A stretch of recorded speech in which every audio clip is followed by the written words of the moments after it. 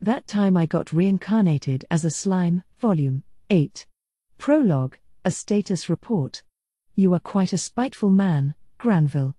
I came very close to dying, I'll have you know. Don't be absurd. You fled before you could even get involved, didn't you? I had no choice. Did my protégé deliver the news to you? More or less, yes. That demon was more of a monster than I ever imagined. The Empire's regular forces would hardly stand a chance. We would need the most powerful army I know, the Imperial Guard, to defeat him. But enough about that. Damrida and Granville were seated facing each other, each sizing up their partner as they calmly chatted. In Damrida's eyes, their plan had failed. Thus, he felt it prudent to keep his distance from the Rotso family until the heat died down a little. If their scheme had worked, that would have given them an advantage in the negotiations, but if not, he was likely to face demands he found singularly unreasonable. Right now, he simply wanted to cut his losses and move on. But things had changed. On his way to Tempest, he had received a magical call, reporting the news to him.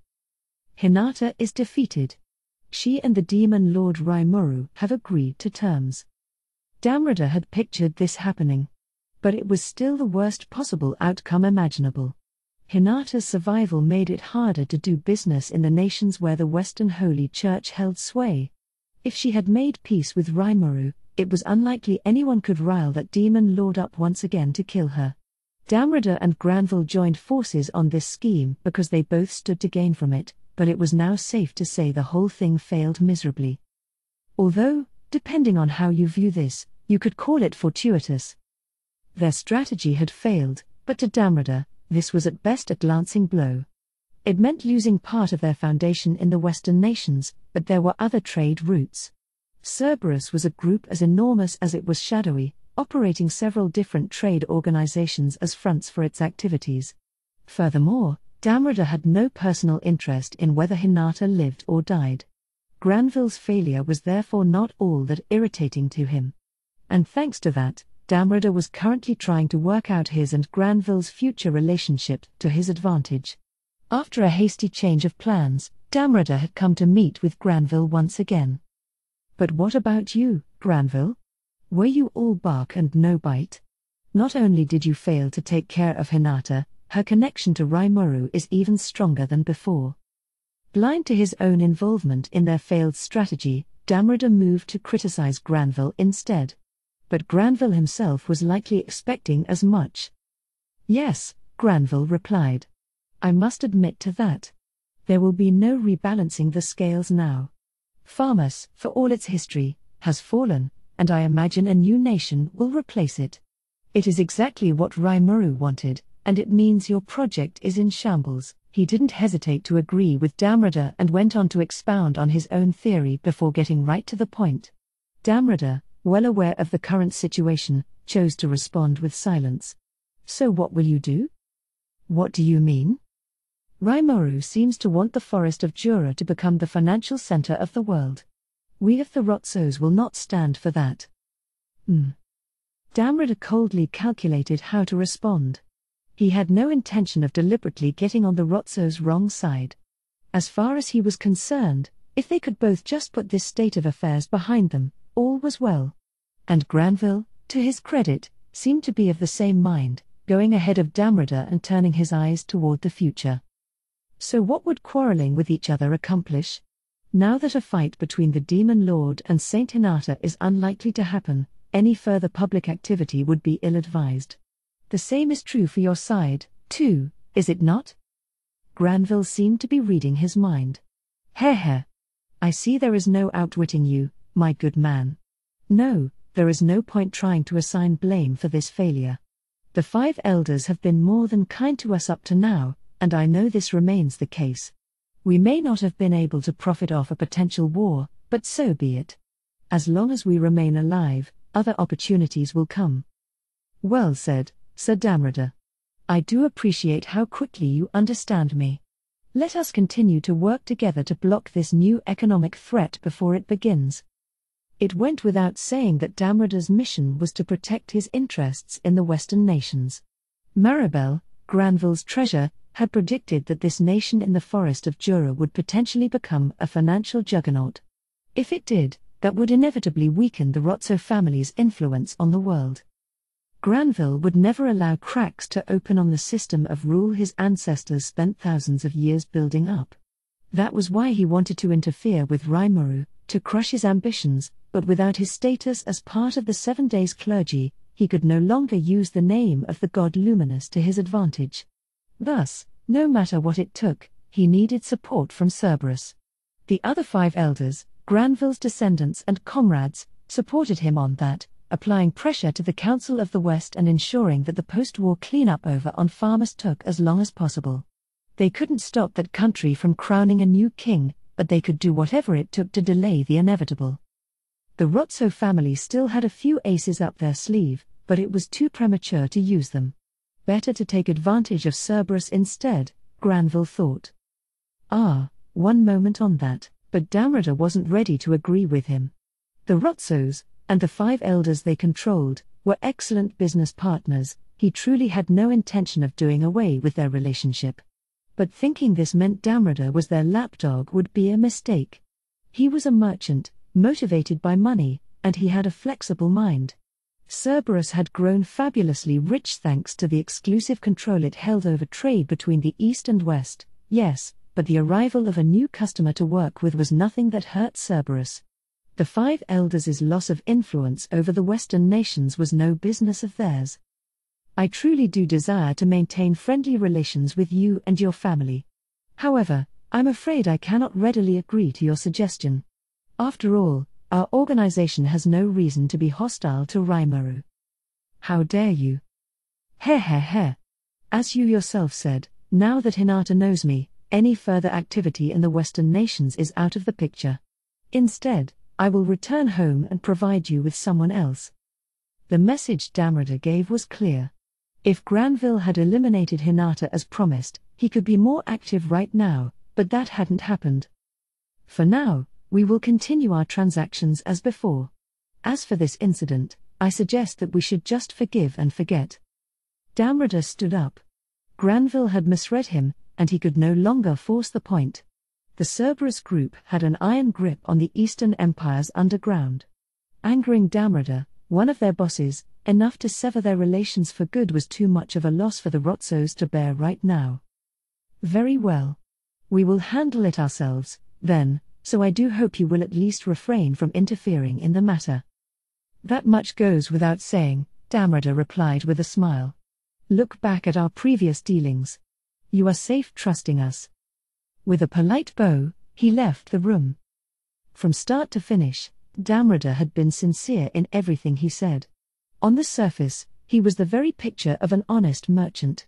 But if Hinata had been killed as planned, he would have reached out to Rimuru long ago, pitting the Rotsos against the Demon Lord and profiting off the eventual clash. But an impartial observer never would have suspected any of that. People called him Damrida the Gold for a reason. But Granville was a sly old dog himself. He had a, mostly, accurate grip on Damrida's motivations. Yes, he was unlikely to interfere, but he didn't say anything about not courting Rimuru. He had told no lies, which was the minimum anyone would want to see from a merchant, but Granville was the leader of a family who ruled over much of the world's business. Damrida's attitude wasn't something he was willing to abide. I detest him so much, Granville whispered, now alone in the room. He thinks he can take advantage of me? Once this matter is done with, you're next. The humiliation in his eyes darkened into surging rage, and that was how things worked out with the 5 elders, Damrida reported to the boy sitting comfortably in a chair. Well, I'm glad matters have been settled with the Rotsos the way you wanted them to. Now we can continue to use them as a point of contact for negotiation. Damrida was the height of arrogance while dealing with the Rotsos. With this boy, he was far more self-deprecating. It was to be expected. After all, this boy, broadly nodding his approval at Damrida's report, was both his master and the leader of the Cerberus group. Quite true. But curse those rats. Pushing a monster like that on me without even informing me about it. Ha. That must have been quite an adventure. But at least you were able to step back at the right time. Hair. Yes, that was quite a stroke of luck. His name was Diablo, if I recall. A fearsome demon, one who might even be the equal of Blanc over in the Empire. Rimuru himself is far from the only threat. Yeah. I got a feeling Rimuru's gonna grow stronger before we can get ourselves fully back in order. I agree. That demon lord has the uncanniest luck working for him. He's assembled quite a number of magic-born, and he's even tamed the storm dragon himself. To tell the truth, I think a frontal assault would be a pretty bad idea. I wouldn't go so far as to call it unwinnable. But no, I doubt Cerberus would survive when the dust settles. Well, no point fretting about it. We've got time to work with. We can think about it. That we can. Things will remain rather chaotic for a while to come. Joining in the fray could burn us badly. I used Hinata to get back at him a little, but that sure didn't work out, huh? It's too dangerous to make any other moves. Better to lay low for a while. The boy smiled, not seeming to care too much. Damrata thought things over as he returned the smile. Then, he seemed to remember something. Still, he glumly stated, I have to say, the 5 elders were all bark and no bite. Going on about how they would destroy Hinata, and look how that worked out, huh? With both surviving, I'm sure they'll work out their misunderstandings. That could end the whole rift between Tempest and the Holy Church before too long. I thought that would happen, the boy replied with a chuckle. Rimuru is too generous to humankind. I didn't think he had it in him to kill Hinata. I was kind of hoping that generosity would spell his downfall, sooner or later, but perhaps he wasn't that generous. I think the 5 elders were aiming to conspire with Rimuru so they could keep a lid on the storm dragon.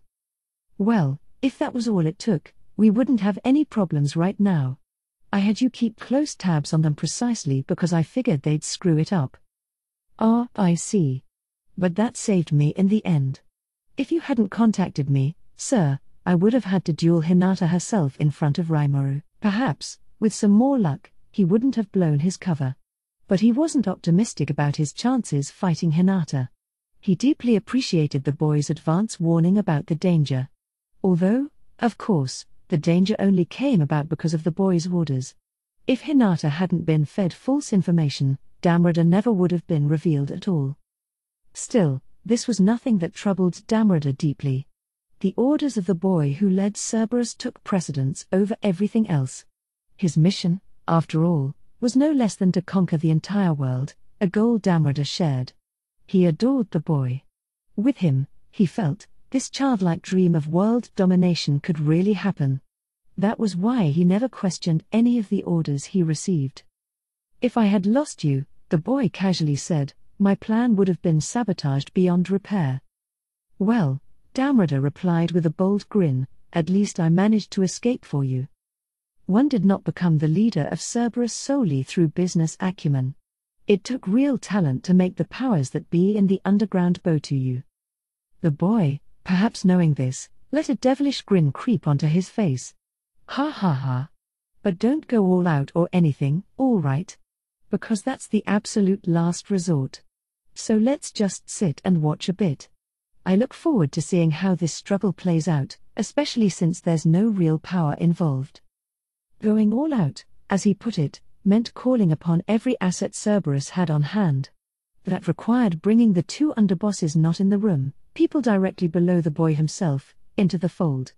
There would be nothing covered about the results. It could lead to a full-blown war that involved all the Western nations. Damrata nodded at the boy, knowing that wasn't what he wanted. In that case, he said, it might be best for me to return to my native land. Yeah, probably. You said she didn't see your face, but this is Hinata we're talking about. She's probably got her sights on you, and that makes open activity difficult. No, better to have someone else step up. Although, Damrata knew what the boy was getting at. Cerberus had 3 underbosses, Damrata and 2 others, and one of those 2 was a problem.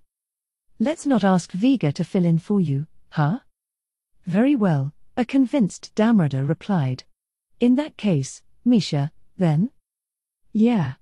Let's go with that. The bosses were nicknamed the gold, the lover, and the power, the three symbols of a man's greed. Misha, the lover, was someone you never wanted to let your guard down around, but she at least listened to reason. Vega, the power, was a handful. He was a living, breathing personification of violence, as his name suggested. Damrida could do nothing to sway his mind, he only listened to direct orders from the boy, who knew that well enough and didn't want Damrida to deal with him. That sounds good, sir. So how should we wind down the slave trade I had been working on here? Oh, right, there was that, wasn't there? The Orthros slave market always was a pain to deal with. Let's shut it down. I never liked slavery anyway. I have no objections, but are we just going to release all the rare monsters we circulate around Misha's Echidna Club? No, anything designated confidential should be treated the same as always. We still have a link to the Rotso family, we might as well use it. Very well. I'll leave the rest in your capable hands, said Damrida before he took his leave. The boy closed his eyes, gleefully moving the mental chess pieces around in his brain. Then he heard the tapping of footsteps. His lips curled into a smile as he spoke to the woman behind him, a secretary. You were listening, weren't you, Kazalim? I sure was, boss. Why are you intent on dismantling Orthros now? This was Kazalim, a trusted confidant and advisor to the boy. It's simple. I thought I'd let him play the good guy on this. Is that the only reason? Do I really need to say the other one? That slime controls the entire forest of Jura, from one end to the other. If we go monster hunting in there, we'd get crushed. So why don't we dissolve Orthros now while it'd be to our advantage? Yeah. I suppose. We just need to protect our core assets, huh? Like a lizard that's lost its tail. Right? So can I leave the arrangements to you? Let him play the good guy. Oh, him, you mean?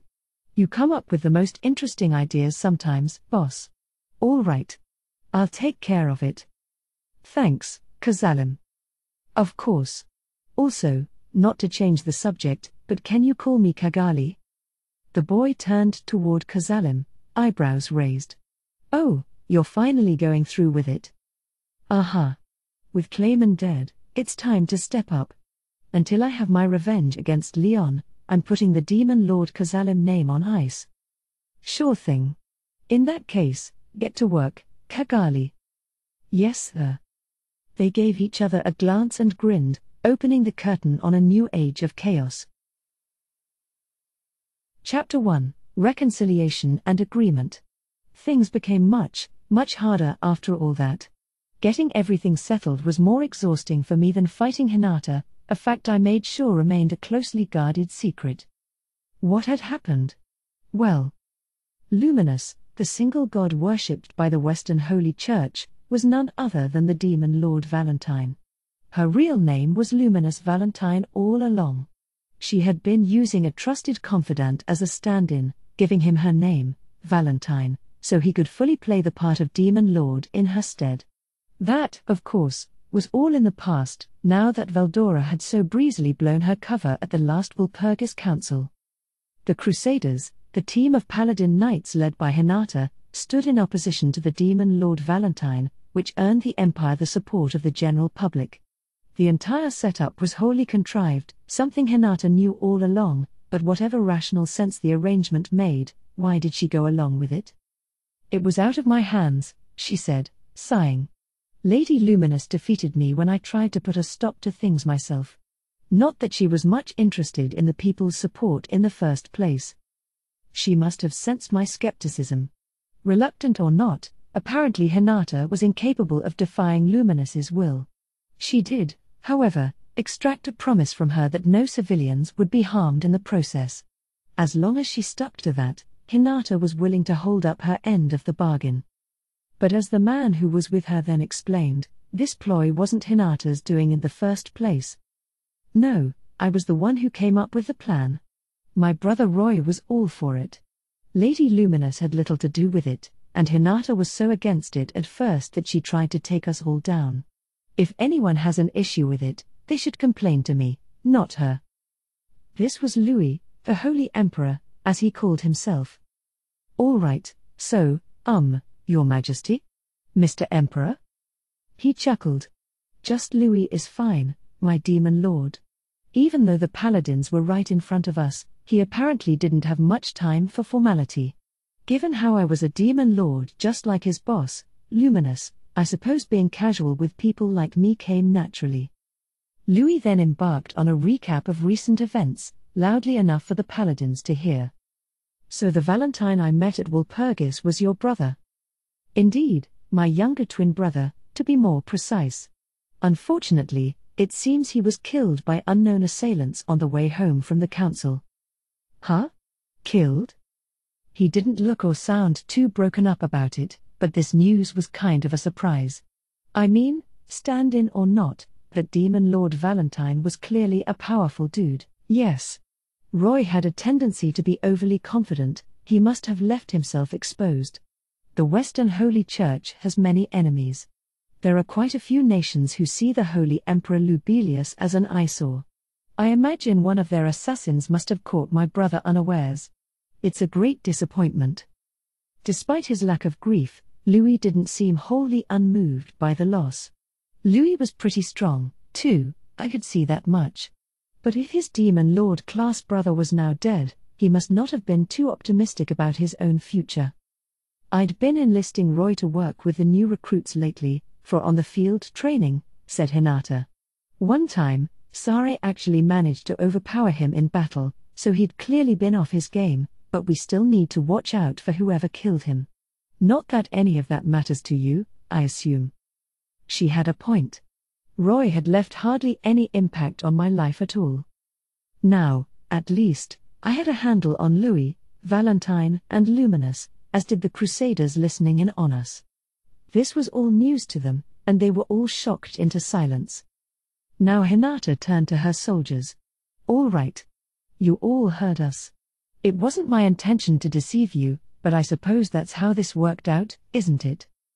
Lady Hinata. She raised a hand to stop the question before it began. I couldn't tell any of you, she coldly continued. We needed to have as few people in on the plan as possible. If any of you revealed it, we would have been forced to execute you. Wow. Not mincing words, huh, Hinata? Heh. Well, you won't trick old Arno here. The god, or should I say, the Demon Lord Luminous, threatened you into doing this, didn't she? This Arno guy was awfully brash. Hinata, however, swiftly shut him down. No. I told you, our citizens are under the protection of Lady Luminous. That's the truth. So I've chosen to carry out her will, as long as she remains friendly to humanity. You will not insult her around me, Arno. She shot her steely-eyed paladin a glare. I could see where this misunderstanding came from. No wonder Shizu had been concerned. Hey, now, I said. Come on, Hinata, why don't you try being a bit kinder? That's not nearly enough explanation for them. I'm sorry, does this involve you? Her glare was on me. Clearly, she wanted me to knock it off.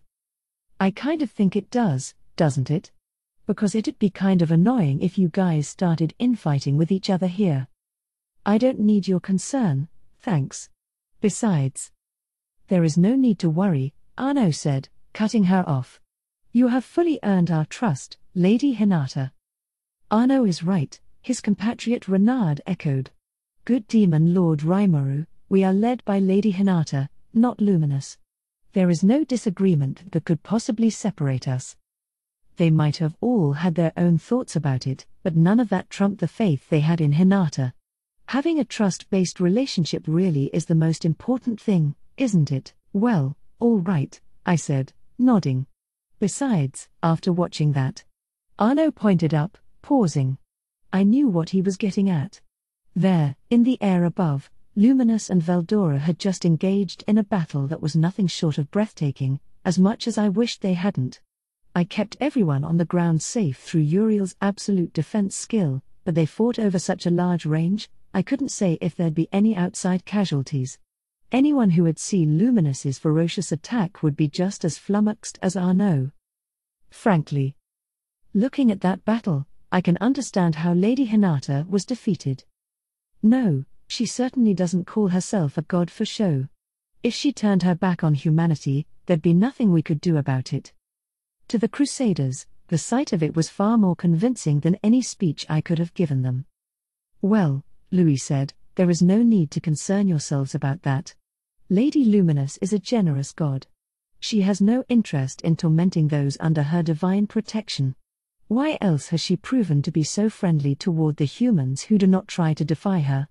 Of course, no one here is allowed to divulge her true identity, but maintaining confidentiality about the whole Demon Lord thing was top priority to him. It was Veldora who blew her cover anyway, so I saw no reason not to cooperate with that effort. And the other paladins seemed convinced this was a valid thing to do, mainly because Hinata wanted it, as far as I could tell. They must have loved her a lot more than I thought. So I didn't think I had anything to worry about. Which was good. Because in my eyes, Hinata tended to be too terse, too blunt, too easily misunderstood for her own good. Were you thinking something rude about me again? Huh? No, I wasn't. Does she have ESP or something? She's got to be reading my mind. Incorrect. No influence of that sort detected. No, Raphael? Then maybe she just has the uncanniest sixth sense ever. Better watch what I'm thinking around her. At that very moment, he came onto the scene, falling at terminal velocity from the sky, of course, and making a small crater on the ground.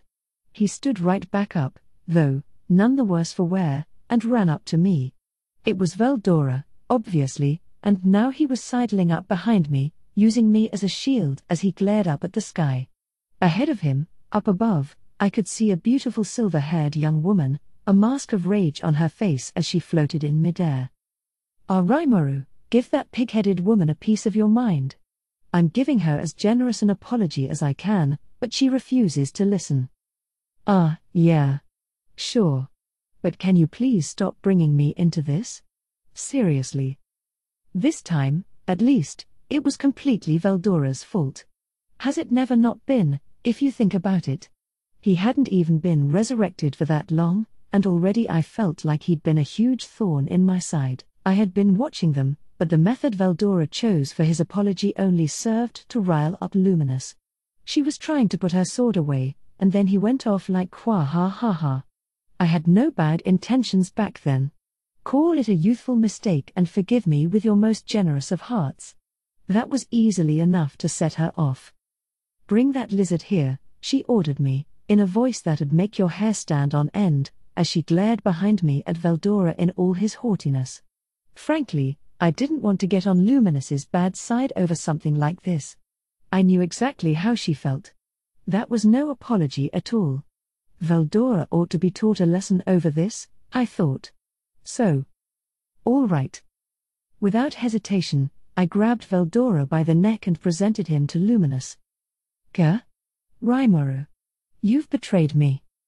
At a time like this, it's important you get your message across. I needed to make sure everything was crystal clear to everyone about this, if I didn't want Luminous to have any lingering resentments. She gave me a surprised look, then let out a smile cold enough to freeze blood. Yes. I am glad to see, Rimuru, that you possess great senses of perception. Unlike that lizard over there. Oh, it's nothing that great. But I know he's been a real thorn in your side this time.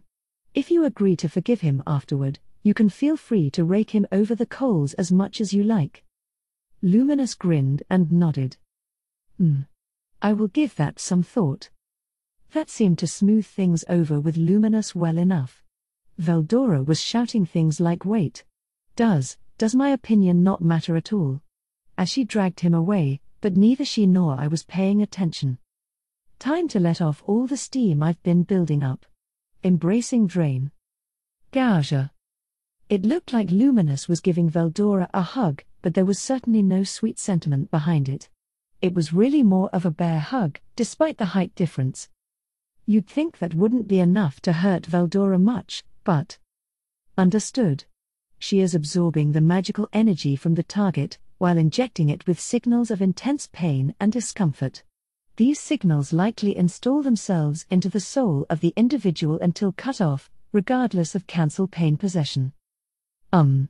So to a spiritual life form like Veldora, this attack hurts, then? In a way, this seems a lot more effective than just destroying him. With the near-infinite stores of energy Veldora had, no amount of energy draining on Luminous's part would kill him, but she could wear him out. Adding pain and discomfort to the mix would make for a punishment he'd not soon forget, I imagine. Luminous kept going with that attack for a decent amount of time. Veldora started crying out, tear-filled eyes longingly staring at me, but I watched silently and offered no mercy. This was for Veldora's sake. Or really, if sacrificing him was all it took to make Luminous feel better, I'd say I got a bargain. Call it a political transaction. Forgive me, Veldora. Well, an expressionless Louis observed, at least Lady Luminous seems to be enjoying herself. It'll let her work through all her negative emotions as of late. I couldn't be happier. Yes, Hinata said, nodding. Given we don't know who killed Roy, we don't want any needless hostility right now. By the way, just to be sure, that guy over there. Is he? She looked at Veldora, a tad unsure of herself. Oh, right. We hadn't made introductions yet, huh? Yeah, that's Veldora. Kinda hard to tell when he's not in dragon form and all, but it's definitely him. I think he's kind of busy right now, but I'll introduce you to each other later. Wait, Rimuru. NN now. Introduce us now woo.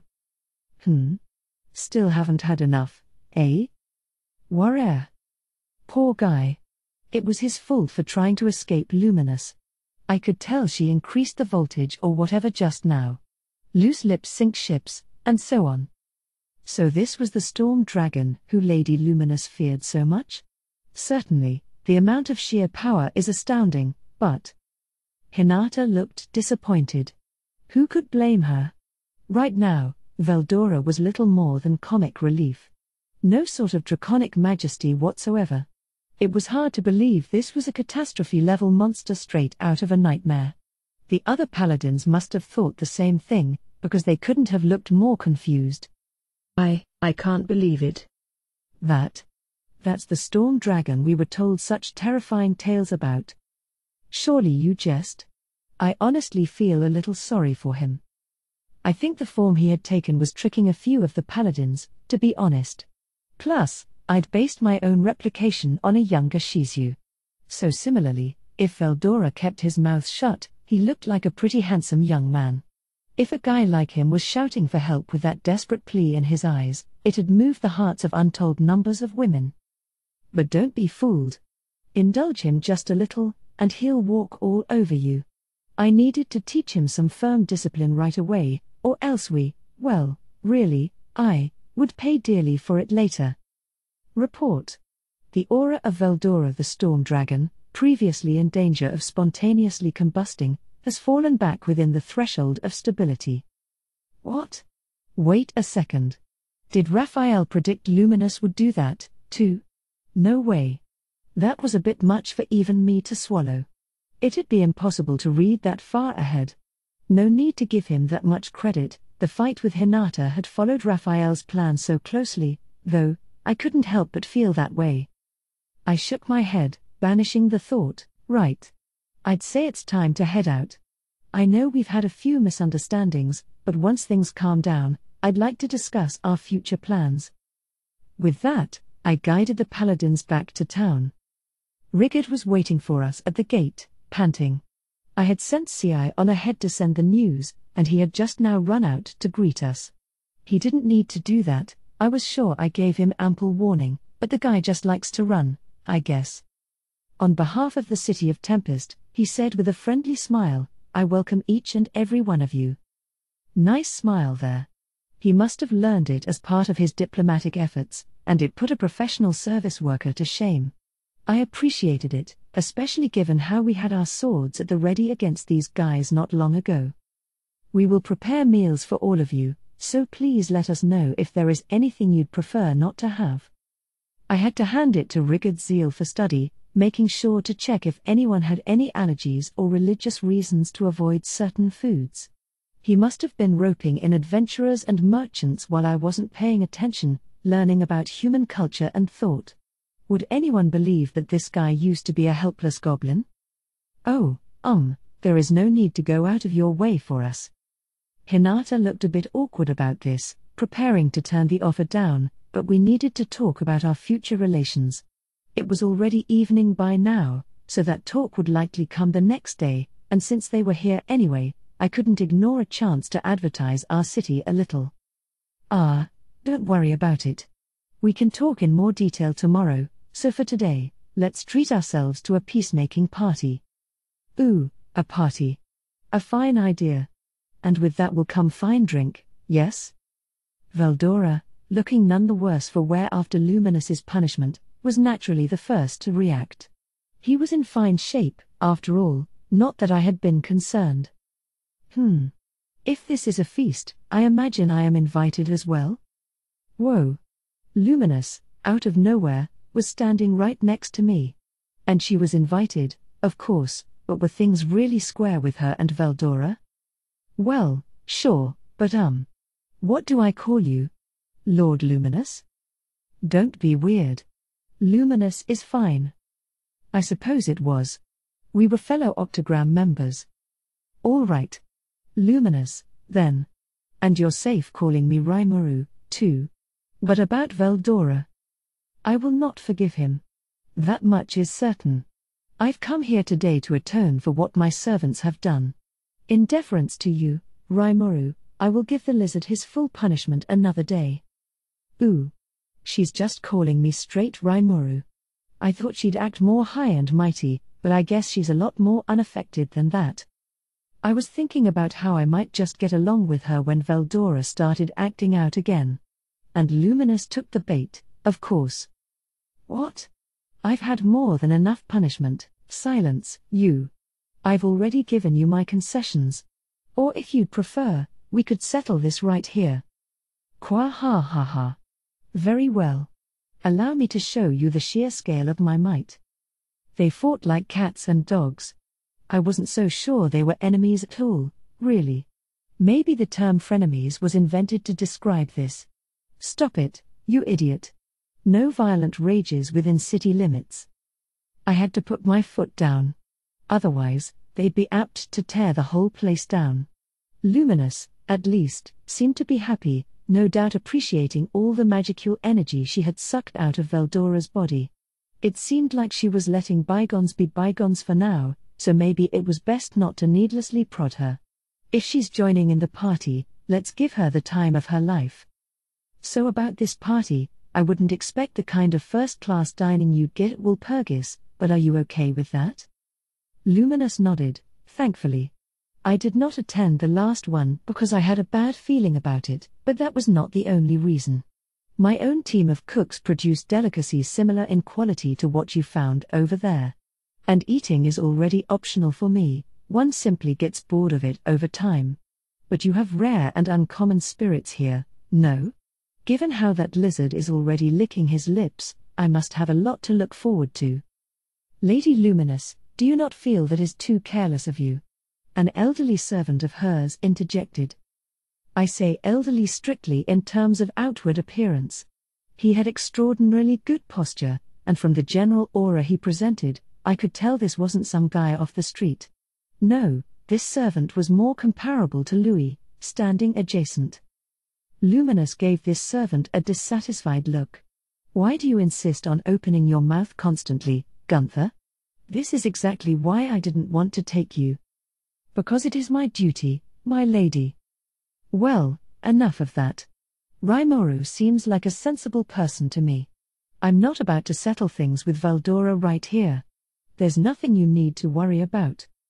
But I said enough. You have no right to boss around a demon lord as old as I am. I bid you to go back ahead of me. Gunther gave a tired sigh to this show of force from his master. But he couldn't defy her. After a few moments of thought, he carried out her orders. I will return now, in that case. Luminous smiled. Very good. Thank you, Gunther. You worry far too much. We have Louis and Hinata here. I cannot help but worry about my princess, he replied, looking at Louis. I leave her in your hands, Louis. Understood. Louis wasn't too enthused about this, either. His expression didn't change, but I could sense it anyway. Maybe Luminous was in the habit of using and abusing them both on a regular basis, or at least, that's what the conversation suggested to me. Regardless, Gunther vanished the moment he heard Louis' reply. Once she was sure he was gone, Luminous brightened up, and now that I've swatted that bothersome gnat away, we have a party to enjoy. Thus, Hinata and everyone under her on hand was joining the feast, whether they wanted to or not. Nobody dared voice any disagreement, nobody was foolish enough to rile Luminous. That was how spectacular her fight with Valdora had been, really. It might have been a little light sparring from their perspective, but if any of the paladins got too close, it would have spelled disaster for them. It's a good thing I was around to stop them just now, or the fallout around town would have been catastrophic. Some of them had turned pale, contemplating what they had just narrowly avoided, while others hadn't even realized the gravity of it all yet. Which, yeah, if you were a paladin, today's myriad of events must have been mind-blowing. My battle with Hinata was superhuman enough as it was, but then we extinguished the 7 days clergy, and then they found out the god they worshipped all along was a demon lord. Then, to cap it off, the Valdora fight. It seemed to me that their faith in Hinata was the only thing that allowed them to keep it together, but this would take time for them to fully accept. But hey, let's all relax for today, okay? Rigard, perhaps picking up on this, clapped his hands a few times and began barking out orders, sending the townspeople around him scurrying in all directions. Some collected everyone's horses, some approached the paladins to accept their weapons and armor, some gave out potions to the wounded. And I guess the paladins really did believe in Hinata, because once she handed her gear over, the rest all followed. Some were even trying out our recovery potion, acting shocked at the results. I thought this was going to be harder, for some reason. But this was actually pretty chill. Now, it will be some time before the meal is ready, so why not take a bath first to take the grime off your bodies? We have rooms prepared for all of you, of course, so you may feel free to relax as well. The paladins didn't seem to understand what any of that meant. I knew the people of Inglesia were in the habit of bathing regularly. I think the words used were all familiar to them. Hinata's team members were using inns along the way, apparently, and they all definitely had baths. Perhaps they never imagined monsters wanting a dip now and then, too. Well, prepare to be amazed, guys. The baths we got here will beat anything you'll see in your capital, trust me. Really more of a hot spring, in fact, and I've got everything from a large pool-like room to private open-air baths. Just like a hot spring resort town back in Japan, I've got all kinds of different types to try out. It makes for killer advertising, and besides, it just feels good when you're all tired out. They'd also need some new clothes to change into, wouldn't they? The simple gear under their armor was battered and torn, a hopeless mess after all the fighting they'd been through. A change of clothes should be good PR, too, I thought. Maybe some of the hemp-based jinbei shirt and shorts outfits we'd just developed. We had the more kimono-like yukata for the women, too, in a pretty broad color selection, even. Oh, don't you worry, Haruna told me with a grin. Lady Shuna is already underway with preparations. I guess I had nothing to worry about. Let's get going, then. All right, everyone. Please, enjoy our baths, the pride of our nation.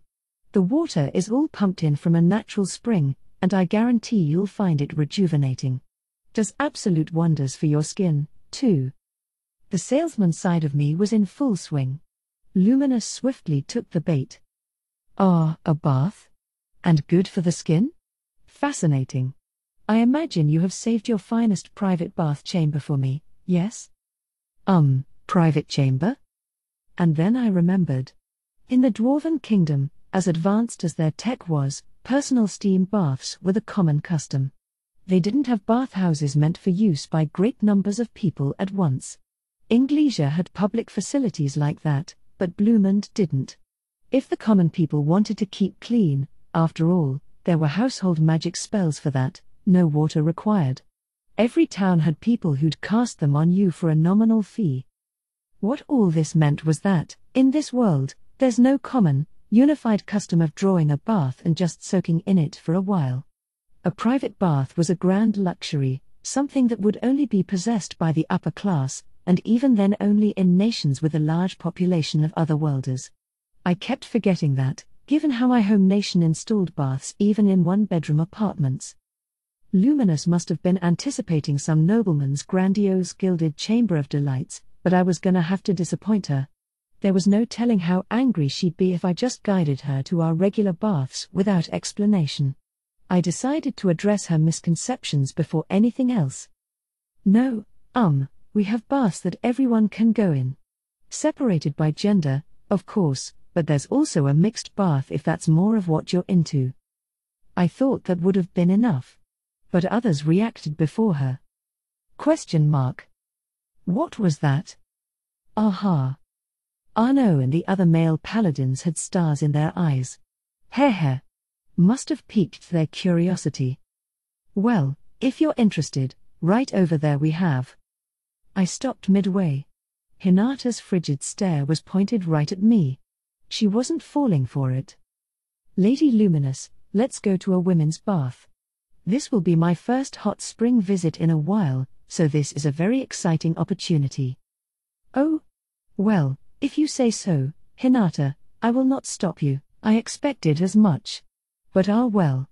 And here I was hoping I could join Hinata and Luminous for a... Wait, hang on. I shouldn't give up yet, maybe. Arno and his cohorts looked profoundly disappointed, but it was a fool's errand to expect the women to join the men in there. But what if it was just me? All right, I said, giving the paladins a suitably sheepish look, let me guide you to the women's bath. I tried to walk away as casually as possible. But it wasn't going to be that easy. Wait one moment. Why are you trying to take us there? Why? You're gonna need a guide, Hinata. No need to panic yet. Just keep calm. Make it seem natural. You don't know the way there, do you? We have baths with different compositions of minerals and stuff. There's even a sauna. I just thought it'd be prudent to explain how it all worked. I had once guided 2 of the 3 lycanthropeers through it all, I explained to them, after they'd expressed an interest. They loved it, so that was now the custom I took. So yeah, I thought I could give you a better picture of how great all this stuff is, you know? Let me handle that, Sir Rimuru. I really didn't need Shion's support right now, thanks. Gotta take a firm stand. Oh, I dunno if I can rely on you alone, Shion. What? But hey, come on. No need to be a stick in the mud. I'll even join you in there. I tried to sound as chill as possible. Now my going around the women's bath wouldn't seem odd at all. He. Perfect. The perfect plan. Now I could join her in the... No, wait. You used to be a man, didn't you? Why are you acting like it's completely normal for you to join us in there? Ugh. She saw through it. I shouldn't be able to sweat, but I swore I could still feel the cold sensation running down my back. Luminous joined Hinata's skepticism, giving me a and a focused look. Well, no, I mean. I was starting to panic, but before I could formulate a coherent thought. What is the matter with it? Sir Rimuru is Sir Rimuru. Shion, the one person I thought I couldn't count on here, swooped in to back me up. That's right. Keep it going. I tried to mentally encourage her, but, in the end, Shion was Shion, too. But you can guide us around, too, right? Of course. In that case, I'd like to ask you a favor, would you mind? But wouldn't this be a good opportunity to prove to your leader that you can be relied upon? Oh, I see. In distressingly short order, Hinata had cajoled Shion to join her side. Even worse, the 2 lycanthropeers joining us chose that moment to speak up. Don't worry, Shion. We'll be there, too, so if you forget anything, we can help. Quite so. We've become regulars at this point, so we know how it all works. So Rimuru, Shion replied, her mind made up, please let me handle this. Sure. Make me proud, or. And here I was hoping to get a look at Hinata's lovely naked body, but at this point, giving up was the only option left. I had just lost the chance of a lifetime, and I had to face up to that, as much as it distressed me. Pulling myself back together, I turned toward Benimaru. PFFT. Well. I'll pay the men's bath a visit for the first time in a while. That's one thing I like to give myself credit for, my ability to mentally switch gears fast. Okay, who wants to scrub my back? Nothing like letting water from deep in the mountains take the sweat and fatigue away. Allow me, sir. Benimaru and the gang loved the hot spring we'd all built together. Going in as a group now and then wasn't such a bad thing. Kwahaha. Will you do my back then, Rimuru? Why do I have to do something like that? I had no interest in dealing with Valdora. Brushing him off, I took the lead as we all headed over. The majority of paladins were male, nearly 100 in all, but that was no problem for my main bathhouse facility. If there was just one room, that would fill it up, but we had several, allowing them all to bathe at once. I could tell some of them were nervous, it must have been exciting for them. I'd love to give them a bit of a shock. As I walked on, thinking this over, I ran into Shuna. I've prepared the clothing, but why are you together with the gentleman, Sir Rimuru? The question was casual enough, but her eyes weren't smiling. It gave me pause. Oh, I just thought I'd join them in the baths. Shuna gave me a cute little grin. Oh. Doesn't that mean she's incredibly angry? How do you mean? She asked, sizing us up before squaring her gaze upon Benimaru and Ci. I'm sorry, Sir Rimuru has an errand to handle, so I'm afraid he cannot join you. Also, Benimaru and Ci, I would like to speak with you later. The two fell silent under Shuna's pressure. I wasn't sure what this was about, but they must have felt it wise to avoid stoking her rage any further. Me, meanwhile? I was being assigned to the bath in my detached house. How could it be? What set off Shuna like that? I had no idea, even as Shuna pointed me straight back home. After wrapping up a quick bath, I decided to check on how our prep work was going. We'd be using the banquet hall for the festivities. With all the events we'd been hosting lately, I had this hall hastily built for us, it had only just been completed. Basically, it looked like a circular domed stadium, about the size of a gymnasium inside. Internally, it was wide open, the floor lined with tatami mats. It was meant to serve as an evacuation site in case of emergency, so it could hold a fair number of people. We had a lot of space to work with, so we used steel frame to construct a building of a decent size and sturdiness, but over time, this was going to change to magisteel. Our nation, and all the powerful magic-born living in it, had a lot of natural advantages like that. As I thought about this, food began to be delivered on serving trays, on a set of intricate-looking bowls like you'd see in a fancy restaurant. I had shown them how to knead clay into bowls like that, but then the children started imitating me, and nowadays you saw a lot of really impressive pieces. For colors, they made dyes out of herbal extracts or mixed weird ores into the clay, resulting in some dazzling work at times. The children's output was being used in the homes of families across town. It's important to experiment with a lot of things, right? You never know what's going to stick. The trays themselves were intricately detailed as well, made by dolls using processed wood from other projects. The kids started imitating that, too, and these days, handicraft sessions were part of regular recreation in Tempest.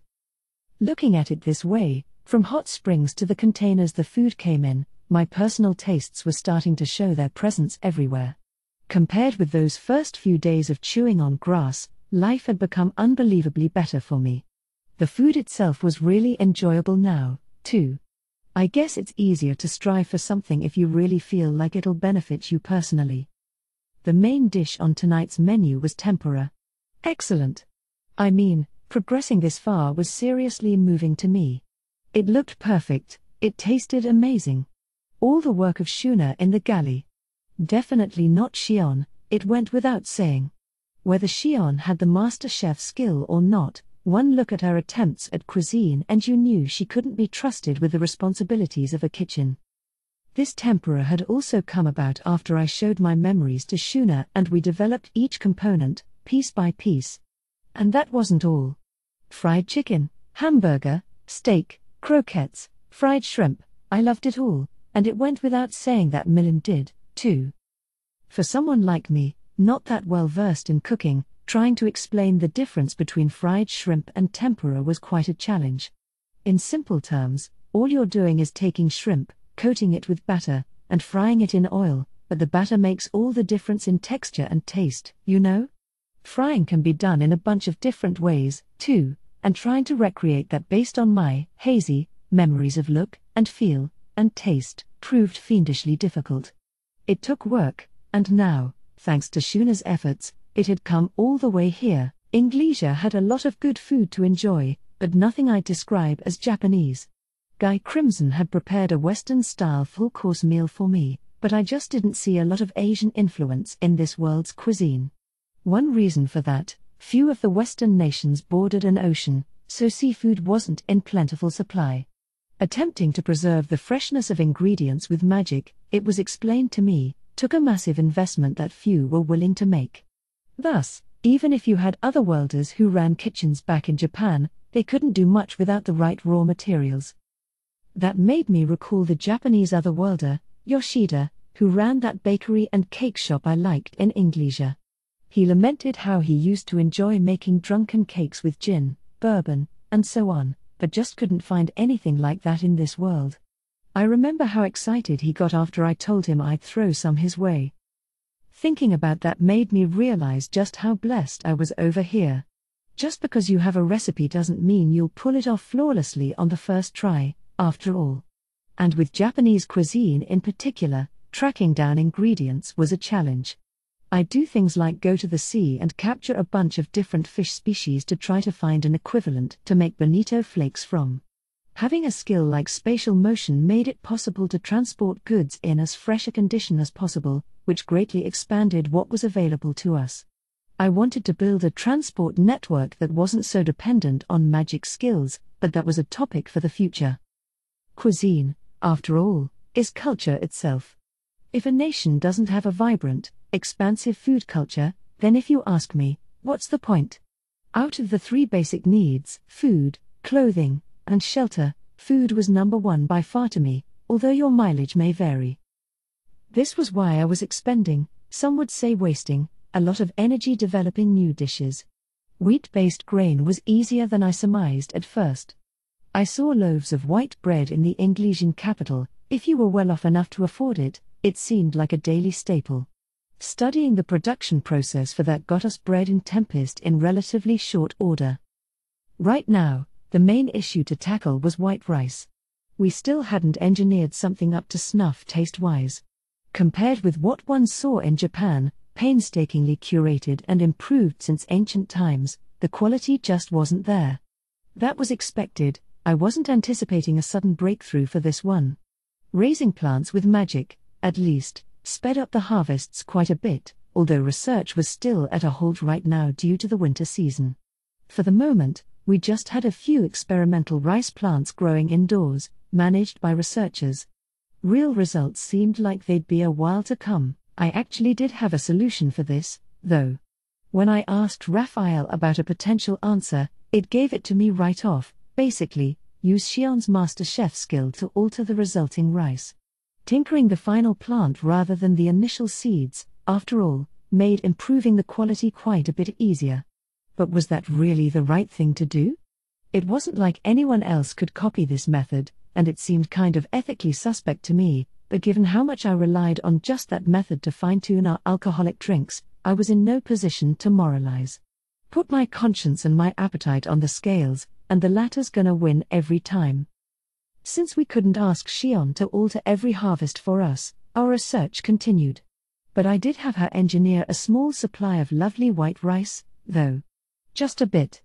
Mainly for my personal consumption. Shion was more than glad to help, so I gave the bag to Shuna and had her steam it up for special occasions. Occasions like this one. I was entertaining a demon lord. Let's live a little. If I wanted to make our relationship a good one, I had to demonstrate how useful my nation could be. The carrot and the stick. When someone you don't like treats you well for a change, your impression of them goes up much higher than it does with someone you're already on good terms with. Imagine the ex-juvenile delinquent who volunteers to help out kids for charity, that kind of thing. Maybe a little show like that could turn Luminous and crew to my side. I wasn't sure the paladins would be that gullible, but appealing to people's stomachs is a pretty classic, and effective, strategy to take. It was a tad underhanded, but it was also a great excuse to turn this evening's feast into an extravaganza. And sure, the white rice might disagree with their palates, that particular element of our cuisine is more for me as a Japanese person, but I bet Hinata would appreciate it. It sure wowed me after going without it for a while. Plus, who doesn't like tempura? Nobody, that's who. It was already a hit with the adventurers and merchants. Benimaru, in particular, was actually a huge fan. Clearly, there were no obstacles to its acceptance in this world. As I reflected on this, the serving trays were all put in place. Now we just had to wait for the paladins to get out of the bath. The place settings were lined up in the shape of the letter C, with 3 seats at the center, me in the middle, Veldora and Luminous on either side. It gave me a view of everyone at the banquet, with the paladins and our city's officials facing each other along the arc. This had the nuance of an informal gathering, so I wanted to be sure people could all see one another. Soon, the paladins were ushered into the banquet hall. They had just come out from the bath, wearing the yukata and jinbei prepared for them. It must have been a novel experience, but they looked comfortable for the most part. You'd be hard-pressed to find something even more relaxing to wear around the house, after all, kind of like lounging around in sweats all day. They all seemed a bit on edge as they were guided inside. The lack of tables and chairs must have thrown them, not to mention the custom of taking off their footwear before going up on the tatami floor. The gobliners guiding them along were in their element, however, demonstrating some pretty surprising elegance. Vesta must have been teaching them well. I could tell some of the paladins weren't sure what to make of them. Luminous sat down first, the picture of high society as she settled next to me. Louis was next, a practical mirror image of the former demon lord Roy and every bit as dignified as his papal rank suggested. Third was Hinata, who, after sitting down, looked at me, determined. I have to apologize for all the trouble we've given you. What happened today, as well as the last time we met, was thanks to my own poor judgment. It wasn't an order from Lady Luminous, and my paladins are not responsible for it. I don't know if you can find it in yourself to forgive me, but... Whoa, stop right there. I had to stop her before she started kowtowing to me on the tatami. Our first encounter? Yeah, that was all her fault. But our most recent rumble was all a misunderstanding, the 7 Days guys pulling the strings behind it, and Luminous had already taken care of them. And with Diablo wrapping things up over in Farmus as well, I saw no reason to keep dragging out the issue. That's why I stepped up to interrupt her. But then I made an astonishing new discovery. I thought I could see it, the smoothly undulating twin peaks, unfolding underneath her partially opened yukata. Slightly flushed after the bath and so supremely captivating. I hadn't deliberately tried for that, but man, talk about good timing. Was this Raphael at work? Understood. That is not the case. That reply sounded a little cold to me, but it didn't matter. Oh, man. I was starting to feel adventurous. Now would normally be when I began sporting wood, but that thing was long gone. Ah well. A man never leaves his sense of adventure behind. Good thing I don't get nosebleeds in this body, either. A yukata, though, huh? Wow. Talk about packing a punch. A woman, fresh from the bath, in a yukata. There's just no beating that. And if that woman was as beautiful as Hinata, the fearsome synergy that results. Well, she got me. I gave in. Defeated. I'd forgive her for anything she'd done. In fact, I already had. So Raimaru, where are you looking? Shuna had paused her serving, looking at me with a smile. It was strange. Her voice sounded so gentle, but something about it seemed as frozen as ice. No, nowhere. But, Hinata. If that misunderstanding's all cleared up, then we're all good, I promise. If you could just drop your prejudices against monsters, then all the better. Hinata appeared lost for a moment at my forced change of subject, but then wordlessly nodded. I knew I was asking a lot, really. A monster, in essence, was kind of like a violent offender with a gun in his hand. If you believe one without question and innocent people get killed later, you have to recognize that you set yourself up for failure. Maybe we could speak to each other, and maybe that didn't mean we could really understand, but this town could make it work. People were believing me and trying to play nice with humans, even after Shion and Team Reborn had been killed by human hands. I mean, I know you won't trust me that easily or anything. You never know what the other side's really thinking, and I guess some monsters can be a lot slyer and more conniving than others. If you're a defender of humanity, you can't afford to be tricked all the time. True. Conversation is the first step to a common understanding, but it can lead to some dangerous transactions. You run the risk of making commitments that bind you, heart and soul. Yeah, I bet. But if you can at least not declare that all monsters are evil, we're totally fine with that. And if you got a monster you're iffy about, we'll take 'em in. If human society can't accept 'em, they'll be fine here. That was about the best compromise I could give. Any monsters deemed suspect could easily be taken into Tempest. Here in town, at least, we could be sure they wouldn't cause any trouble, assuming we could reason with the guy anyway. All right. I don't think our thoughts are going to change if I snap my fingers, but I will prohibit my ranks from condemning all monsters as evil. Is that all right with you, Lady Luminous? I care not for such trivial matters.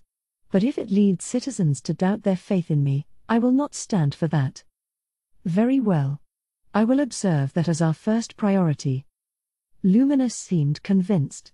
Given how the Holy Empire of Lubelius was wholly built around the people's faith in the god Luminous, any cracks in that faith could affect the entire foundation of that belief. That religion holds great sway over the Western nations. I could understand Hinata's caution. If anything, though, I feel like Luminous underestimated the influence she had on people. She goes on about how she will not stand for things, but then she acts like she's above it all and none of it matters. Maybe being bandied around as a supreme being wasn't Luminous's intention at all. I could just have been overthinking it, but it seemed like Louis was the de facto head of government, and Hinata did pretty much all her errands for her. Even all this drama was perpetrated by the 7 days, but really, though? An old demon lord who's ruled in the shadows for so long was really just a lazy girl palming off responsibility on others? No way, no how. She reminded me of the style I was aiming for with Tempest, let the king reign, not govern, so I couldn't help thinking about it. Now Hinata's eyes were turned toward my officials. I must thank all of you as well. I promise I will not treat you as hostile enemies simply for being monsters. She bowed her head deeply, and the other paladins hurriedly followed her lead, shouting, "We're sorry." Together. "Please, think nothing of it," Rigid said. "Were it not for Suraimaru's orders, we would have considered humans our foes as well." In other words, my orders had changed their minds. For a goblin who's just trying his best to stay alive, I'm sure anyone who doesn't look like you is an enemy. "I am just glad you aren't against us," said Benimaru with a bold grin. "I saw your battle against Suraimaru, and I doubt even I could have defeated you." The fact that his attention was devoted to combat was certainly very Benimaru-like. Ci nodded his solemn agreement next to him. The world of monsters has always had a broad survival of the fittest streak to it. If you're deemed the enemy and killed for it, it's your own fault for being weaker. That's how Ci's mind worked, and he had no particular grudge against the paladins. Shion, meanwhile, was dubious. Hinata's apology must have confused her. "Here, Shion, you forgive her, too. I understand your pain and anger, but it's not like every human being on Earth is evil. You have some bad guys and some good guys.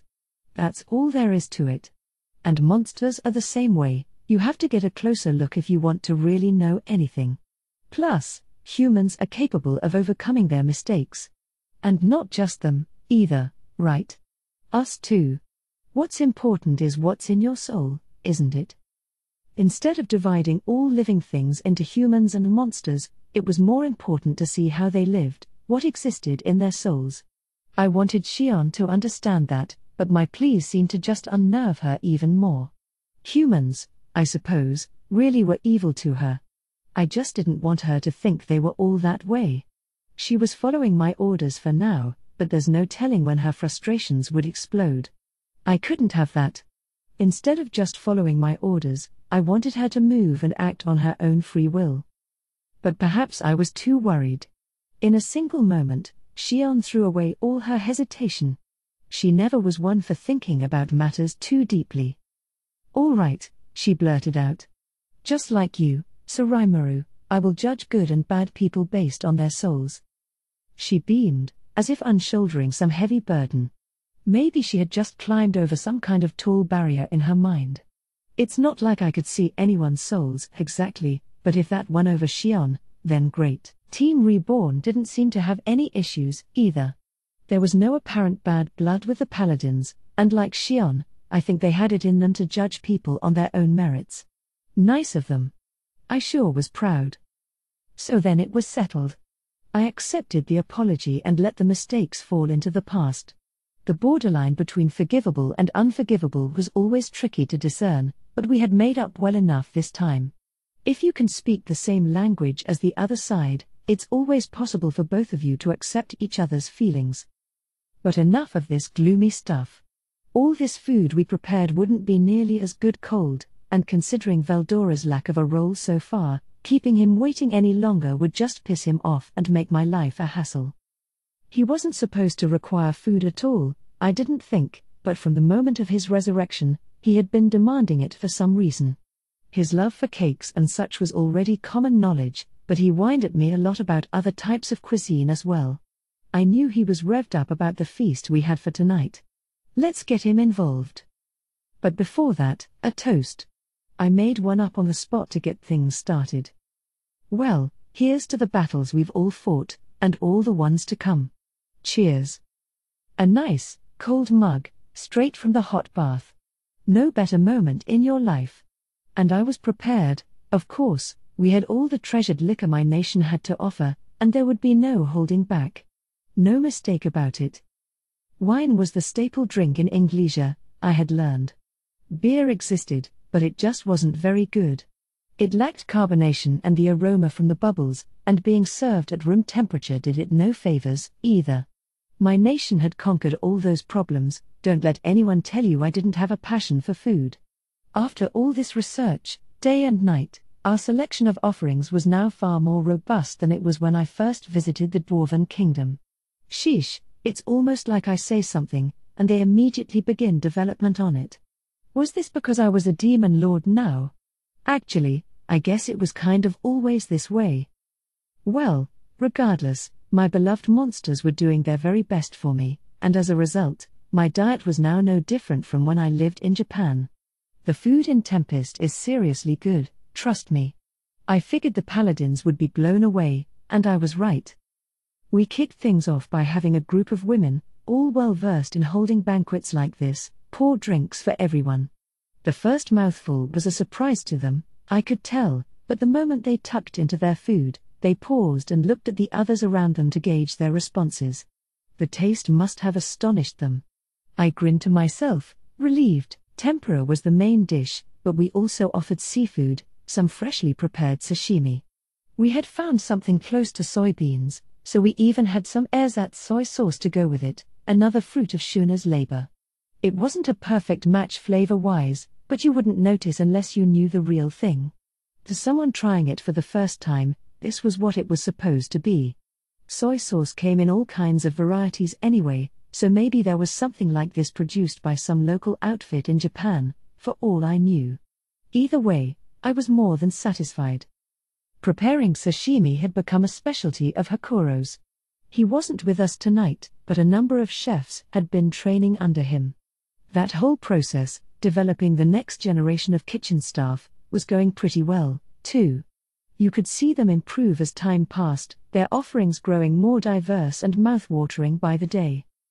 It was an entirely Japanese-style meal, but nearly everyone in the hall seemed to enjoy it. Hinata, in particular, looked like she was having a life-changing moment, putting her inexperienced paladins to shame as she expertly used her chopsticks to eat. Then she turned to me, likely noticing my attention on her. "Don't you think this is going too far?" "Too far how?" I wasn't expecting this complaint. It kind of annoyed me, so I fired back. This triggered a rant that must have been building for a long time. We stopped at a tavern on the way here that had ramen and gyoza dumplings. You offer free fresh water on the highway. This is supposed to be a remote forest, and yet you've built these enormous bathhouses. And now this. How did you even find fresh sashimi in the middle of a huge forest? And going out of your way to find these wild plants for tempura. Don't you find that crazy at all? I had definitely broken her cool facade. Man. Wasn't expecting that. Well, I wanted to eat it, so. What? I mean, I wanted to eat it, so I tried remaking it for myself. And the sashimi? You know, we're on good terms with the Beast Kingdom of Eurasania, and they've got a coastline, so I had some fish brought over. We don't really have the logistics for refrigerated transport yet, though, so that kind of thing's still skill dependent. But what's the harm in splurging a little bit? Skill dependent? I gave her a reassuring nod. The skill in question was gourmet, a unique one possessed by Geld that granted him a stomach to pass items between high orcs. Food couldn't be ferried around with teleportation magic, but skills didn't have any such restrictions. Of course, we still only brought enough over to cover this banquet. The high orcs were too busy with construction projects across the forest to handle every passing fancy of mine. A few of them taking some R&R in town had offered their personal support for the project, but my reliance on individual skills for the job was a weak point I intended to address in the future. Hinata listened to my defense, looking a bit exasperated. Right, she sighed, resigned. With a skill, you could transport that stuff without altering it at all, and you have a lot of people in this nation who can handle the job. I just can't believe you're using all this for yourself, as if it's the most obvious thing in the world. That sounded a bit rude to me, but well. I suppose I had answered Hinata's question, but I didn't really see what her problem was with it. If something's available to use, why not use it? Well, interrupted Luminous, what is the harm in it, Hinata? No matter the story behind it, there is no doubting how delicious this all is. I, for one, am very impressed. She had a cup in her hand and looked to be well on her way, alcohol-wise, as she scarfed down another piece of tempura. She was grabbing them with her fingers but still somehow managed to look elegant doing it. Which was fine. If you weren't offending anyone, you could eat any way you liked. You can't force chopsticks on someone who has never seen them before. And speaking of which, that was actually kind of a thorny problem. Benimaru and the other ogres could work with chopsticks just fine, and the monsters of Tempest had largely learned by watching us. This wasn't the case for the merchants and adventurers who came from foreign lands. I was contemplating inviting nobility from across the world to build ourselves into a travel hotspot, so I wanted to be sure chopsticks remained an optional selection for them. Along those lines, Luminous was proving an interesting research subject. You could use a knife and fork, a pair of chopsticks, or your fingers, and while hot food required chopsticks, she otherwise had no qualms about eating with her hands. Different types of food were eaten in different ways, after all, and there was no reason to put our visitors off by insisting on some foreign way of eating. Maybe it's best to just say, hey, we can eat this way, too, then wait as the habit gradually takes hold. Do you like our offerings? I asked Luminous. I do. Very much. The food is extraordinary, and the drink as well. The observation made me realize that Luminous was downing the alcohol at an alarming speed. Million was pretty strong, but Luminous was a powerhouse, knocking back any cup offered alongside her tempura. Glad to hear. But try to go easy, okay? Too much isn't good for you. Fool. I am impervious to all poisons, alcohol is no danger to me. In fact, at the moment, I am trying my hardest to lessen the effect of cancel poison so I can get drunk off this. I suppose my warning was pointless. But weakening cancel poison? Why you can do something like that? Of course. Stop playing dumb. She must have thought I was kidding, but I insisted she teach me how that worked. Oops. Sounds like Raphael is in a huff about something. Ignoring it, I followed Luminous's instructions and attempted to shrink down my own resistances. The moment I did, I could feel the intoxication sneaking into my mind. Yes. Yes. This is what drunkenness feels like. Qua ha ha ha. You couldn't even do that, Rimuru? I mastered that much eons ago. Veldora seemed proud of himself. I didn't know where he practiced it, but he was now in a marvelous state of inebriation. Right, I shouted. Another round. Yes. Let me join you. Silly boys. Luminous sniffed. But if you two insist, I suppose I will have a refill as well. Now things were heating up. I could almost hear Shuna rolling her eyes as she said, "Oh, Sir Rimuru," but she still grinned and poured out the drink. We were all much less formal now. All the adult beverages we made locally were on offer, along with fresh water and as many ice cubes as you wanted. There was juice and tea available for the non-drinkers, too. Haruna was keeping Veldora's cup full, while Louis did the same for Luminous. There was a drinking contest brewing between Benimaru, Shion, and Ci, as well as among the lycanthropeers and between Arno and his fellow top paladin officers. Those paladins were pretty snooty at first, but once their commanding officer Arno began sampling all the wares on hand, they loosened up considerably. Some were now amicably chatting with Rigid and the rest, and a few of them asked the waitstaff for more food. One demonstrated interest in trying some of the food the monsters on hand were enjoying. Fritz was his name, I think, a Crusader commander alongside Arno and one of the 10 great saints. Nicer guy than I thought at first blush, I guess. Expressing an interest in what other people are eating is the first step toward understanding them. It was a nice sight to see. But that was. I thought for a moment. The drink was starting to make it tough. He's talking about that black rice, isn't he?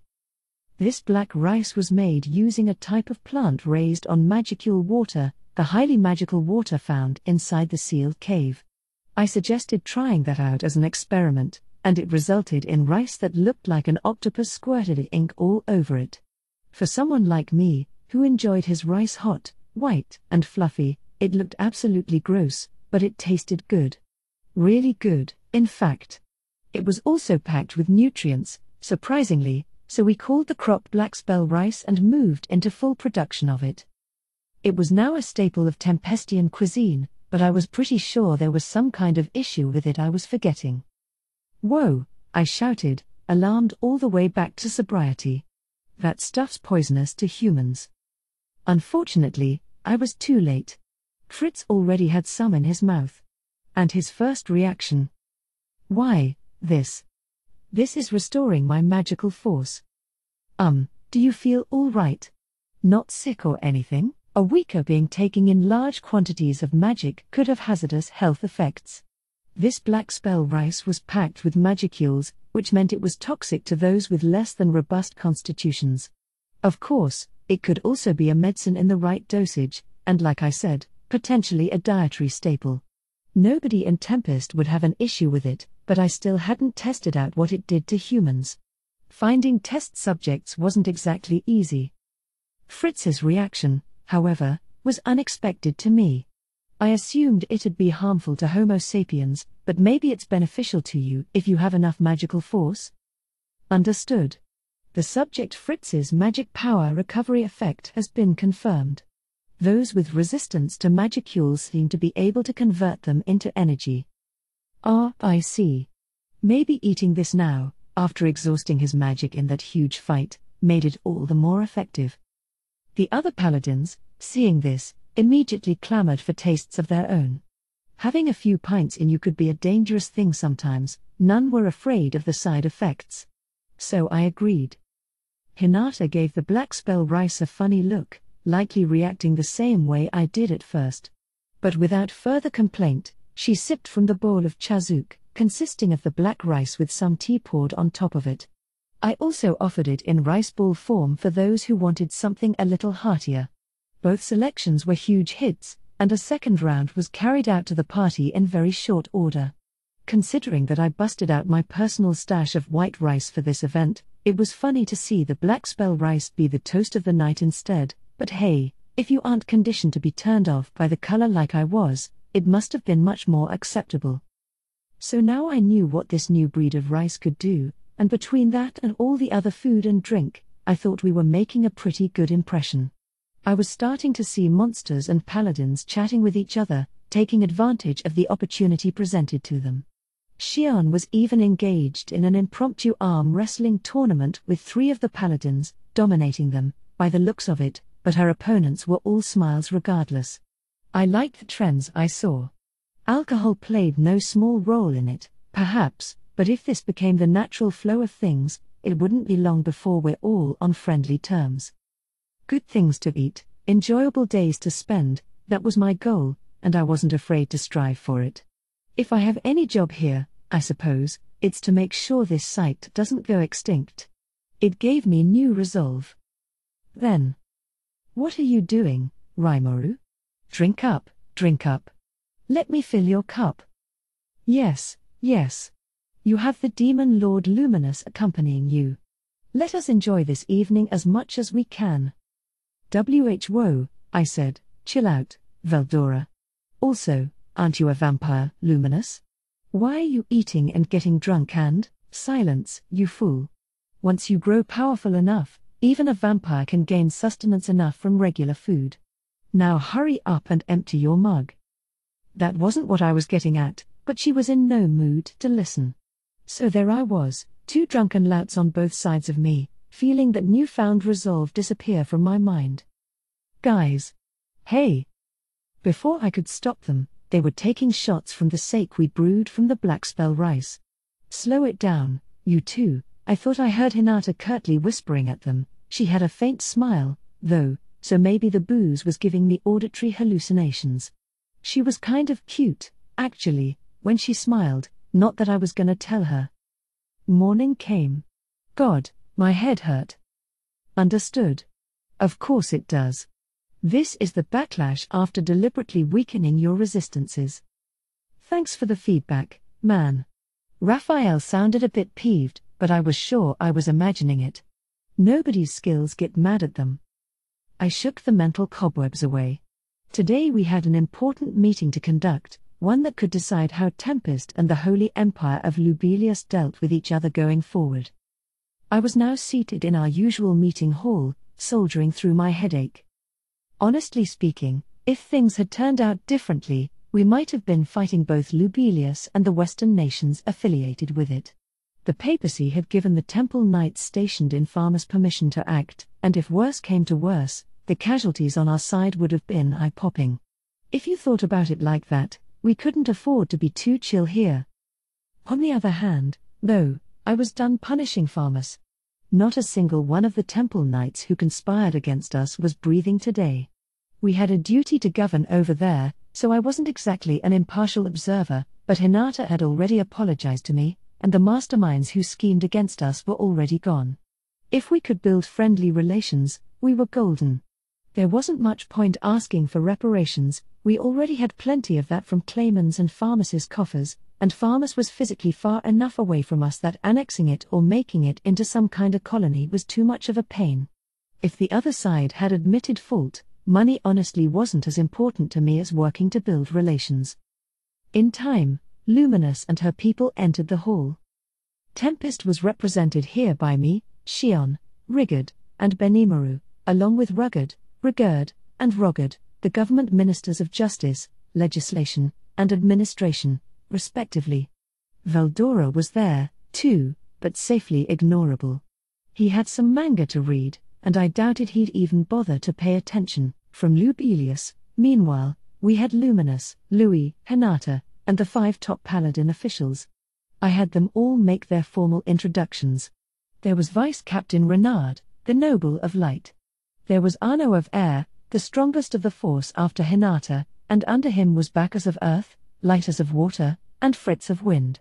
I had us all seated facing one another, and with that, the proceedings began.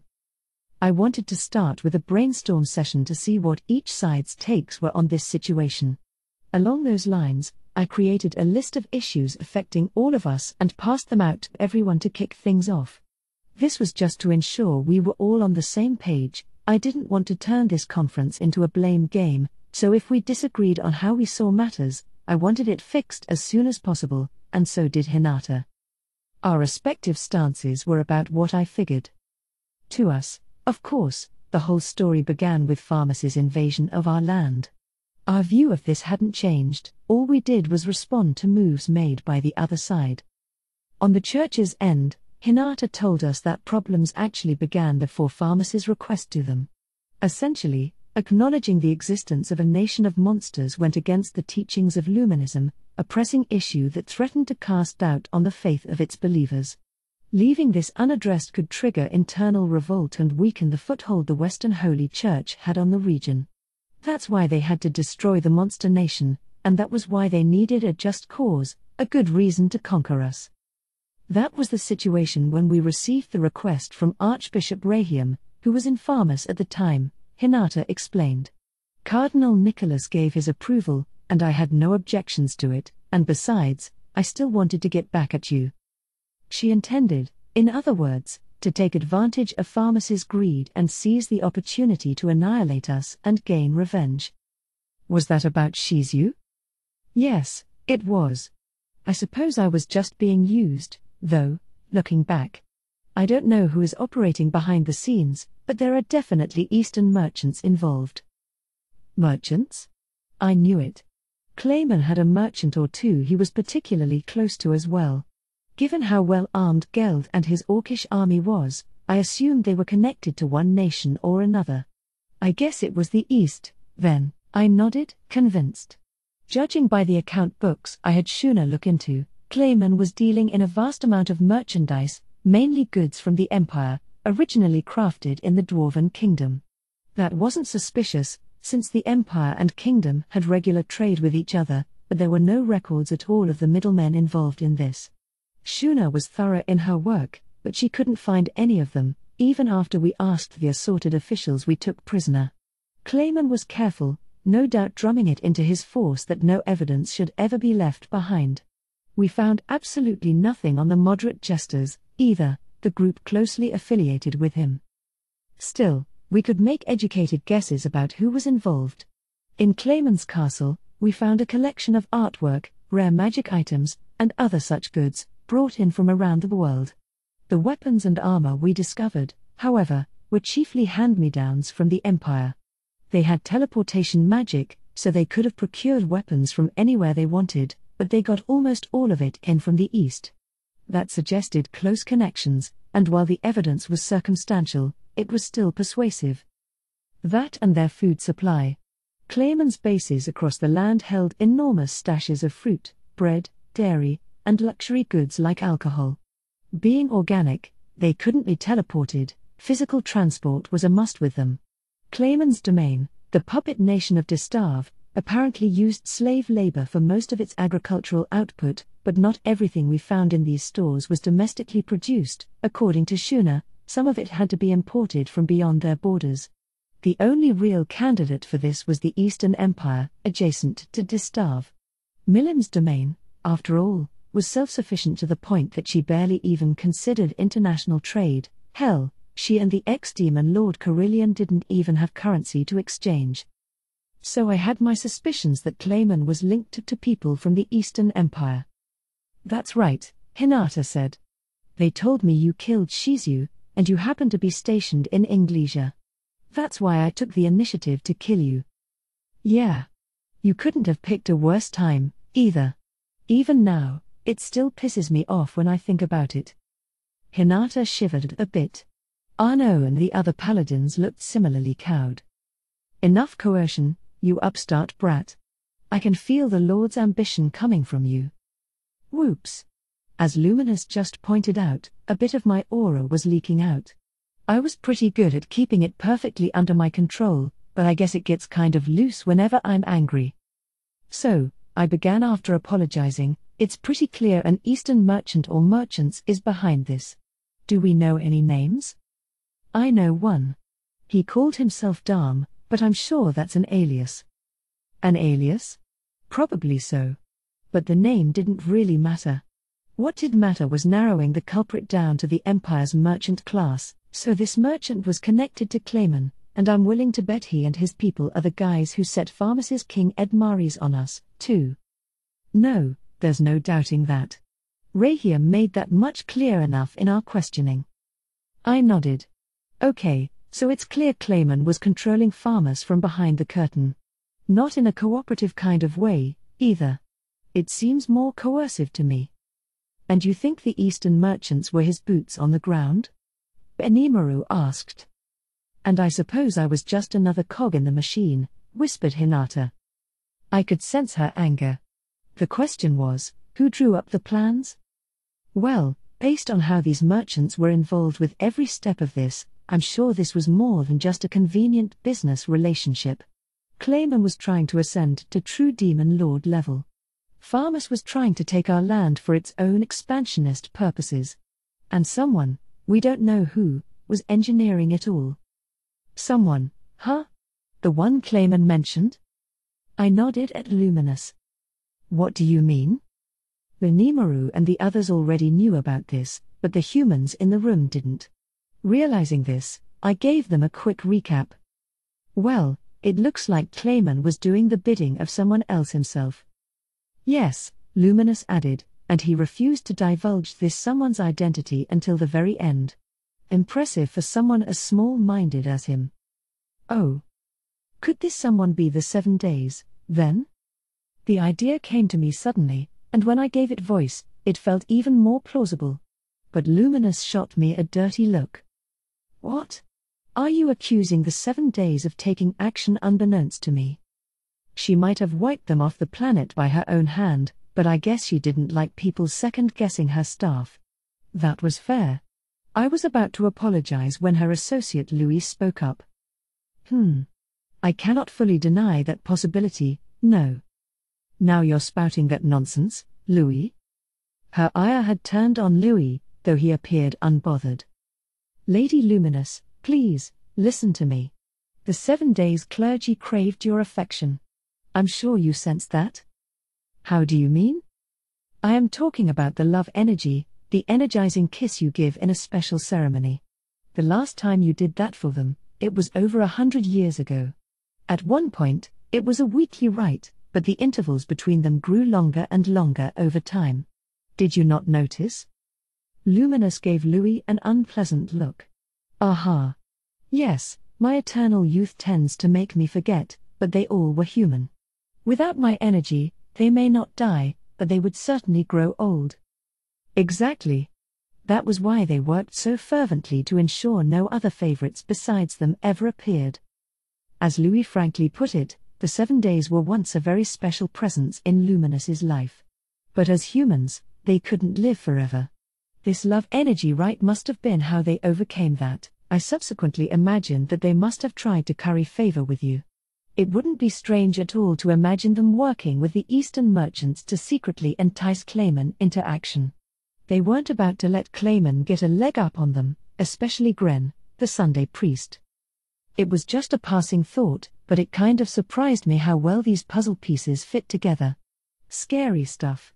I'm shocked at the sheer well of knowledge flowing out from me. Raphael sounded like it wanted to say something, but I'm sure I was just imagining things. Maybe it was just envious of my genius, or maybe it thought I'd stolen its thunder because I didn't ask any questions of it. Do you think, an exasperated Hinata asked, the 7 days thought I was a thorn in their side because of that? Sounds like it. They probably intended to help Clayman ascend, then have you get killed fighting him. They could never have defeated you, after all, so I don't think they had much other choice. It wasn't a totally far-out concept. Step 1, have Clayman defeat Hinata. Step 2, either kill off Clayman somehow or operate him like a puppet. I couldn't say what they wanted to do with him, but Clayman's faith in them was genuine. If they could get Hinata out of the picture, Clayman would do anything the 7 Days wanted. Meanwhile, they'd have farmers wipe us out and firm up the foundations Luminism worked with, naturally making sure everyone got to share in the resulting profits. A nation as big as farmers mobilizing would mean big money for Eastern armor and weapon dealers. Plus, more than anything else, the 7 Days would be back on Luminous's good side. I didn't want to jump to conclusions too early, but the possibility of all this seemed worthy of consideration to me. So you think they pitted me against you in hopes I'd be defeated? Hinata asked, interested in Louis's theory. Between that and protecting the tenets of Luminism, I suppose it'd be 2 birds with 1 stone. This gave me another idea. But are we really sure the 7 Days were behind that? There's no doubting it, replied Renard, seated next to Hinata. It was the clergy who introduced us to those merchants in the first place. That certainly cast more suspicion on them. Having such a heroic band make the introduction, nobody would ever doubt their intentions, which would make it easier for the clergy to reach their goals. I'm not sure they'd thought it out all the way like that when I fought Hinata for the first time, but the second? They definitely wanted me to kill her. Those conniving bastards. It scared me a bit, but they were all gone anyway, so it was water under the bridge. But hang on. There were 7 people in the clergy, right? Isn't one of them still left? Hinata seemed pretty at ease as far as the clergy were concerned, but thinking about it, this wasn't over yet at all. Whoever the final survivor was had to be up to their ears in this. It unnerved me, but Hinata just flashed me a cold smile. Ha ha. Nothing to worry about there. Nicholas contacted me from his sanctum to say the final one had also been eradicated. It happened after they discovered that the crystal ball you sent had been tampered with. That was enough evidence to execute him. The thin smile that accompanied her words would be enough to make anyone feel threatened. The sight of this beautiful woman talking about such sinister conspiracies was probably one reason it was easy to get the wrong idea about her. But anyway. Okay, but who was this last guy? I hated to think it, but it wasn't Gren, right? The Sunday priest fabled to be stronger than even Clayman? Because if so, it meant I'd need to keep a careful eye out for this Nicholas guy, too. I was told it was Gren, the Sunday priest and chief of the clergy. He almost never took the initiative on anything by himself, so it made sense he was the last one left. Luminous's ears perked up. Oh! Old Granville was defeated. Nicholas. That cardinal was infatuated with you, wasn't he? How did he do it? It wasn't the most heroic approach, Louis replied, but he had a disintegration spell set up in advance, and it was enough of a surprise move to do him in. Ah. Granville must have aged terribly, if he fell for a trap like that. She sounded sad about it, but my mind was on other matters. Unfortunately, it seemed that I would need to add a new entry to my mental list of people to watch out for. It might have been a surprise move, but I couldn't let my guard down. Disintegration was lethal against most people. Cardinal Nicholas. Let's remember that name. By the way, Lady Luminous, by Granville, do you mean Gren? Hinata had a thoughtful expression. The name Granville must have rung a bell. That I do, Luminous replied. His real name is Granville. He was known as the hero of light in his glory days. He even fought me once. For a god, Luminous acted so oddly innocent at times. I might have been imagining it, but sometimes it felt like she was trying to act all high and mighty and not quite succeeding all the time. Was all this, you know, an act? Then I felt it, her eyes, dead upon me. Yep, I was just imagining things. So much for that suspicion. Did he? I'm sure it couldn't be, but... Hinata seemed to have an idea in mind, but she must not have been fully sure about it, because she went no further. He was pretty strong in the past, she instead recalled. Up to my level, in fact. You could say that, answered Luminous. Anyone who calls themselves a hero usually finds themselves bound by fate soon enough. Perhaps he resented me, somewhere deep in his heart, perhaps, indeed. Just like Milim told me, heroes and demon lords often intertwined. Granville was defeated by the demon lord Luminous, opting to swear his allegiance to her instead. Deep down, though, he might have had mixed feelings about her, feelings he couldn't escape from, even after becoming a living legend who brought many champions in their own right into the world. But at this point, it was all just guesswork. "Well," I said, "that's a relief, at least. It means that everyone who picked a fight with us, Clayman, Farmas, the 7 Days clergy, they've all met their end." Benimaru and my other officials nodded their agreement. "All's well that ends well," Rickard eagerly commented with a smile. "You said it," I replied, returning the smile as I felt the tension escape the hall. We had to deal with a lot of dangerous foes, but at this point, most of the problems are safely behind us. But I sure don't want anyone controlling me behind the scenes. If we hadn't noticed these merchants scheming in the shadows, I honestly would have started to suspect Yuki. Yuki was pretty suspicious. When it came to humans in Inglesia with deep ties to Hinata, Yuki was the prime candidate. I felt bad about it, but I couldn't take him off the list. "Yuki?" Renard asked. "Yuki Kagurazuka, the guild master?" "Yeah," I answered with a nod. Thinking about it impartially, it made sense. He was the prime suspect at the time.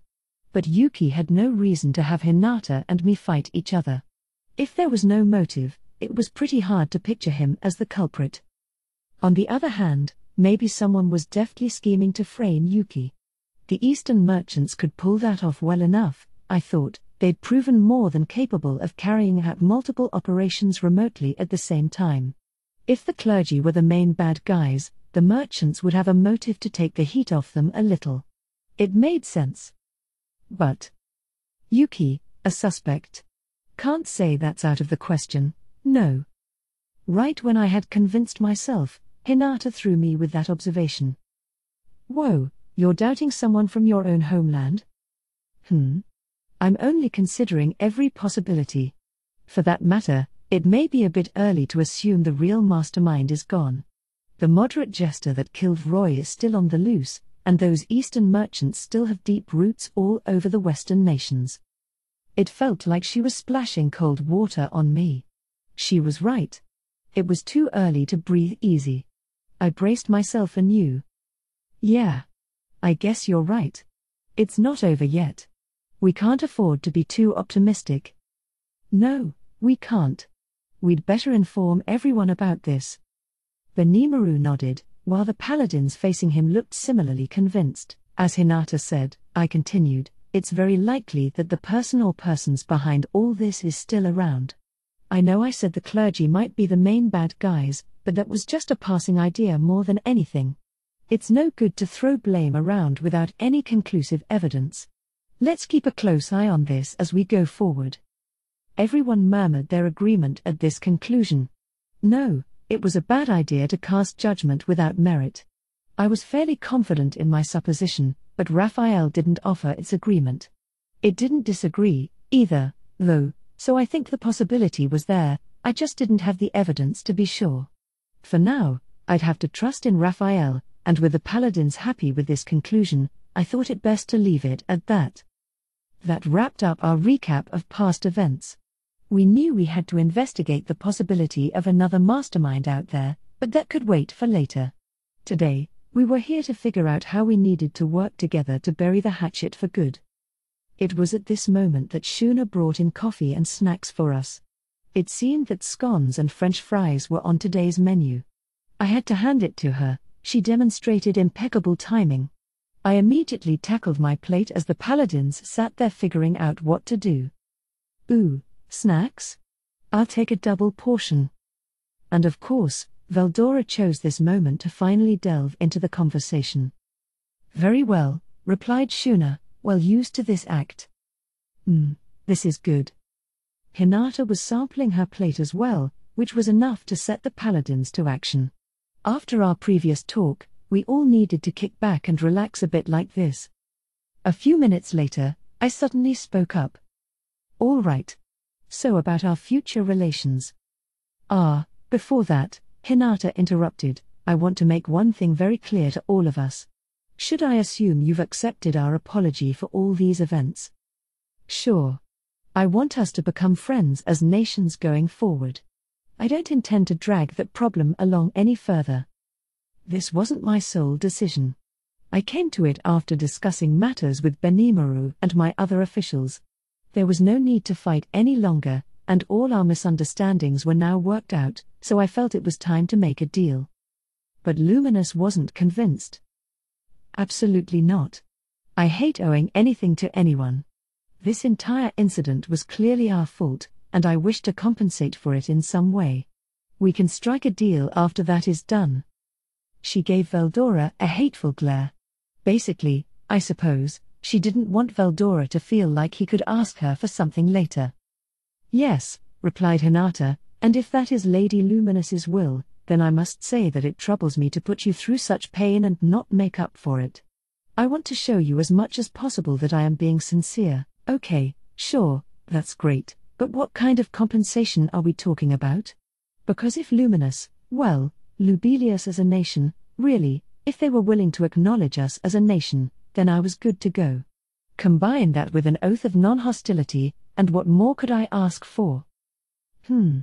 Well, how about you formally recognize our nation, and we open up diplomatic relations? Luminous casually nodded. Fair enough. Although, I won't expect us to be fast friends. And I will need to settle the score with that lizard sooner or later. Pretty much all of Luminous's smoldering anger was pointed right at Veldora. If it really came to it, I was willing to offer him as a sacrifice. If that was enough to usher in a century-long era of peace, it was a dead simple decision to make. Wait a moment, Rimuru, I heard the dragon ask. I hope you are not picturing anything cruel for me. Just your imagination, Veldora. As long you act smart and mature, there's nothing to worry about. No, I know what you're thinking when you talk down to me like that. It usually means you're up to no good. TCH. He's getting sharp. But not as sharp as me. Now. Here, I'll give you my scone, so play nice with Luminous, all right? What? Well, in that case, I will do my level best. Although if I ever truly willed it, it'd be child's play to make Luminous recognize my vast strengths. Qua ah ha ha ha. You see? Dealing with him is so simple. Luminous audibly sighed, but it looked like she would remain true to her word. Don't get cocky with me, you. For now, though, let us call a truce. I will open international relations with you for a period of 100 years. I think that would serve amply well as an apology. Well, that came more easily than expected. Like, really? We're good. Benimaru, Rigid, and the rest of my team looked just as shocked, to say nothing of Hinata. I doubt anyone expected this. So, ventured Hinata, you're willing to open diplomacy with Tempest, if not necessarily go all the way with a non-intervention treaty. Quit pestering me about this. I've said what I meant. With that, she reached for a second scone, content to let someone else work out the details. I suppose, Louis dryly stated, we will have to carry out her will. Diplomatic relations? Are you sure? Renard, however, seemed unconvinced. He appeared ready to bring up an issue but not quite sure if he should go through it. He gave Hinata a quick glance, receiving a nod in return. What's the issue? Chimed in Fritz. If Sir Rimuru and his nation were truly evil, we would have been wiped off the map long ago. True, Arno said. I can trust in Sir Rimuru, yes. We need to cast off our prejudices against monsters. I agree with them, added Lytus. Sir Ci was such a gentleman to us. Even the notably taciturn Bacchus was nodding. Renard, hearing them all, hesitated for a moment. As vice-captain of the Crusaders, he couldn't give his ready agreement just yet. If anything, this choir of support only firmed his resolve. Yes, but there remains one problem. How will we explain this in the framework of our faith's teachings? Because depending on our approach, the Western Holy Church may face an onslaught of criticism, and I can't allow that to happen. Their faith, a faith that refused to accept the existence of monsters. Yeah, if they accepted me now, it'd be like, hey, What about all the teachings from the past X number of centuries? I thought we were close to solving all our problems, but I suppose it never comes that easy. But as I worried over this, Luminous dropped another bombshell. Don't be silly. Those teachings are nothing I established. I don't see why failing to protect them qualifies as betraying me. Those were meant to be guiding principles for those lost in their lives. Really, they're only a bunch of rules thought up by the leaders at the time. This came as a shock to all the paladins in the room, Hinata included. What? She shouted. I've never heard that before. Ah yes, Louis blandly replied, I suppose you might not have. The original texts defining the faith are open to anyone who might want to browse, but the first written drafts they're based on have been lost long ago. If you read through those, then you'll see how those tenets were crafted. As he put it, the doctrines of Luminism were put in place to protect those who worshipped Luminous. She, Louis, and other high-level vampires were one thing, but the lower ones lived off human blood, and the blood of those who lived happy, contented lives was apparently more attractive to them. In the bad old days when monsters ran roughshod over the world, the human race had its hands full just surviving, which meant the poor quality of their blood created its fair share of problems among the vampire community. In response, Luminous took advantage of a move she had planned to switch gears and offer her protective hand to the humans. This move was caused by Veldora, apparently, but I opted against asking for details. It'd just be stirring up a hornet's nest. Protecting the defenseless allows them to lead happy lives. By spicing up their lives with fearsome demon lords, followed by the relief of being protected from them, we ensure they can savor as much happiness as possible. The citizens of Lubelius are kept safe under the name of their god. Humans, to put it in a rough way, were kind of like livestock to them. Vampires lived off their blood, but as it was described to me, they needed rather small quantities, enough that the human victim wouldn't even notice. There were far more humans than vampires out there, so it made sense. A little blood donation now and then ensured a life free from existential threats. A real win-win situation. So did they write the holy scriptures of Luminism to help keep needless slaughter by the monsters at a minimum? That's right, Louis said to Hinata. Precisely. To me, the most important thing is the faith itself, added Luminous. All of you here, you can cast your holy magic thanks to the faith you have in me, correct? That is how the arrangement works, it is an absolute law.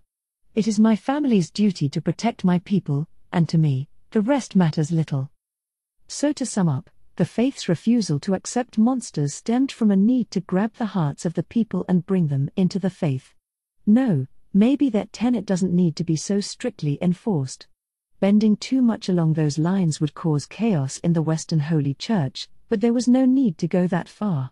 Basically, the way I was reading this, if the people here could find a reason to accept us, the rest of the kingdom would fall in line.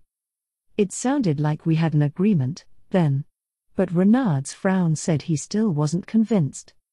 I understand, then, that our doctrine is not based on the will of our God, Lady Luminous. But practically speaking, that is the exact doctrine all of us have spent our lives following. I fear that simply doing away with it would create issues. He had a point.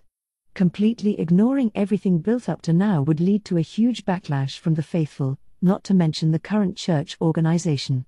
Even if Luminous herself came out in public to appeal to the masses, there was no saying if anyone would believe it was her, and there was no way Luminous would do anything that proactive anyway.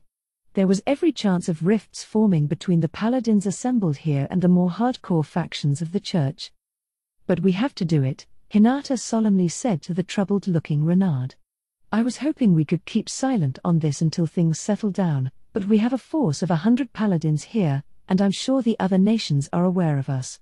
Plus, those journalists were there to see a battlesiege be defeated, weren't they? Her gaze went from Renard to me. She was right. Diablo said he had defeated a man named Sare, one of the 3 battlesieges. Another one was on the scene but apparently fled in rapid order. If the press saw all that, it could ruin this force's reputation as protector of humanity. If rumors started spreading that the paladins were defeated, it could lead to all kinds of needless confusion. Diablo said it was possible to coerce the media, if need be, but... Ugh, what a pain. Okay, well, how about we just say Hinata and I dueled to a draw? Then we signed a truce after discovering the 7 days clergy scheme. People already know I'm a slime for the most part, but if we spread the word that I'm an otherworlder, you think that would be a bit more convincing? I do appreciate that proposal, Hinata said, but are you fine with that? Wouldn't a demon lord fighting me to a draw affect your reputation? My reputation? Do I have much of one, really? I feel like I've done nothing but get yelled at by Shuna lately. Whenever problems come up, I toss them right into Rigard's lap. For the most part, my main responsibility in town lately has been joining Gobta on his assorted jaunts. I didn't think a draw or two is gonna trash my rep that much. I don't see the problem. I mean, hell, you can say I lost for all I care. Who won, and who lost, didn't really matter, I thought. But everyone on Hinata's side stared at me in shock. Look, in all of history, there's only been a tiny handful of times when a human defeated a demon lord, you know. If you just say oops, I lost like that, that really will wreck the balance of power around here. It'd create trouble for you. She's right, bellowed Renard. You are still just a fledgling demon lord. Let another force push you around right now, and that could invite interlopers aiming for your head. I suppose they are worrying for my sake, but... I dunno. Benimaru, can you think of any rival forces who might try to interfere with us at this point? None, sir. If anyone was foolish enough to try, I would twist their heads off with my bare hands. Glad to hear. Diablo seemed to be doing well over in the Western nations. Rescuing the journalist's lives let him proceed with his plan, even if it had involved a bit of extra force. It wouldn't be long, he said, before reports would go around about Yom being crowned the new king, and the smaller nations surrounding Farmus would pitch in to support this. Assuming all went to plan, the only individual nation who could possibly try to tangle with us was Inglesia. With Luminous giving us 100-year truce, the Western nations were as good as ours, really. The same was true of the demon lords. Me killing Clayman was one stellar performance. If we spread rumors that I lost despite looking perfectly healthy to everyone, I'm not sure people would believe them. If anything, they might grow more careful dealing with me, fearing a trap or something. You sound pretty confident, Hinata said. Well, in that case, I don't have any objection. If anything, I'll be glad to take advantage of it. Yeah. Let's take this opportunity to announce to the world that the Tempestians aren't evil at all. Very true. Everyone here's so nice to us. It's so hard to believe they were all goblins and orcs not long ago. There had been some internal debate over whether demi-humans counted as monsters or not, but nowadays, I think that's far too narrow a view to take. It's just prejudice talking. You said it. Demi-humans are a formidable foe against humans, but dwarves, at least, are certainly human. If we started calling them monsters, then it'd be impossible to tell spirits apart from monsters, either. Ogres and lizardmen had normally been treated as demi-humans up to now, too, but thanks to their hostility against humankind, they had been branded as monsters. Oni and Dragonutes, the next evolution up from each respective race, were treated not as monsters, but as local gods. All that really mattered, in the end, was whether you were friend or foe to humankind, and that meant it was hard to interpret Luminist doctrine as a carte blanche condemnation of all monsters. Well, I said, we have formal relations with the Dwarven Kingdom. Why don't we mix King Garzel into this and sign a 100-year friendship treaty? If we can get him to guarantee that we won't attack people, that ought to change a few minds, right?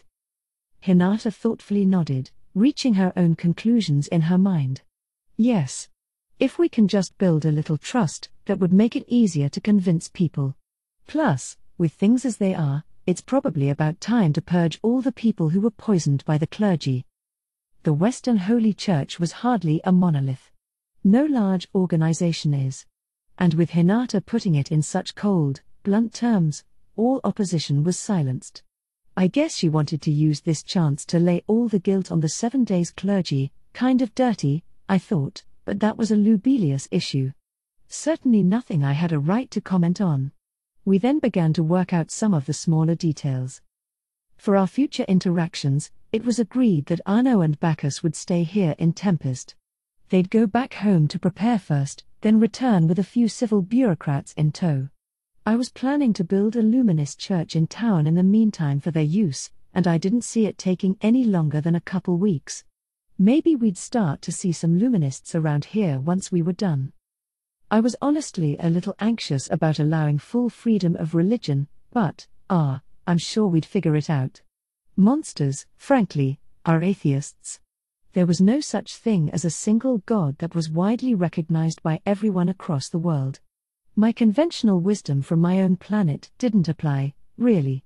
There was religion, yes, but it was usually more like paying your respects to the local deity than anything very fervent, and these deities could quite literally help you out if you prayed to them, because, they were right there. The Dragon Faithful's relationship with Milim is a prime example. Along those lines, Luminism was really nothing more than the biggest player in an extremely crowded arena full of religions like that. The Crusaders served as Luminous' servants, protecting the weak and earning new adherents to the faith. So if you look at it that way, I could see a church in Tempest as a kind of center for Western Holy Church-style support of the vulnerable. You gotta help out your neighbor and all that, although I doubt they could offer much help to us. It'd at least mean we could fight alongside paladins if some kind of threat appeared. There was no real reason not to take this opportunity. We'd keep close tabs on the local church, of course, but I figured we could grant them a certain amount of freedom. That was the common ground we found. That was the end of the tough stuff. We had a deal with Luminous, more or less, and we had managed to get Lubelius to recognize us as a legitimate nation. That was more than enough compensation. Now, if we could just keep interacting and getting along, it'd be perfect. I'd like to use our century-long time limit to build a deeper understanding of each other, and that meant we'd be interacting regularly with the Crusaders. The first effort along those lines involved providing skills and tech to each other. The battle earlier had smashed up a lot of the Paladins' weapons, so they needed someone to repair them. We offered our skills in response, but that was kind of a front. What we really wanted to do was see what their weapons were capable of. This allowed us access to one of those strange light-based suits of armor I saw. As Raphael put it, it provided the wielder's magical force to a spiritual life form, letting them manifest it into a physical object. The one gifted to us had been overused and broken, so we traded it for a new GARM-produced armor set. The Paladins, still feeling a bit indebted to us, gladly let us have it as part of their general apology, and while I expected Hinata to whine about it, she was actually fine. I decided to reciprocate by giving her a sword I had made. The sword Hinata used is called Moonlight. Luminous gave it to her herself, and it housed untold amounts of power, too much, really.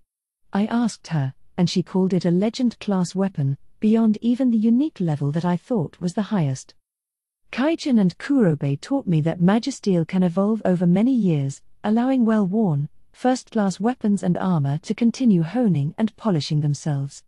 This evolution can provide a massive boost out of thin air, something proven by the way ancient weapons found in ruins sometimes boasted out-of-this-world abilities that modern technology couldn't replicate. This was the so-called legend class, and apparently they were usually kept away from general access. It was Kurobe and Garm's goal to craft equipment along these lines. They stared at Hinata's Moonlight, transfixed by it. I hope they're up to the task. The thing about a sword this all-powerful is that you can really only use it when absolutely needed. If you decided to whip it out on the street in the afternoon, you could raise the entire city block to rubble before you realized what was happening. It'd be like carrying a machine gun instead of a pistol for self-defense, just not the kind of thing you'd go bandying around every day. It was the equivalent of a pistol that I thought about gifting her, and she liked it much more than I anticipated. It was a new version of the broken rapier I had consumed earlier, analyzed and improved for her. It was in the unique class feature-wise, and I'm sure it felt the same way in her hand. I even recreated the unique ability it had to always kill its target on the 7th attack. They also gave me a broken longsword, the Dragonbuster is what they called it. It was even more feeble than I thought, and I wasn't really sure you could slay someone like Veldora with it. I also inquired about her Holy Spirit armor, but she sadly replied that she couldn't show that to me. It was an original, one-of-a-kind piece made just for Hinata, and I really wanted to analyze it, but... Report. It has already been analyzed and assessed from the information gathered during battle. War. Man, does anything ever get by Raphael? Should I start calling it Professor or what? Oops, got on its bad side again. Better just give it my thanks and move on. I really had no idea, though. This is a huge feat. I can't get enough of that guy. According to it, we could take the assessment from some inferior spirit armor, then combine it with Hinata's battle data to recreate Holy Spirit armor. This belonged to the holy element, but you could also tinker with the fundamentals of it to turn it into a demonic piece. Sorry, Hinata. I guess this Holy Spirit armor's a national secret, but a quick bit of analyze and assess and it's mine. I would need to think about who to grant it to, though. It seemed kind of difficult to use. Now, though, our battle gear would be more polished than ever before. Between this, that, and the other thing, we were now even with each other.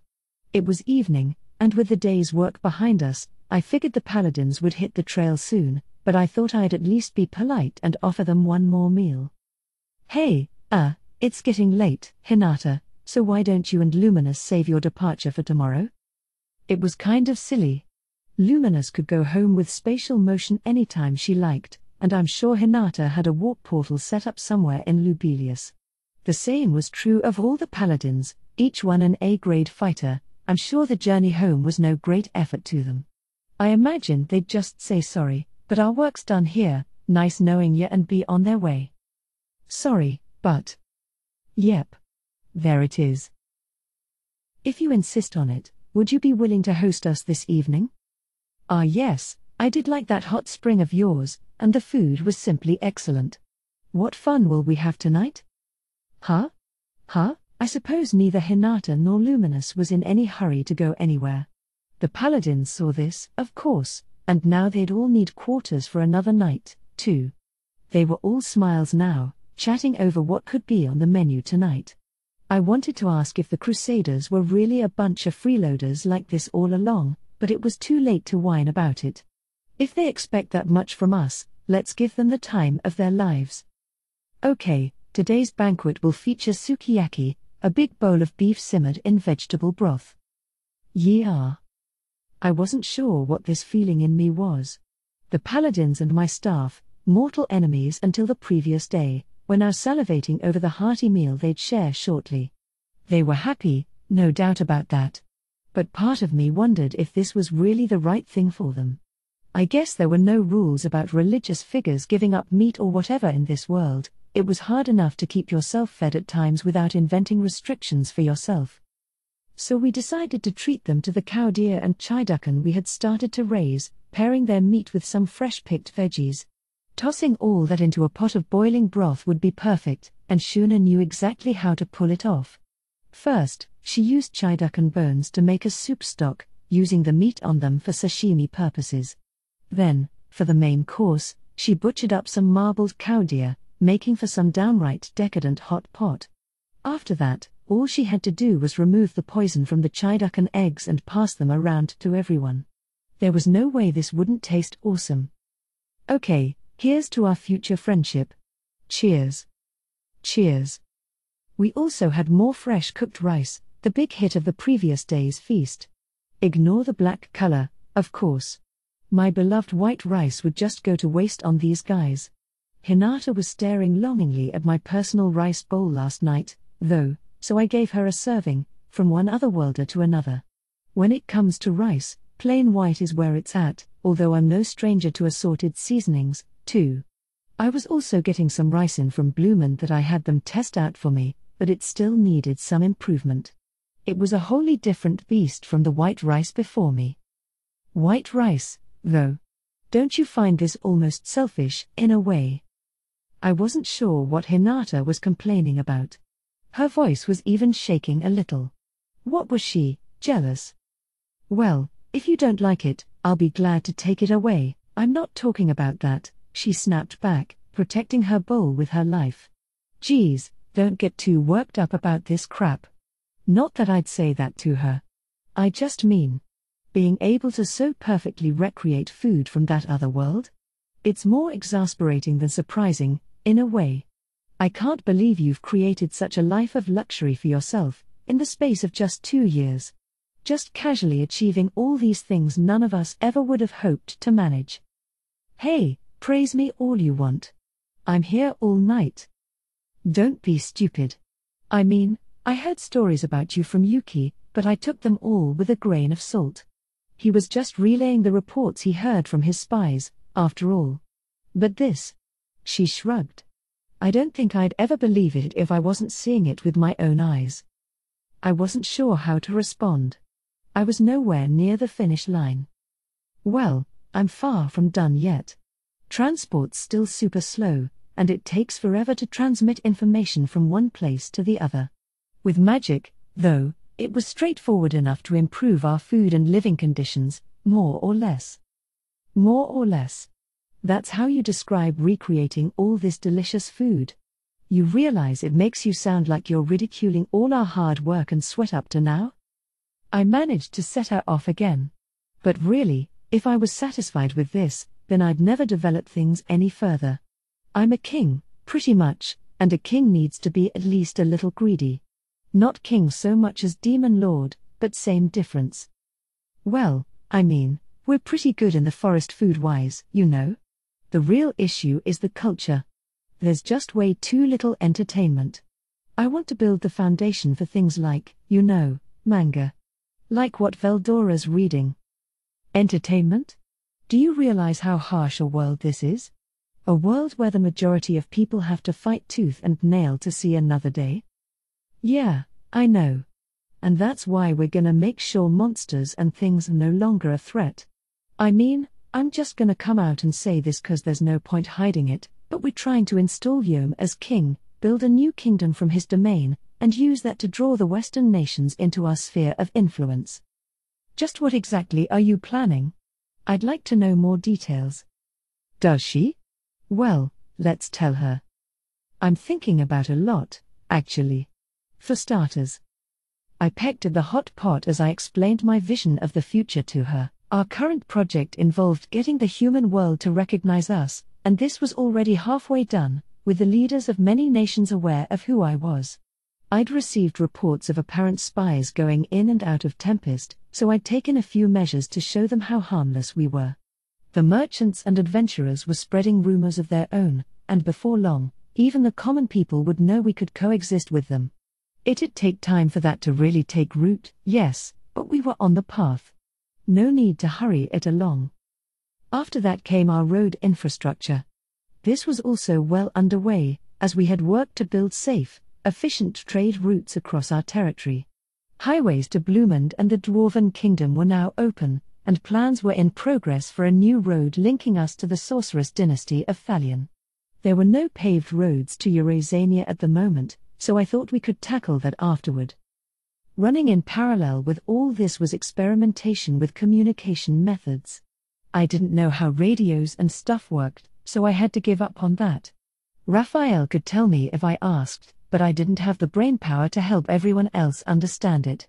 Kaijin and the 3 Dwarven brothers might, maybe, but I didn't want to rely on them for everything.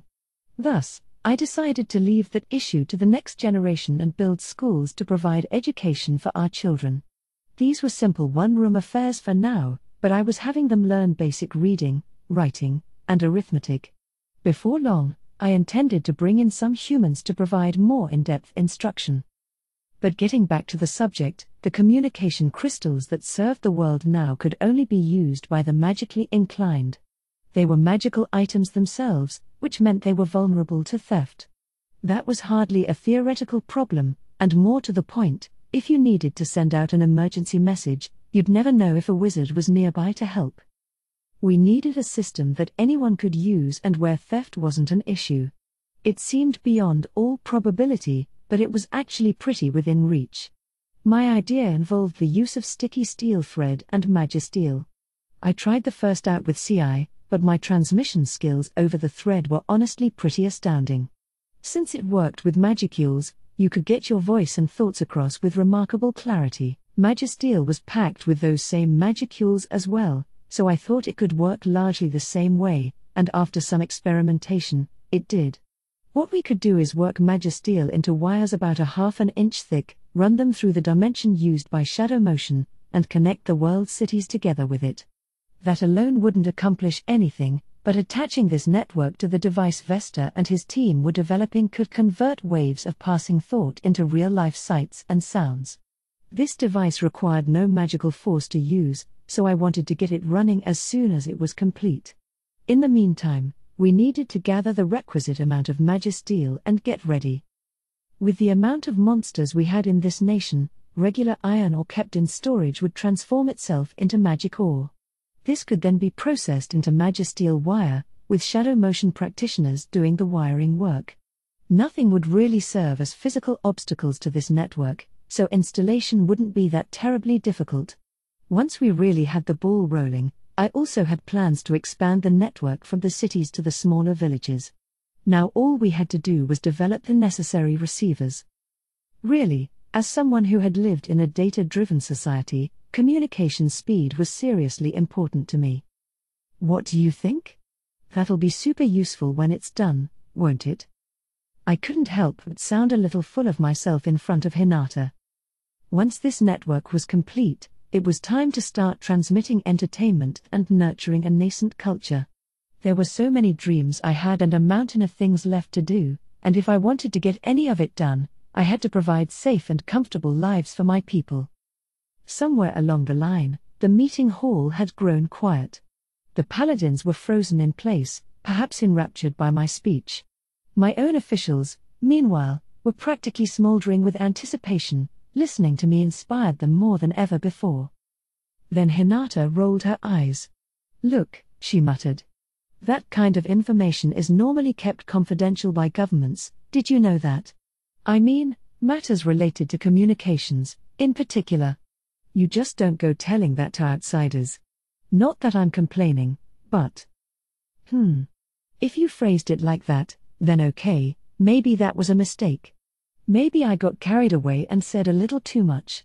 Must have been the alcohol talking. But even considering the possibility was a mistake. The moment I thought, oh, did I screw up?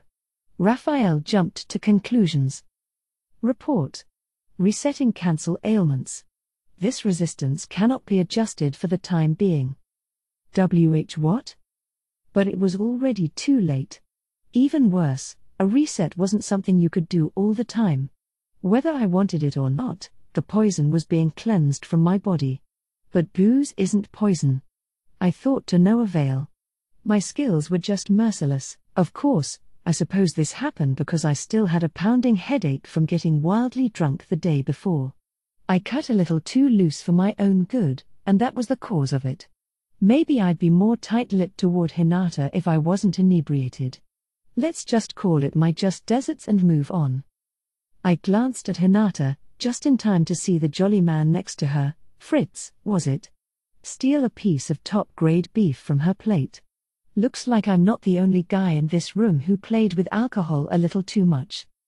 Now, what's the big deal, Lady Hinata?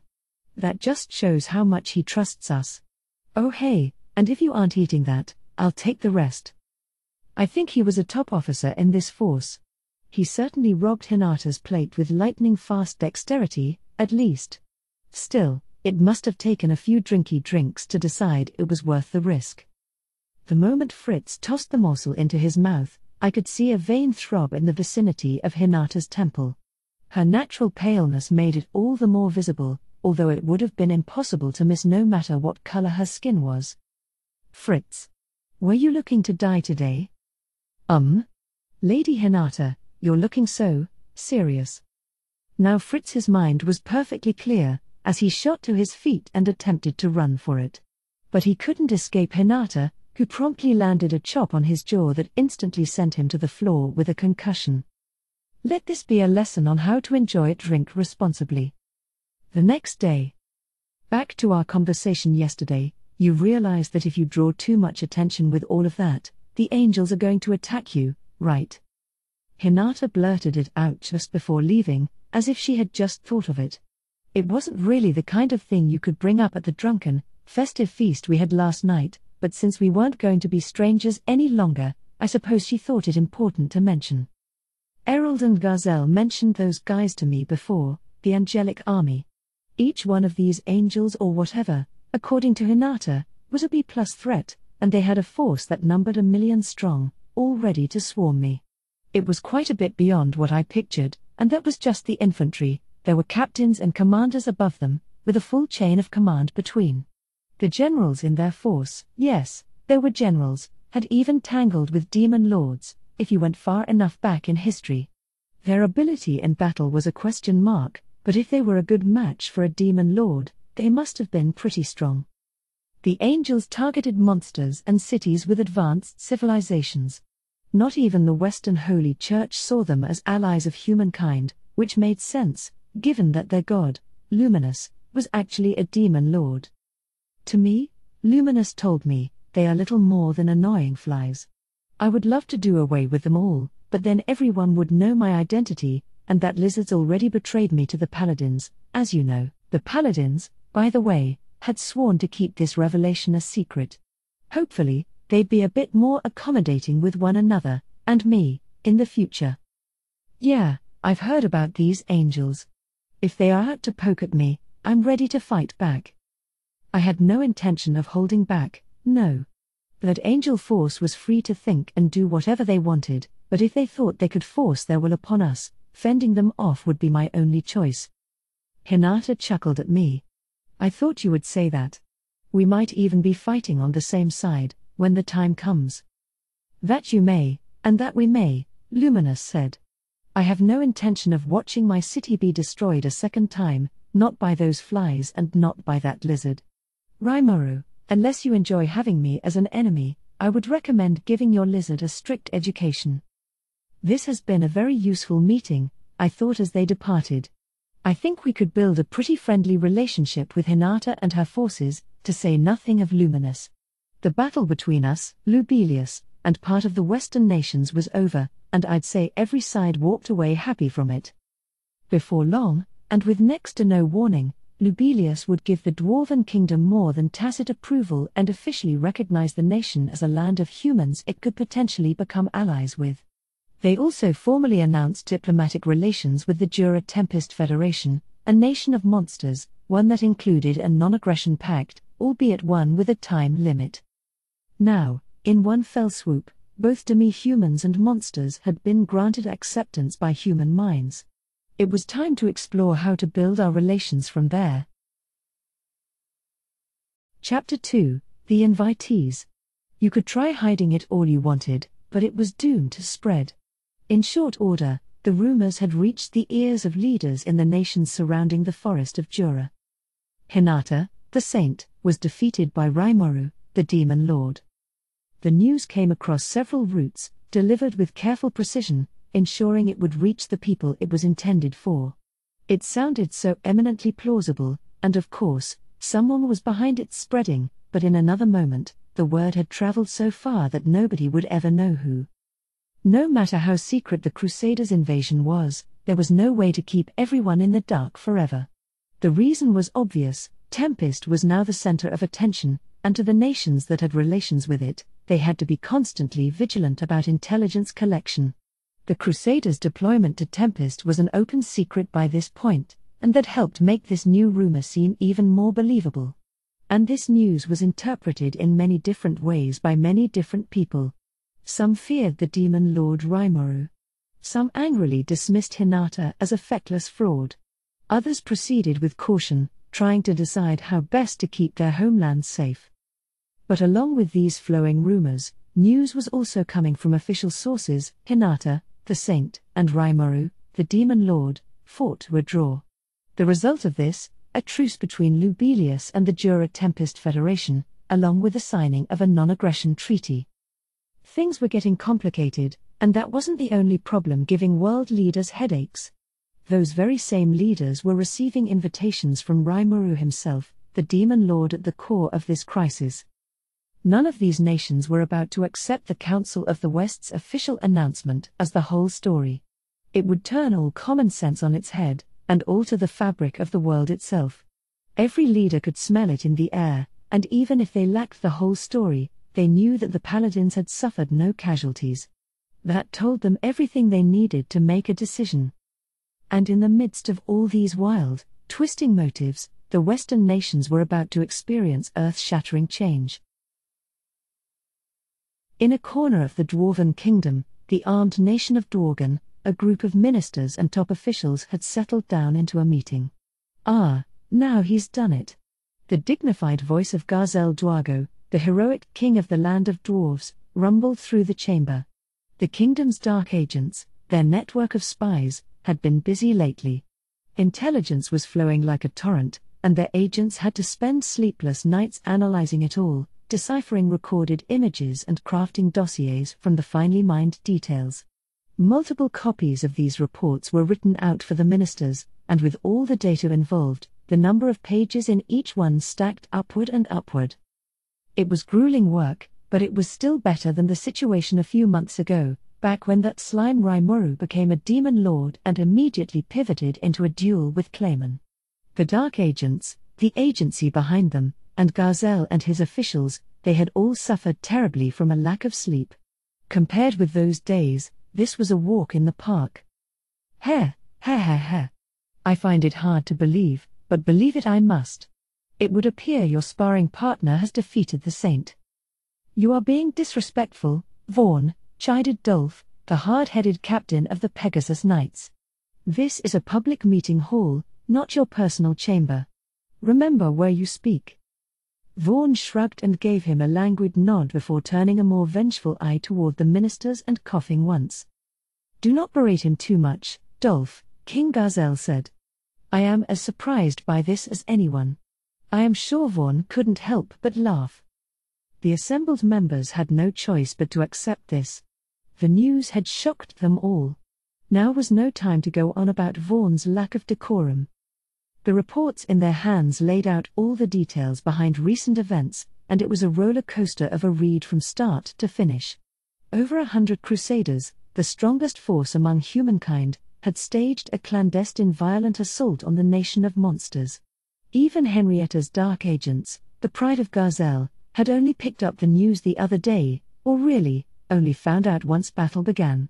And if the dark agents knew, there was no doubting every other nation's secret service did. Tempest, after all, was crawling with spies. Raimoru seemed to be aware of them, but essentially left them be, perhaps to better advertise his moves. Once full-bore combat began, even the most amateur intelligence organization would know what was going on. In the end, the Crusaders lost. The demon lord Raimoru had won, and without killing a single one of them. The Dark Agents sadly failed to witness the battle for themselves, but that was the report they gave. "But your Majesty," Henrietta said, "I saw it happen myself." As she explained, she was around to see the fight eventually devolve into a one-on-one duel between Hinata and Raimoru. However, due to an onrush of out-of-control magicules, the Dark Agents were blocked from magically eavesdropping on the event. "We also detected a powerful aura surrounding the area, and we believe that was the cause of this. So someone triggered a magicule storm powerful enough to block all monitoring magic? It was not a magicule storm, Lady Jane, so much as a clash of opposed energy waves triggering a jamming signal." Mused Jane, the elderly archwizard of the kingdom. "So you didn't see how this duel ended yourselves? Why are you so sure Hinata lost?" Hinata, all-powerful head of the Crusaders, required no introduction to Jane. She had personal insights into the saint's strength, and she found it hard to believe Hinata tasted defeat. "I can only offer circumstantial evidence in my defense," replied Henrietta. "But after centuries of refusing to side with monsters, the Western Holy Church has overturned its own doctrine. They've even sent us word about opening official connections with us, the dwarves. The nation of Lubelius is also moving to establish relations with Tempest. Word of this has been sent to governments worldwide, and we are now awaiting the official proclamation. These are drastic changes, and I believe they offer the clearest evidence yet that Hinata was defeated. Certainly, if those human supremacist blockheads so quickly changed their tune like that, I suppose it means something must have forced their hand. But, King Garzel, you know this means there's a greater chance than ever that the demon Lord Rimuru has grown more powerful than you, do you not? Jane seemed to find even asking the question painful. Hinata, the saint, and Garzel, the master of the sword, were an even match, whether Garzel wanted to admit it or not. If Hinata just lost, simple logic dictated that Rimuru now outclassed Garzel. Ridiculous. How dare you insult His Majesty, Lady Jane? The ministers howled at Jane, but she refused to budge. As far as she was concerned, the truth was the truth. And Garzel agreed. That much growth in the space of a few months? Vaughn casually asked. The question was greeted by a snort from the king. It's no longer a matter of growth, my good man. He thought. Even the last time they met, something about the demon Lord Rimuru seemed strange. This wasn't some gushing geyser of pure force in front of him, everything was calm. He couldn't feel a thing. Garzel's own power, the unique skill tyrant, which let him see through everything, even other people's thoughts, gave him no insight at all into the creature. It meant Rimuru was able to completely restrain his force. Maybe he didn't know everything about the outcome of the duel, but Hinata surviving the ordeal was an achievement in itself. It is likely so, he said, considering this. The evolution into Demon Lord means his powers now rival mine. Him defeating Hinata wouldn't be unusual at all. But, Your Majesty. You, the hero of generations, on an even keel with a monster born but a few years ago. I agree wholeheartedly. Surely my liege must be mistaken? And even if it is so, wouldn't that make the demon Lord Rimuru far too dangerous? The ministers were uproarious once more. Garzel sighed to himself. If that was how the logic went, Rimuru was far from the only threat. He looked down at his dossier. In it, the Dark Agents described how the officers under Rimuru fought against the 10 great saints, and according to their report, not one of the monsters fell. Each one scored a complete victory, some of them even overwhelming several saints at once. It was amazing news, and if it could be believed, there was no denying that Tempest's overall ability to wage war surpassed Torgan's. The magically recorded video evidence from the battle was hazy at best, making it hard to discern much detail. That was a shame, given how these devices were the height of dwarven technology, but with the unstable magicules in the air, they failed to function properly. Only the visual images survived, the audio failed to be recorded, and the quality of this imagery made it impossible to analyze the subject's abilities. You could barely make out what was happening, as valuable an asset as this evidence was. Still, Garzel could make out a few familiar figures in the images, the magic-born he had spoken with before. They've grown stronger. Our full force may not be enough to defeat them now. Some of the minsters were prattling on about the potential danger, others loudly disagreeing with them. They were both correct, most likely. Garzel tuned out the noise, pondering to himself. Maybe, he began to think, he should have wiped him out before he became this much of a threat. No. Rimuru was a monster with reason. He hoped for amicable relations with human countries. The town he built, the people he saved, the nations he'd connected with were all ample proof of that. If Rimuru was this unthinking brute who couldn't empathize with people, humankind would be exposed to unprecedented threats right now. But there's no need to worry about that. Heh. He wouldn't ever think about wiping out humankind. Not Rimuru. Garzel was convinced of it. Rimuru killed the demon Lord Clayman, he did not kill Hinata. That alone indicated to Garzel that Rimuru went out of his way to avoid antagonizing humankind. It was easy for him to drone out the minister's concerns with laughter. Heh. No need to worry. I will remind you that Rimuru remains my erstwhile partner in the martial arts. It would also behoove you to remember that we have backed the nation of Tempest earlier than any other nation. From him, we have earned the most trust he has given anyone. Do you intend to do away with that trust and doubt his intentions? He glared at the ministers, using some of his majesty to cow them into submission. It did the trick, restoring them to civility. Why, yes. Think of it that way, and it would be foolish to abandon our trade with them. Quite. The goods we take from them have immeasurable appeal. And we've even transferred recovery potion manufacturing to them. Whether in the form of technology exchange or anything else, a relationship must be based on trust. Why is there any need for us to panic? Yes, no need to worry at this point. They glanced at each other and smiled somewhat sheepishly. Garzel grinned at them. To the Dwarven Kingdom, which valued fairness as a core tenet, being a demon lord was no reason for discrimination. All the ministers seemed to remember that now, and Garzel was glad to see it. Yes, Rimuru had obtained astonishing strength, but looking back at past events, there was no doubting his trustworthiness as a person. They were still building a friendly relationship, keeping that going was the obvious choice.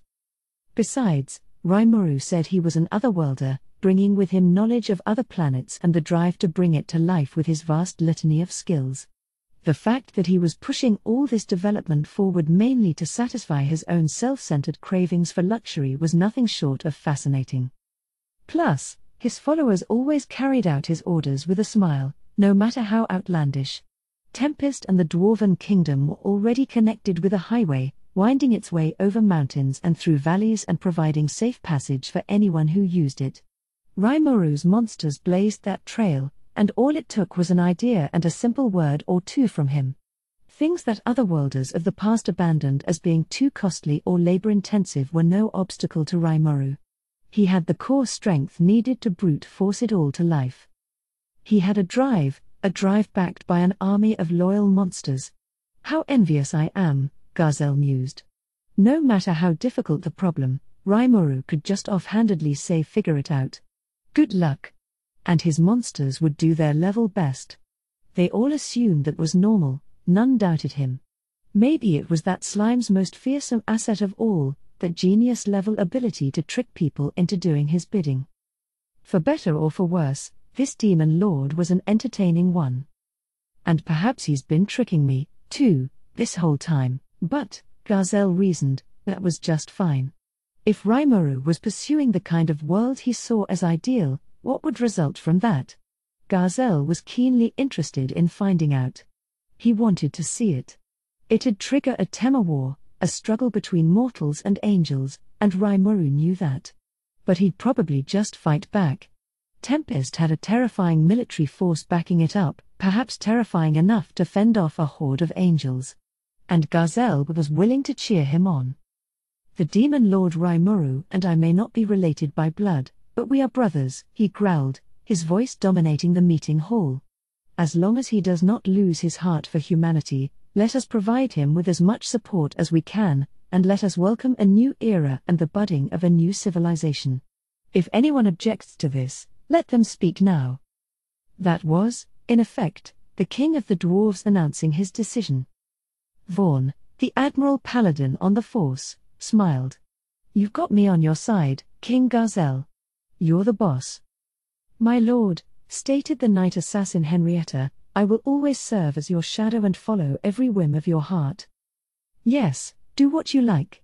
I am old, with little time left to live, but if my last few years may be happy ones, I will follow you as far as you may go, my lord.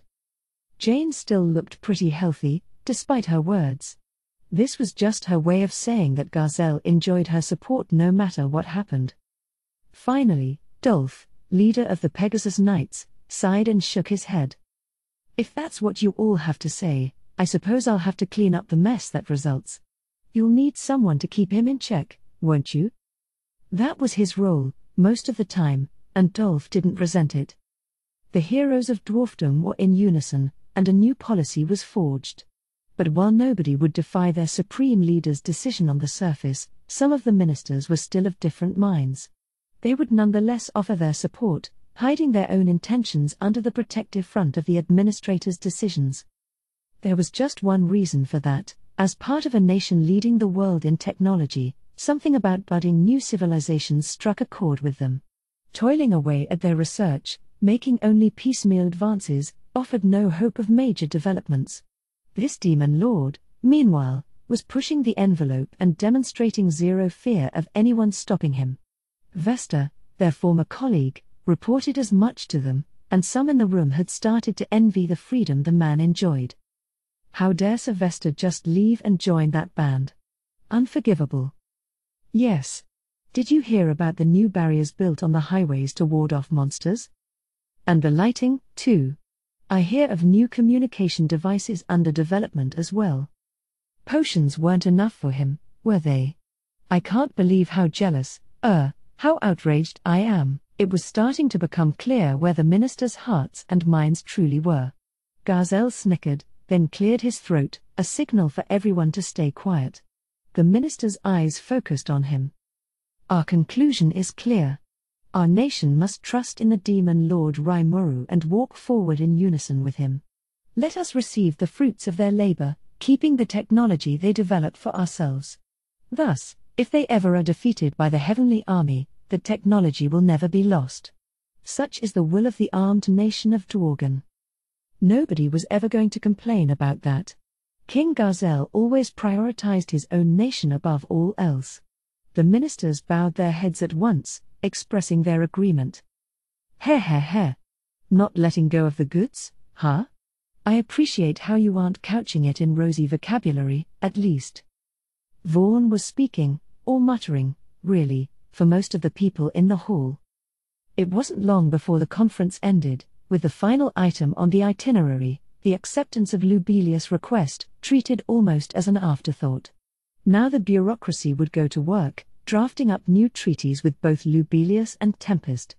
It wouldn't happen overnight, but the three of them, plus the rest of the Western nations, would all need to prepare together for the Tema War.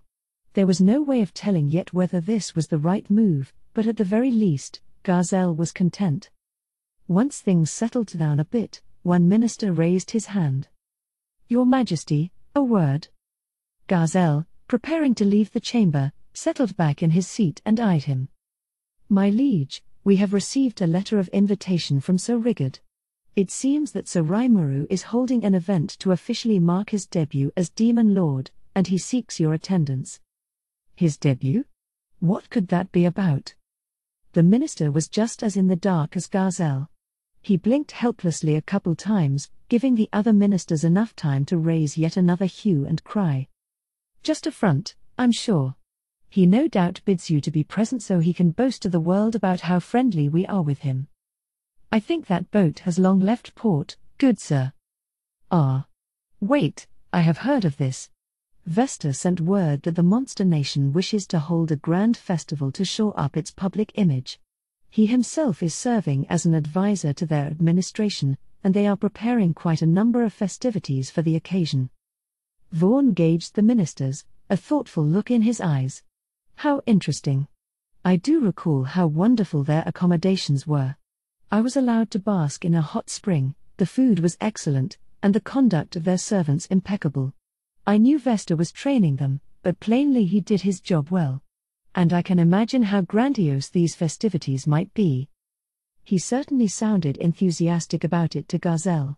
If the king turned down the invite, Vaughn seemed likely to go in his stead. That sly fox. I don't know what's motivating him, but he just doesn't know how to settle down and lie back, does he?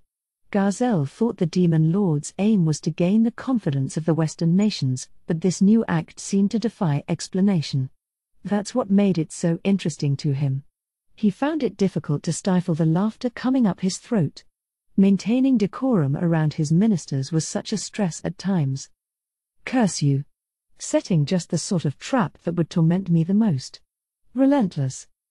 The irrational anger was enough to kill Garzel's urge to laugh. What is your bidding, my liege? A minister ventured to ask the silent king.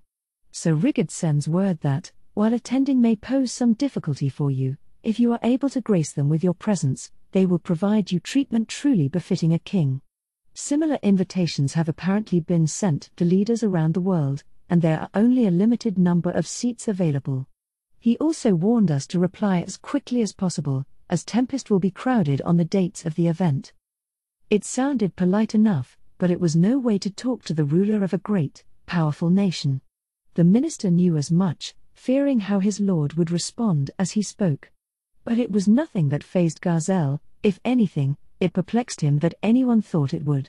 His tyrant's skill made it easy for him to read the minds of his ministers, so he smiled a bit as he attempted to correct them. "Let us accept the invitation, then.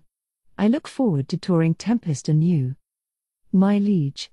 No matter how friendly Sir Rimuru is with you, I seriously question the validity of this event. We do not know what manner of entertainment there might be, but surely they could prepare a seat for you any time they wanted." Indeed. And they did not specify how long the invite list was, but do they think the world's great leaders have all the time in the world on their hands? No, they will not accept such a sudden request so readily. And Your Majesty personally traveling to the event presents some serious issues, if I may say so. The ministers weren't in the wrong. But Garzel paid them no mind. "I am not so sure about your concerns. If anything, this move shows supreme confidence on his part. You see, my minsters, you only know of him from the time he traveled to our gates. Now, as a demon lord, he is another creature entirely. This is the Rimuru so confidently holding this event, and it will no doubt be quite a fascinating one. Besides, I am sure many of us would like to explore the internal workings of Tempest, now that it has become a great military power. If they are sending out invitations, I have no doubts that many will be accepted. Just as Vaughan said, the lodging provided is superb, and if they want to establish a guest list sooner rather than later, it must surely be so they can provide the best service possible to their visitors." Very true, Vaughan agreed. He certainly did strike a bolder image as Demon Lord. Very few people indeed could get away with treating Sir Rimuru like a fool nowadays. And I can't help but wonder what sort of festival the monsters would want to hold. Whether representing our kingdom or not, I most certainly wish to participate. Vaughan had intended to be a part of this from the moment he heard of it, perhaps expecting to ask Vesta for an invitation. Garzel certainly didn't want him to have all the fun. He knew full well the ministers would be dead set against their king's attendance, though, so he searched for a method to make them see things his way. Besides, I am Rimuru's partner in battle, and as such, I must guide him to ensure he is not being ridiculed by his own people. I must make it known to his neighbors that we of Dworgen are the first nation to make friends with Tempest. Some of the ministers began to understand Garzel's true intentions. Why yes. We have the closest ties of all to Sir Rimuru, and we should be sure other nations are aware of it. Agreed.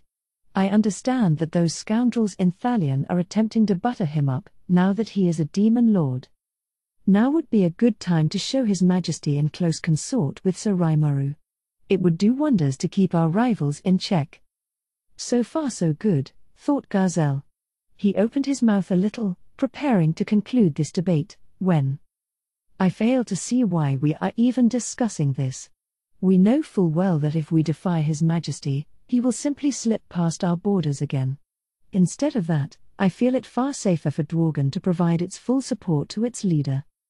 This was the chief elder of Dworgen's Senate chiding the ministers, a man who rarely participated in public debate. The time Garzel employed a body double to escape the kingdom undercover still grated at him, apparently. "Oh, brother. Well, at least I can join in the festivities now." This wasn't exactly the way Garzel meant to gain support, but it was good enough. It kind of put him off a little, but he was willing to accept it. Now, the Dwarven Kingdom was 100% committed to the Tempest invite, no matter how bewildered the ministers were by it, and with that, more and more people in the hall began expressing their desire to join in. Before long, Garzel had quite another problem. How am I ever going to pare down the list of attendants joining me? On the grounds of the royal palace of Thalion was a large, impressively beautiful garden, expansive enough to house a variety of plants and creatures rare to find in the wild.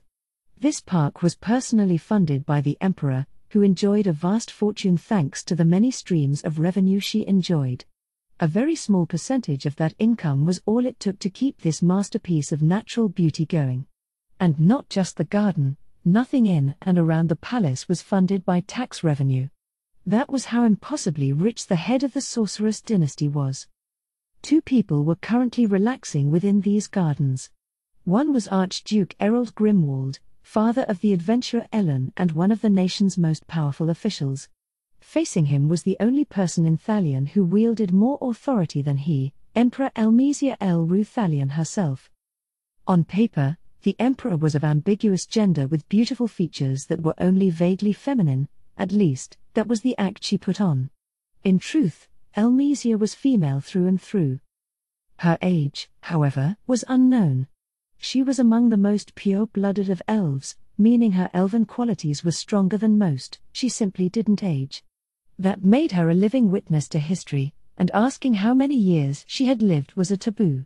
She looked elegant and noble, but she still hadn't lost her youth. In fact, her compact frame could cause one to mistake her for a child.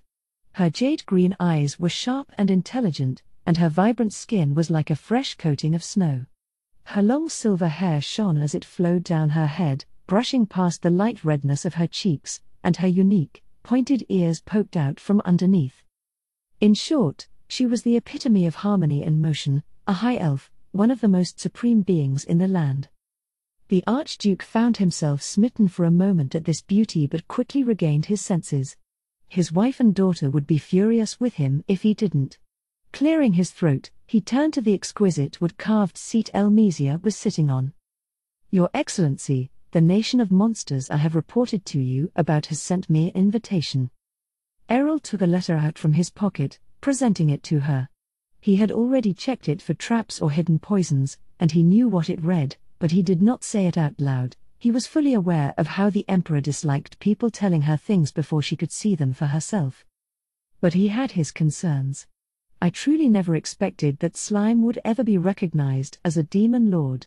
But even if he has, why would he call someone like me to this coronation of sorts?" The letter Errol presented to the Emperor was, in fact, addressed to him. There was no need to show it to Elmesia. But as the letter put it, "Please reply if able to attend, providing the number of participants you wish to bring." He interpreted this to mean he could bring as many +1s as he felt like. But who should join him? That was the rub. Some bodyguards would be a must, but the Archduke could hardly show up alone. Many of the nobles he had previously reported his travels to expressed keen interests in visiting for themselves. With Tempest becoming a new trade partner, courtly circles across the Sorceress dynasty were alive with talk of this new land. And the fascination was hardly exclusive to the nobility. When the Emperor received the initial report of Errol's audience with the demon lord Raimuru, her eyes had been cold and focused as she gave her response. So you went off to this fabulous land all by yourself? Well, weren't you fortunate, Errol? I imagine it was quite the exciting experience. And why did you leave me behind, Even naming yourself my representative and establishing ties with them, no less. If our business with them was that important, I would have liked to involve myself with it, wouldn't you agree? She had a point. But Errol came to Tempest on the pretense of rescuing his daughter, and what he found was a literal nation of monsters. He may have transferred his spirit into the body of a homunculus, but there was no telling what could have befallen him. There was no way he could have guaranteed Elmesia's safety if he took her there. But the Emperor gave him no quarter. If that is the charming sort of slime you met, I wish I could have seen him for myself. And meeting with a demon lord so soon after his birth. Why, I've lived for many, many years, and not even I have been graced with that opportunity. And look at you, hogging it for yourself. Does the term abandonment mean anything to you? Imagine being treated this way by my own people. What a pitiful leader I am. She had continued in this vein for a bit longer before wrapping it up like so. I've never been so envious, so offended in my life, I don't think. You, taking in all this risking all this danger and going off by yourself. It is scandalous. Elmesia's rebuke was really more whining than scolding. Most of her vassals only knew her unreadable mask and assumed the heart beneath was just as icy. She only showed this side of her personality to Archduke Errol and one other, although Errol took the brunt of it. If only they knew what's actually underneath, he always thought. However, thanks to the Emperor's pouting, the budget for this effort had been frozen. Their plans to share technology with Tempest delayed for the time being. Errol wanted to soothe her hurt feelings about it all so they could get the ball rolling on the tech swap again. If he decided to join the festivities solo without informing Elmesia, he'd most certainly be inviting her rage upon him. By that point, he feared, the frozen budget would be the least of his worries.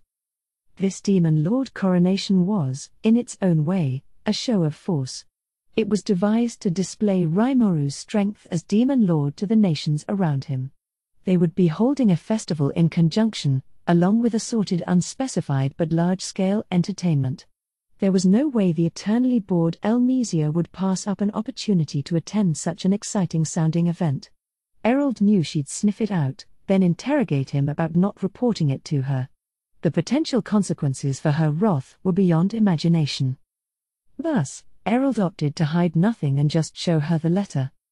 Now she lifted her head, fresh from reading it. Errol sat up straight in his seat. "So what do you intend to do with this?" Elmesia asked. "Do what, Your Excellency?" He was buying time, but Errol knew what Elmesia meant. He knew, but he couldn't say it himself. If the Emperor was going to join the festivities, this was now an official state visit, and that took the entire administration to prepare for. It was too significant a thing for Errol to suggest from his own lips. He wanted to be sure anything that came from this meeting was, first and foremost, the Emperor's idea. Playing dumb, are we? Do you know, Errol, of the sweet pastries we procured from that man Yoshida's bakery? They're far tastier than they used to be, aren't they? Could you venture a guess as to why? Errol fell silent. This change of subject was unexpected. Or are you saying a strategic genius such as yourself is oblivious to the goings-on in the streets? What a disappointment. I apologize, Your Excellency. By Yoshida, you refer to the baker who runs the establishment in Inglesia you enjoy so much? I believe the kingdom provides for his personal safety as an otherworlder, despite his lack of fighting skill. I was unaware that his work was distributed to Thalion, but how is that related to Sir Raimuru's invitation? If you didn't know something, better to be honest and ask. Maybe you can't get away from that if you're dealing with a stranger, but Errol was intimately familiar with the Emperor. She even let him look at her unobscured face, a right granted to a tiny handful of people in Thalion. You truly claim not to know, then? Elwyn brought some samples back several years ago as a souvenir. I suppose she didn't see fit to give you any. She what? The revelation that his own daughter declined to save any for him hurt harder than expected. Elmesia was clearly gratified to see this. All right. Seeing your expression is all I need. Let me tell you, then. Yoshida, it seems, has found a new source for his ingredients. It's allowed him to greatly expand the diversity of his wares, and the quality of his work has improved to match. In addition, in exchange for some monetary support, he's been willing to send a supply of his goods to us. Errol was well aware of Kaoru Yoshida. Like his fellow Otherworlders, he'd been the subject of much investigation and eventually pinpointed in the capital city of Inglesia, where he was running a cafe and sweet shop. He was said to lack any special skills, although that was unconfirmed. His talents as a pastry chef, however, were undoubtedly top of the line, enough so that he counted the Grand Master of the Free Guild as a grateful client. There were even rumors of Hinata, the saint, sneaking in after closing hours to avoid attracting a crowd. Thus, Errol already knew him as a successful tradesman, but Elmesia wasn't done speaking yet. So you know I invited Yoshida here once. Elwyn, you see, brought along the most tremendous cake I've ever had. I was hoping I could have him become the Empire's official dessert specialist. But he turned me down. No matter how much money I stacked on the table, Yoshida refused to come here. The way she put it, Yoshida wasn't the kind of man who was moved by money. Instead, she made do with having a small selection of souvenirs purchased for her. Your Excellency, what are you doing? Errol resisted shouting the thought out loud. But she still wasn't done. Recently, Yoshida apparently sent word that he'd be closing soon. I'm not sure if he's moving or opening up another location. But losing my dessert supply during his hiatus would be a nigh unbearable blow, wouldn't it? Not especially, no. That's what you have to say to me? Elwyn is quite fond of that bakery, you know. If their wares remained easily obtainable, I'm sure she'd be glad to ferry my orders back here. What? Oh, yes. She already comes back here for our regular tea parties. This was monumental news. Errol thought his daughter hadn't come near Thalion for years. Elmesia's revelation was a heavy blow. He already knew the 2 bodyguards assigned to her weren't exactly the most reliable agents out there, but he hadn't heard a word of this from the other observers he had hired to watch over her. He resolved to rake them over the coals about this later, but for now, he had to press Elmesia for more. This is grave news, is it not? Oh, yes, it is. But I've used some of my authority and funds to obtain some rather interesting information. What is it? Well, of all the places, it turns out that this baker is seriously considering a move to the nation you visited, Tempest. So tell me, what were you doing over there? This actually jogged Errol's memory a bit. Every meal he had at Tempest was a delight. His daughter Ellen practically wept tears of joy at first sight of their dessert selection. He even recalled her jumping up and down, Shuna's perfectly recreated that new recipe. And the like. Was that what she meant? Errol cried as the pieces fell into place. Elmesia sighed. Are you sure you still have all your marbles, Archduke? Errol wasn't so sure any longer. I'm sorry, he apologized, and he was entirely sincere. Now he saw what the Empress was displeased about. She suspected that Errol was hoarding all the sweets for himself, something he never would have done, even if it was for his daughter's sake. Nothing is ever too good for your daughter, after all. Now, at least, Errol's name had been cleared. Instead, Elmesia was now busy yelling at him about being totally oblivious to everything. Errol dutifully accepted it. But, Your Excellency, how will we respond to Sir Rimuru? Elmesia gave her companion a satisfied grin. Yes, well. She was acting all stately about it but didn't seem too interested in giving an answer. It irked Errol, but he wasn't foolish enough to offer his own words. As stated, the Emperor visiting a foreign land was a national-level project. If Errol brought up the idea first, he could see himself being shouted down by criticism. People would get in his way, it'd turn into a big mess. The Sorceress dynasty was established by the Emperor Elmesia, its sorceress sovereign, and the 13 royal families and other rulers under her gave her their total loyalty. In general, each family was responsible for governing their own fiefdoms, while the imperial court ran on the taxes they provided. None of the royal families had their own standing armies, all of that was concentrated on the empire side. The emperor was Thalion's commander-in-chief, responsible for arbitrating across fiefdoms and nations. Errol was born into one of these 13 families. His mother, Ellis Grimwald, was the matriarch who ran it. This Ellis was also the grandmother of Elmesia herself, the only other person in Errol's life he was forced to submit to. Errol's elder brother, the father of Elmesia, had been killed in battle with monsters. It was an event that happened both before Thalion's founding and well before Errol was even born. It made Elmesia his niece, even though she had lived far longer than him, another reason he owed her at least some respect. What about the other royal families besides Ellis's? They were, to say the least, often very peculiar. Some holed up in their domains, refusing to take any part in imperial administration, while others took advantage of their posts to actively participate in internal politics. Elmesia never made any policy statements herself, so a number of local nobles struggled to gain power for themselves instead. As Archduke, one of Errol's tasks was to keep an eye on people. That was why he had to be careful here. If this was just a pleasure trip, that was one thing, but many people would fault him for organizing a journey to a literal monster den. It could give them an excuse to strip him of his position.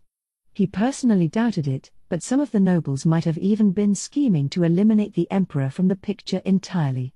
To keep that from happening, he knew he had to be thoroughly prepared. Or, you worry too much, Errol. Why, Your Excellency? No matter what those little fish think, none could ever exact revenge against me. Elmesia was changed now. She looked, and felt, like a ruler, an emperor with absolute power, one who never allowed rebellion even once in her life. As long-lived as she was, all the great kings and leaders of the world, even Errol himself, looked like nothing but a street gang formed of children. Errol tensed up and nervously swallowed. He could speak frankly with her thanks to sharing a bloodline, but technically speaking, she was far, far above him. He was lauded as a champion of the people himself, but Elmesia was on a whole other level. It was impossible not to be nervous around her. That demon lord. His name was Rimuru, yes? She said. We cannot let our guard down. How do you mean? She was stating the obvious. He was strong, obviously, and you couldn't discount the leadership he showed guiding his monsters. And there was never a demon lord who tried to build cooperative relationships with the nations around them before. But Elmesia wasn't one to verbalize such an obvious point, hence why Errol asked for clarification. This Rimuru, he rather easily accepted our request to build a highway to Thalion, didn't he? Yes. He asked for rights to things like tolls and customs fees, but he accepted the full construction job on his end. And there's the issue. Those rights could grant him an absolute fortune. Can't you see that looking at me, Errol? She was back to her usual casual self. Errol knew what she meant. Those revenue sources? Errol, too, realized early on that Rimuru was aiming for exactly that. That was why he thought carefully before giving him those rights. But now Elmesia was giving him a supercilious chuckle. You have a lot to learn, still. Long-lived species like ourselves can plan matters so we profit in the long term. You do realize that, do you not? Of course. I made my decision after judging the passage fees the Demon Lord Rimuru could charge versus the money it would take for us to build the highway. By his calculations, any tolls they'd pay would be far cheaper. Attempting to build a paved path through the forest of Jura, as monster-laden as it was, would require countless years and a massive budget. The Kusha Mountains at the forest's border were ruled by the organized, warlike Tengu. Working with them would be a slog, and once you were done with them, there were hundreds of other monsters and magical beasts to deal with. Even discounting them, the complex geography posed a major problem. It'd require tunnels dug through mountains, bridges strung across canyons, and workers who'd need round-the-clock protection the entire way. It'd be a century-long project, and while that wasn't out of the question for an empire with Thalion's resources, it was doubtful they'd ever see a return on their investment. With all that in mind, Rimuru's offer was music to Errol's ears. How naive of you, Elmesia said, shattering Errol's confidence. Certainly, crafting a highway in the forest is a daunting task. It has never been tried before because there was no benefit to it. She began guiding Errol through the issues involved. Just as he thought, there would be no profit from the project. It was rife with challenges, and there was no point to having a road through the forest anyway. But that was in the past. Before, the highway would have had to go all the way to the Dwarven Kingdom. Now, all it had to do was reach Tempest, the new nation in the middle of the woods. Also, there was now a purpose to the highway: trade. Working with the dwarves could have improved Thalion's technology, but there were too many obstacles in the way to achieve that. Now, with Tempest on the scene, things had changed. The southern Demon Lord domains are ruled by Milim, alongside Carillion, the Beast Master, and Frey, the Sky Queen. With all the military might they boast, they are set to become dazzlingly prosperous. Beyond that, we have the western nations to the northwest and the armed nation of Dworgen to the north. This new nation, Tempest, is nestled right between them, is it not? It is, yes. Errol felt he understood what Elmesia was driving at. He still didn't see how that meant he had erred. Things change over time, after all. That land had no value up to now, but as Elmesia pointed out, it now had boundless potential. Situated at a key location between multiple forces, it was bound to become a meeting point for all their cultures, and it was destined to grow rapidly. That was what the Demon Lord Rimuru wanted, and this was why Errol, deftly realizing this ahead of the crowd, wanted to firm up relations with him. But building a road to this new nation, as he knew full well, was a high-cost, high-risk endeavor. I decided that instead of embarking on a project that would require military support to back it up, it was better to secure profits through payment of their usage fees. He was confident he did the right thing. But the response failed to wipe the smile off Elmesia's face. You aren't incorrect. We haven't sustained any losses, and normally, I would congratulate you on a job well done. Buyuat, he is just as long-lived as us. A demon lord, remember. And if you sign an agreement with no binding time limit, you need to think much more carefully about it than that. I give you 8 points out of 10. Question mark. What we should have done is lend a hand in the construction effort. We should have selected personnel and built our own teams to handle the roadwork. They, meanwhile, could have focused solely on security. If we gave them at least a token effort at cooperation, that would have made our fee negotiations much easier. Exclamation mark. From now until the end of time, the demon lord Rimuru would hold all rights to the highway. And given their lack of cooperation at the beginning, these conditions would be frustratingly difficult to overturn. This was a demon lord, any attempts to coerce him with force would be the height of folly. Elmesia was right, and Errol, with his single-minded focus on profits, was wrong. This is why I always accuse you of being stubborn, Errol. You may be smart enough to notice when the tides are changing, but you can't hold on to your preconceptions like this. Errol was forced to admit it, she was right. The construction work would be dangerous, but if he had considered that compromise option, the costs wouldn't have been too high to consider. And bringing in people from Thalion could have led to the sharing of technical expertise, which would allow the Empire to take in Tempestian know-how for itself. What have I done? I failed to read that far into it. He could practically see Rimuru gloating in front of his face. But it was far too late to linger on the issue. So about my response to this invitation. Elmesia's face grew sterner. Errol sat up, nodding at her. Between the sweets shop and the highway, it's clear Rimuru is well versed in human customs. There's no doubting his status as a former Otherworlder, but now he possesses the power and authority to utilize his knowledge and experience fully. Demon Lord or not, he is truly extraordinary. Grand Master Yuki Kagurazuka and Captain Hinata Sakaguchi, both disciples of the hero Shizu Aizawa, may hold considerable clout in the Western nations, but neither is a match for Rimuru. If we want to be on good terms with him going forward, we can't afford not to attend this. We never had a choice from the beginning. That was the Emperor Elmesia's decision. Errol had no reason to disagree, although he still had his anxieties. I understand, Your Excellency. I will ensure no one impedes your participation.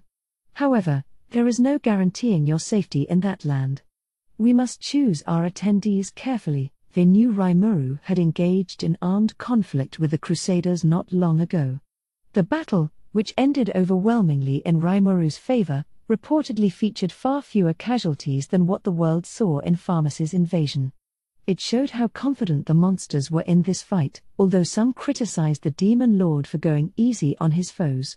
For someone who knew the inside truth, it was enough to make you swear off attacking Tempest forever, but there were plenty of clueless people out there looking to test their strength. This wouldn't discourage them, and Errol was concerned Tempest would see more conflict going forward, not less.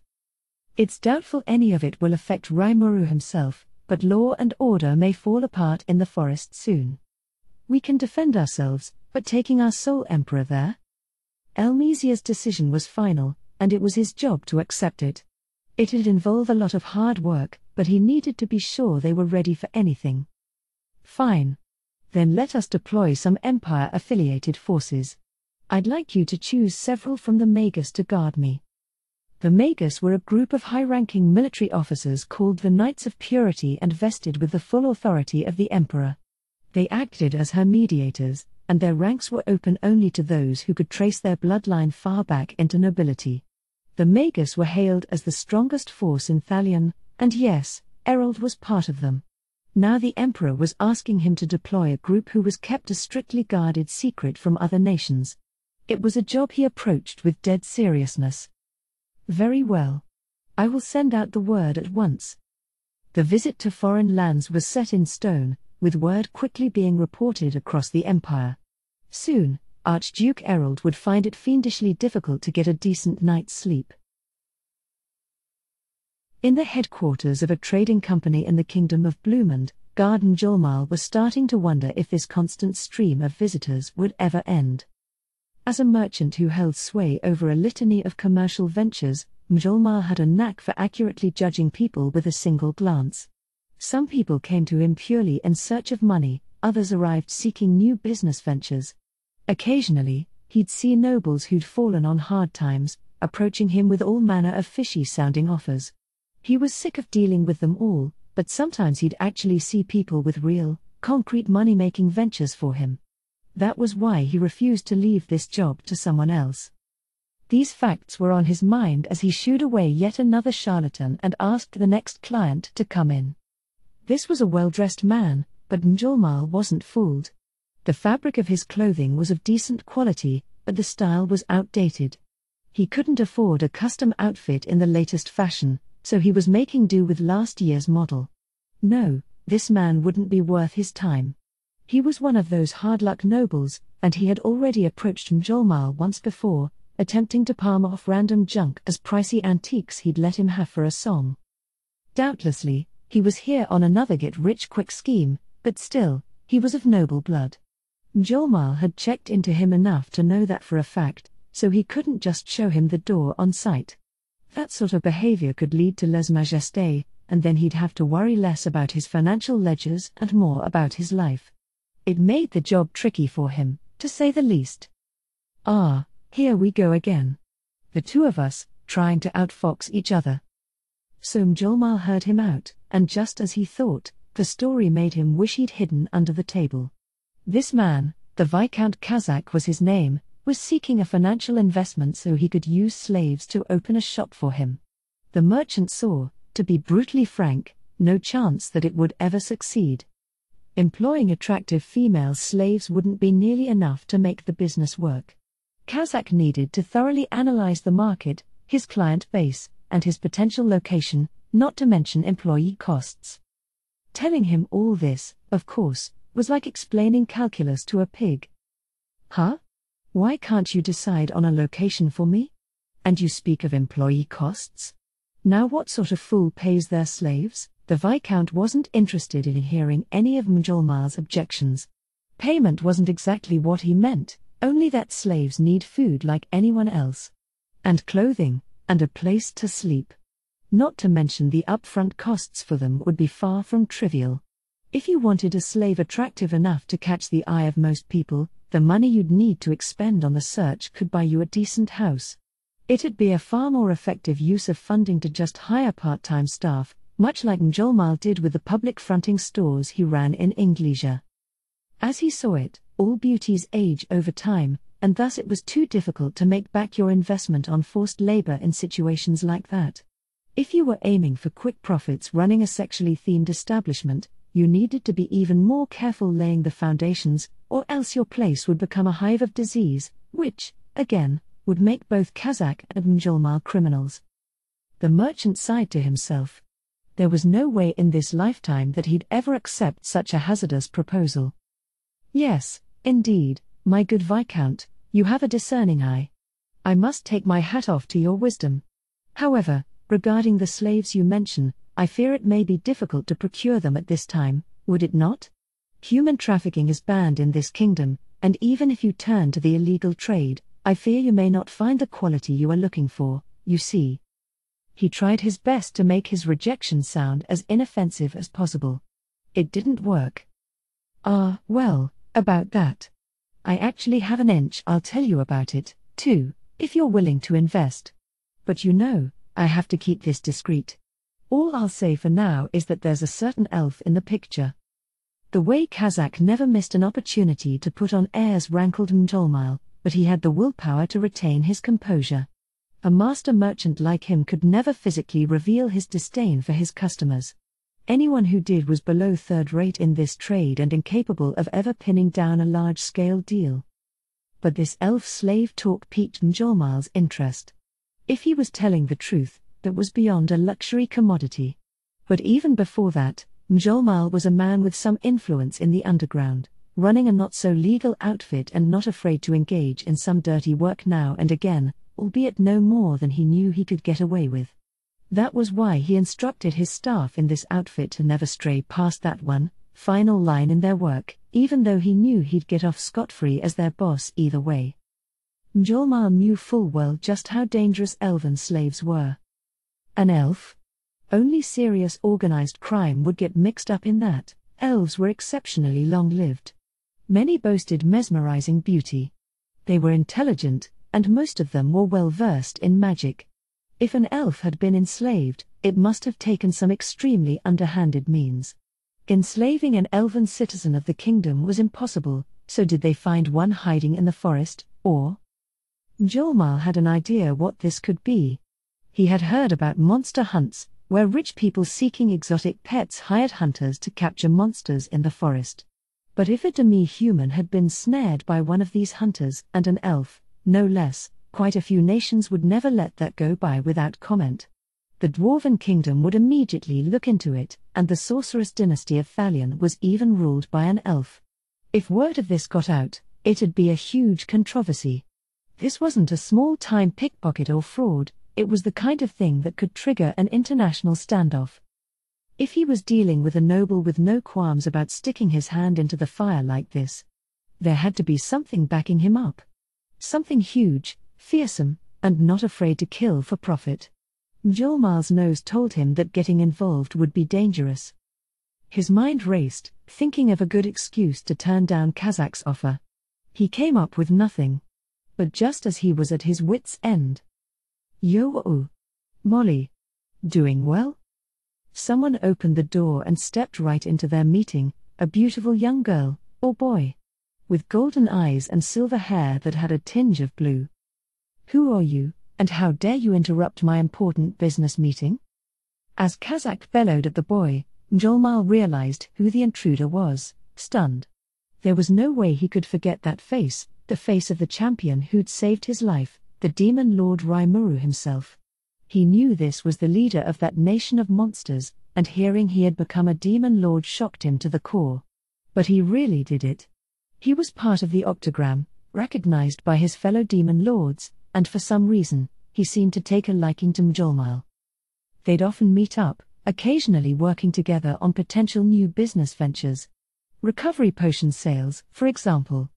Mjolmal was still the exclusive vendor around here, and he was now earning stable profits from his work. Just as things settled down with that, Rimuru approached him about developing a new type of food, ramen, brought in from his own world.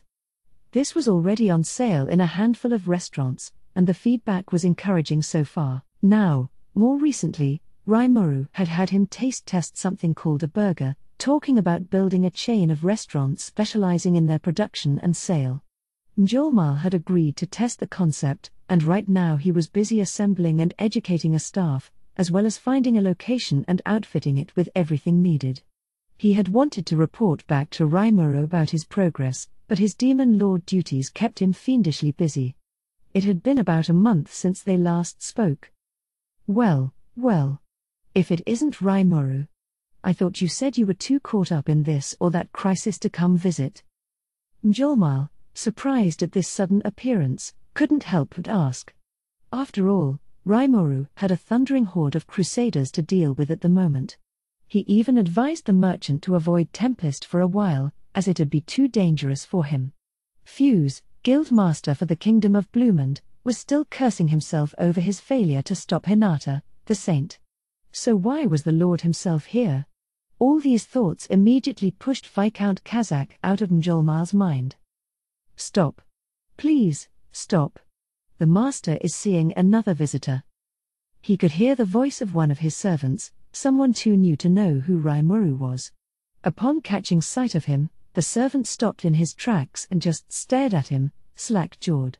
It was a rather pathetic sight to see, but Mjolmal couldn't blame him, since he himself might be doing the same if he didn't stop himself. It was fine if they were talking or scheming over something, but when Rimuru was his normal self, he was just so touchingly attractive, a completely different person. Rimuru, you said? Mjolmal ignored Kazakh.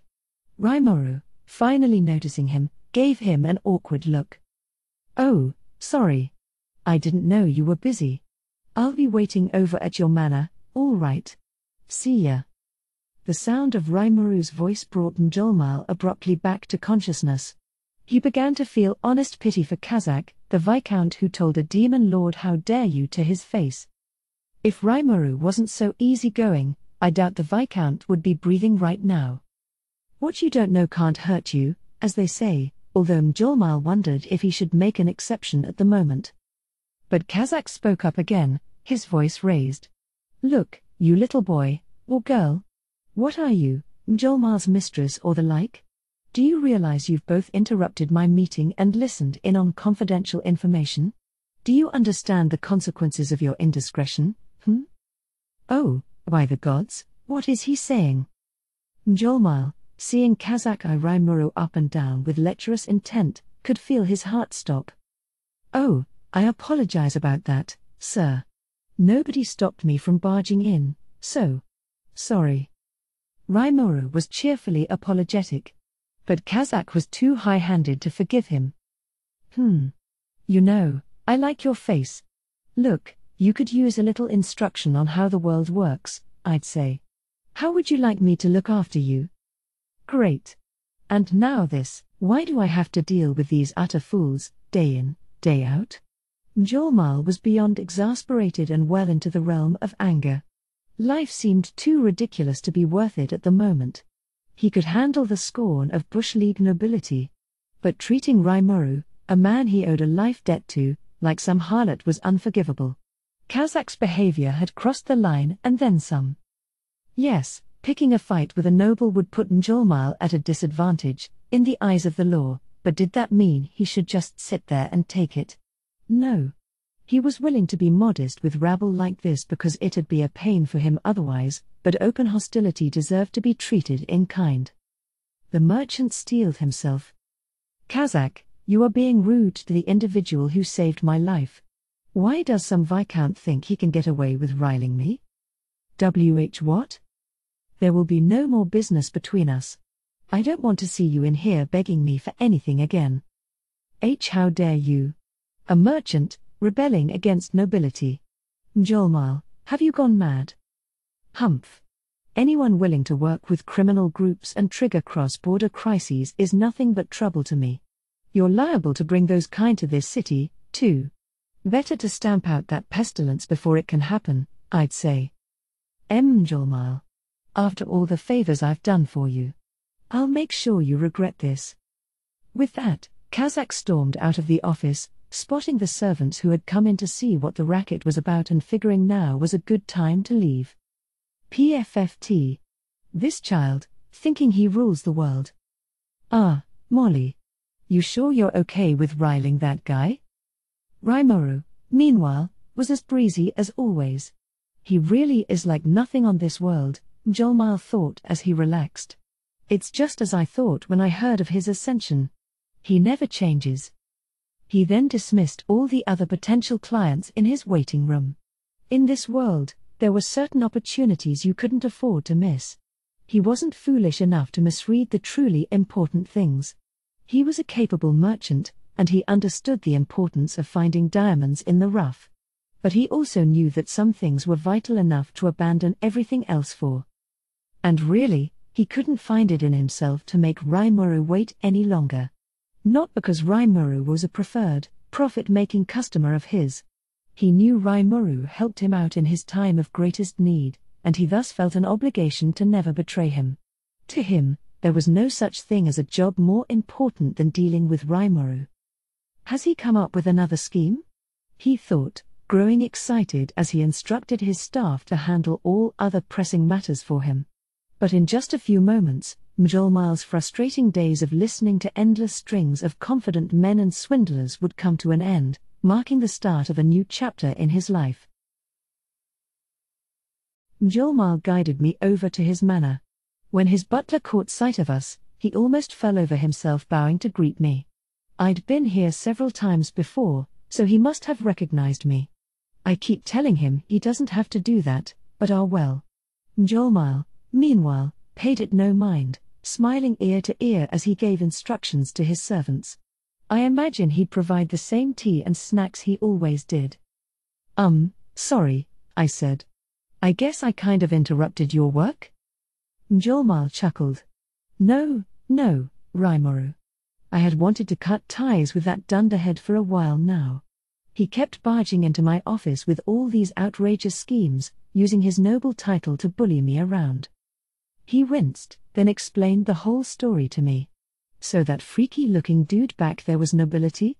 I could fully extinguish my aura at this point, so I didn't need a mask or anything when traveling to human towns.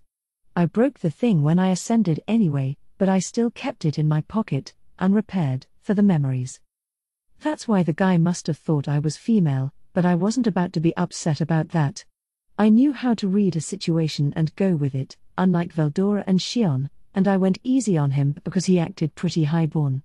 That was the right decision, I guess, but if Mjolmal wanted him out of his life anyway, maybe I shouldn't have bothered. But what if the nobles start getting hostile with you? Wouldn't that make life difficult? It would, but that man, Kazakh, is nothing but a parasite. Today he came in saying he wanted to deal in slaves. An elven one, even. Elven. I fired back, surprised. I saw a bunch of elves in that Dwarven Kingdom nightclub. Ellen had some elven blood in her, too. They were treated as demi-human, not monsters, and slavery was likely outlawed around here. Molly, I had taken to calling him that. Mjolmal was a mouthful. Molly, wouldn't that be a crime? Yes, very much so. He was asking me to be an accomplice to a crime. And I'll admit, I'm not exactly clean as a whistle, but not even I am brazen enough to enslave an elf. What'd happen if people found out? Good question. Kazakh has his Viscount title to fall back on. Lumen's a small kingdom, but that means the noble class isn't that extensive. Even someone like him has a fair amount of clout. He was a Viscount. No wonder he kept insulting me like that. That would put him above the Baron of Villard, Fuse's friend, and I can see why it'd be so much trouble for Mjolmal. You sure you're okay, then? They call me the King of the Dark City, you know. Don't worry about me. I've got enough strength to look out for myself. The King of the Dark City? Did Blumund even have a city like that? Maybe he was referring to the poorer districts of this nation, but even that was heaven compared with the kind of place Yom grew up in. When it came to law and order, Blumund was on the relatively decent side. I'd take his word for it, though. You really ought to be more careful than that. I've got a big job I want your help with. That's right. I had been in talks with him about all kinds of matters. If he picked a fight with some noble punk and it got out of hand, that'd be trouble for me. Wahaha. It's fine. When it comes to good fortune, you'll find none better than old Mjolmal here.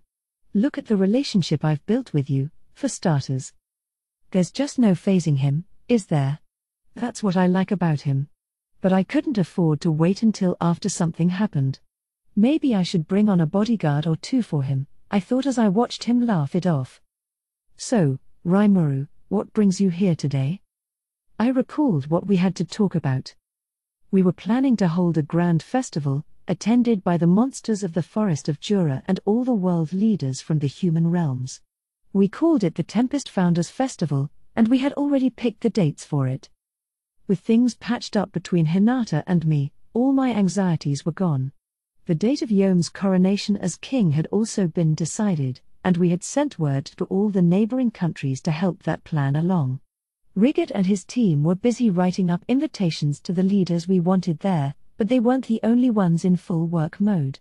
News of the nationwide festival had riled up enthusiasm across all my domain's monsters, and each of my administration's departments was formulating plans to wow them during the event.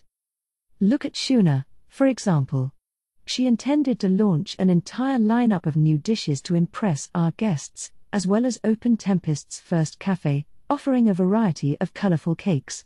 Yoshida, whose cafe in Inglesia was now a favorite of mine, was assisting in the effort. He had once turned down every offer I sent him, but the moment he set eyes on Shuna, I could see him start to get fidgety. B. Before I opened this cafe, I enjoyed the support of a great number of people. I'd be happy to help you, too, but I can't really leave here. I hope you will reconsider, Shuna said with a polite and elegant bow, one hand over the other. It was a little show-off why but powerful enough to shake the heart of any man. I figured it'd work well enough, but MMH. Flirting won't work on me, you know. If you want to convince me, do it in the kitchen. If you can wow me with your culinary skills, I would be glad to consider it. Thanks to Yoshida, this was now a cooking battle. Nothing worth worrying about for Shuna, though. Anyone could recognize her cuisine was first-rate. Shuna, give him everything you've got. Make this cocky baker beg for mercy with something spectacular. Yes, my lord. Whoa, who's being cocky now? I ignored Yoshida's complaining. Shuna was ready to go. Yoshida's own skills had lit a fire under her. With the cafe kitchen left to her, Shuna began cooking up the dish nearest and dearest to her heart, tomagoyaki, a rolled-up scrambled egg. Simple, yes, but one's ability to execute it perfectly was the ultimate way to test a chef's acumen. Yoshida eyed the results placed on a dish, then nervously swallowed before silently stabbing it with a fork and bringing it to his mouth. It's amazing. A one-hit KO. Thank you very much, said Shuna, smiling, and that smile was the final blow. Yoshida finally gave in, roundly defeated in heart and taste buds. PFFT. Well, you got me. But this is a special favor, all right. It was funny, watching this burly middle-aged guy act all shy around Shuna. He was practically falling over himself for this fetching young woman with light pink hair. I think he was smitten from the very start, actually, but better not to say that. If he wanted to play it cool, it'd be mean to stop him. So Shuna and Yoshida were now a pair in the kitchen. I had no doubts they and their work would be a star attraction at the festival. Next, we had Gable. The Dragonute was working with Vesta to build a presentation devoted to the history of healing potions. They intended to keep the core fundamentals of their research a trade secret, but they wanted to use this pavilion to recruit new people interested in joining their team. They had enough staff for now, they said, but just wanted to find potential hires with the kind of passion they wanted.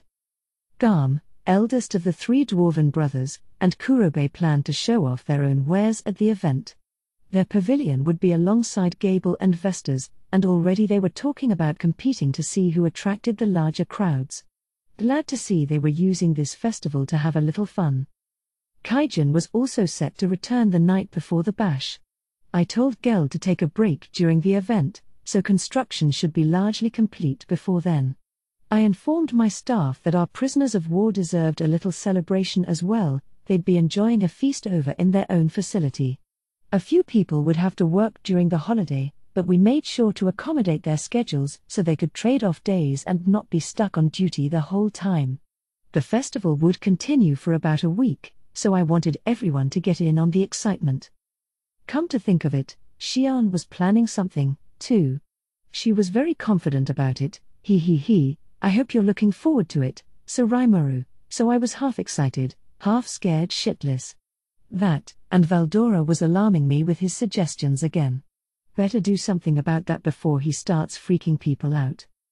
Looking at all these people, I figured I should probably pitch in somehow, which brings us to the involvement of my old friend Garden Jolmile. A manor servant brought me some tea. I had come here many times before, so he was used to me and provided a couple of the cookies I liked. Taking a sip of the drink, I grinned. It was just as tasty as always, helping put my mind in a better place. Time to move on to negotiations, then. Anyway, Molly, I've got another job for you. Don't worry, it's an easy one this time, I promise. Oh, another bright idea of yours? You always bring such fascinating projects to the table, but they certainly require a lot of start-up work, to say the least. He grinned at me. Despite his complaint, it was clear he was interested in what I had to offer him. My project to bring fast food to this world, burgers, the whole bit, was still underway. I had handed my outline of what needed to be done to Mjolmile, and he was in the midst of executing it. The plan had been on the back burner for a while, what with Hinata marching on me and everything, but I wanted to come over and see how it was going, as well as talk about putting up a satellite location in Tempest in time for our festival. Hee. Oh, don't be a stick in the mud, Molly. You know our recent project? Before we launch in Bloomond and Inglesia, I'd like you to maybe open up a test location in my nation first. Oh? I actually appreciate that offer a great deal, because I was just thinking about where we should train our staff. But if you're proposing that, have you worked out your differences with the Crusaders? He looked a bit concerned. I must have left him too long without updates. Although I didn't intend for it to turn into a fight, we had certain Luminism doctrine issues to deal with. If we were going to continue dealing with the Western nations, we couldn't afford to ignore the Holy Church issues. Now, however, that was all taken care of. We had nothing left to worry about.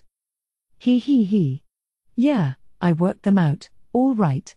Hinata and I made amends peacefully, and I also worked things out with Lou. Loose ends. We managed to set a few ground rules and tie up any loose ends, that's all. Everything's peachy keen now. I see. And here I thought the Western Holy Church was a much more intimidating group to work with. Glad to see they're more reasonable than that. Maybe I was too worried for my own good. Mjolnir gave me a relieved smile. I politely smiled back, sweating on the inside about the mistake I just barely avoided making. If I had followed through there and said Luminous's name, there'd be hell to pay, which I could deal with, but what if she decided to rub out Mjolnir as well? I was inviting both Luminous and Hinata and her Crusaders to the Founders' Festival, so I'd better not shoot my mouth off before then, not that I knew whether the Demon Lord would deign to grace my little event with her presence. She'd probably be like, why would I ever let myself be seen among the rabble? Or something. I'm sure she'd be an incredibly demanding visitor if she showed, so I honestly didn't mind if she declined. Though, maybe I ought to encourage her to attend? I don't know. In that case, Mjolnir happily exclaimed as I thought about this, let me show you the results of our training so far. There was no point wondering about whether she'd come. I needed to consider my own program for now. Oh, has it been going well? Nothing less than perfect. We've trained them to the point that everyone can perform their tasks on the same level. I knew you wouldn't let me down, Mjolnir. We grinned at each other. It sounded like making our debut at the fest wouldn't be an issue. So can we put up a storefront offering burgers, hot dogs, fries, and the drink lineup we talked about? That we can. And I think we can attract customers with those beef skewers dipped in the secret sauce you talked about. Pairing them with a rice bowl will definitely improve our bottom line. It's been getting good reviews? Mjolnir briskly nodded. It's become a low-key staff favorite, that's for sure. Making yakitori skewers out of cow deer and chidukan seemed to satisfy people. Great. Let's add that to the menu, too. Do we have enough employees to work with? Well, for the moment, I'm thinking we could launch with upward of 20 locations. But starting that big would take a fair amount of money. We'd need backup personnel, which I'm training right now. That's a necessary expense, the way I see it. So along those lines, if we can deploy more gradually, say 5 locations at a time, that'll put us well within budget. That's Mjolnir for you. He fully understood my proposal, and already he was working out any staff issues involved. In that case. All right. Well, sorry to trouble you for this, but can you bring over around 5 of your best employees? 5? What did you want from them? Well, I've got this friend of mine. His name's Veldora. Veldora? Yeah, and he's, super worked up about opening a hibachi booth at the fest. Is he? Mjolnir seemed to be growing visibly paler as I explained. It worried me, but I soldiered on. So it'd be way too dangerous to leave him running that by himself, right? I would say so, yes. I beamed at him. So that's why I want 5 of your best staffers to help him, Mjolnir, watching me gleefully dump all the responsibility on him, turned his eyes toward the ceiling. Would you be able to guarantee the, safety of this staff? Of course. Whenever they have any problems, they can come right to me. If Veldora starts getting all uppity, I'll put him in his place. I trust you will, yes, but… we are talking about the Veldora, yes? The Storm Dragon? I suppose we were. Guess Mjolnir knew the name, didn't he? Is that bad? Bad may not be the correct term. I just wonder if the crew will be, too, well, petrified to get any work done. I should have known. Yeah, if you hadn't met Veldora, you must think he's crazy scary, huh? Catastrophe class, and all that. Well, maybe that's not a good idea, huh? No, perhaps not. If he could at least assume another name for himself, temporarily, our staff could work for him unawares. Aha. Yes. Brilliant, Molly. Let's give him another name so nobody knows who he is. Huh? You can do that? Sure. If he whines about it, I'll just tell him he can't do the hibachi thing at all. Right, let's do that. And I'll pay a special bonus to the 5 people you pick for me, so let them know I'm counting on 'em, okay? Whether Mjolnir was keeping up with me or not, I considered this problem as good as solved. Veldora was being as selfish as always, but we were entertaining world celebrities here. Embarrassment would be the least of our worries if he gave all our guests food poisoning or whatever, so I couldn't rest easy until I knew there were people who could watch over and direct him. I didn't want to dismiss him out of hand, but I was too nervous to let him off the leash completely, so it's a lucky thing Mjolnir had the staff trained like I asked him. He looked like he wanted to tell me something, but probably nothing important. The ball was in his court now. Rimuru looked supremely happy with himself at resolving this issue. Mjolnir, meanwhile, felt like someone had just thrown a lit bomb into his lap. Lord Veldora? I knew the seal had been undone, but he wants me to deal with him? This was a major headache in the making, for sure. Rimuru was talking sense at first. Building a stand for the festival would be a good training opportunity. But if they were babysitting Veldora as well, that was another story. Mjolnir wondered what the hell he had just gotten himself into, but as he observed the smiling, carefree Rimuru in front of him, he decided to take the well approach. Ever since Rimuru saved him, he had tried to live life with no regrets.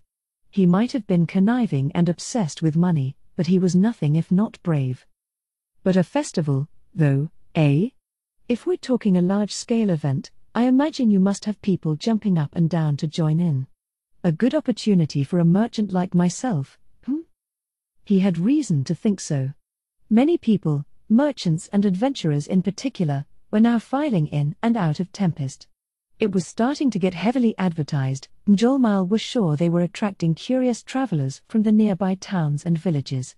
That was exactly the kind of situation a merchant stood to profit from. Oh, you're interested? Rimuru took a sip from his tea, apparently picking up on Mjolnir's muttering. You know, to tell the truth, I'm still wavering on a few things with this festival. I know you've helped us decide on some of our attractions already, but I'm still trying to think of a big, flashy centerpiece for the event. A centerpiece? Yeah. Basically, my plan is to turn our town into a kind of health resort. We've got our hot spring infrastructure in place, along with lodging and guest houses suitable for royalty, but I feel like we're still lacking in entertainment. I see, Mjolnir replied, figuring it wouldn't hurt to hear him out. As the excited Rimuru then explained, Tempest already boasted a healthy amount of high-end accommodation. Mjolnir had stayed in it before, so he knew that much.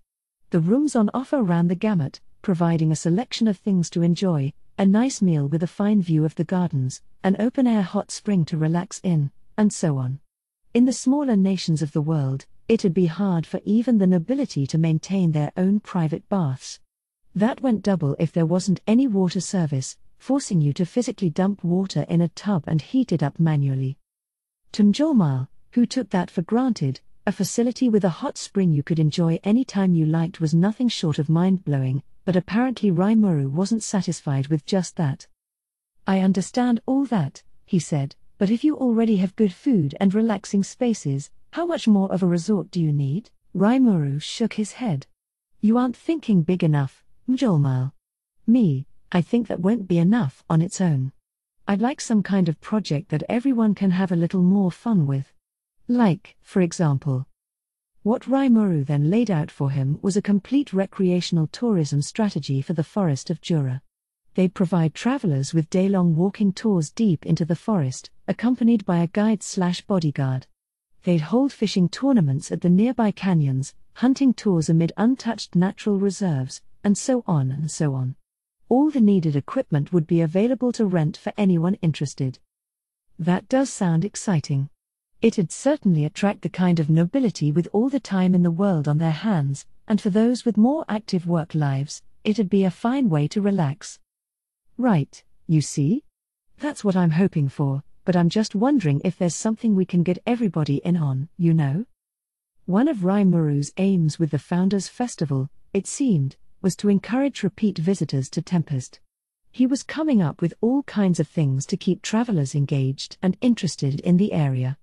Mjolnir was both amazed and exasperated. How many years ahead was he even thinking?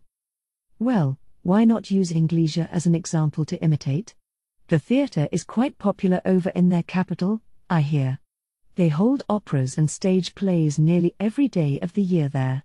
You also see fighting tournaments held live at the arena. Ooh. Oh, yes. Where the hero Masaaki is, right. Isn't he really popular? He certainly is. Lightspeed Masaaki, as they call him. He's dominated the tournaments for years. I'm actually rather a fan of his. You are? Even a hardened merchant like Mjolnir had his sports allegiances. He began giving an in-depth explanation of the tournament system to Rimuru, failing to notice how he began to yawn almost instantly.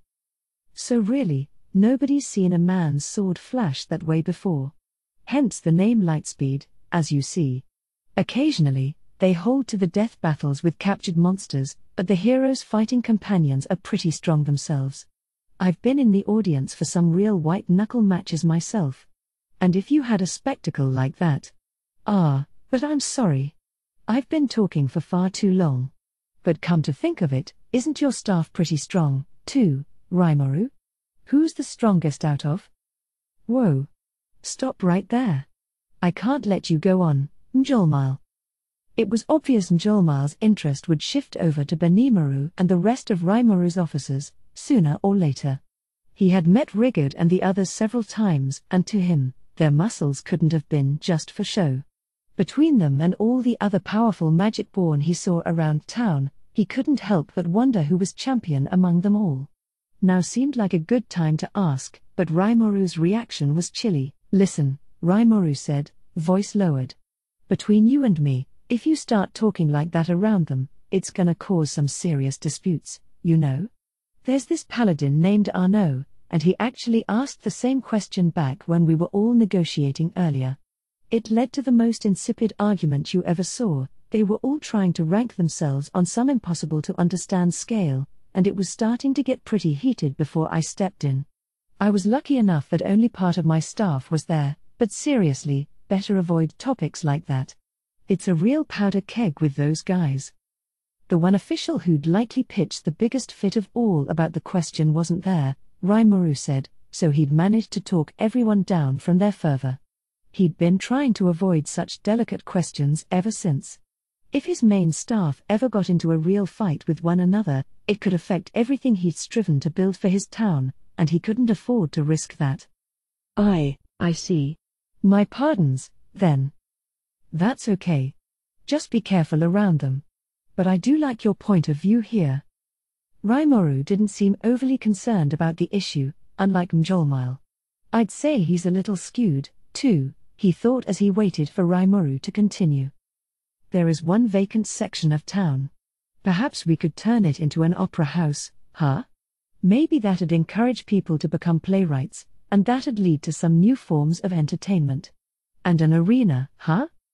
He looked at Njolmal, and the merchant could almost see the gears turning behind his smile. Great, he thought. He's got some grandiose plan in mind again. Why does he always have to look like that? He's good-looking enough as long as he keeps his mouth shut. Molly. He shuddered. The moment had come. Why, yes. You know a lot about battle tournaments, right? Rimuru stood up and then sat next to Njolmal, voice as ingratiating as possible as he practically whispered in his ear. How about we hold one, then? Can you arrange that for me?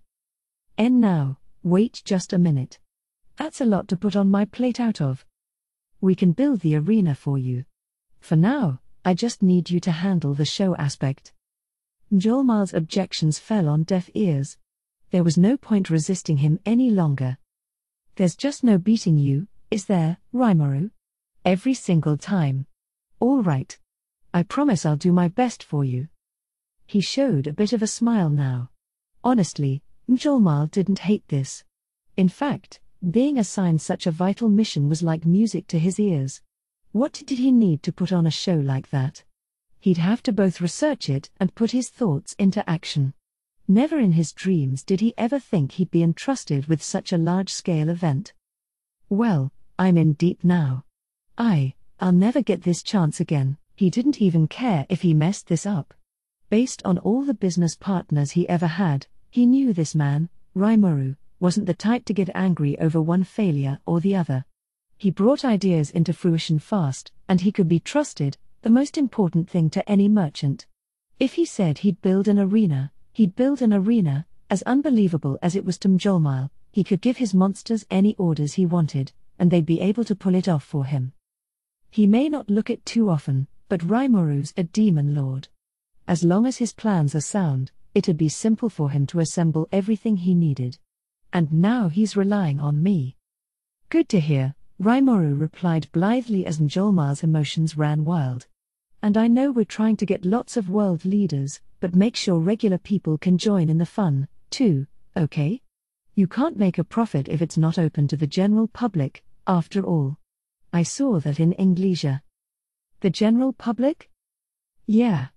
I'm going to build a coliseum capable of holding 50,000 people or so. Like I said, there's some vacant space to work with. If we build that fast food stand we were talking about nearby, that ought to goose our profits, won't it? We could have people go around selling food, and besides, the more foot traffic passing by, the more customers we'll get, right? What do you think, Molly? Rimuru was picturing entertainment for the masses, and taking the masses' money. A 50,000-seat coliseum would compare to Inglesia's pretty favorably. In fact, it'd be 5 times that arena's size. It showed how serious Rimuru was about this. You see, we can have some standing room sections that will let people into at no charge. Meanwhile, we can direct rich people to the reserved seats and charge them appropriately. And then we'll have royal boxes for the nobility with more money than sense. We'll also need seats for special guests and invitees and things. I'd like you to figure out the ratios we need for all these seat types, if we want to make as much money as possible. Once again, he was leaving it all to Njolmal with a smile. Not even Inglesia's arena allowed the farmer and citizen classes to watch arena events for free. Njolmal could see the logic to it. I see. I thought 50,000 was too high a number to aim for, but if that's what you're picturing. Right. It's important that we attract people's interest with this stuff. And if we pack the standing room sections, won't that make a reserved seat look more attractive if you can afford it?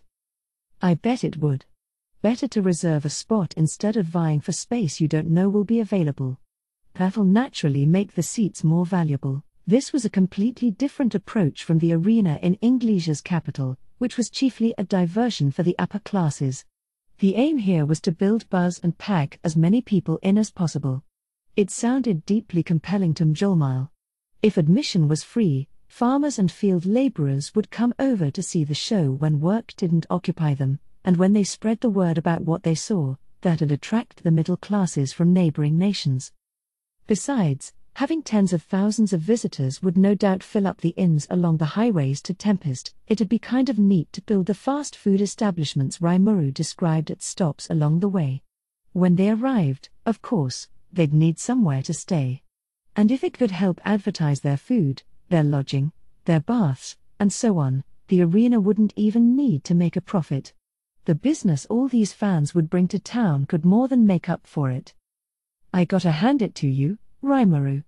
You had this all planned out from the start, didn't you? Huh? Yeah, kind of. Of course, yes. You have enough hotel rooms for it, I think. The issue becomes how to attract guests on a regular basis. We'll need to think about boosting our profit margins later, but spreading the word comes first, I think. And that's what you're counting on me to help with? Why, yeah. Pretty much. I see. You want me to come up with the kind of entertainment that'll bring people back again and again. Something that'll make them contemplate another visit, even if this particular battle tournament turns a loss. If we do that, you'll consider this a success. That's exactly what I'm saying. I'm impressed you understand me so well, Molly. You're the only man I can trust with this job. This job, find ways to attract people to Tempest, using a battle tournament as bait, excited Njolmile to the core. And really, Rimuru had all but worked it out by himself before throwing it in his lap. He had to resist the urge to shout out loud with excitement. Heh. This is just too much. Hey, it's best to leave things like this to a professional, right? Don't tell me you don't feel up to it, Molly. Ha. How harsh of you. I never realized you had such a mean streak, Rimuru. Ha. Right you are. But this is a piece of cake for you, isn't it? They both laughed loudly at each other, then exchanged sly glances. You realize how much money is going to change hands here, I'm sure you do. Heh. Not to worry. You have Njolmile on your side, and accounting is my middle name. Just watch, I'm going to give you exactly the results you want. I'm sure you will. Counting on you is the smartest thing I've ever done. Rimuru was right. This tournament would take a lot of money. He honestly scared Njolmile sometimes. He began to wonder just how far ahead he was thinking. The thought gave him vague fears, even as his mind filled with wild dreams. Now, along those lines, I think I've stumbled upon a new way we can use your healing potions. That medicine can heal you as long as you are not killed instantly, yes? That means our competitors can fight with no small level of intensity, I assume. Plus, if a fighter is injured in one match and appears good as new in the next one, that would certainly make for some good advertising. What? Oh, did you not think that far? No, I did. It's just that, I wanted to see if your thoughts were any different from mine. Ah, I see.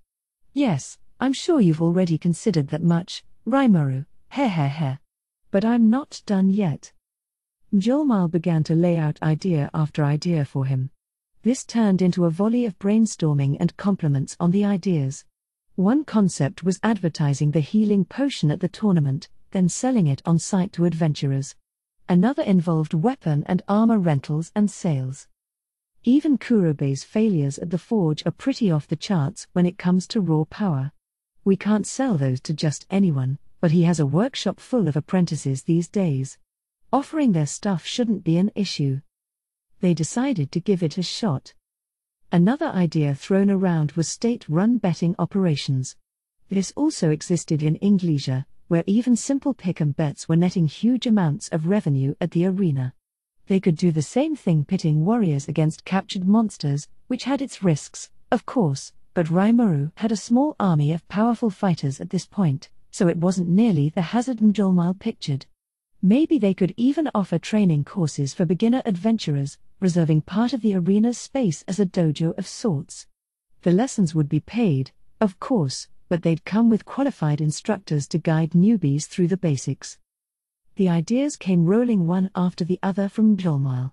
As long as Rimuru was providing his full support, he felt like he'd never run out of them.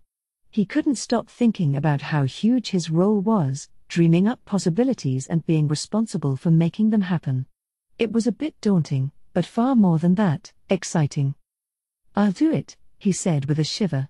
"I'll do it all for you. My merchant soul is telling me we're going to make a massive pile of money on this."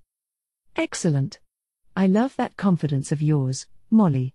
And I know you got what it takes to give me the kind of revenue I want." Rimourou's praise embarrassed Mjolnir a bit. But he wasn't done yet. "Also, if you're interested, of course, if this whole tournament turns out well, you wanna come live in my town? I could make a trade department for you, or maybe a PR firm or general financial office. It doesn't matter what we call it, actually, but I could let you run it all. I got a pretty big population to govern these days, and once the tournament's over, I think it's high time we reorganize our administration. I'm sure everyone will agree to it, as long as you can pull this off. What do you think?" Rimuru sounded like he didn't doubt Mjolnir at all. It made his heart dance. The question "what do you think?" plucked his heartstrings like a master harpist, and the melodies echoed over and over through his mind like a concert hall. He gave him a strong nod. "There's just no beating you, Rimuru. Or should I start calling you Sir Rimuru? I promise you, Sir Rimuru, I'll do whatever it takes to succeed and join your team." There wasn't a moment's hesitation. How could there ever be? This man has counted on me so far, he thought. I can't let myself mess this up. As advanced as he was in age, Mjolnir was now captive to the burning fires of excitement and hope and dreams in his heart. He could barely stay seated. He wished he could bottle this feeling up in a jar and keep it nearby forever. "You don't have to exaggerate," Rimuru laughed, but the more they got into details, the more Mjolnir felt like he was going to jump out of his skin. Pulling this event off, and becoming Rimuru's trusted associate, was his new ambition in life, and he was ready to fight tooth and nail to make it happen. Once Rimuru left, Mjolnir called over his retainers and servants. "What did Sir Rimuru want from you, Sir Mjolnir?" asked Beeth, the former sea-level adventurer who was now the merchant's personal bodyguard. "Beeth," Mjolnir replied with an elated nod, "things are about to get very busy." "Oh, did he give you another impossible task? I like all the ideas he has, but I wish he understood how much he puts you through the ringer, huh?" He laughed, but he didn't really mean it. Just like Mjolnir, Beeth owed Rimuru his life. He was one of the Demon Lord's greatest fans, and while he described it as a ringer, Beeth probably enjoyed the ringing more than anyone else. Mjolnir chuckled back at him. "Beeth, this is gonna be nothing like you've ever seen before. Everything I've done up to now was like selling pencils on the street corner compared with what's coming. I'll be wagering my destiny on this one." He already looked like a mob boss, but Mjolnir's smile only added to his foreboding presence. His retainers were used to it, but none could hide their surprise upon hearing this declaration. "What do you mean by that, boss?" his chief butler asked. His boss gave him a quick recap, running a battle tournament alongside the Founders Festival, together with a test run of their upcoming fast food concept. The festival itself would be a show of force for the newly ascended Rimuru, an effort all of Tempest was pitching in for, and the scope of it was likely beyond even Mjolnir's imagination. His excitement at receiving such a vital assignment was plain as he explained to the staff. "Thus, I've decided," he concluded, "that I want to become part of Rimuru's team. No matter what, I have to make sure this is a huge success." His servants began to chatter among themselves. Mjolnir, it seemed, had no intention of returning to Bloomond. It caused quite a stir. "Heh.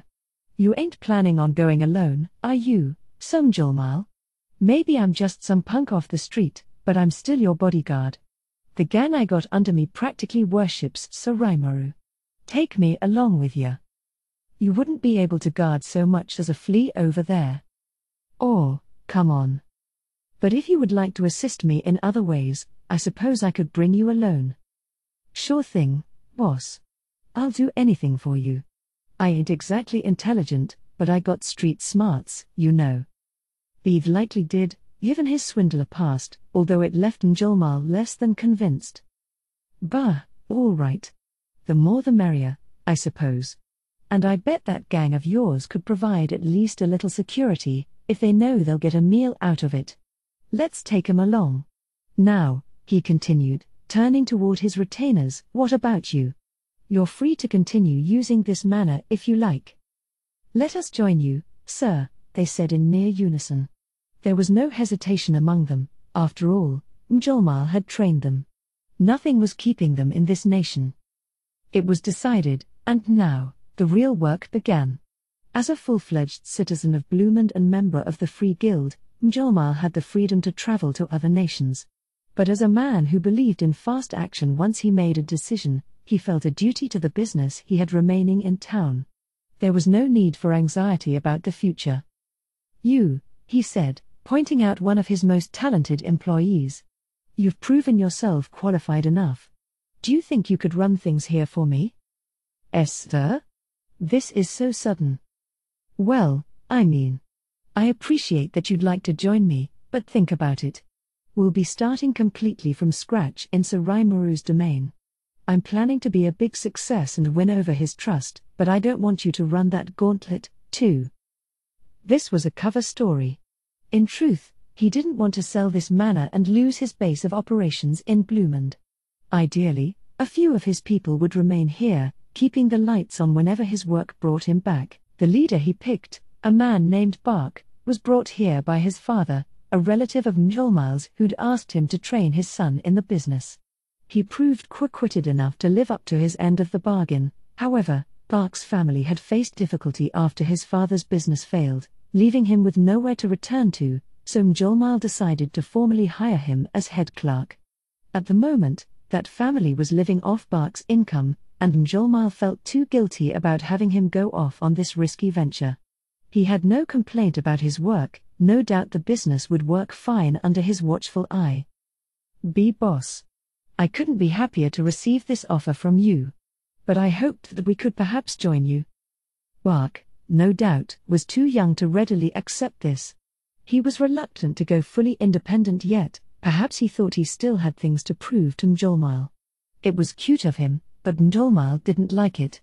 If Bark wanted to stand out on his own, he had to be let out in the wild sooner or later. This was a golden opportunity. Bark, I am not your father. I'm offering you a position running this business, but I'm not giving it to you. Listen, even after I leave here, you better not do anything that puts this business on the rocks, all right?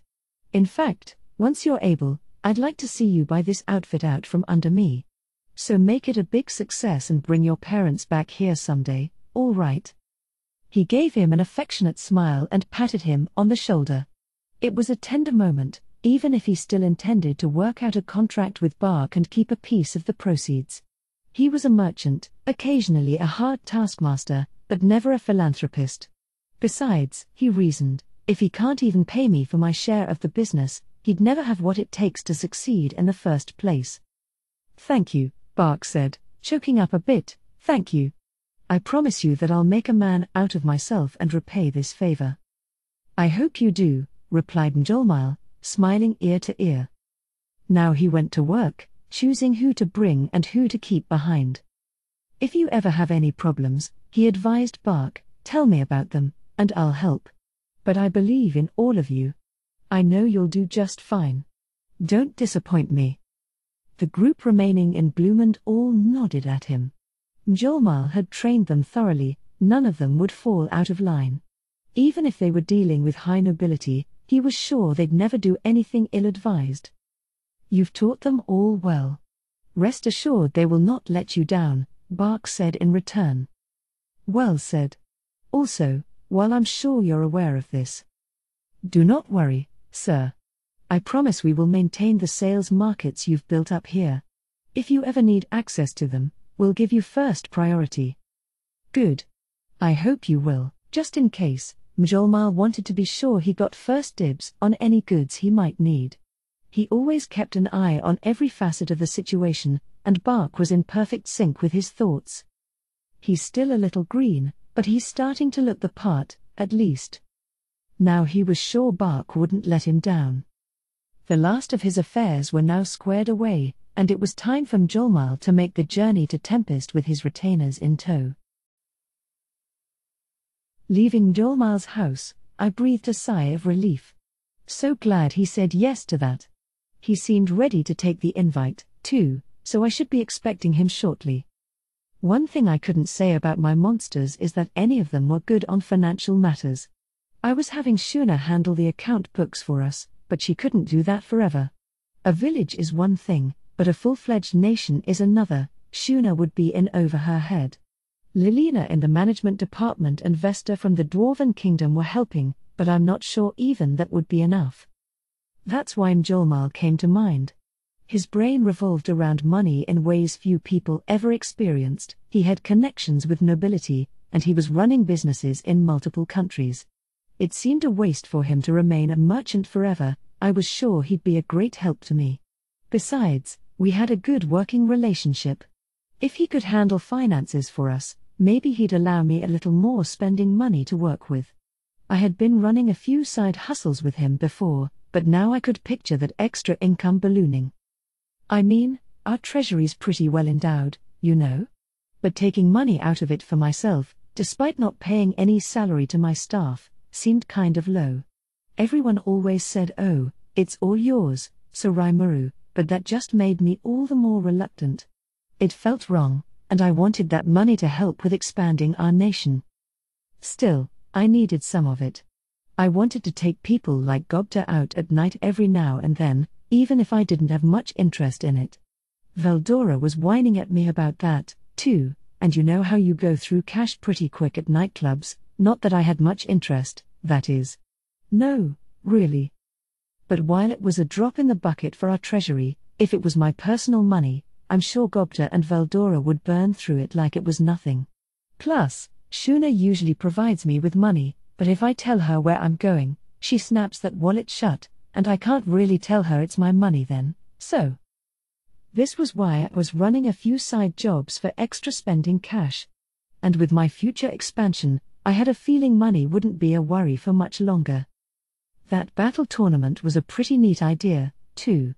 Mjolnir is such a talented guy. I wasn't sure how he would take it, but he demonstrated some real enthusiasm as we brainstormed the plan. It barely took him a moment to suggest running a tournament to attract visitors, then take advantage of the crowds to sell potions and equipment. He's got a forward-looking eye and a knack for great ideas, that's for sure. Once I get back, I'll need to get ourselves an arena to work with. Geld was busy with urban planning work over in the Beast Kingdom, and Mildo was supporting him. Without our two main building specialists, I'd have to oversee the operation. But that's fine. After running all these construction projects, one after the other, we were starting to build a well-trained staff, enough so that I was mostly giving orders and not doing much else. I knew about this craftsman named Gob Q, who worked under the tutelage of Mildo, and he was involved with town architecture enough that I thought an impressive circular arena would be in his wheelhouse. The job would normally take a decade or so, I'd imagine, but if you run the job with monster muscle, I thought we could cut that down a lot, down to maybe the 2 months or so we had until the festival. Even I had to admit that was far too little time to get everything done, so for now, I at least wanted the central fighting stage to be completed. But how would we design it? Understood. From my master's memories, I have found the Colosseum of Rome. Building blueprints using it as a base. Completed. Well, that was easy. I had some paper on hand, so I drew up the plans, adding my own style to it. This alone would normally take several months, surveying the site, calculating soil strength, that kind of thing. You could often spend a whole year on that kind of preliminary stuff. And here I was, drawing up blueprints that'd normally take several days at a computer on our equivalent of a cocktail napkin. Raphael's support helped a lot even with detailed work like this. It honestly felt unfair to me, but I had no plans to give it up, so. Now I had my plans. Next I'd have to discuss them with Gob Q, but before that, while I was here in Bloomond, I may as well stop at the Free Guild. I could forward the plans over to Gob Q in the meantime. Once I was free, I could assemble a team of craftsmen on site to get down to business. Ranga, you there? Here, my master. He popped his head out from my shadow. With things settled over in Farmus, everyone except Diablo was back home, with Ranga lurking in my shadow like it was his personal den. I gave him the arena blueprints I had just whipped up. Take these to a craftsman in town named Gob Q. And can you tell him we'll meet up at the West Gate once I'm free? Very well. But are you not returning, Sir Rimuru? No. I want to see Fuse first, while I'm here. Will you not need a bodyguard? He looked a bit nervous, tail down. But I wasn't concerned. I am a demon lord, and I had absolute defense activated. If I ran into an attack that could penetrate that barrier, I wouldn't be safe anywhere in this world. I'll be fine. We'll just chat a bit, and then I'll head back. But I should be concerned about Mjolnir, huh?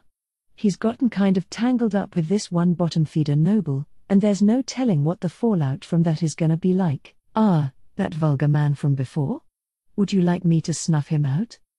Please, no. Doing that in a foreign city is how you trigger a diplomatic crisis. You know, I think you've been hanging out with Xion too long. You're getting too aggressive for your own good. I think you need to learn some more common sense. I do? Ranga looked shocked. He must not have realized it. Look, are you really sticking to what I told you back at the last fight? You weren't going too far, were you? I would never do that, my master. He looked uncertain, and I was starting to get suspicious. Gopta and Gable, I recalled, would only say things like he was fine. And why yes, having Sir Ranga at our side was a tremendous boon. When I asked for a report, it sounded fishy, but I never followed up on it. It just seemed like an invitation for further headaches, and I was leaving that to Diablo anyway. If he had no complaint, I just assumed all was well. Maybe I was just kicking the issue down the road, but if there really was a problem, I would have heard about it. Better trust in Ranga for now and make sure Xion doesn't poison his mind any further. I patted Ranga on the neck. Ranga, buddy. Seriously, don't do anything crazy, okay? I wouldn't dare, he replied, solemnly nodding. Good. Now go relay that message, okay? And if anyone's free on our security team, I'd like them to guard Mjolnir for me. Check on that, could you? Yes, master. He disappeared back into my shadow. So now Mjolnir was under guard, albeit behind the scenes so he didn't pick up on it. I didn't know who would come to guard him, but there weren't that many people on the security staff I'd trust with solo duty. The new guys were out of the question, so it'd have to be at least a seasoned sergeant-class officer. Here, sergeant refers to a sort of team leader, the head of the groups of 5 that the force usually operated in. They were usually around a B rank in adventurer parlance, more than qualified enough for bodyguard duty. I could personally keep tabs on Mjolnir's whereabouts once he was in my town, but in the meantime, if something happened to him over here, I'd find out immediately. Thus, I felt safe in saying hello to Fuse for a little bit. So I headed into the Free Guild's headquarters in Bloomond. Last time I was here, I made more of a splash than I meant to, so I was worried about a repeat, but despite a few threatening glares, I made it to the reception counter without a peep. I was wearing that mask the previous time, wasn't I? Maybe nobody recognized me. But hey, if they wouldn't let me see Fuse, I could just leave an invitation letter for him and head back home. Hey yo, I'm Rimuru, but can you take me to see Guild Master Fuse? Oh, here's my ID. I burped the card out of my stomach and handed it to the woman at the counter. That little girl's an adventurer. I heard someone exclaim behind me, but no matter. I was used to it, the lady remembered me, at least. Ah yes, Rimuru. It's good to see you here again. How have you been? Oh, great, great. You're looking quite well, yourself. I sure am. And I see you've passed the examination over at HQ and made it to B+, huh? Well done. You have my respect. Oh yeah, I did, didn't I? I really wanted to score an A, but I got kind of busy, so. Or really, it was too much of a pain in the ass to bother. Being ranked B or higher gave you a lot of perks, but it also came with more responsibilities. B+ was enough drudgery to deal with, so I figured I could earn my promotion only when I really needed to. Not like it was a salaried position or anything. Like a volunteer fireman, I'd be tapped for duty whenever certain kinds of danger came along. In exchange, I got easier admission into foreign countries, as well as free food and boarding at guild branches. I appreciated the perks, sure, but I didn't really like being forced to do anything. But why rain on people's parade? Oh, I'm sure you'd pass with flying colors, Rimuru. I'll be cheering you on. You think? Well, thank you. Ha ha ha ha ha ha. I sure can't resist a young lady looking at me with those sparkling eyes, no. At least, not until she drops a bomb on me. By the way, Rimuru, it must be annoying to share a name with a demon lord, isn't it? If you like, you could take advantage of our renaming system to change your name in the guild archives, if you find it's causing you trouble. That'll let you conduct guild activity in areas where your face isn't well known yet, albeit at one rank grade below your current one. What do you think? Oh, crap, I forgot. Here I am, a demon lord, and I went and put that same damn name on all my paperwork. And now that Rimuru Tempest, the newbie in the octagram, was a household name around the world, I guess being Rimuru the adventurer would present a few issues. Time to retire from the guild, maybe? If I really needed to work as an adventurer, I guess I could consider that renaming system. It'd be starting at the B rank, but that's good enough for me. Pretty helpful system, there. Thanks for telling me about that. I'll keep that in mind. Now, do you think I might be able to see the guild master? Right away. And yes, feel free to ask anytime. It took a little conversation, but she let me right in. I could hear shouts of "Are you kidding me?" And "Who the hell is that girl?" among the rabble behind me, as well as commentary from a few people who must have seen me here last time. Oh, no way. I never knew she was so cute. Unbelievable. That's the face of a person who swatted down a lesser demon like a mosquito. And she had the same name as that demon lord, huh? You think it might actually be him? Ha. What are you, stupid? Ha ha ha ha. Yeah, sounds like more rumors would be spreading soon. Although, maybe I had less to worry about than I thought. Sharing a name didn't seem to arouse too much undue suspicion. Maybe the name Rimuru wasn't that uncommon after all. So I breezed into Fuse's office. The first thing he did upon seeing me was bring a hand to his temple. I ignored it. Hello. I'm back to pay a visit. Something up? Why the long face? Well, things were pretty slow for a while, until this demon lord came out from nowhere. Whoa, really? Sounds like bad news. You sure you should be chilling out in here? I'm talking about the demon lord here in front of me. So what is it this time? Oh? Well, you better feed the demon lord some tea, shouldn't you? I think he'd enjoy a little bit of cake, too. Cake? You think I can pull that kind of luxury out from under my hat? I swear, why's a demon lord like you just gallivanting around without a care in the world? Fuse poured out some tea as he complained. He was diligent like that. I thanked him and took the cup, sipping from it before we got down to business. So I'm sorry about everything that happened, Sir Rimuru. I tried putting pressure on the Western Holy Church, but it didn't work too well, and then the Crusaders got deployed. Nah, I doubt you could have done anything to stop them. There was this band called the 7 Days Clergy masterminding the whole thing. What? Yeah, that's probably why Hinata never listened to me when I tried pleading my case. The 7 Days? That legion of great heroes, tasked with protecting humankind? Apparently, yeah. They snared her, too, but all's well that ends well. We worked out all the misunderstandings, I think. But there was one casualty. Unfortunately, a commander named Guard is missing in action. Guard of Fire, Fuse muttered with a frown. He's one of the 10 great saints, the protectors of humankind.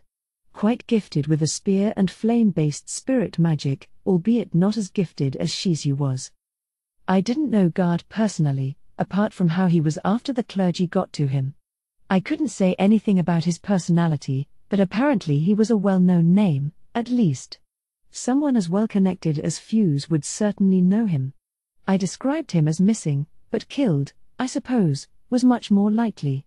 Hopefully he's in a better place now. I felt bad for him. Moving on, I gave Fuse a recap of recent events, including the Walpurgis Council, since I knew he was concerned about that. There were now 8 demon lords united under the name of the Octagram, and I covered all of that, along with my conflict with Hinata and the Fall of 7 Days. I made sure, of course, to blur the true identity of Luminous. I had a reputation for blabbing when I shouldn't, but I wasn't dumb enough to let that vital a secret out. I see.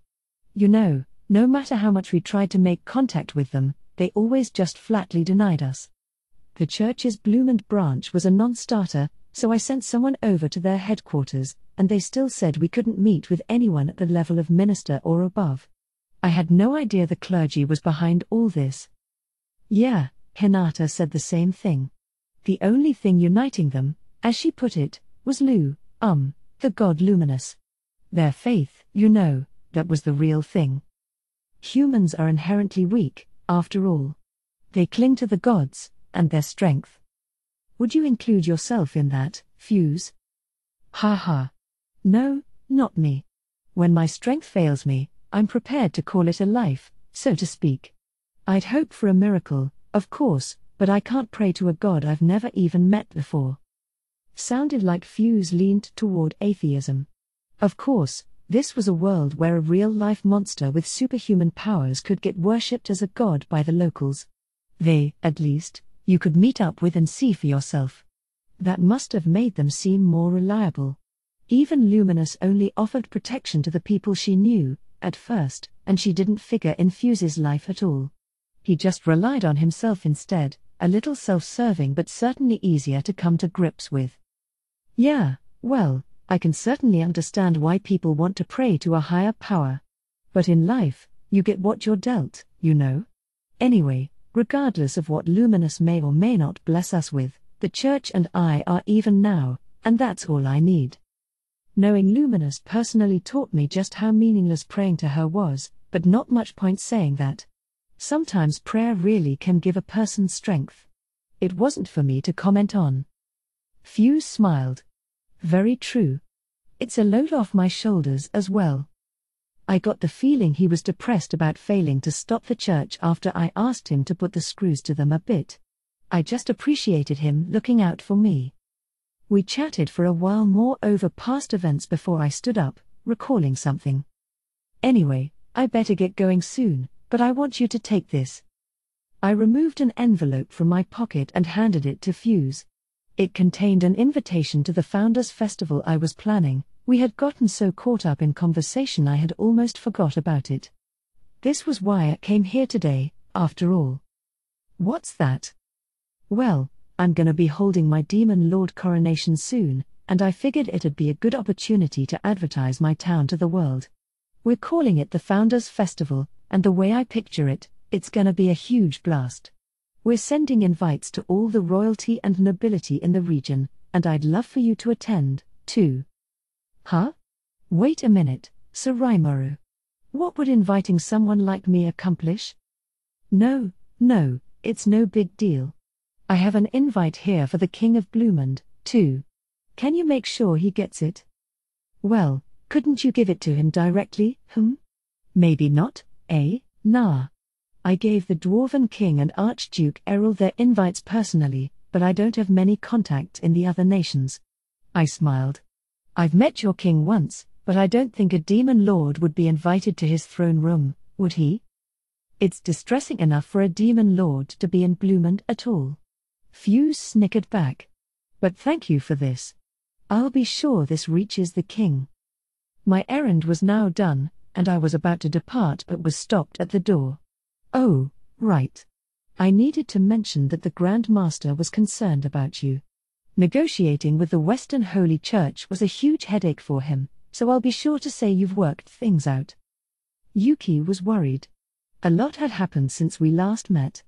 I was starting to miss him. Ah, yeah. I must have put a lot on his plate. Oh, not really. The guild has no interest in making an enemy out of the church, after all. If you were able to settle your differences without a fight, we couldn't ask for anything more. That was nice to hear. But I still felt like I owed the guild something. I know. I think I'll invite Yuki, too. You think he'd mind? Hard to say. Not that I can speak for him, but he is a busy man. I'm not sure if he can make the time for it or not. Well, I can give him an escort to and from the event, so I'm sure he can attend at least one day, you know. If not, I can stop by to see him sometime soon. So give him this for me. As Fuse watched, I wrote out a letter to him and included it in the envelope with the invites. Fuse winced at me a little as he accepted it. So Rimuru, where did you get that paper from? Actually, on second thought, don't tell me. Can't you magically send it to him yourself? I'll do it, but...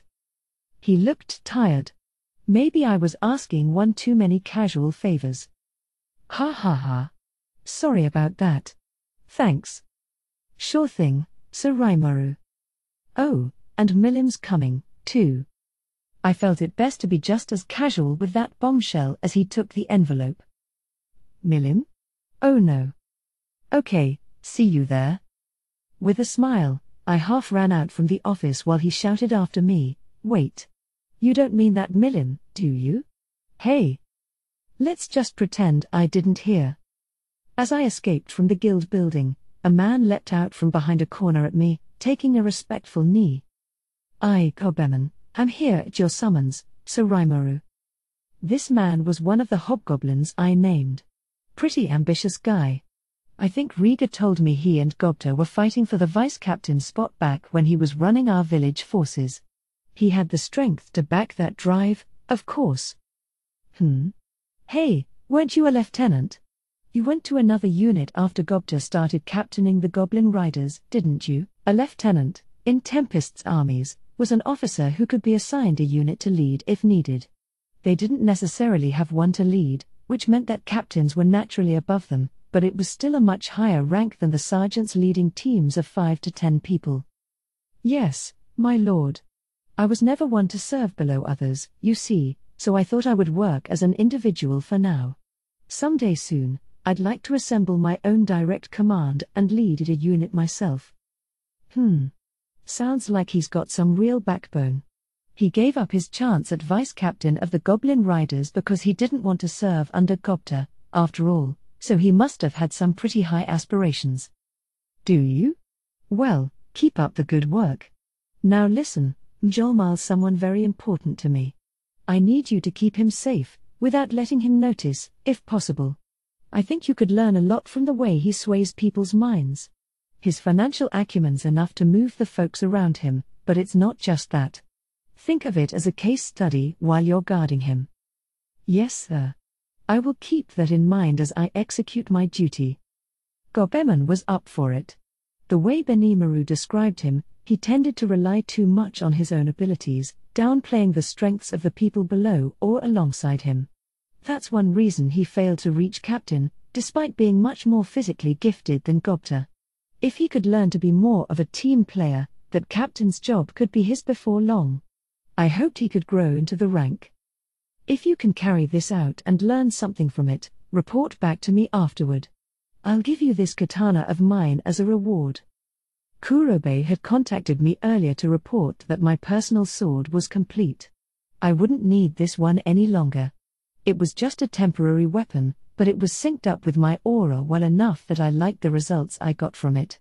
I brought it in for maintenance after the Hinata battle, but Kurobe was pretty impressed by what he saw. I figured it was a nice enough carrot to dangle. Gobeman's eyes opened wide with excitement. Why, you will? Sure. I think you're gifted enough to make use of this. But stay diligent, all right? Prove to me you deserve it. Yes, sir. I will live up to your expectations. He immediately went into Mjolmal guard duty mode. That was almost too sly of me, offering that sword to him, but hopefully I got my point across. You had to earn the trust of your subordinates. Like how people used to think about obligation and duty, if you didn't look out for and provide service to each other, it would wreck the whole master-servant relationship. I know I'm not exactly a stellar example of the ideal boss, but still, I hoped Cobeman would answer my call in his own way. I had now distributed all my invitations. Now we just had to prep for the big day. It needed to be a festival like none before. As I thought over everything we needed for it, I could already feel my heart racing. Chapter 3: The Preparations. In a hastily prepared meeting room, two suspicious-looking people sat quietly. Or not exactly. Upon closer inspection, there was also a third, smaller figure, a foot or so tall, with dragonfly-like wings on her back. The two other people in the room were seated facing her, Ramirez and two of her servants, Beretta and Thraney. The small pixie bashed a fist against the small desk in front of her. "This is exactly why I thought none of this was working," she groused, rubbing her hand. "I told you we needed to move out of here." "Correct as always, Lady Ramirez," Thraney agreed, watching her affectionately. "Truly, a most brilliant idea. Right? Isn't it, though?" Ramirez gave Thraney a satisfied nod. Beretta was less than convinced. "One moment, please. Brilliant though the idea may be, where do you intend to move to? And could you explain why? Why do I have to do this?" He thought. Thraney, his colleague, was a thoughtful, detail-oriented, hard-working woman. She had a good reputation among the spirits, allowing her to manage Ramirez's labyrinth all by herself. That was something Beretta couldn't do, and there was no doubting her usefulness to Ramirez. But there was an issue. Thraney, ever the loyal servant to Ramirez, spoiled her far too much. She agreed with everything Ramirez said, never doubting it for a moment. Someone needed to stop this before it led to trouble. The ex-demon Beretta couldn't help but laugh at himself a little. "Oh dear. I am not here serving Lady Ramirez because I want to serve that role." To someone like him, who did enjoy Ramirez's company very much, getting bossed around all the time wasn't a concern. What did concern him, albeit only slightly, was how his lone co-worker here was an unabashed yes-man.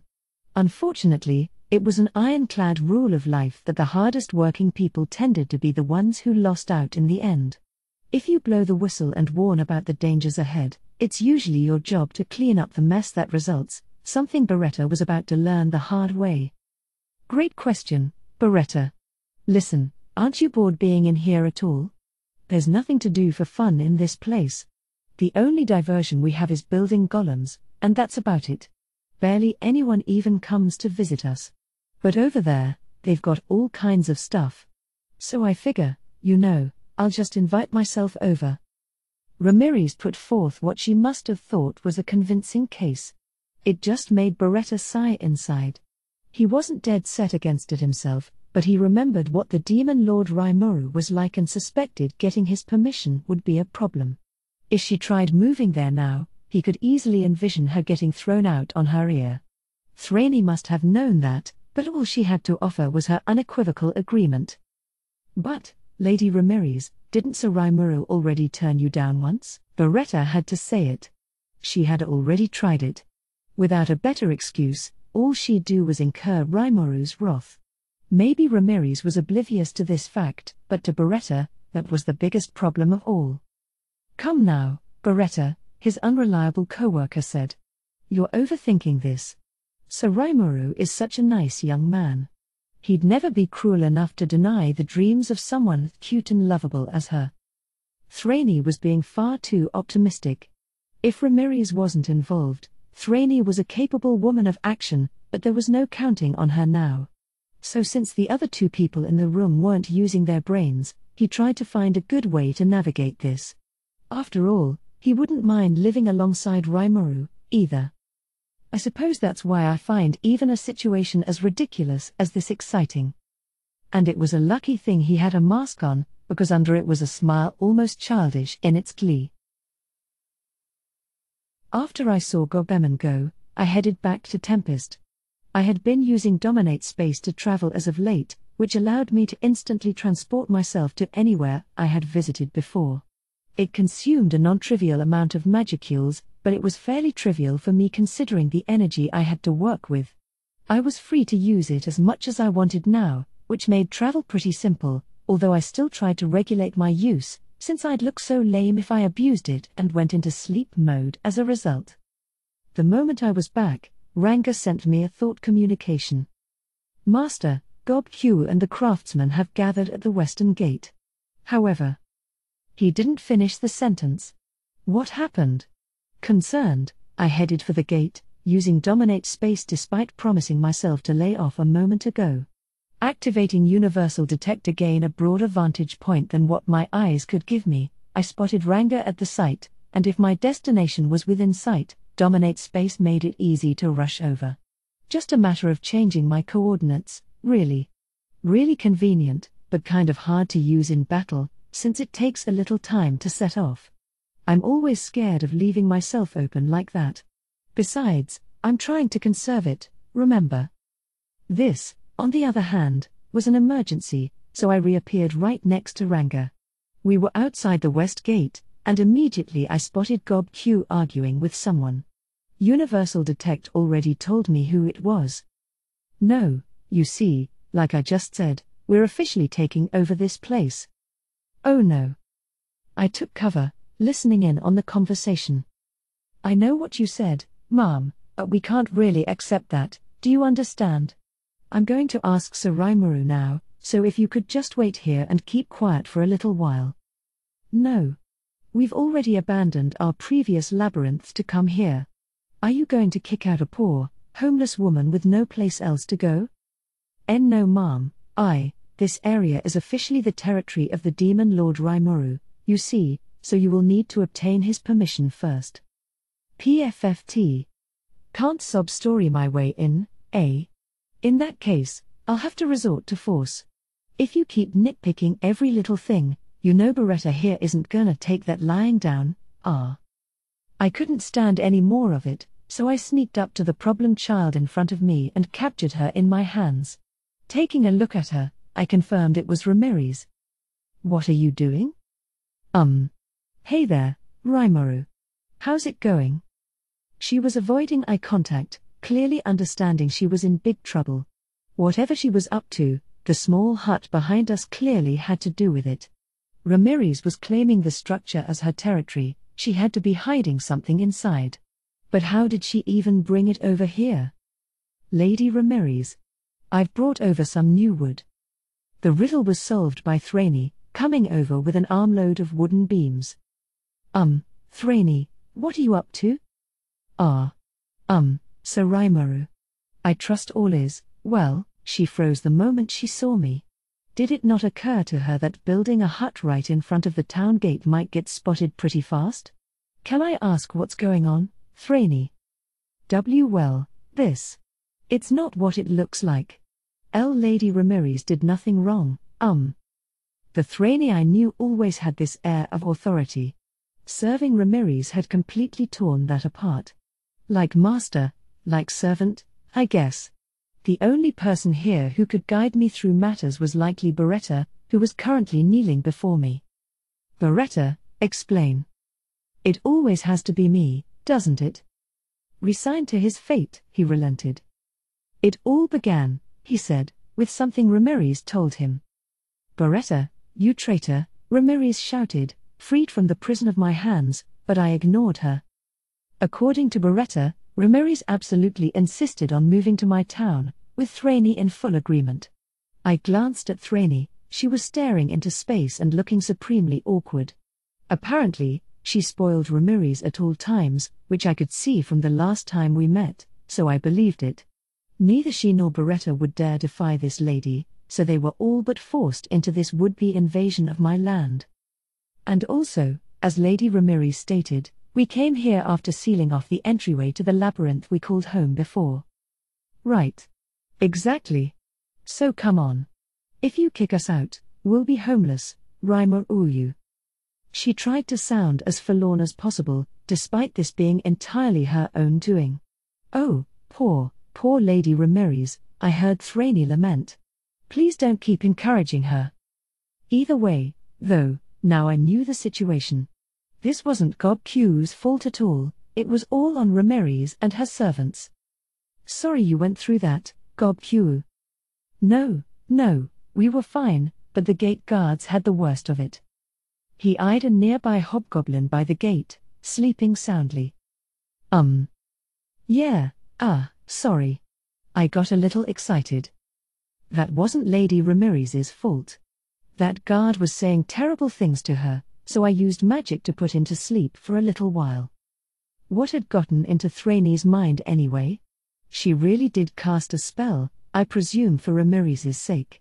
No wonder Beretta looked so guilty at the moment. I would listen to Ramirez's and Thrainey's excuses later.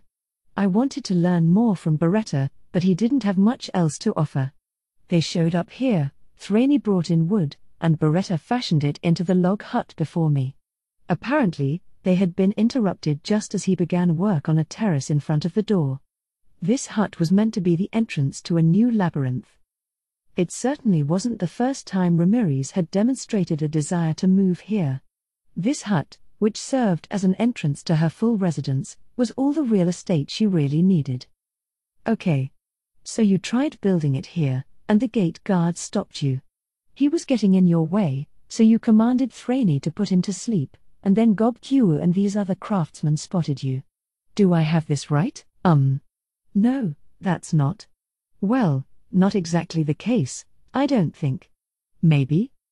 Okay, so I do. Ramirez.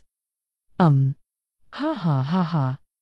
Ramirez must not know the meaning of the word no. She knew this was my territory, as recognized by the other demon lords, and that what she did was tantamount to staging an invasion. If war broke out over this, she'd have nothing to whine about. But I paused a moment to think it over. Having this hut presented to me gave me an idea. Perhaps I should encourage this. Maybe give her permission to make a labyrinth here, even. My conversation with Mjolmal flashed before my eyes. We needed attractions that'd keep visitors coming again and again. These could be theaters, arenas, health spas, you name it, but I was still fishing around for other ideas. Do the same thing enough times, and you're bound to get bored. We wouldn't hold daily arena battles, I figured the tournaments would be more seasonal, maybe for a year. We could hold beginner-level matches daily, like with horse racing, but I didn't see that attracting the connoisseurs among the nobility. We'd mainly be appealing to mass audiences, or maybe the adventurers stopping by. If this town turned into the trade mecca I was planning, waves of merchants would be visiting, with adventurers serving as bodyguards. I wanted Tempest to turn into a base of operations for people like that. Adventurers could make money in assorted ways, one being monster hunting. Perhaps we could build a labyrinth for them and release some monsters inside. Would that attract a decent amount of daily traffic? A labyrinth is a dungeon, after all. If we invited people to help clear it out, that might attract adventurers with a completist bent. This could work. I looked at Ramirez, still smiling awkwardly up at me. I wasn't too sure. Okay, I was completely sure I couldn't trust her, but maybe we could make something out of this. It was time to talk things over. First, I asked Gob Q's craftsman to dismantle the hut for me. Since we already had the materials and everything, I decided to have it relocated for use as a break room for the gate guards. Next, it was time for a strategic conference. We filed into the usual meeting hall, Gob Q in tow. What is going to be happening to us? Ramirez's anxiety was making her less and less coherent. Her eyes were fixed on me now, gauging my temper. You don't have to be so nervous. If you're trying to be polite, you're failing miserably. I didn't intend to do anything to her, no. If she was willing to accept my offer, I was willing to overlook her excessively bold overtures. But before that, we had to go over a few things. Gob Q, I was thinking we could build an emergency shelter space under the arena. Is that possible? I'm not sure it'd be safe to have one directly under the arena stage, no matter how we try to work out the structural calculations. Any empty space under the floor would cause a cave-in at the first shock wave. But if we move this space a little, I think we can avoid that problem. All right, I'd also like to have a door built down there. Question mark. A door, sir? Right. Make it thick and heavy, and maybe put a bunch of carved stone tablets around the frame and stuff. It needs to look foreboding. Would there be another shelter beyond the door? Nah. No need for that. We just need the door, is all. Right, Ramirez. Rimuru. Are you saying that? Gob Q was questioning my sanity, while Ramirez buzzed happily in the air next to him. My proposal was simple. Basically, I wanted to have Ramirez build a dungeon and let her manage it. If she was gonna build an entrance in a simple wood hut, better to give her something that looked more the part instead, right? And given how all good dungeons extend deep underground, having it beneath a battle arena just seemed right to me. We could use the arena to train rookies during the off days, and I planned to have a potion shop on the premises. If we ran a dungeon on site as well, I bet a tavern for adventurers looking for a quick pint on the way back from work would be a big hit. We'd make money off them, and Ramirez would have a home, a job, and a little spending money from me. It'd require mutual cooperation from both of us, but I thought it was a pretty neat idea. Once I finished explaining all this, Ramirez burst into a flurry of shouting. What? So do you mean that, maybe, not only could I build a labyrinth and live here, but you'll even give me a full-fledged job? I guess so, if you're willing to accept that. Huh? Okay, so you're saying that, I no longer have to be the jobless shut-in people accuse me of being? The proposal must have been a big shock. She opened her eyes wide, babbling on like she had been struck by lightning. I'm so glad, Lady Ramirez, Thraney whispered, eyes welling up. Beretta, oddly enough, seemed to be smiling at me. I wondered if that fatigue I felt before was just an act. Did he want this? Maybe not, but either way, if he's happy, no worries. After calming down a bit, Ramirez swallowed nervously. And you'll give me an allowance as well? She carefully asked. Do you really mean that? She must have been afraid I'd take it back. I'd never do that. I'm not that much of a sadist. Although, I couldn't give her an exact figure on her allowance yet, since that depended on sales proceeds.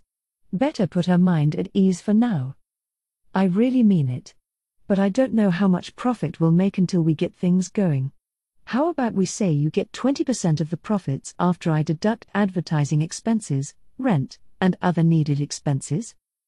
How much do you think that would add up to? Well, if we can attract, say, 1,000 adventurers in a day, that could net you as much as 2 gold coins, maybe? Gah. That much? That's just an estimate, keep in mind. There's no guarantee it'll work out that way.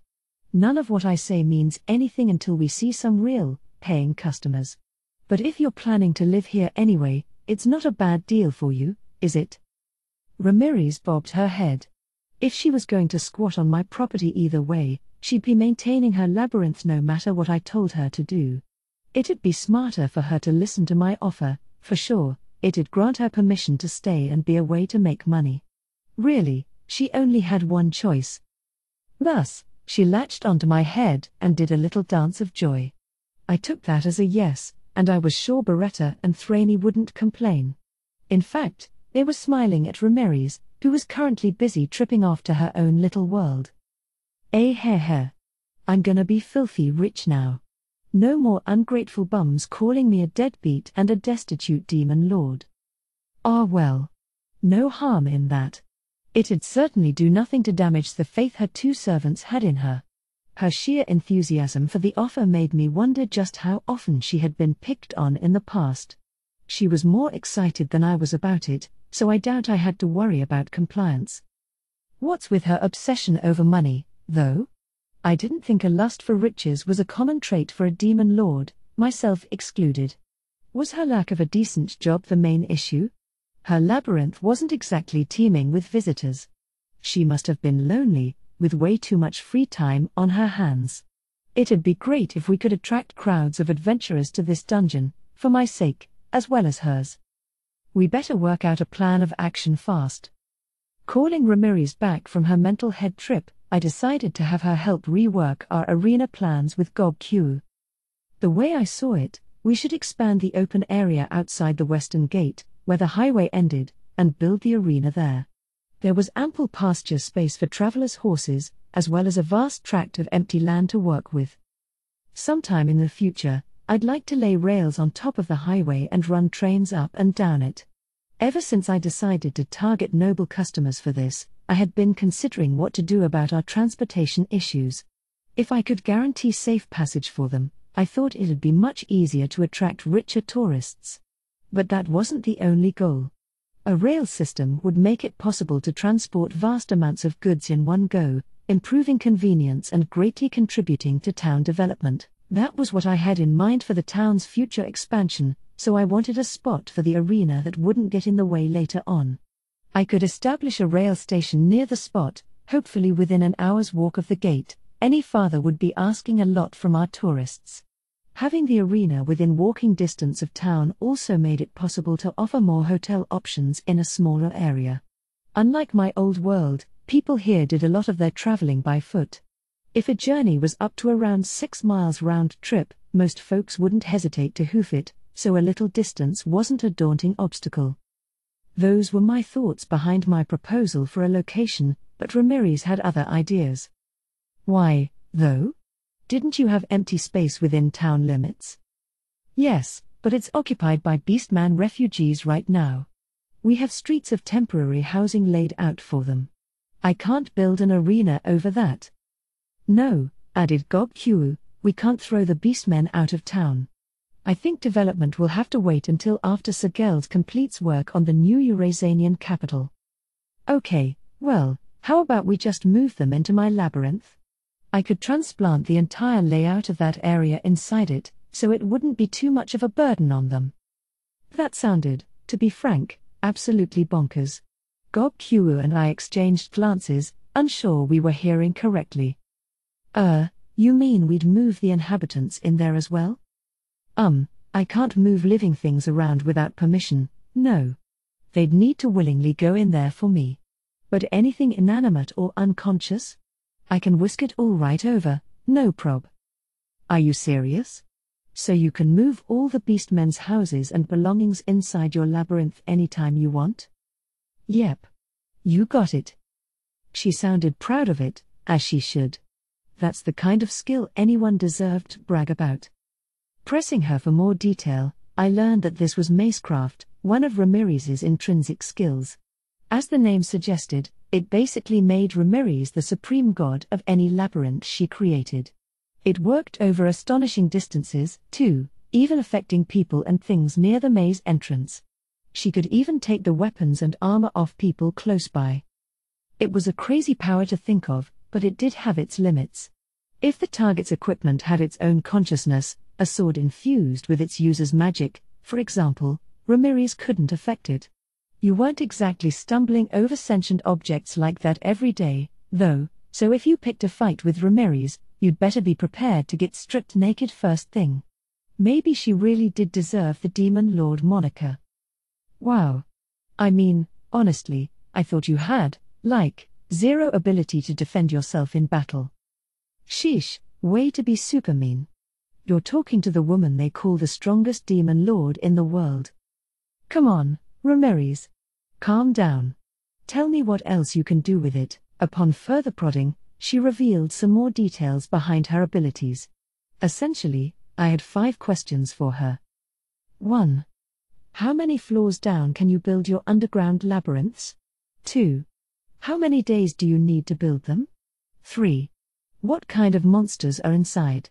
4. Can you change their internal structure at will? 5.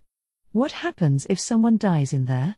For a change, Ramirez gave me sincere answers to all of them. For question 1, there was no strict floor limit, but realistically speaking, she could max them out at around 100. As for question 2, one floor takes approximately an hour to complete. This figure remains steady for subsequent floors, so a 100-floor labyrinth took around 100 hours to complete. Any floors beyond that consumed exponentially greater sums of magical energy, hence the answer to question number 1. For question 3, you wouldn't find monsters, let alone insects or other creatures, just arbitrarily inhabiting a labyrinth. Her previous labyrinth had monsters in the form of spirits who remained as part of the floor structure, partitioned off from the physical world but able to come and go as they pleased.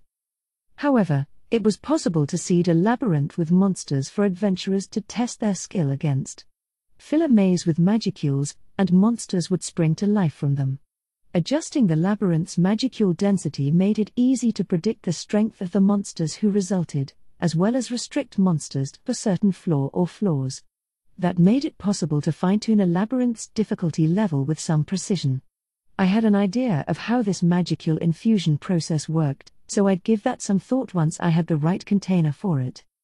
Regarding question 4, the sheer power of Ramires's macecraft skill meant she could change the entire structure of a floor in about an hour, although floors could not be edited for 24 hours after the last revamping. There were conditions, of course. She couldn't make something, plants or other organic matter, for example, out of nothing, so structural changes would chiefly result in staid-looking mazes of blank walls. However, if you simply wanted to redecorate a floor with some materials at hand instead of changing its structure, that wasn't too terribly difficult. It was also simple enough, by the way, to rearrange a labyrinth's floor order. This, too, was set in stone for 24 hours afterward, but that made it no less useful a tool. And last but not least, question 5. Astonishingly, this depended entirely on Ramires. If she was keeping tabs on things, she could snap her fingers and resurrect the dead inside her labyrinth. I was just wondering how she handled the corpses of monsters and hapless adventurers, but this sounded like nothing short of voodoo to me. Apparently, she wasn't sure what happened to monsters born inside the labyrinth, since she had no examples to work with yet, but she had already resurrected quite a few adventurers in the past. This was why she emphasized not being able to move organic creatures inside without permission earlier. This permission was nothing too formal, what mattered was that the subject in question knew he or she was going into the labyrinth. Without that understanding, any visitors would be refused entry. In other words, when I went into Ramires's labyrinth a while back, that was because I actively tried to do so. If I was carrying a sleeping companion on my back as I ventured inside, we would have been blown back at the entrance. One exception to this was infants. Children young enough to not have their own free will yet were essentially treated as things by this rule. You could drag someone kicking and screaming into a labyrinth, but only at a great burden to Ramires, so it was impossible if she resisted you at all. You wouldn't want to try it, is how she put it to me. So there you have it.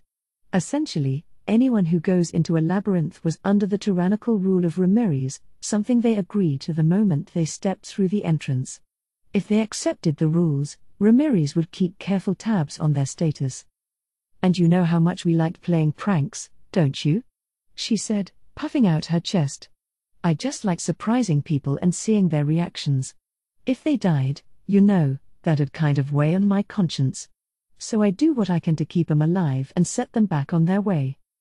Sometimes, there'd be an unlucky subject who really did die on Ramires, but it sounded like those deaths occurred outside of her labyrinth.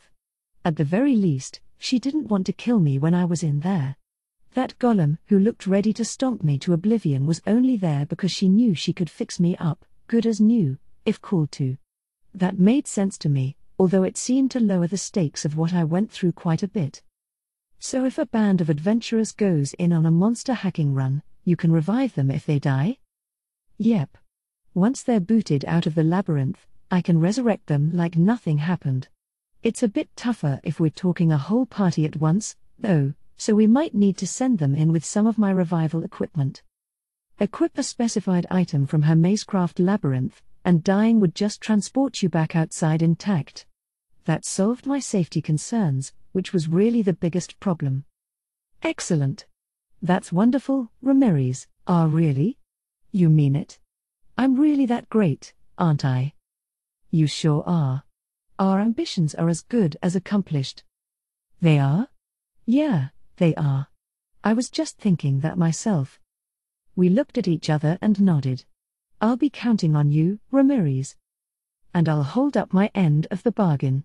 It'll be nothing but smooth sailing ahead. Smooth sailing, huh? Hopefully the boat isn't made out of mud. We couldn't shake on the deal, given our size difference, but I think our minds were linked up well enough anyway.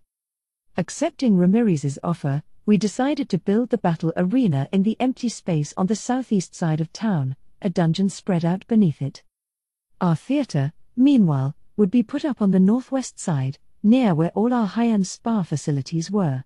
We had actually put up a gym, a museum, and so forth among all the luxury lodging over there, so all we really had to do was refurbish a previously built structure for the purpose. So the dungeon and theater were in place, but we still had no arena. Geld wasn't around, but I'm sure I could rely on Gob Q and his crew. With them, we'd doubtlessly have something in place by the Founders' Festival.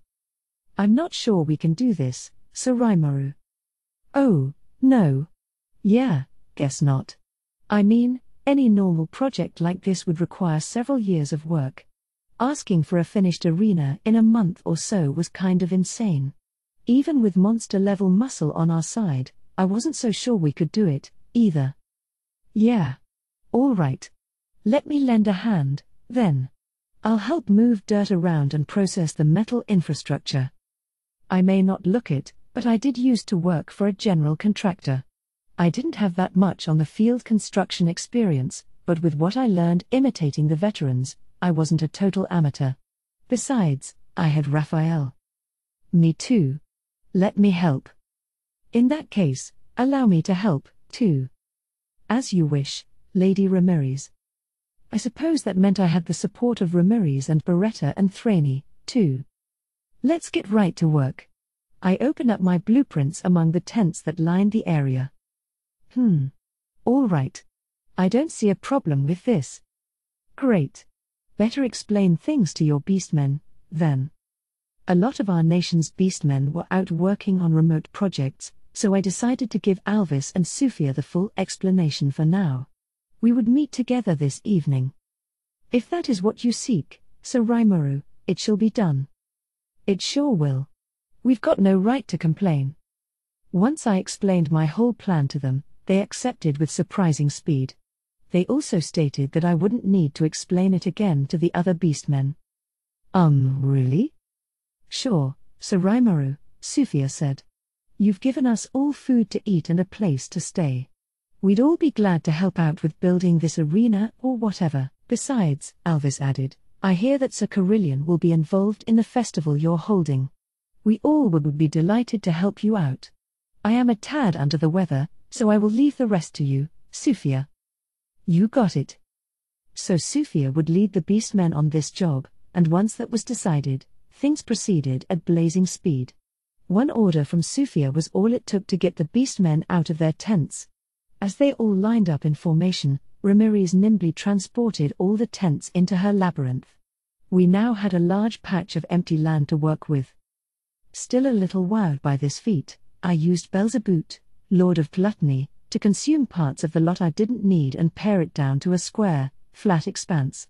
The steel framing came up soon after, and once it did, Gob Q and his crew stacked up pre-processed stones to fill in the walls. Within the day, we had walls so hardy that not a single hole could be found in any of them. This gave us a sturdy-looking underground space with a large door in the front of it. For someone from my modern era, the whole thing was wrapped up with unbelievable speed. Wow, Ramirez gushed. My new castle. Oh, right. If you touch this door, it'll take you to the labyrinth floor where the tents are. We all took a trip inside. There, we saw the beastmen's living space, exactly as it looked up on the surface. Alvis and Sufia couldn't hide their astonishment, especially since the air was kept refreshingly cool down here. Do we even need these tents now, I wonder? I dunno, yeah. I assume it doesn't rain in here, so I bet we could just sleep on the ground. They didn't seem at all dissatisfied with this. I could see them and the other beastmen experiment with going back and forth between the real and labyrinth dimensions. All it took was a moment's thought for them. So does it get dark in here at night? Sure does, replied Ramirez. We're linked to the outside from here, so I can even make it rain if you like. Man. She could do just about anything, huh? But it wasn't like they were farming crops in here, so I just asked her to set up a normal day-night cycle for me. This whole space seemed a lot more useful than I guessed at first. I bet I could adapt it to other needs, too. We'd have to brainstorm some ideas. Apparently reassured, the beastmen went off to help with the outside work. They'd pitch in with the arena, evidently, under the command of Gob-Q. A lot of them were women and children, but that's beastmen for you. They all wanted to work, and each one was stronger than a human, at least. Gob-Q was giving them the basic manual labor jobs, it looked like, but better-trained beastmen were on site as well now, aiding in construction. Thraney was supplying logs for the building, don't ask me how she got them, while Beretta's precision carpentry turned them into usable boards. He could even cast a spell to dry the wood, which slashed the time involved dramatically. I thought I had abandoned my common sense long ago in this world, but it was sights like these that occasionally made me think, wow, I really am in a whole different world, huh? If this keeps up, we truly could make it in time for the Founders Festival. I had spit out the land I ate earlier to create a small mountain, too, so perhaps we could use that as a field feature in the arena. It should work great. Leave the rest to us, Sir Rimuru, said Gob-Q. I nodded, full of excitement over the arena's imminent completion. With the main construction now in full swing, Ramirez had been left to her own devices. She needed a job, if only so she wouldn't start pestering everyone else. And what was she good at? Why, expanding the labyrinth, of course. Better use her while I got her. I gotta say, Ramirez, your mazecraft skill amazes me. She had transported everything within a pretty broad stretch of land in the blink of an eye. I didn't want to compliment her too much, but I had to hand it to her here. The labyrinth itself was pretty amazing, too. Hee. Oh, it's nothing. But right now, though, it's only this room, the deepest depths where my spirit friends live, and a connecting corridor. I'll have more levels for you tomorrow. It took 1 hour to build a level, right? Building a vast underground labyrinth that went down 100 floors would be a pretty tall order even on modern-day Earth. Building up, after all, is a hell of a lot easier. Ramirez's skill, though, made that possible, and suddenly, some pretty fantastic dreams seemed within reach. Okay, let's go with your limit, then. 100 floors.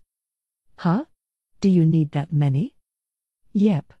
I want to fill it up with traps, and I want enough space to gradually up the monster challenge level as you go down.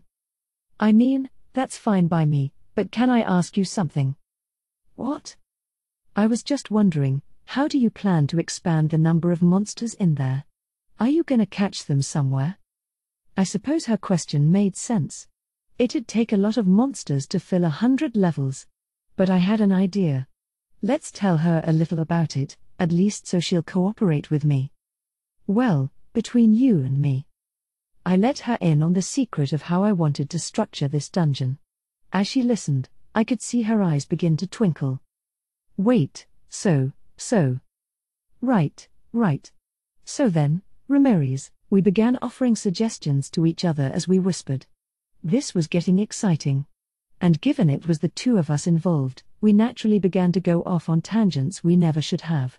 Before long, we had worked out the concept for our advanced dungeon, as we called it. I honestly wondered if we could get away with it, but there's no turning back now. We had to do it, and Ramirez was itching to start, promising me that she'd build this labyrinth with everything she had. You can take your time and rest along the way, okay? There's no way I'll take a rest after hearing an idea like this. I'm gonna do it, lemme tell ya. I was just trying to motivate her a little, but I guess I got her really riled up. I'm glad she liked the romance of the idea, at least. I was just as excited. It was like a fantasy come alive. Well, do your best. I'll get everything we need ready. All right. Good luck, Rimuru. You too, Ramirez. We were comrades in arms now, grinning at each other. Exiting the labyrinth, I found the sun was already about to set. We must have been talking for a while. Work had finished for the day, with crews cleaning up and starting to cook dinner. I didn't want to bother them, so I told Gob Q and Sufia that I'd see them the next day and took off. My next stop was Kurobei's workshop so I could have him give me some of the weapons and armor he couldn't sell on the market, stuff that was more to his personal tastes. The southwest side of town was currently an industrial kind of area, and Kurobei's place was there, along with workshops owned by his apprentices. There was also dorm space for the newer pupils without their own sites yet, along with lines of warehouses. There were inns and restaurants for all these craftsmen and apprentices, of course, and overall it was a fairly lively place. Kurobei's workshop was dead in the middle of it, and when I popped in, he warmly greeted me, showing me to his storage building after wrapping up dinner. Right here, Sir Rimuru. The stuff I have locked up in this warehouse is all pretty unique, not the kind of thing anyone can handle easily, you know. Are you all right with that? I nodded my approval. Kurobei was right, not all of it was very user-friendly or accessible. Some of it was locked up because it was too powerful, but a lot of it was just a total handful to use. The armor was a great example, like the suit of mail that sucked the wearer's magical force to erect a magic barrier. That might sound useful, but it continually sapped your power whether you wanted it to or not, eventually killing the hapless owner. Great defense, but a pretty damn pointless piece of equipment. There was also a sword that attracted all magicules in the local area like a magnet, making it impossible to cast any spells, and transformed them into explosive force. You definitely got a bang out of it, but it didn't exactly spare the wielder from the blast. I'd be way too scared to use that thing or the suit of armor that granted the wearer extraordinary physical strength for a limited time. Once that time expired, your muscles all ruptured, rendering you motionless and dead unless you had healing magic on hand. So basically, you had a room full of equipment that could kill you if you weren't paying attention. I doubted anybody in town was dumb enough to try any of this unevaluated stuff out, especially because I didn't want to take responsibility for the fallout, but I thought it'd all worked just fine in Ramirez's labyrinth. Yeah, it's fine, I told Kurobei. These actually seem really valuable if you take into account all their different features. This was decent stuff, after all. Much of it was valued at rare or above, with a few uniques scattered here and there, in the same lineup as the scale shield and tempest dagger I gifted Cabal's party. I picked up one of the items, the tempest sword, as I turned to Kurobei. It seems like kind of a waste, doesn't it?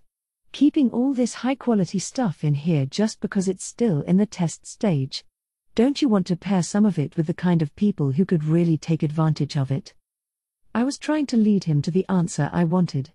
Kurobei took the bait. Oh, well, you can take whatever you like from here. I wasn't tricking him, exactly, but I did feel kinda bad about it. Soon, Kurobei's warehouse was a fair bit emptier. Now I had a set of weapons I could populate the treasure chests in the labyrinth with. They'd be obtained by adventurers who earned the right to them by reaching the level I put them in, so I didn't lie to Kurobei at all. No need to look a gift horse in the mouth. Still, I was amazed at his sheer output. There was more here than the last time I had stopped by. I'd say it was at over 100 items now. Much of it was dicey, yes, but some pieces were just difficult to master. The one common link among them was that they were all superior to anything you'd see in the capital at Inglesia, the kind of thing you'd normally only see at auction. During the harvest festival that marked my ascension to Demon Lord, Kurobei received the unique skill Mastercraft. This was a force that stacked on top of his previous researcher skill, polishing it further. By this point, he was way past Kaijin. Whenever he got serious about a project, it wasn't uncommon for a unique grade piece of equipment to result. Rare level for sure, at least. That was much of the reason why only his apprentices' work appeared at public showings. Gotta say, though, I'm impressed. I've learned forging myself, but no way could I make any of this. Heh.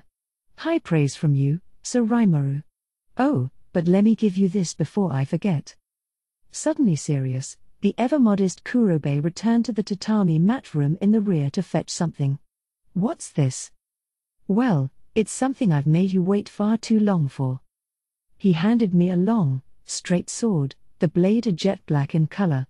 Not too long, but not too short, made just for me, at truly the ideal length. So this is. Yep. My greatest masterpiece yet. At first glance, the only unusual thing about the sword was its black body. There wasn't some ultra-powerful aura shooting out, it wasn't generating its own magic or anything. But that's what I wanted. This blade's focus was squarely on durability. It'd never break, never bend, and would fully adjust itself to my magical force, without wreaking havoc around me, like with Hinata's Moonlight Sword. It allowed me to be wholly unrestrained in a fight. Well done. You've made me proud, Kurobe. I'm just as proud of it as you, trust me on that. But the sword isn't complete just yet. As you know, my weapons usually have a hole at the base, the way you suggested they should. I looked at the base. Oh, I don't see any here. No. The other weapons get that hole when they're complete, but not this one. Because once it acclimates to your magic force, it'll grow and evolve. And despite that, I built it so it'll always look like just another sword otherwise. He had a right to be proud. As he put it, this sword in its complete state could be a piece of legend-class material, not that it felt that way presently. The other equipment in the family was still under development, and the magic crystal meant to go into the hole he mentioned wasn't done yet. No point having a hole if there was nothing for it yet. I would just look forward to that forthcoming moment. I left Kurobe's workshop with a spring in my step. I had my own sword, and I also got all the other stuff I wanted. Now I could seed those treasure chests and spread them all around the dungeon. It'd be kinda fun to insert boss monsters to protect the particularly nice pieces, too. This was almost like designing a real-life dungeon crawl RPG, and it was unbelievably exciting. Yeah, you could probably make a mint selling these test items and failed experiments at auction. I'm sure Mjolmile or Fuse could hook me up with the right people for that. It'd be a surer way of earning income, but I didn't want that. The key here was to get humans interacting with monsters. I wanted to bring people over here and have them experience everything that made Tempest great, and if they liked what they saw, I'm sure they would come back. This was just one part of that effort. Plus, this wasn't just a matter of bribing adventurers with loot and sending them on their way. I already had the next step of the process in mind. Let's say you have someone hacking their way through the dungeon, collecting assorted items and bringing them back to the surface. Using non-appraised weapons or armor, I had heard, was considered extremely dangerous. That's where my little friend Assess comes in. This stuff was made in Tempest, so I naturally knew all about their traits and features. A lot of it would be quite useful to adventurers, assuming you used it right. Yeah, some of it was downright dangerous, but we'd offer a buyback service for that. Money's meant to be circulated, not kept in a vault or whatever. As long as we purchased the materials we needed and paid for necessary upkeep, we could give back the rest to the adventurers. Word would spread about this over time, and I was sure it'd make our land famous. Besides, filling adventurers' wallets would improve the outlook for our inns and lodging houses. More people coming to Tempest meant less downtime for places like that, which was important, for business and for advertising. So the southeast side of town would have a battle arena, with Ramirez's dungeon underneath. On the southwest, we'd have discount inns and hostels. Unlike the high-end facilities to the northeast, we'd keep things cheap down there, attracting primarily adventurers to help delineate our offerings.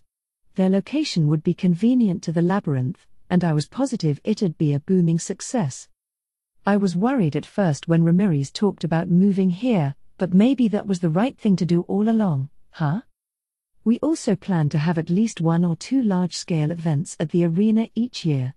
Mjolmile was no doubt filling in the rest of the year's schedule with other things, too, military training, test your metal events for adventurers, and so on.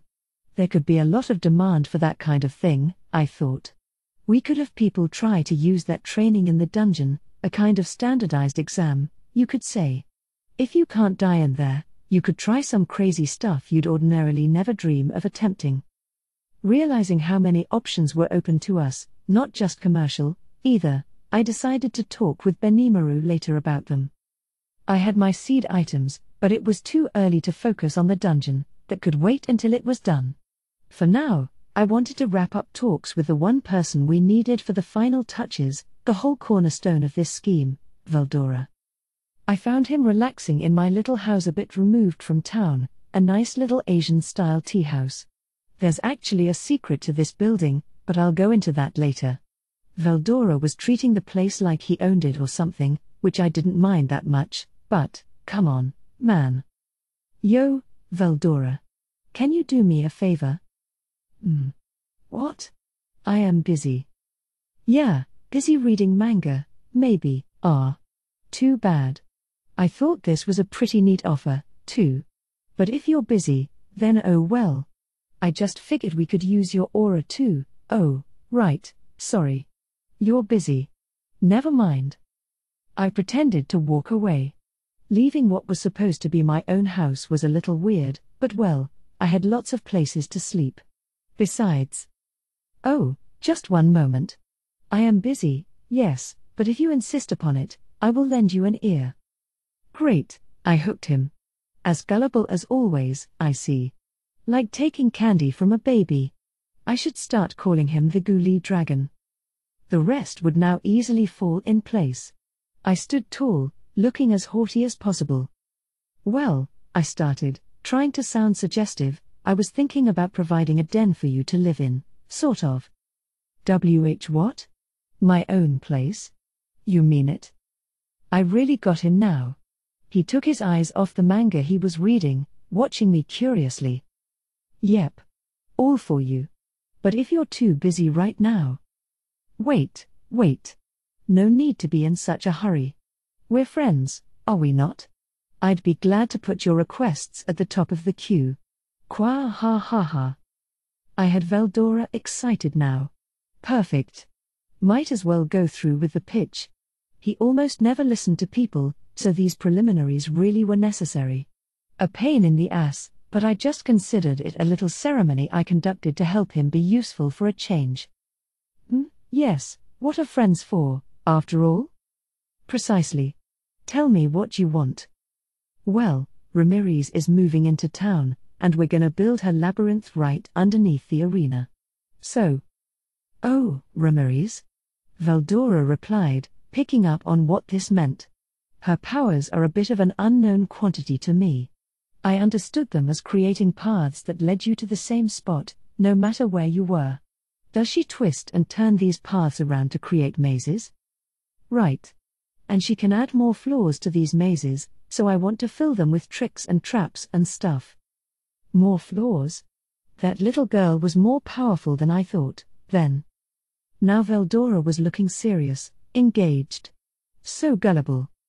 I then regaled him about the entire story behind our dungeon plan. But it'd be boring to just have a plain old labyrinth, right? That's why I want to make it into something really great, like, great enough to be a huge attraction. I was just talking with Ramirez today, but she's busy adding levels to her labyrinth right now. Oh? And how does that connect to me? Well, I'm thinking we need an overlord to govern the dungeon. An overlord? Ramirez and I will manage the dungeon itself. On the 100th floor, at the bottom, there's a door that leads to the spirit labyrinth that's Ramirez's main residence. Don't you think a door like that needs a guardian, Veldora? Like, the strongest guardian in history. I do. Yes, well said, Rimuru. And you would like me to take this role? Just as I thought, he latched on to the offer. The word strongest, when pointed at him, usually made him melt, so I knew uttering it would have the desired effect. That's right, Veldora. And if you'll take it, you'll get another bonus out of it, too. Oh? I was already waiting to say yes to you. But let's hear what this bonus is. Heh. The bonus, or really, the gist of the whole thing. So you've been wanting to let off your aura for a little while, right? You said you were about to hit your limit or whatever? You mean? Yes. In the labyrinth, you'll be free to unleash it all you want. You can go back to your normal dragon form, even. Just imagine, this divinely cool dragon lurking deep in the depths of a forbidding labyrinth. Meaning myself? He interrupted. So I'll be allowed to use my full power on anyone who visits? All qua ha ha ha ha, welcome, you insects and so forth? Plainly, he loved it. The lethargy of a moment ago was gone. Dangling that bait in front of him got him monstrously excited. Now for one final push, I thought, as I recalled a little something Ramirez and I had discussed. I'll even put some units in place for you to fight off the adventurers with. That's right, I'm gonna recreate that game you wanted to try out. Sounds like fun, doesn't it? This, in a nutshell, was what I wanted to make, a real-time, also, real-life, strategy game set in a dungeon. The idea came to me out of nowhere as I'd talked with Ramirez. I'd have units, monsters, in place to tackle adventurers, along with bosses to protect the loot chests. The dungeon would be filled with Veldora's magicules, growing thicker as you approached the 100th floor. The force in the air would be pretty thin up top, so you'd only see minion-level monsters at first, but the deeper you got, the more higher-level foes you'd find patrolling the halls. Even in his former prison, enough magic leaked out to create Tempest Serpents, rank A-, and other powerful creatures. I couldn't even imagine what he'd create at this point. Frankly, the whole Gate Guardian thing didn't matter to me. I didn't really expect anyone to make the 100th floor in the first place. The key to all this was getting Veldora's aura released. It felt to me like I couldn't get away with making him keep it in much longer, but if I just left him to his own devices, he might decide to blow it all out in some empty corner of the world. I couldn't take my eyes off him for a moment, because if he erupted closer to town, maybe my administration and I could withstand it, but nobody else would. With enough magicule concentration, anything below a B in rank would die. I found it dangerous to rely solely on Veldora's willpower to keep us safe, so Ramirez's labyrinth was really a lifeboat in the nick of time. It was a completely sealed space, something I confirmed when I explored it myself earlier, so there was no worrying about magicules leaking out. Veldora's full aura unleashed shouldn't phase it at all. Even in the sealed cave, it'd be impossible to resist the aura of a fully revived Veldora, not that I'd bring him down there now, what with our research facility and all. The dungeon was perfect for him, and for the purposes of my true goal. I wanted him to whip out that aura and go to town with it.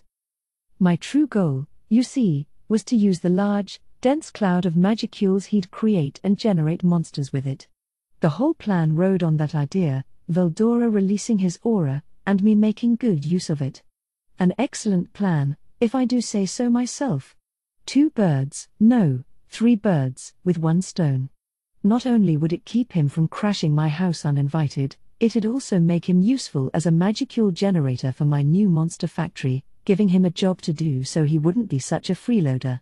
Not that I thought anyone would actually make it all the way to his floor, though. But what did he think? Veldora stood up, placing his manga in a pocket, then extended a hand toward me, offering to shake. I like it. I like this very much, Rimuru.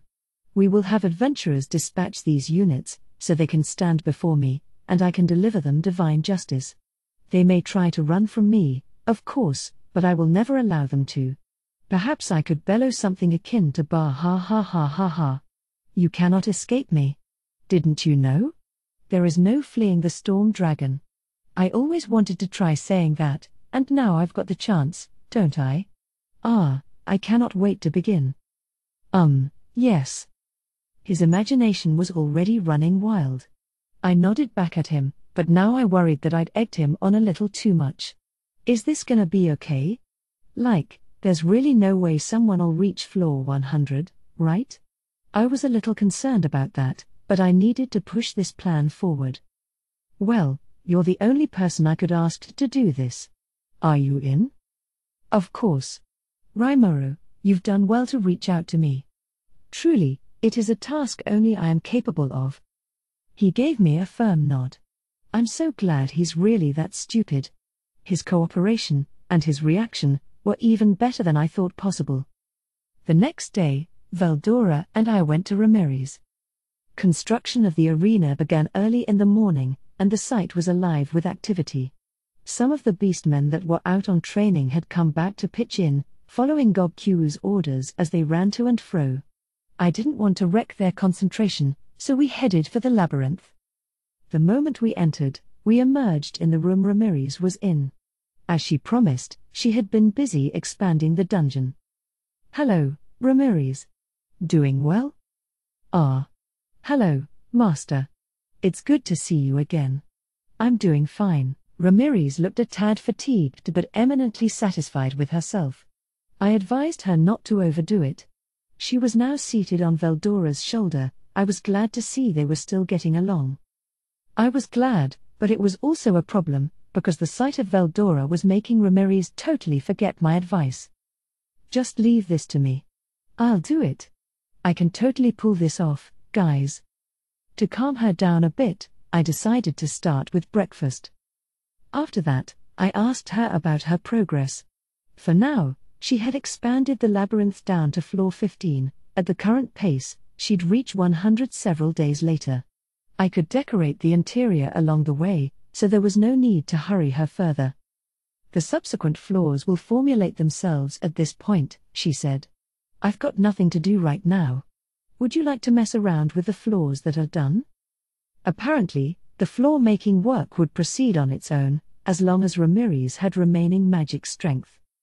"All right, how about we set up Veldora's room first?" The domain of Veldora would be on the bottommost floor. I wanted to get it all set up for him, if only so I could kick him out of my place pronto. For now, that floor was still an empty space, no walls, no hallways, no stairs, just a door in the middle of nothing. Wow. Literally starting from zero, huh? "This is my room, Rimuru? Because it reminds me of my time being sealed away." Veldora wasn't a fan. I saw his point. I'd feel kind of bad for him like this. "Not to worry, Master." Ramirez smiled at Veldora. "I can add stairs and other things easily enough, just by thinking about it." "All right," I said, "how about we all use thought communication to figure out what we want this place to look like?" We connected our minds together, and I showed them what I was currently picturing. "Ooh. Yes, yes. Quite fine, Rimuru. I knew you were better than that. I suppose I am in good hands after all." "Sounds like Veldora's all for it. Think you can make it into this?" "You got it. This much isn't a problem." Ramirez wasn't kidding. In another instant, the space transformed. We were quickly surrounded by walls of thick stone, forming a large chamber with several smaller rooms coming out from it. The main chamber was a square 300 feet or so on each side, impassive and looking every bit like a boss room. She did it up exactly like I pictured it in my mind. Whoa. This is perfect. That it is, Ramirez. I am eminently satisfied. Hee hee. Glad you like it. Yes, I really am that good, you know. Ramirez didn't get compliments often enough, I guess, because she looked beside herself with joy. I really was impressed, though. If you tried to physically construct this, it'd take decades, not even years, and she was done in an instant. Plus, since this whole space was under her jurisdiction, she could customize it pretty freely. Astounding. I really started to see her in a new light. But I couldn't marvel at her forever. This chamber was meant to be the reception area for any adventurer who made it here. Well, it wasn't just that. In reality, it was a space large enough for Veldora to return to his original form. He needed to be able to fully relax and get comfortable in this space, or we'd never get anywhere. Of course, looking at him lately, he was chill enough in pretty much any physical form, I felt. If anything, being human made it easier to play games and read manga. He liked that form enough to use it to hang out uninvited in my home, after all. Maybe we'd need to build a human Veldora room, too.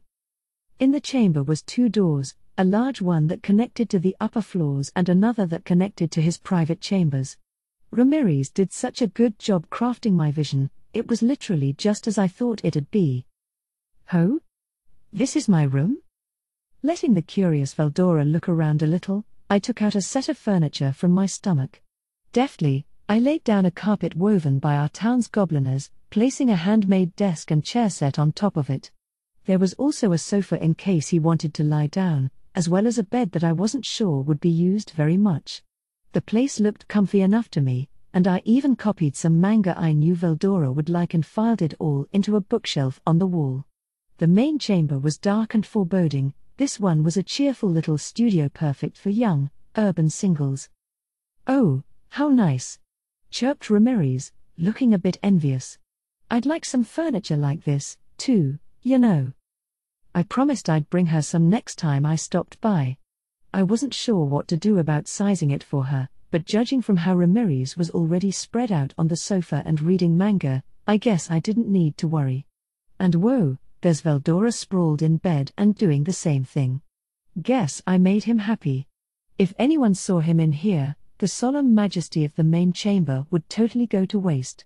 I really hoped no adventurers would see him like this, as unlikely as that'd be. Well, no need to go overboard. We spent the afternoon getting Veldora's room in order before wrapping up the day. 1 week later, the pace had dropped a bit toward the end. The labyrinth was complete down to the 100th floor. The interior, as I directed, was made out of blocks whose structure could be altered freely, allowing us to switch the paths around once every few days. This way, even if anyone memorized the way down, they'd have to start all over next time. I'm talking truly demonic difficulty here. Selling maps would be sacrilege, I thought. I wanted this to be a true gauntlet, and this way, it'd be a new quest every time, always fresh, retaining its difficulty, never getting boring. As a kind of failsafe, I did provide save points every 10th floor. It turns out that spatial motion was possible in Ramirez's labyrinths, under certain conditions. This wasn't affected by the local magicules, amazingly. It made it possible to do things like transport food in and out, super useful, and it also worked on people, letting them freely travel back to these preset locations. In other words, save points, through and through. Reach one, and you get to start from there next time. It works on your fellow party members, too. You could cheat a little and bring someone below where they've been before. There was some debate about that quirk, but I decided to go with it, see how people used, or abused, the feature, and adjust as needed. Besides, even if you cheat your way down a few floors, you'll still have to deal with the challenge waiting down there. There's a boss stationed at every level, guardians that work along the lines of the local boss warlords dotted around the forest of Jura. I was thinking of making the ones located before save points particularly powerful. If you want to take those guys down, save points weren't going to help you. Basically, someone would need to be strong enough to reach a save point in the first place before they could take others down there, so I didn't think anyone would try anything too stupid with them. If a problem came along, we could always reconsider. We had some nice bonuses in the treasure chests, after all, so I hoped our visitors would try hard to defeat the bosses on each floor. Was it okay for our bosses to kill, or be killed, by the way? Sure, that was another key point. Ramirez's macecraft had the power to revive life itself, resurrecting any adventurers who came into the dungeon. This could be done only with the subject's permission, but as long as he or she existed as a consenting part of Ramirez's realm, it was all good. Ramirez was, in essence, the eternal leader of anything made with macecraft. If she was killed, the whole thing would disappear, but otherwise, any of her servants could get revived at a save point, and a servant was anyone she had forged a pact with or otherwise agreed to the presence of. I still couldn't believe the power of this skill. Now I see why she wanted Beretta so bad. Ramirez was no big deal out on the surface, but in her world, she was invincible. It's just that the invincibility only worked on people who were part of that world. It didn't work on golems with no free will, including that elemental colossus that vanished. Beretta, meanwhile, wasn't just a puppet, and that meant he was invincible, now that he served Ramirez. She had Thraney, too, now, which made me begin to wonder if I should start worrying about them. Thraney was kind of strong, after all, and if she couldn't be destroyed, not even Benimaru or Shion could beat her. Beretta and Thraney were still outside, beavering away at the arena construction work, but still, thanks to Ramirez's hard work, the labyrinth was smoothly approaching completion. Once things calmed down a bit, I'd need to talk to her and her servants about keeping the maze defensible. But that'd be later. Ramirez, did you make the thing I asked for? Oh, this, right? Here it is. This was a resurrection item. In order to receive the immortal attribute within a Macecraft world, you needed to give your express permission. But we planned to have tons of people storming in, and if it was open to the general public, it'd be a pain to get everyone's agreement on paper. Maybe Ramirez could keep track of a small handful of visitors, but if multiple parties were running around at once, she couldn't keep up. That's why I asked if there was a disposable item for single-use resurrection purposes. What she gave me now looked like a regular old armlet, knotted together like a friendship bracelet. Did you check to see if this works? Sure did. I tried it out on Beretta last night. Whoa, what are you doing to him? Apparently, Beretta willingly agreed to this, his reasoning being I am a demon, so even in the worst case, I will not truly die. I know I asked and all, but this was ridiculous. Thanks to that, however, I knew we had a working bracelet. Thraney had taken Beretta's core out of his body, and within 10 seconds, the corpse was transported out of the dungeon and fully revived. Perfect. I appreciate Beretta being brave enough to try it. Ramirez smiled and nodded. Oh, yes. This was the first disposable item I ever tried to make, after all. I figured it was possible, but I'm just glad it worked. This was her first time. So what if it didn't work? I shuddered at the thought. She could have at least tested it on animals or something. I wish she wouldn't be so rash. Regardless, we now had resurrection bracelets. Ramirez reported that she'd also prepare return whistles that brought you back to the surface in an emergency. We could sell both of these at the labyrinth entrance, buy them or don't, it's your choice. Don't blame us if you die or get lost down there, though. Me, I'd definitely buy 'em. We could work out the prices we'd charge later, but for now, we were all set. If you think about it, though, these resurrection bracelets are just Ramirez's power in a handy physical form. All it did was put you back at the dungeon's entrance in the state you entered it in, assuming you died within the labyrinth. I think we'd better carefully explain to customers that it wouldn't revive you just anywhere in the world. Some people out there, you know, it's in one ear and out the other. If they die outside somewhere because they assumed the wrong thing, that's their problem, but I'd still feel bad for them, so I ought to make sure I get the message across. So the basic framework of the dungeon was complete. Not bad for a single week's work. I asked Raphael out of curiosity if it could make something like this for me, but, report. The subject Ramirez's intrinsic skill Macecraft cannot be replicated. It sure didn't take its time providing that answer. No, only Ramirez could do this, and really, I ought to thank her for camping out on my doorstep. Great job, Ramirez. Now we can finally move on to part 2 of the plan. She flitted her wings as she replied, hee hee. Of course. I'm a hard worker when I wanna be, you know. I turned to Veldora. Well, sorry this took so long, but I think it's time for you to let your aura out. Ah, the time has come, has it? Qua ha ha ha. I am ready. Yes, the moment was here. The dungeon had ducts and stairways connecting all 100 floors to one another. How did they keep things ventilated all the way to the bottom? With magic, and that's the best answer you can get from me. Maybe we didn't need those ducts at all, but they were there to ensure magicules would make their way to each floor. And that rush of magicules would happen once Veldora came to that central chamber in floor 100, assumed his original form, and cut loose. All right. Here I go. Rah! I didn't need the theatrical shouting, but I suppose he felt better that way. Instantly, a spectacularly evil aura engulfed Ramirez and me. I had enclosed us in an absolute defense barrier, just in case, but for a moment, it felt like a bomb went off in front of us. Phew. Sheesh, that was dangerous, a shaky Ramirez said. If you didn't protect me, I might have been blown right out of here. Yeah, that was stronger than I thought. The shock wave was packed with an intense concentration of magicules, easily enough to kill a normal person. Qua ah ha ha ha. Make way for Veldora.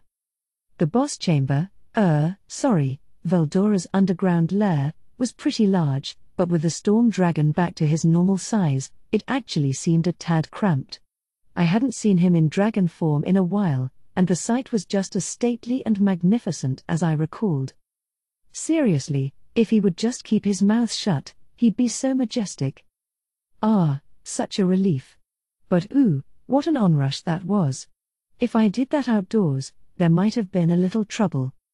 He made it sound so casual, but that scenario would have been a disaster. And if it was such a relief, why were there still magicules coursing out of him? Wow, Master.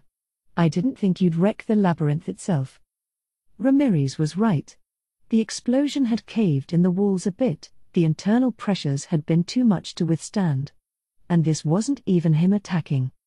Guess you really were holding in a lot, weren't you? Can you maybe, loosen the valve on it a bit now and then, so it doesn't come to that again? That was just the magicules mixed in with the aura blast, after all, and they came in dense. Veldora's total energy count must have been off the charts. No wonder releasing it was so dicey. Definitely got to vent a bit more often than that from now on. Then I was struck with a brilliant idea. Why don't we build another room in floor 100 to serve as storage? We could put in the iron ore and so on that we get from the mines, then infuse it with magicules to transform it into magisteel ore in a flash. That stuff's worth its weight in gold, far more in demand than regular metal ore, and it could become a huge resource for us. Ramirez, can you make another room connecting to this chamber? Sure. No problem. She was already hopping to it. Next time I stop by, I'll bring in some of the metal ore we have in storage around town. As I schemed internally, the magicules gradually began to distribute themselves around the dungeon, just as planned. Most floors still didn't have walls or internal structures, so there was nothing stopping them from diffusing into every corner of the labyrinth. The magicule count on floor 50, even, still surpassed what you saw in the deepest part of the sealed cave. Now we'd just have to wait for monsters to start appearing. At this rate, I could expect some real juggernauts. Veldora spent the rest of the day releasing his magic and chilling dragon style in his lair, and the next day, I brought Beretta and Thraney with me. Ah, Rimuru, he purred to me, last night was the most enjoyable one for me in ages. Oh? Good. Keep releasing as much as you want from now on, okay? No holding back. Just never do it outside of here, okay? Kwa ha ha ha. Oh, I understand. Did he? I wasn't sure, but I had to take him at his word. Discussing matters like this would be awkward, so I had him go into human form for a moment as I explained the current situation to Beretta and Thraney. I wanted to get right to work, but before that, I needed to make one final check with Beretta. Beretta, you swore to Guy that you'd serve Ramirez, correct? You still feel the same way now? He gave me a surprised look.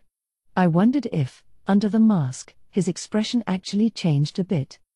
Sir Rimuru, I apologize if this is rude, but as I stated before, I wish to serve both you and Lady Ramirez. Yeah, I remember, but doesn't that go against what you promised Guy? It does. I was alone at the time, and... No, don't worry about it. Ramirez wound up here in town anyway, just like you wanted. She's gonna help run this labyrinth for a while, and I expect you'll be happy to help us out, right? Of course. Great, then serving her is pretty much the same as serving me anyway. I had been thinking about this ever since I heard about that, the idea of having Beretta just switch his allegiances to Ramirez, if he wanted to. That's what he promised Guy, likely the strongest of all demon lords, and I don't think Guy appreciated people who broke their promises to him. If that is what you wish, he briskly replied, then I will work under Lady Ramirez. Wow. Everything turned out the way he wanted, didn't it? Ah well. I wonder where he learned to scheme like that, understood? The answer, of course. I didn't need to hear that. Raphael just doesn't let up, huh? Who does it think it is? Uck. Maybe Raphael's the real schemer here. It sounded a bit sulky about that, but I wasn't about to start caring. Excellent. From now on, Beretta, you will work as Ramirez's servant. And her servant I shall be, but I still remember the great debt I owe to you, Sir Rimuru. If you seek anything from me at any time, please, just say the word. I will. Thanks. I then undid the master lock set in Beretta's core, handing the role over to Ramirez. With that, I could only take credit for creating him from now on. I'd get to give him orders again if something happened to Ramirez, but otherwise, Ramirez was his sole master. That came as a relief. Now Guy had nothing to whine at me about, and I could certainly trust Beretta to keep Ramirez safe. Besides, this labyrinth was proving useful in many more ways than I originally guessed. On the surface, it was advertising to get adventurers to visit town. Underneath, it helped Veldora let off steam, and generate the massive magicule counts needed to turn metal ore into magisteel ore as a byproduct of the process. The maze would be a great springboard for future research into the nature of magicules, and all in all, this was a much more vital asset for Tempest than I thought at first. Thraney protecting this asset alone made me nervous, so having Beretta around put my mind very much at ease. As for Ramirez herself, the new master of Beretta, well, this sudden event was making her weep tears of joy. My little Beretta, now my full proper servant? Now I'm no longer all by my lonesome forever. Lady Ramirez, you have me as well. Oh. Yes, I do, Thraney. We're turning into a really big family now. She loved the concept, darting around and flying circles around Beretta. Thraney watched on with a warm smile. Being alone must have pained that demon lord for a long time, huh? Her family was just 2 people, still, but it must have been big enough by her standards. The sight worried me. I could rely on Thraney well enough, but she spoiled Ramirez way too much. It'd be a tough job, I knew, but I wanted Beretta to be the one sane person keeping this crew together. He had his conniving side as well, but I was sure he wouldn't let me down. Beretta, don't worry about me as much. Take care of Ramirez. Protecting her is job 1 for you now. Yes, sir. I swear it on my life. I'll trust him on that. He's trustworthy enough. Ramirez and Thraney alone might find it rough going, managing all the monsters we'll find in this maze. With Beretta around, all problems are solved. This was perfect. Veldora and I watched as Ramirez carried on with her little happy dance, silly, but charming in a way. With the master-servant relationship set in stone, Beretta was now immortal inside Ramirez's labyrinth, no resurrection bracelet necessary. The same was true of Thraney. Resurrection bracelets and return whistles were temporarily infused with Ramirez's skills, but as her servants, the 2 had no use for those items at all. They were free to revive themselves at any of the pre-positioned save points available, so they wouldn't be flung out of the labyrinth after every death. In addition, they could teleport, more or less, between any save point in the dungeon. In some ways, it felt like Ramirez's macecraft was more beneficial to her servants than herself. I mean, being able to resurrect yourself as many times as you like. That's downright scary. She had only 2 people working for her now, but what if that number started going up? The labyrinth was going to be teeming with monsters shortly. If she had full control over them, they'd be a virtual army for Ramirez. There wouldn't be any calling her a pipsqueak then, not without serious consequences. And oh man, what if they had the immortal attribute, too? You just couldn't downplay this threat. Really, in terms of the defense it offered, Ramirez's skill couldn't be more superior. People just never worried about it because, you know, this was Ramirez we're talking about. No big problem, just a lovable, lonely, tiny pixie. I'm sure she'd never even think of commanding an unstoppable army of invincible monsters or anything. Probably. Now on to the next step, the labyrinth's internal structure. With 100 floors to fill, coming up with a maze for each one seemed daunting, but we'd just have to plug away at it, I suppose. It's not like the maze itself was the main challenge to visitors. The first floor of this labyrinth was basically a square, about 800 feet to a side, roughly the size of Tokyo Dome, although the dungeon as a whole gradually got smaller as you went on, forming a sort of inverse pyramid. With Veldora releasing his aura at the bottom, I wanted a structure that got the magicules distributed as efficiently as possible. We were free to adjust the size of any of the floors, however, so we could change anything that didn't work. It was really an anything goes kind of thing, beyond the realm of all common sense. Better not think too carefully about it. Into this labyrinth, we could install the following traps: poison arrows, venom-tipped missiles that fly in from out of nowhere. Poison swamps, vicious-looking and causes damage and status ailments if you fall in. Rotating floors, confuse your sense of direction. Mapping is key, people. Moving floors, running by themselves. Pretty scary. Bladed wires, strung at neck level along the path, neatly slicing off your head if you walk through without noticing. Lethal if paired with a moving floor. Pitfalls, causes falling damage and pangs of fear once you see what's waiting for you down there. Mimic chests, think you found a treasure. Sorry, it's me. Exploding chests, think you found a treasure. Kaboom. Magic rooms, hello. About time some prey stepped in. Closed rooms, start a fire inside one, and dark levels, it's common sense to bring a torch with you, right? If you didn't, I can sell you one at an exorbitant price. Low ceiling levels, you sure don't want to run into a monster when you're crawling on all fours. Levels with special ground effects, whoa. What's a volcano doing in this labyrinth? And so forth. Combine them, and you could implement pretty much anything imaginable. Nice work, Ramirez. You can craft these kinds of traps with your skill? Sure can. As long as it's within the labyrinth, I can set up nearly anything. She was probably right. We were on the 100th floor right now, but the composition of gases in the air was little different from the surface. Everything she accomplished with this reminded me once again of the power of macecraft. By the way, she asked, what's this closed room thing? Does that count as a trap, really? I gave her an evil grin. Well, in the air, there's this gas called oxygen. People, and most living things really, breathe this to bring it inside their bodies, although sometimes you see exceptions like me or Veldora.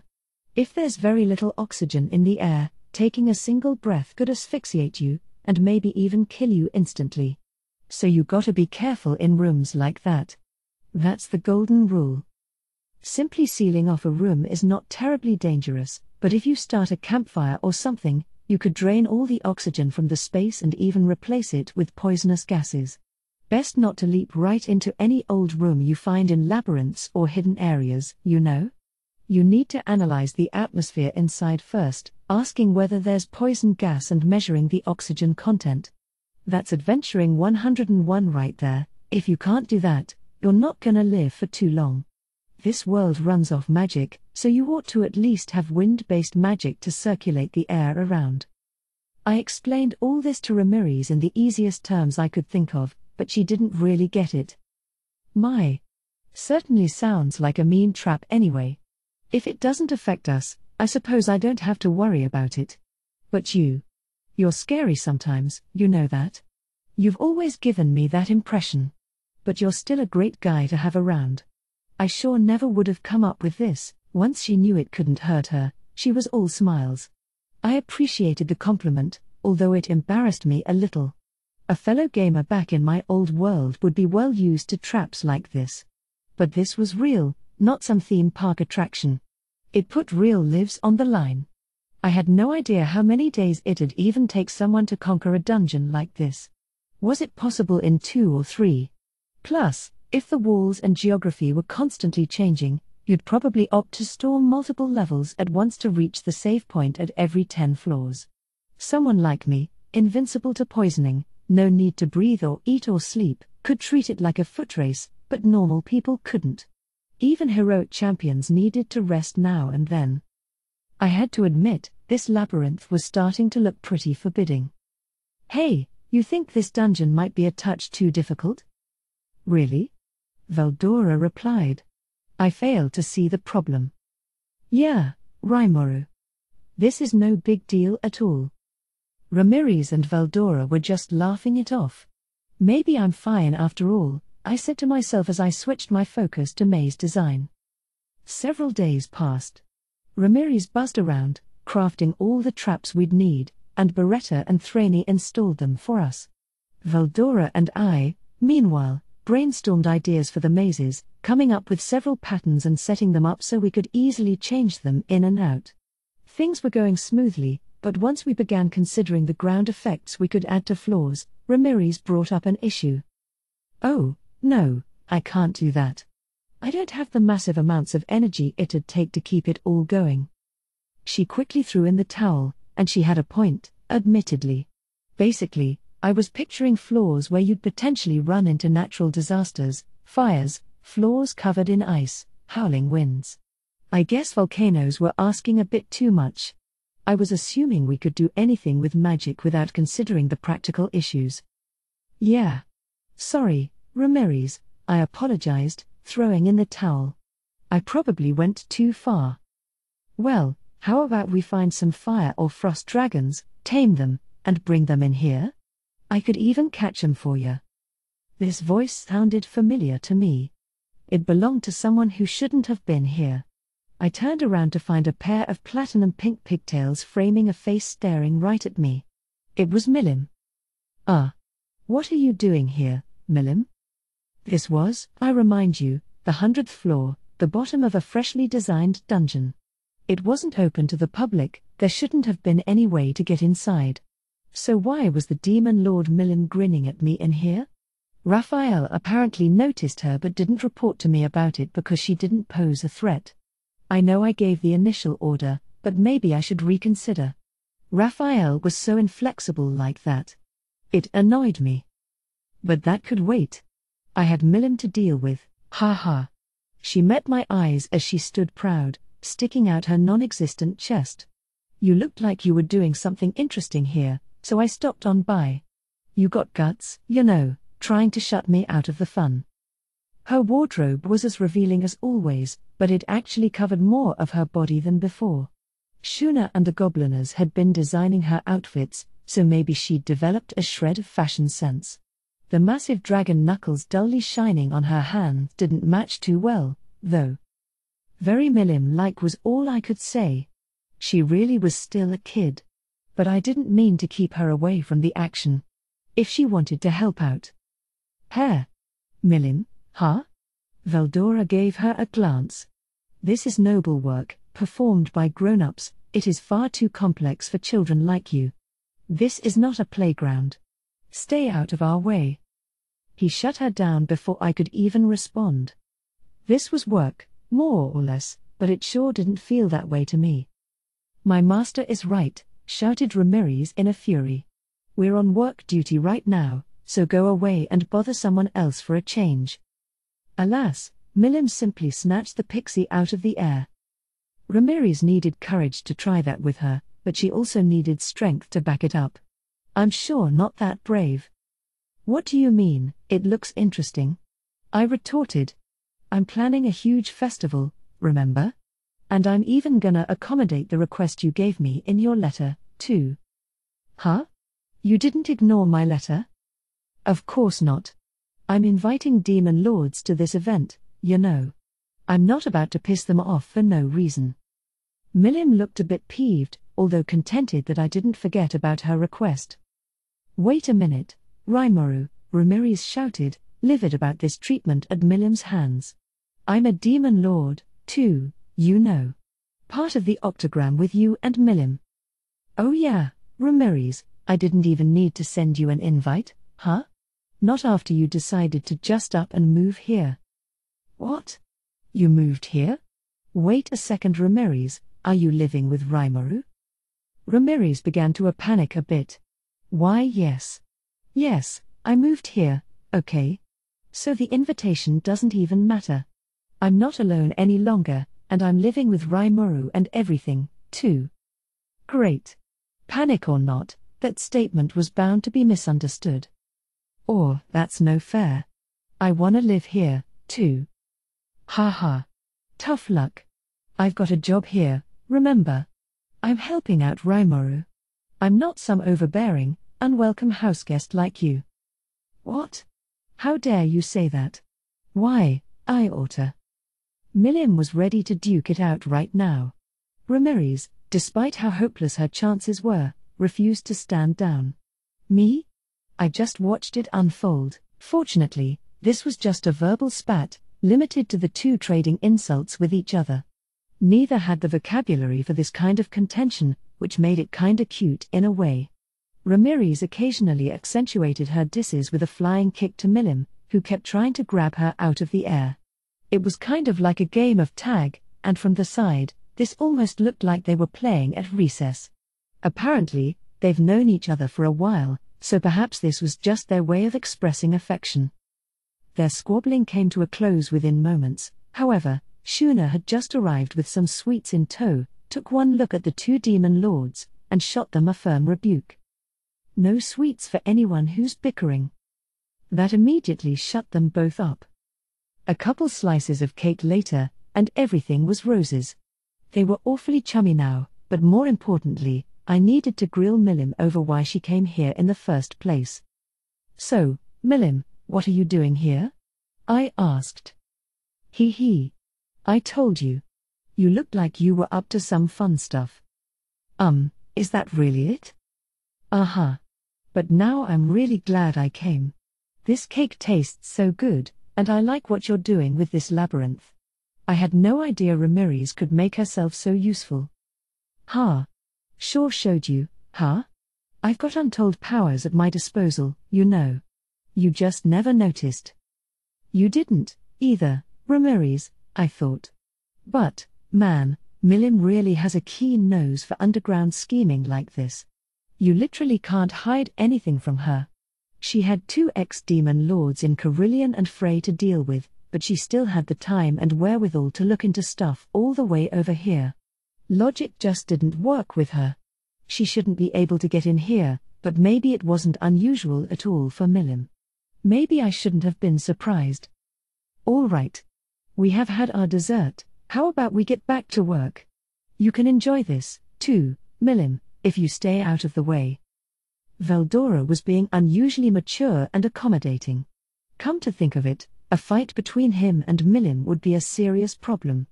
Milim was going easy on Ramirez, I could tell, but it'd be a different story with this dragon. If they started to tangle, this whole labyrinth would fall apart. Good thing she was on Veldora's good side for now. "No complaint there, Master," Ramirez said. She and Milim actually got along pretty well, in my eyes. That fight just now must have just been some friendly teasing. "All right," exclaimed an excited Milim. "I won't get in your way. Gimme all the work you want." I figured I was safe in accepting that offer, but one concern remained, something I needed confirmation for. "Well, I don't mind if you join in, but..." "Great. This looks like so much fun.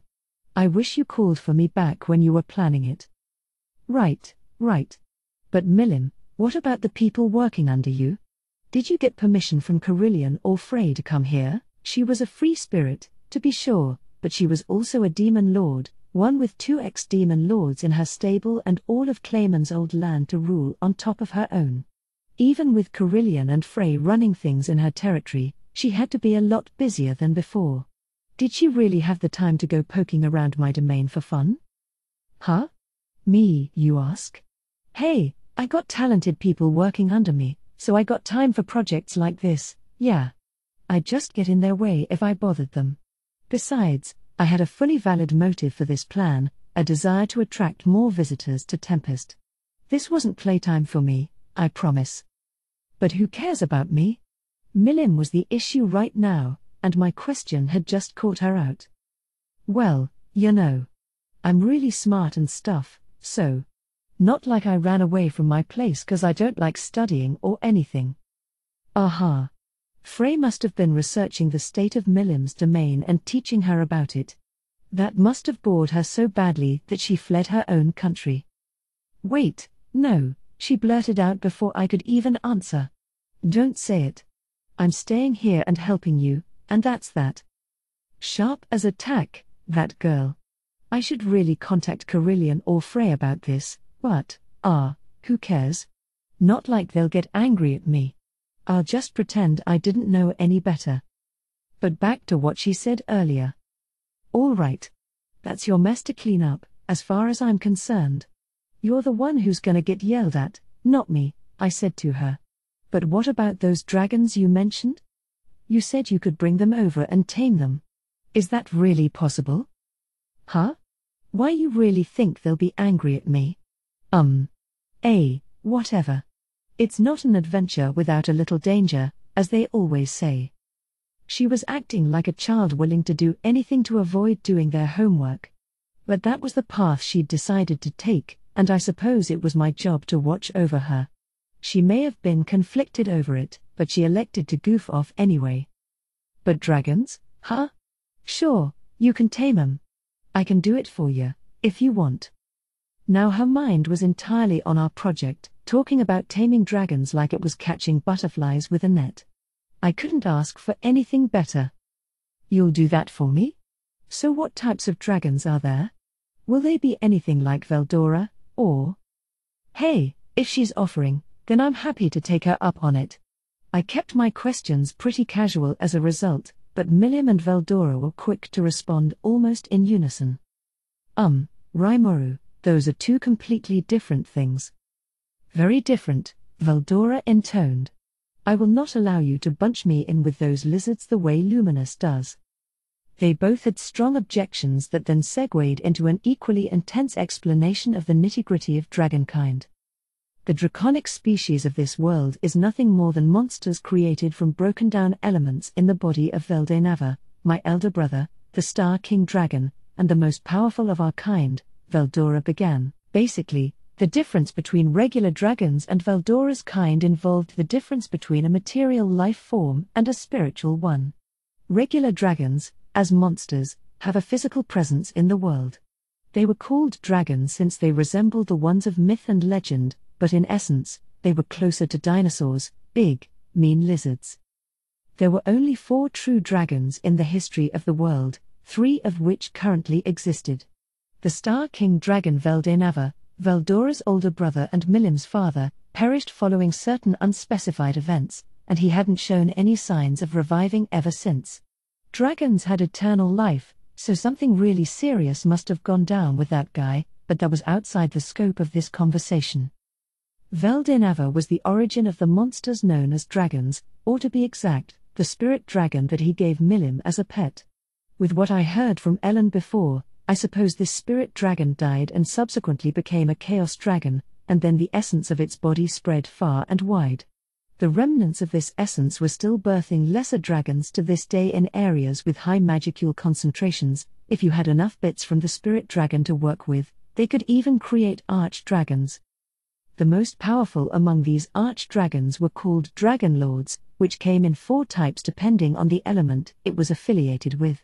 These dragon lords, who boasted human-level wisdom, had spent several centuries as arch-dragons before making the evolution, and with their strength, they could tap into some of the powers of the original spirit dragon.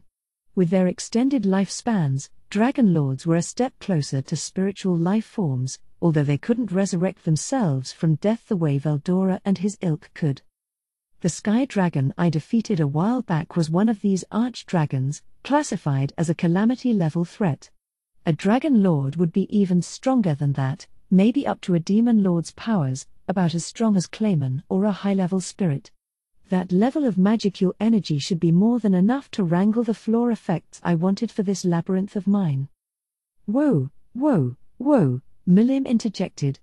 I may be incredible, but not even I can tame a dragon lord. Getting an intelligent being like a dragon lord to cooperate with us would be pretty fruitless, now that she mentioned it. Maybe we could get one to agree to the job if we asked them nicely, but it wasn't that worth it to try, I thought. Guess not, huh? So what did you mean when you said you could catch one? Well, there are some arch-dragons with elemental attributes to them, even if they aren't quite dragon lords. If we catch some and let them run free in this dungeon, they'll eat up the magicules and change the landscape around them, I think. I see.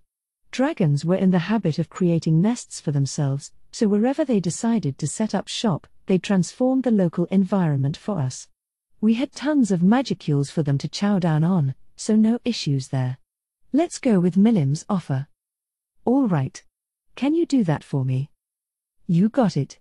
I'll grab you one from each type, right on the cusp of becoming a dragon lord. As she explained, dragons derived from that original spirit dragon came in just 4 types. At the top of the pyramid, you had your earth, water, fire, and wind dragon lords, with the element-infused dragons below them. They also came in 4 types, known as earth dragons, frost dragons, fire dragons, and wind dragons, respectively. The sky dragon I tangled with was a rarer case, a would-be evolution into a wind dragon that missed the mark for some reason.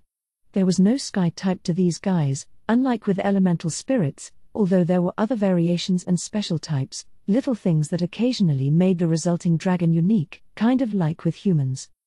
This sounded like the perfect engine for giving our labyrinth some nature-based spice. Let's put those dragons in the deeper floors once Milim picks them up. These element-infused dragons, by the way, were stronger than offshoots like the sky dragon, maybe a special A in terms of ranking, not a match for Charybdis, but still packing a big punch. I hadn't really thought about it, but I supposed one of those rarer offshoots would be a good, even match for 6 paladins. Upgrade that to an element-infused one, and you'd need a whole Crusader platoon to stand a chance, apparently. But hey, this is my dungeon, and I get to decide what goes in there. With spirits, the 5 elemental attributes work like this: earth is strong against sky, sky against wind, wind against water, water against fire, and fire against earth. This, however, didn't apply to dragons. Battle experience was more important than elemental attributes. In essence, older dragons were stronger than younger ones. As a result, I decided to order the elemental floors like so. Floor 99, Fiery Hellscape. The final challenge, encased in raging flames. Fire-resistant equipment is a must. What could be waiting beyond? Floor 98, Icy Grave. Keep moving or die instantly. Will your cold-resistant equipment be able to save you from this? Floor 97, Electric Skies. Lightning rains down from above. Only luck can decide whether you'll survive or get singed. Floor 96, Raging Earth. A punishing quake sorely tests anyone who makes it this far down. Behold the blind rage of the dragon. These 4 element-themed floors would serve as the last challenge before the final boss, Veldora himself. It was perfect. I saw absolutely no way anyone could beat it. Not bad, Rimuru. Heh. Placing those half-breeds ahead of me, eh? I imagine you're trying to put adventurers off their guard with those also-rans before encountering my full might, or, why does Veldora get the coolest part? You ought to put me in as that final boss thing from time to time. All 3 seemed to like the concept. Good to see, but we still needed to get those dragons worked out for it. Flattering Milim ought to ensure she'll get the job done. You've already got a vital role in this, Milim. If it wasn't for you, this final set of traps never would have existed. Exclamation mark. He's right, Milim, exclaimed Ramirez, probably picking up on my intention. I really hope you can get some strong, mean-looking dragons for us. No problem, guys. She looked motivated enough. That was good. If I had the dragons, I had the traps I wanted, and the way Milim described it, the dragons would do all the interior decoration work for me. Not long after, Milim set off to capture the dragons, the latest members of Ramirez's rapidly expanding band of underlings. A few days after Milim's sudden visit, I had the traps set up across all the floors. The only thing left to do was wait for Milim to come back with those dragons. Man. Beretta and Thraney, you guys did a hell of a job. Oh, no, Beretta said, taking a step back and being modest as usual. This is all for you and Lady Ramirez. Exactly, said a beaming Thraney. It is a joy to work for the sake of my master. Ramirez herself was sitting on Thraney's shoulder, and Thraney looked ready to carry out nearly any order she gave her. That wrapped up the bulk of the work. By the way, Sir Rimuru, I still have these with me. But then Beretta took out a unique class weapon and armor set. Those? I received them from a golem in the service of Clayman. I was unable to give them to you earlier, but I thought, perhaps, they would make good loot for a treasure chest or 2. Oh, right. Clayman's greatest masterpiece, or whatever it was? Viola, I think was the name. Beretta stripped all the weapons from it, and he meant to present them to me, but I turned them down. He wanted to pay me off with that stuff so they could move here, after all, and I wasn't up for that. Weren't you going to offer that stuff to Ramirez? Ha ha, Ramirez said, butting in. There's no way I could use it right, and I don't really care about it anyway. I think it's a pretty fancy piece of weaponry, but that's about it, not much else you can do with it. So I talked to Beretta to see if we could make better use of it. Are you sure about this? Because it'd be worth a lot if you sold it. It's fine. All part of my job. And I'm gonna make a ton of money before long, so why quibble over the little stuff? Besides, we finally have somewhere to live. So the weapon and armor were mine, and thus, I decided to put them to work for me. It was time to put the treasure chests in place and see how the labyrinth was shaping up. From floor 1 on down, we checked our work. That topmost floor was kind of a demo of things to come. I made it so even beginners could proceed without too much hassle. The chamber and its hallways were broad, wide, and hard to get lost in. Still, 800 feet to a side was big. I worried that people would spend all afternoon mapping out every nook and cranny, only to be rewarded with nothing. That might cause people to start dissing the maze, but with all the weak monsters prowling around, I figured there'd be enough excitement for everyone. The magic crystals and other useful stuff they dropped would make it worth novice adventurers' time. I intended to buy this loot from those adventurers. There wasn't a free guild post in Tempest, so the nearest one would be Blumen's. Going all the way there could be a tall order for some people, so I thought we could function as a pseudo-guild, accepting their loot for discount prices and pocketing the difference to cover expenses.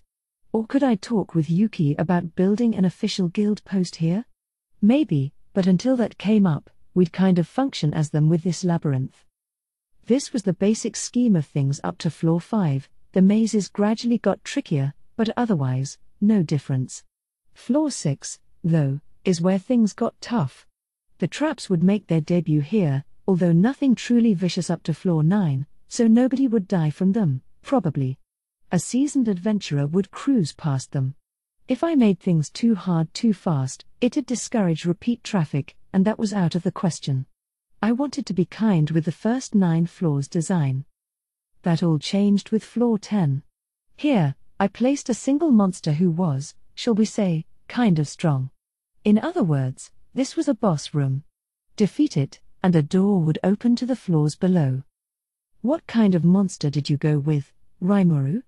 Asked Ramirez. I'll decide on that once I see how these guys are spawning, but we haven't seen any so far, have we? No, we had yet to encounter a single monster, all the way down to floor 10. Veldora released his aura a week and a half ago, but it still hadn't resulted in any baddies. Understood.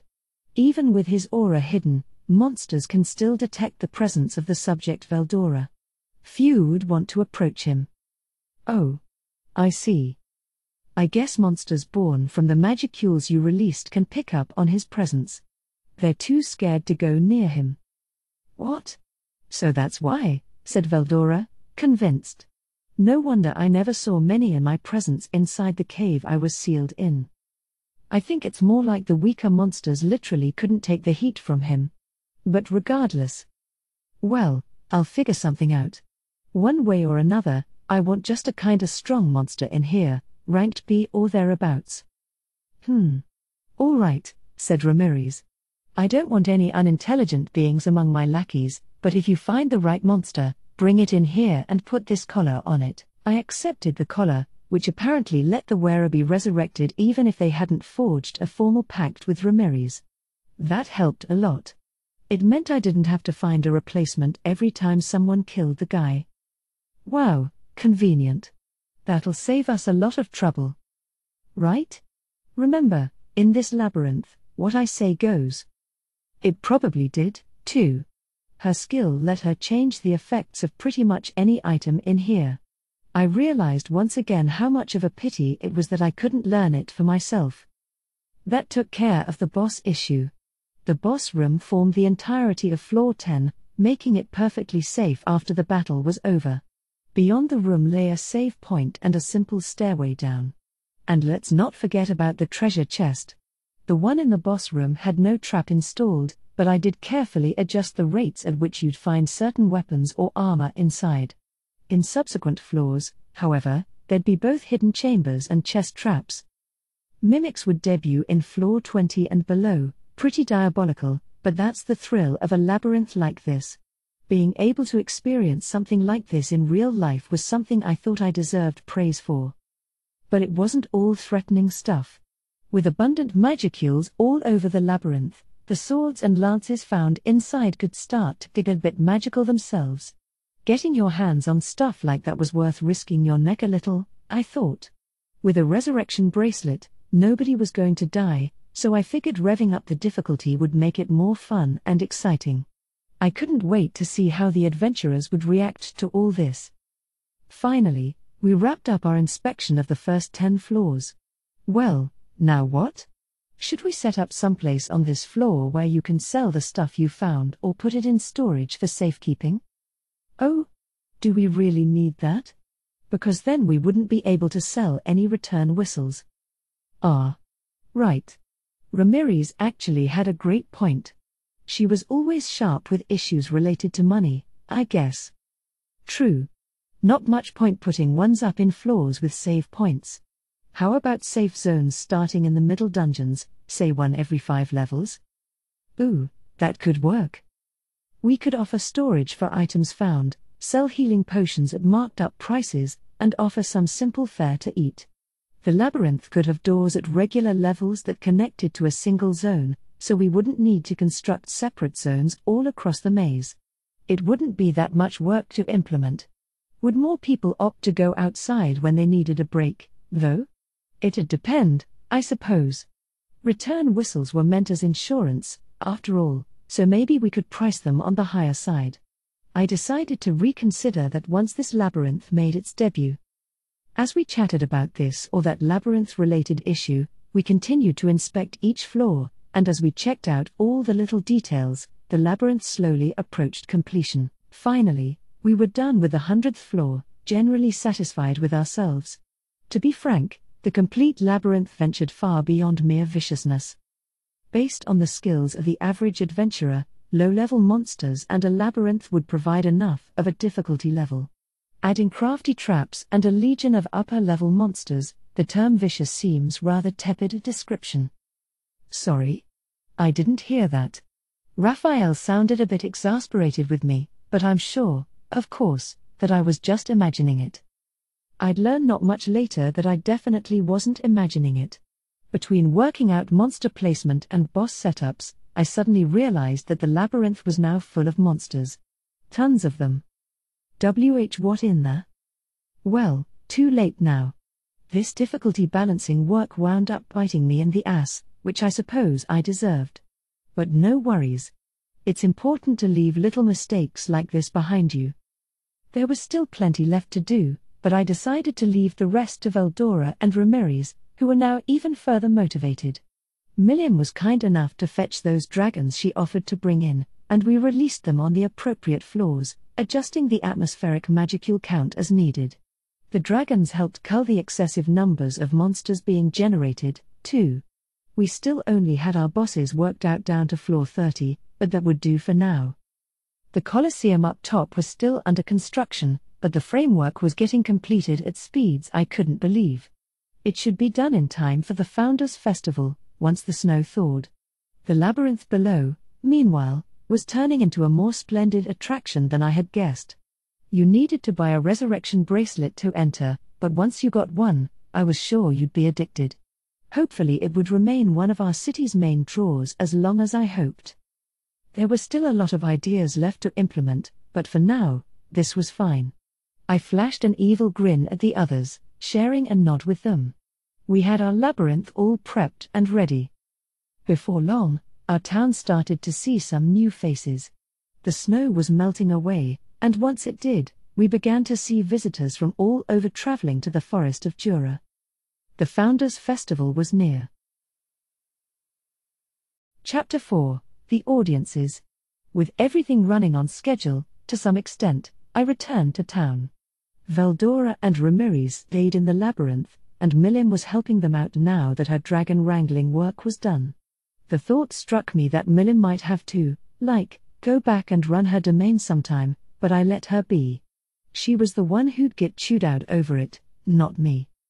Looking at the traps I laid, the three of them apparently had some complaints about the areas they were allowed to work out their final touches in.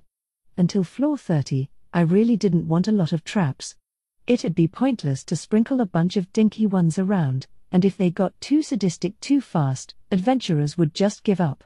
If they gave up too early, of course, they'd stop coming. That's why I personally laid out the traps for everywhere between floors 1 and 50. Ramirez and Veldora were allowed to handle only the deeper levels. I suppose, though, that witnessing my cruelest traps mainly inspired them to come up with even more insidious ones. You know, Rimuru, I think I had the wrong idea, said Ramirez. Traps aren't meant to be installed one at a time, are they? No fair. Let me invent some. Whined Milim. Yes, perhaps I was so focused on my overall might that I overlooked how best to install these traps, said Veldora.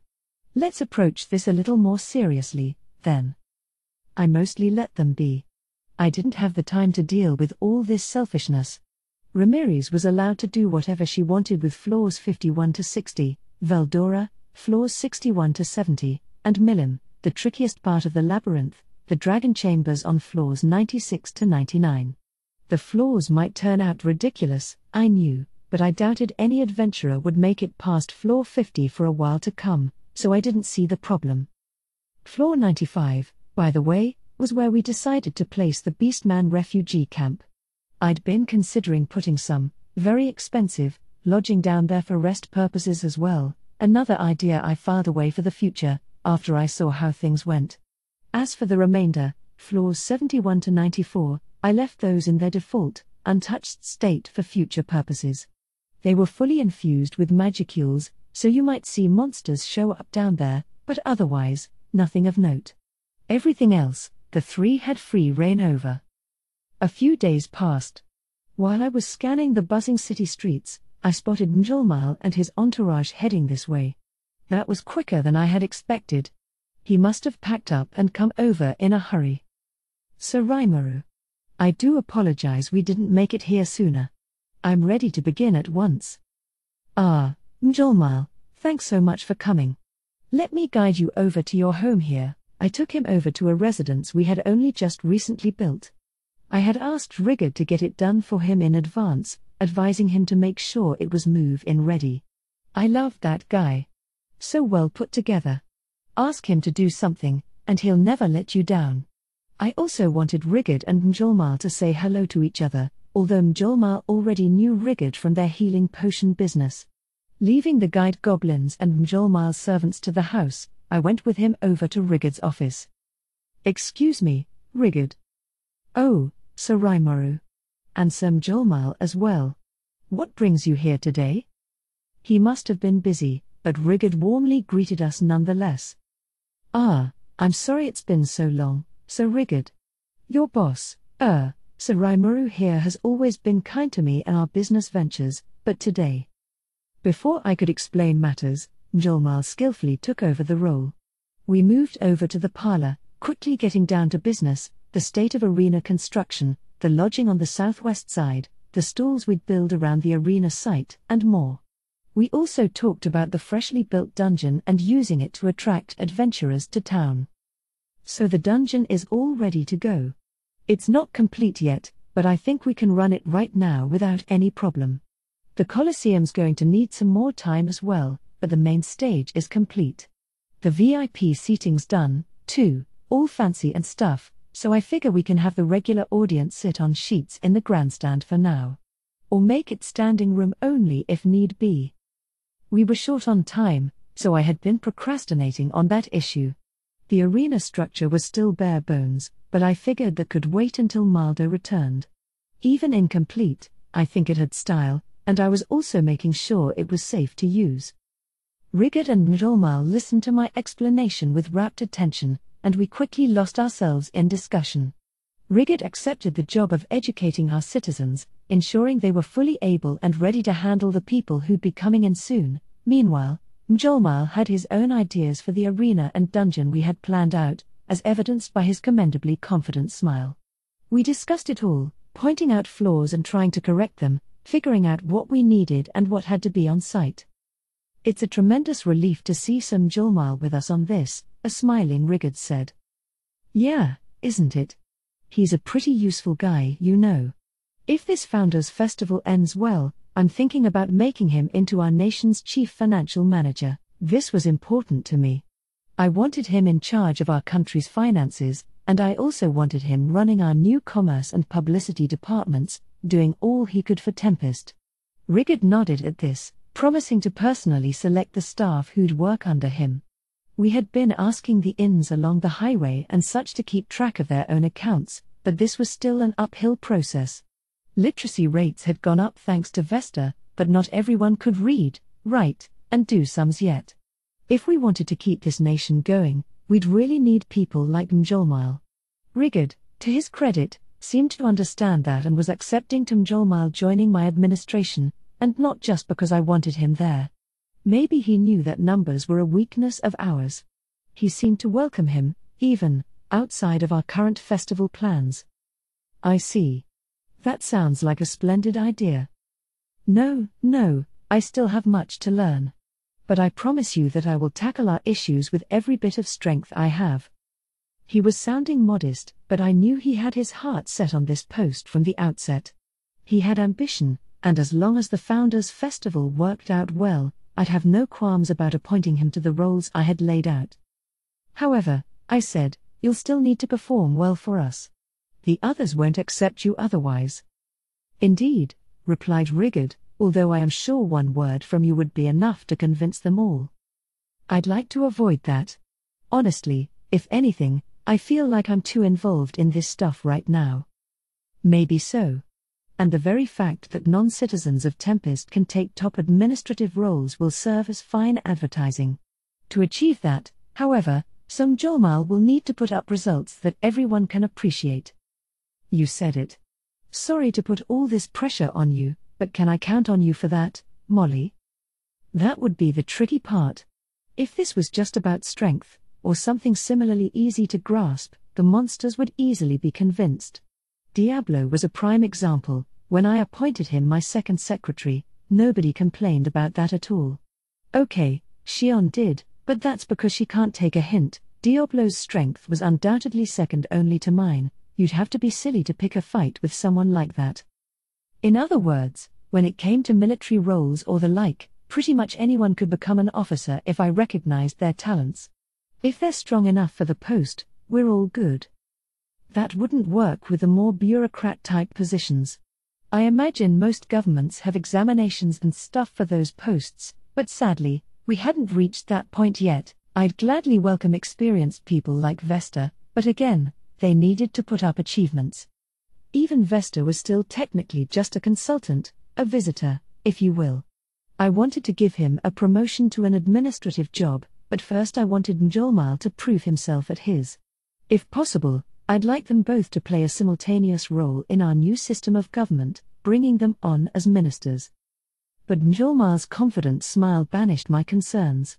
Heh. Sir Rimuru, I hope you won't underestimate me that much. Just watch as I satisfy your expectations and make this into a massive success. Glad I could rely on him. He didn't run the underground scene in his hometown with his mouth alone. That brazen attitude put my mind at ease. Heh. Molly, you have earned my trust. Make me proud. And even if you do make a mistake or two, I'll make sure it becomes a success in the public eye. Anyone who defies Sir Rimuru's will shall face the might of my iron fists. Rigid, you can't do that. That's why I want Mjolnir to do well for us, all right? Never fear. I will leave no evidence. You are quite an impressive official, Sir Rigid, murmured Mjolnir. No, please, I mean it. If you do anything, you're on your own, all right? Still, we exchanged dark smiles with each other. Rigid and Mjolnir weren't unfamiliar with each other, I trusted they were comfortable with this relationship. Knowing that helped me relax. And really, I didn't care why people decided to accept Njolmal's presence, as long as they did. Now, to go back to our respective groups and prepare for the Founders' Festival. Things were humming along now. That night. This is insanity. This must be insanity. This is far posher than even the grandest lodging in Inglesia. Njolmal began shouting the moment he entered his new residence. He must have liked the place. I was happy. There is running water, magic-driven burners, baths, and these toilets. Every advanced piece of equipment this town has to offer is available to us. The elated servant's report almost made Njolmal faint on the spot. Rimuru. So Rimuru? Are you sure all this luxury is suitable for me? Hey, man, this all comes standard in Tempest. Of course, given the servants he brought along, Njolmal was living in a larger mansion, not your normal kind of place. I had taken note of his residence in Bloomond and made sure we had something similar for him here.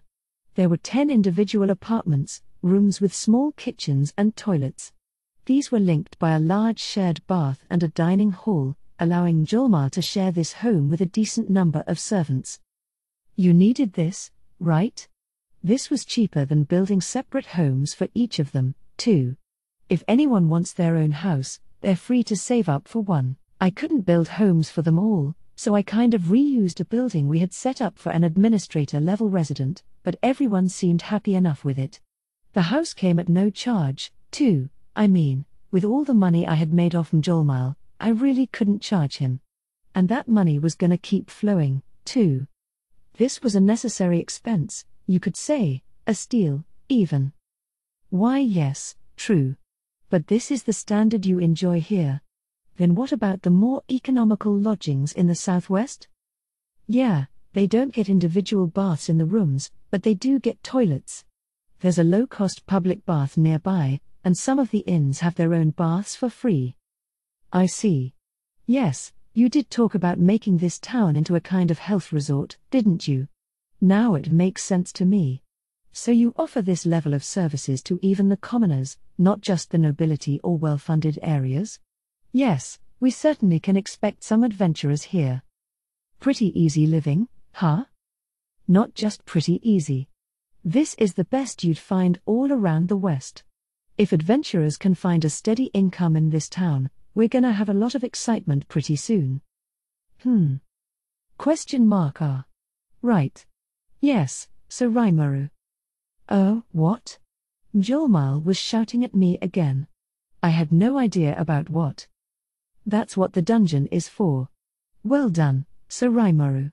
I couldn't be more in awe of you right now. Oh. Yeah. Definitely. What's he talking about? The adventurers can hunt the monsters in the labyrinth. I thought this was a bit of charity for adventurers short on work, now that the Forest of Jura is more stable, but heavens, you had thought that far ahead. Sage charity? I mean, yeah, there aren't as many wild monsters around Jura as there used to be, but, the dungeon's just a fun attraction, so. This can work. This can really work. We're seeing more adventurers out of a job, what with monster counts dwindling and all. Perhaps some can use the dungeon as their workplace. Plus, we'll be selling healing potions and adventuring gear nearby, right? Picture this, what if this town isn't just a tourist site or health spa, but someplace where they can permanently reside? With all these inns providing fantastic service, a coliseum attracting tourists, and a dungeon providing thrills and a potentially decent wage. Was that what we built the dungeon for? I did intend to offer money for whatever the adventurers earned in there, but that was kind of like offering buybacks on carnival prizes. But was Njolmal's line of thinking worth hearing out? Wow, Molly. You only just came here today, and you already worked it out. Of course, sir. If there's money to be sniffed out, I'd never lose a single coin to you. Heh. You're incorrigible. Ha. Don't be silly. It wouldn't be possible without you. But thinking and doing are different things, of course. I was hoping I could leave you to work out the rest of the plan. Oh, would you? I'd be glad to help. I guess the plan was now to let adventurers work in the dungeon, and Mjolnir was kind enough to accept the job. He already had a ton on his plate, I knew. Talk about energetic. But, I didn't think that far, but I totally overlooked the idea of adventurers living here. To me, the dungeon attraction was kind of a gamble. Maybe some customers would make money off it, but the majority would leave with their wallets pretty thoroughly emptied. But have a permanent group of adventurers hunt monsters in there. There's no stopping Mjolnir's imagination, huh? I love getting his insights. Unlike forest creatures, there was no chance of overhunting and wrecking the ecosystem. Much better, really, to have the hunters cull the monsters' numbers before they multiplied too much, then buy the materials they harvested from them. With Valdora around, there was no need to worry about where the magicules would come from. The monsters would be constantly replenished. This actually might be a brilliant idea. It'd give adventurers money to go spend around the city and help fill Tempest's coffers, which would allow us to provide more support to them. We could process the materials they hunted for us, and I suppose we could even export them to other countries. Magic crystals could be shipped off as is, although we wouldn't export them all. We had our own uses for them. Maybe this would be the tipping point that made the Free Guild build a post in town, too. We could give them exclusive rights to the dungeon business, so we weren't in competition. And if they paid the adventurers directly, I thought, that would also open access to foreign capital for us, capital we could use to import goods from other nations. With imports cut off from Eurasania at the moment, I wasn't sure the produce and grains we farmed would be enough to keep the adventurers full, so some imports might become necessary. Besides, I wanted Tempest to become a trade hub. That was part of the idea from the start, and I needed to think of ways to move larger amounts of goods and money around. There were plans in my mind. That was why I made sure the highways were designed to be pretty wide. After all, we'd paved only half the width of the roads, the other half was bare earth. I planned to put rails down on that land someday, and with the rails would come freight trains. After that, I suppose it all comes down to advertising. Mjolnir pulled me back down to earth before I floated off too much into fantasizing about my dreams. No need to go too crazy yet. It'd take time to develop rails, much less the trains that'd run on them. First, we needed to pull off this massive party without a hitch and make a good impression on the world. You're right. This isn't advertising, exactly, but I've sent out invitations to world leaders. Journalists from several nations are working with me as well, so I think we should see a pretty decent turnout. Oh, good to hear, Sir Rimuru. I was just thinking that we'd best start negotiating with royalty and nobility before the winter thaw if we want them to join in, but you've already planned ahead, eh? In that case, I'll contact the larger merchant operations I work with and let them know about the festival. Could you do that? Certainly. I'm already prepared to. In fact, I intended to send out messengers once I scoped out how things were in Tempest. Mjolnir grinned at me. He was so useful. Ah, my hat goes off to you, Molly. You never leave a single stone unturned, do you? I could say the same of you, Sir Rimuru. The foresight you've shown with all this is a far cry from anything I could ever manage. Another exchange of knowing smiles. I think Mjolnir's far more of a schemer than I ever was, but I'll take the compliment. Sir Rimuru, he continued, turning more serious as he stood up, there is no way this plan of yours could possibly fail. If you have what it takes to build a nation up this far, I'm sure you could guide just about anyone to success. I'm not sure about anyone, but he did help put my mind at ease. I suppose Mjolnir was impressed enough by our town's food, environment, and creature comforts. That's why he was reacting that way, and perhaps it was a sign of our future promised success, even. I stood up and extended a hand to him. I'm counting on you, Molly. Certainly, he replied, gripping it in a handshake. From that moment, I was sure we had it in the bag. That night, we held a big dinner at Mjolnir's mansion. Afterward, he and I were relaxing together over some tea when he whispered something to a servant and had him go fetch someone. This someone, or rather someone's, turned out to be Beeth and Gobeman. I had thought Gobeman was staying undercover as he kept watch over Mjolmile. If he was here, had he introduced himself to the guy or something? And that wasn't even my main concern. Sir Rimuru, I understand that kind Gobeman here was sent to protect me. I thought about playing dumb for a moment, but I guess Mjolmile already knew he was here on my orders. No point trying to hide it. Well, yeah, but, Gobeman, what's up with your arm? I kinda had to ask. Half of his right one was missing, ending at the elbow. Sir Rimuru. My sincerest apologies. He kneeled down, head virtually to the floor. I made a terrible mistake and exposed my identity to Mjolmile. This arm was my punishment, you see.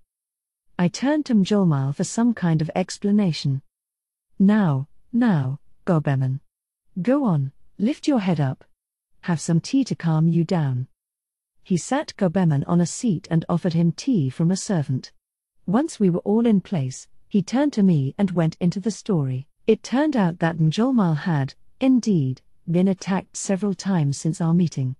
Mjolmile, being no fool, ordered Beeth and the rest of his security detail to redouble their efforts, but there were a few close scrapes that were foiled thanks to the assistance of an anonymous bystander, Gobeman, in other words.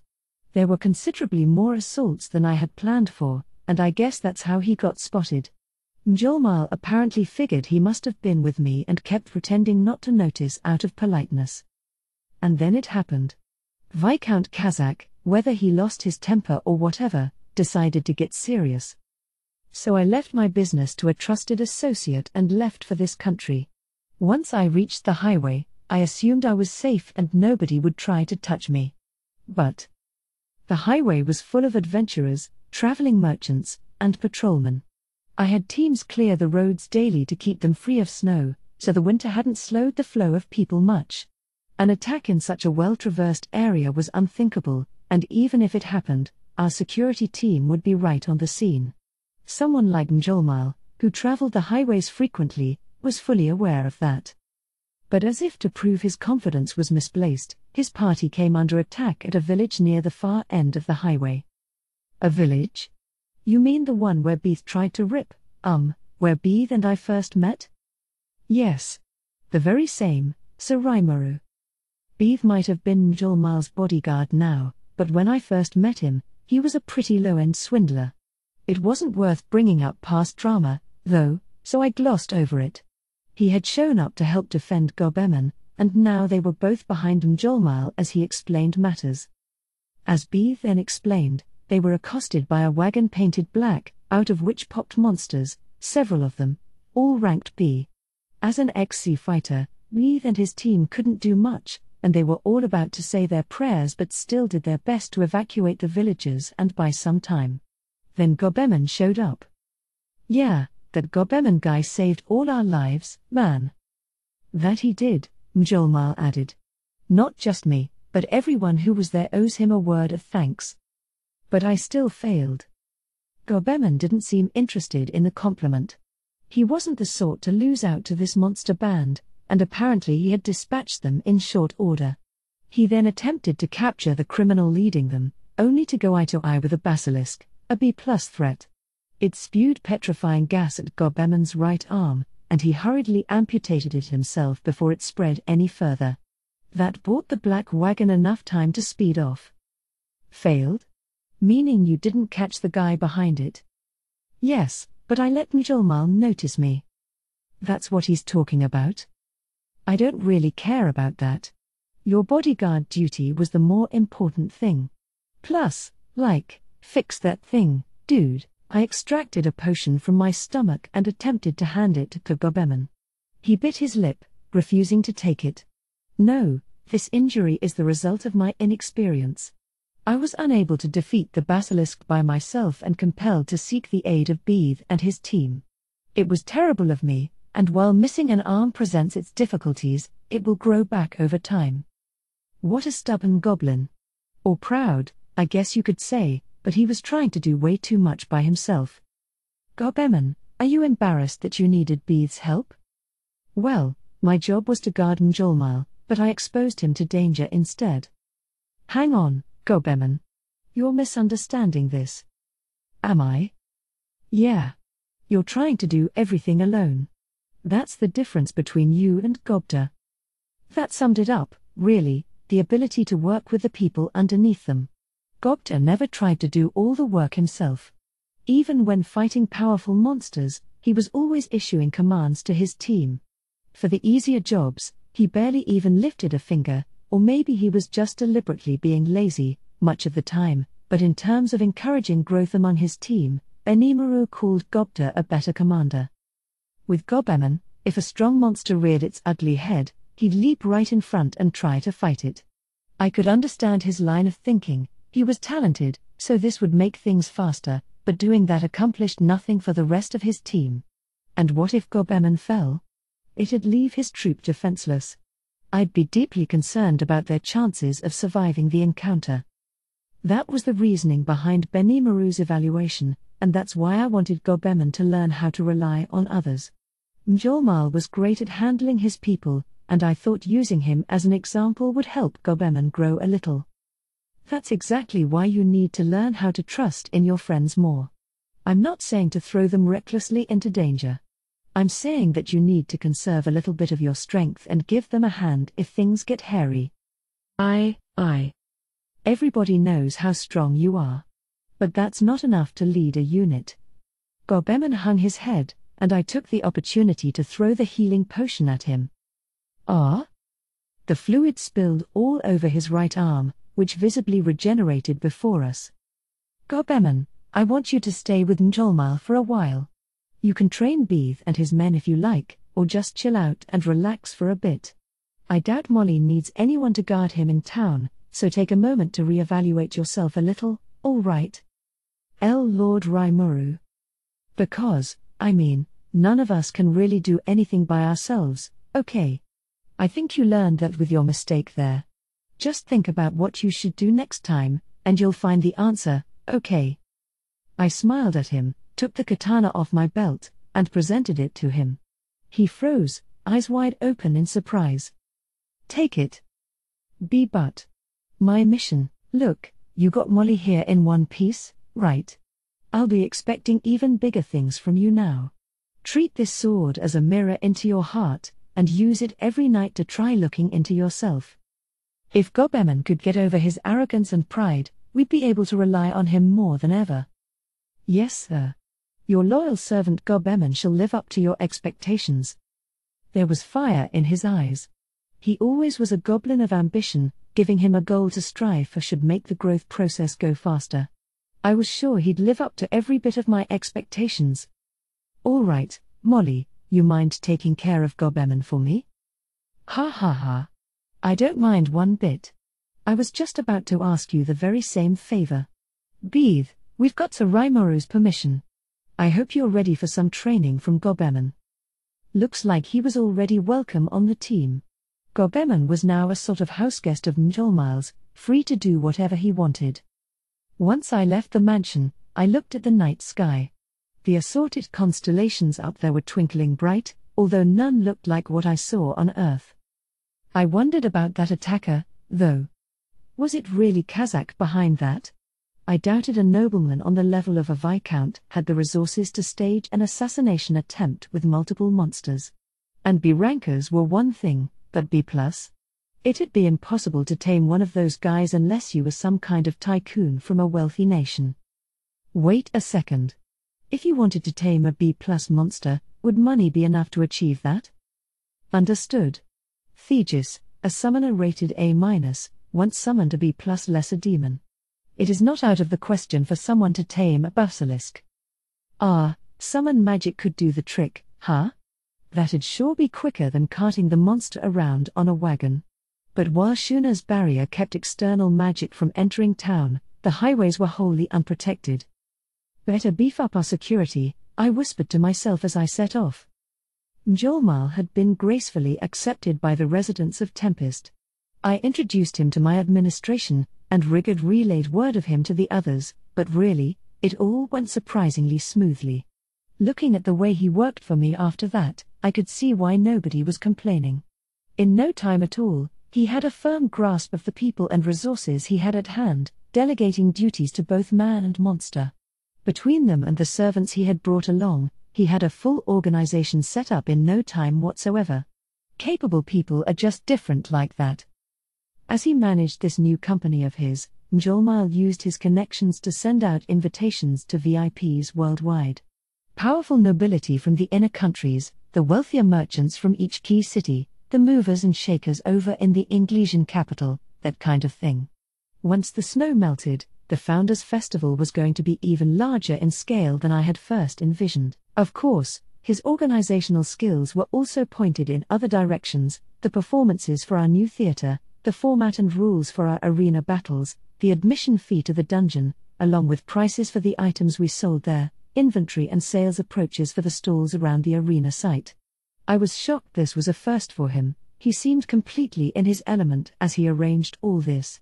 I introduced him to Veldora, too, and he agreed to work out the guy's hibachi grill concept with him. I definitely made the right choice. Out of all my crazy ideas, hiring him was probably the smartest one. Without his talents, there was a pretty high chance the whole thing would have crashed and burned. No way I'd ever be this nimble with things. I was lucky to run into this guy, and as I watched him do his magic, I couldn't help but feel exhilarated. Time sure flies sometimes, doesn't it? The whole town was in a festive mood now, the streets alive with energy and enthusiasm. Arena construction was proceeding well. Gob Kyu was proving an excellent foreman, and everything was still on schedule. Mildo, youngest of the three dwarven brothers, was also back from his break and adding his own touches to my blueprints. Now there was an aesthetic, even artistic value, to the structure. He was a real artist, indeed, and I sure wasn't, so this was a huge help.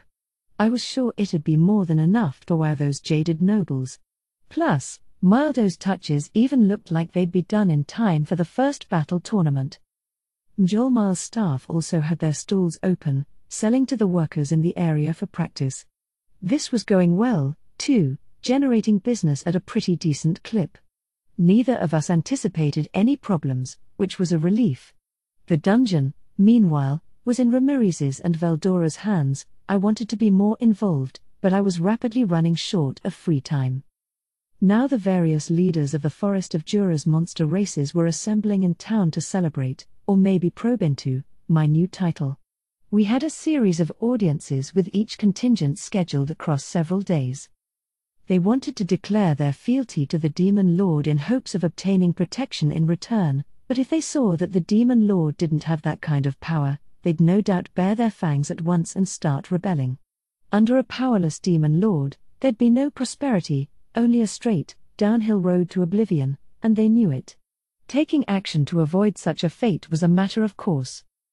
Until fairly recently, the whole of Jura had been protected under Veldora's absolute, irresistible power. That made the forest an impregnable fortress, but now it was under the rule of a new Demon Lord, a freshly ordained one, whose priorities and policies were still a question mark. That'd unnerve any of the monster leaders, I was sure. So, here I was, in the audience chamber we set up, being enshrined on my little platform, in full dress. As a slime. It made me feel like some kind of table decoration, a conversation piece laid out on a divine altar. I suggested just putting one of my replications up there, but my team of advisors just smiled and said no. They had a knack for working together against me at times like this. My only guess was that they were using thought communication to talk to each other behind my back. So I let them do what they wanted with me, and they dolled me up so much that I couldn't even move. They even prepared special slime clothes for this day. It was exhausting. Several outfits, changed daily for me, or maybe even morning, afternoon, and evening. I stopped paying attention. I wished they'd knock it off, but they kept talking about how I had to strike a dignified pose, which indicated to me that my slime form didn't look dignified at all. Ah well. Everyone participating in this presentation ceremony was dressed like they were members of a military honor guard. Every button was polished, not a wrinkle in sight. The pressure was intense, and in the midst of this oppressive atmosphere, Rigard and Rieger, just as smartly dressed, were dealing with the envoys. I looked down at them, as instructed to do, without saying a word. Me speaking would ruin the effect anyway, so I was glad I didn't have to. Benimaru and Shuna stood guard over me on both sides. Behind me was Shion, Ci, and Gable, in a neat little line. Ranga, as always, was holed up inside my shadow. Over to the right was Gobwa and another 100-odd members of Team Kurenai. The other 200 were patrolling the city streets.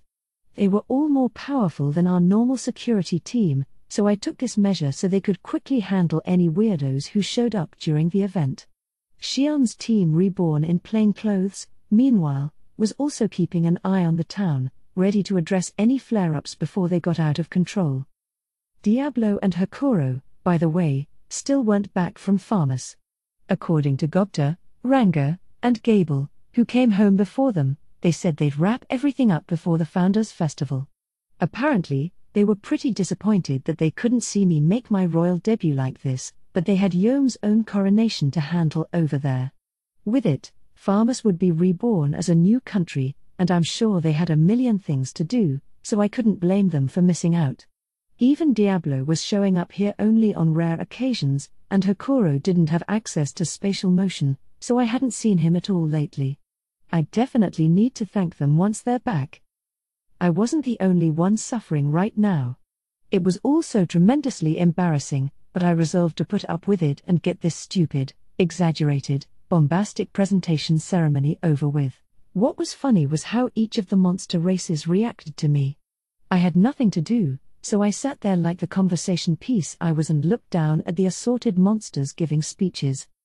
Generally, the monster reactions were divided into 3 camps: worship, observation, or fear. On the observation side were a few people who openly looked down on me. The new guys from the other side of the Greater Meld River were particularly notable on this front. But it was no big problem. Show off some of my strength, and I'm sure they'll acquiesce to me. The monsters who feared me, however, were the real issue. Here, for example, was a contingent of rabbit folk in front of me right now, a race of demi-humans who were honestly pretty cute, human, basically, but with long, pointy rabbit-like ears. Unlike lycanthropes, they were degraded beastmen, unable to transform and possessing the same amount of strength as an average human. The equipment they had on didn't look too sturdy, either, but they were all gifted in the detect danger skill, which I'm sure was a must to survive in the forest of Jura. My own cutesy exterior must not have fooled them at all. Thank you for inviting us here today. Dealing with someone who was petrified of you was kind of tough. Some of the rabbit folk were visibly quaking, so we had to calm them down before they could begin. Very well, echoed Rigard's voice. You are hereby granted an audience with our ruler, the great demon Lord Raimaru. Lift your head up. The rabbit folk leader didn't move. Or maybe he couldn't. This darling little slime was simply too much of a threatening presence to look in the eye, not that I had eyes. But that wasn't the issue.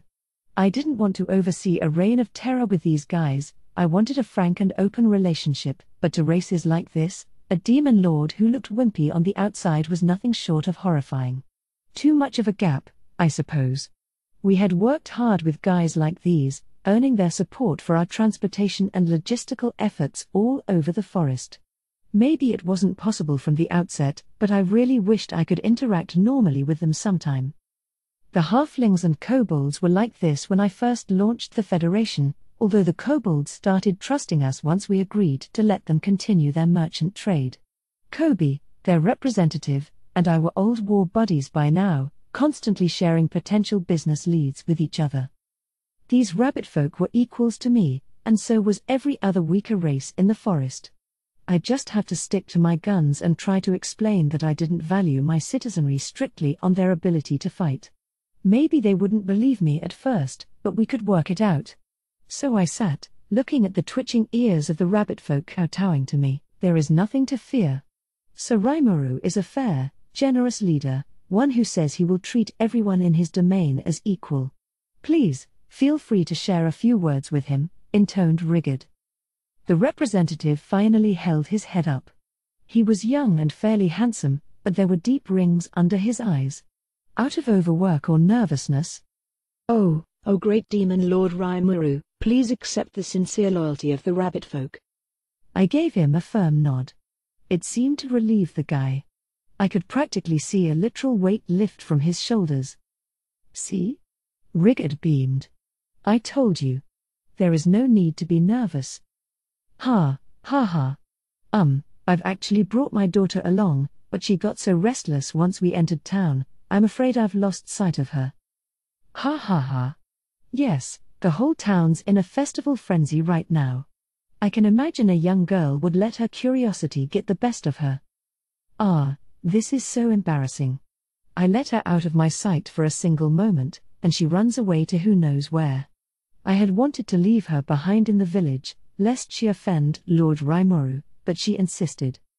This leader must have been panicking about his daughter causing some kind of ruckus in town.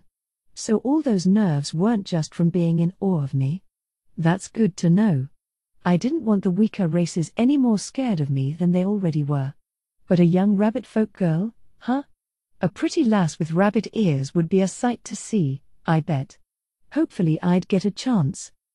As I thought over it, I began speaking a bit more honestly than I perhaps should have.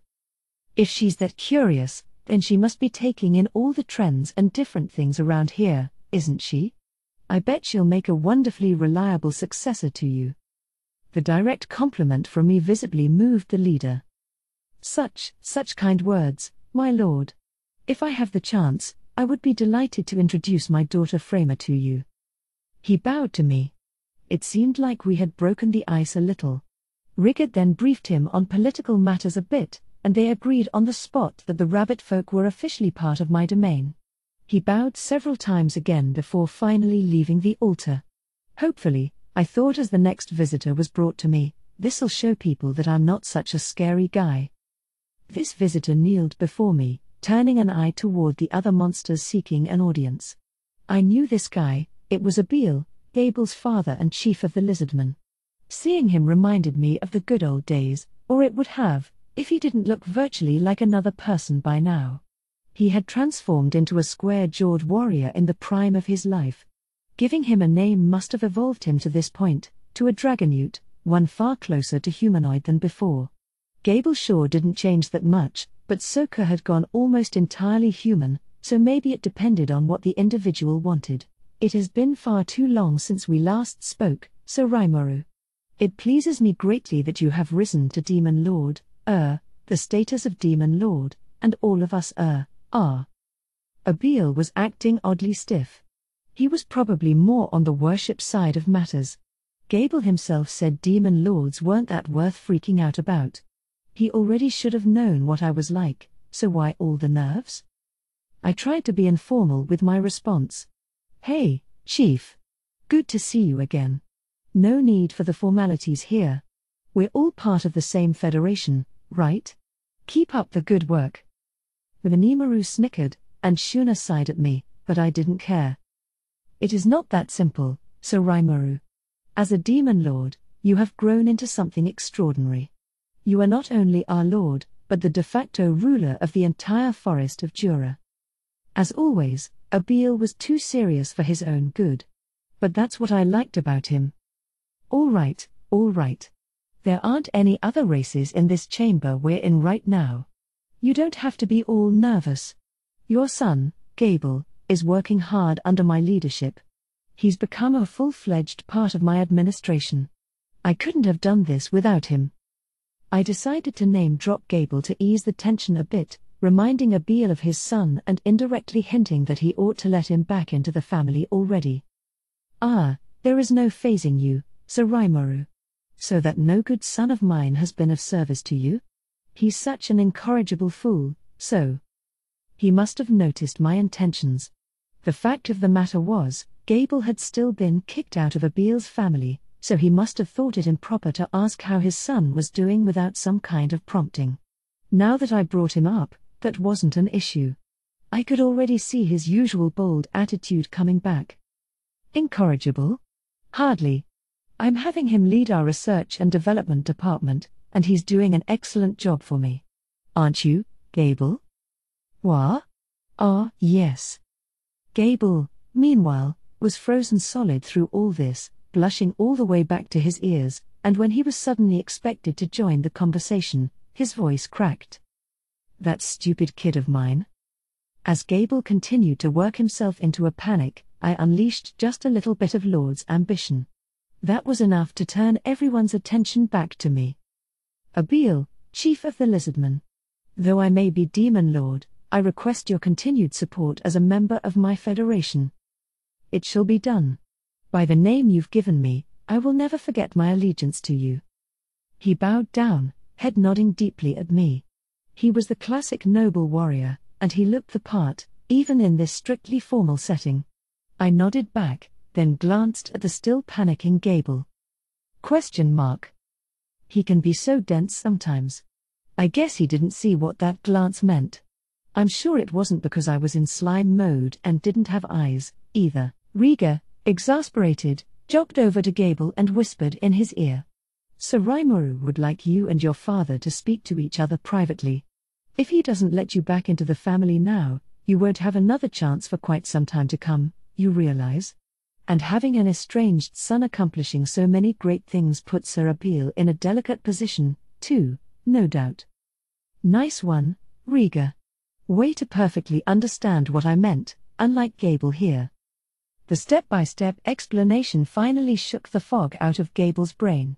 He saluted me, still a little flustered, and accompanied Abiel out of the chamber.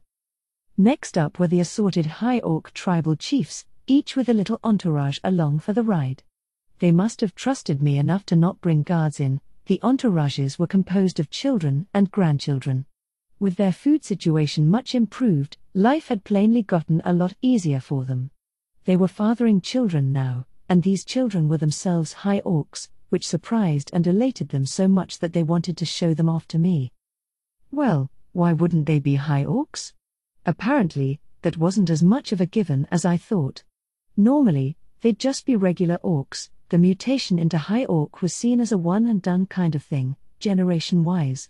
With birth rates going down among them, they'd be able to devote more time and effort into raising each one, I imagined. I wanted to be sure of that, so they'd become the next generation of manpower for us.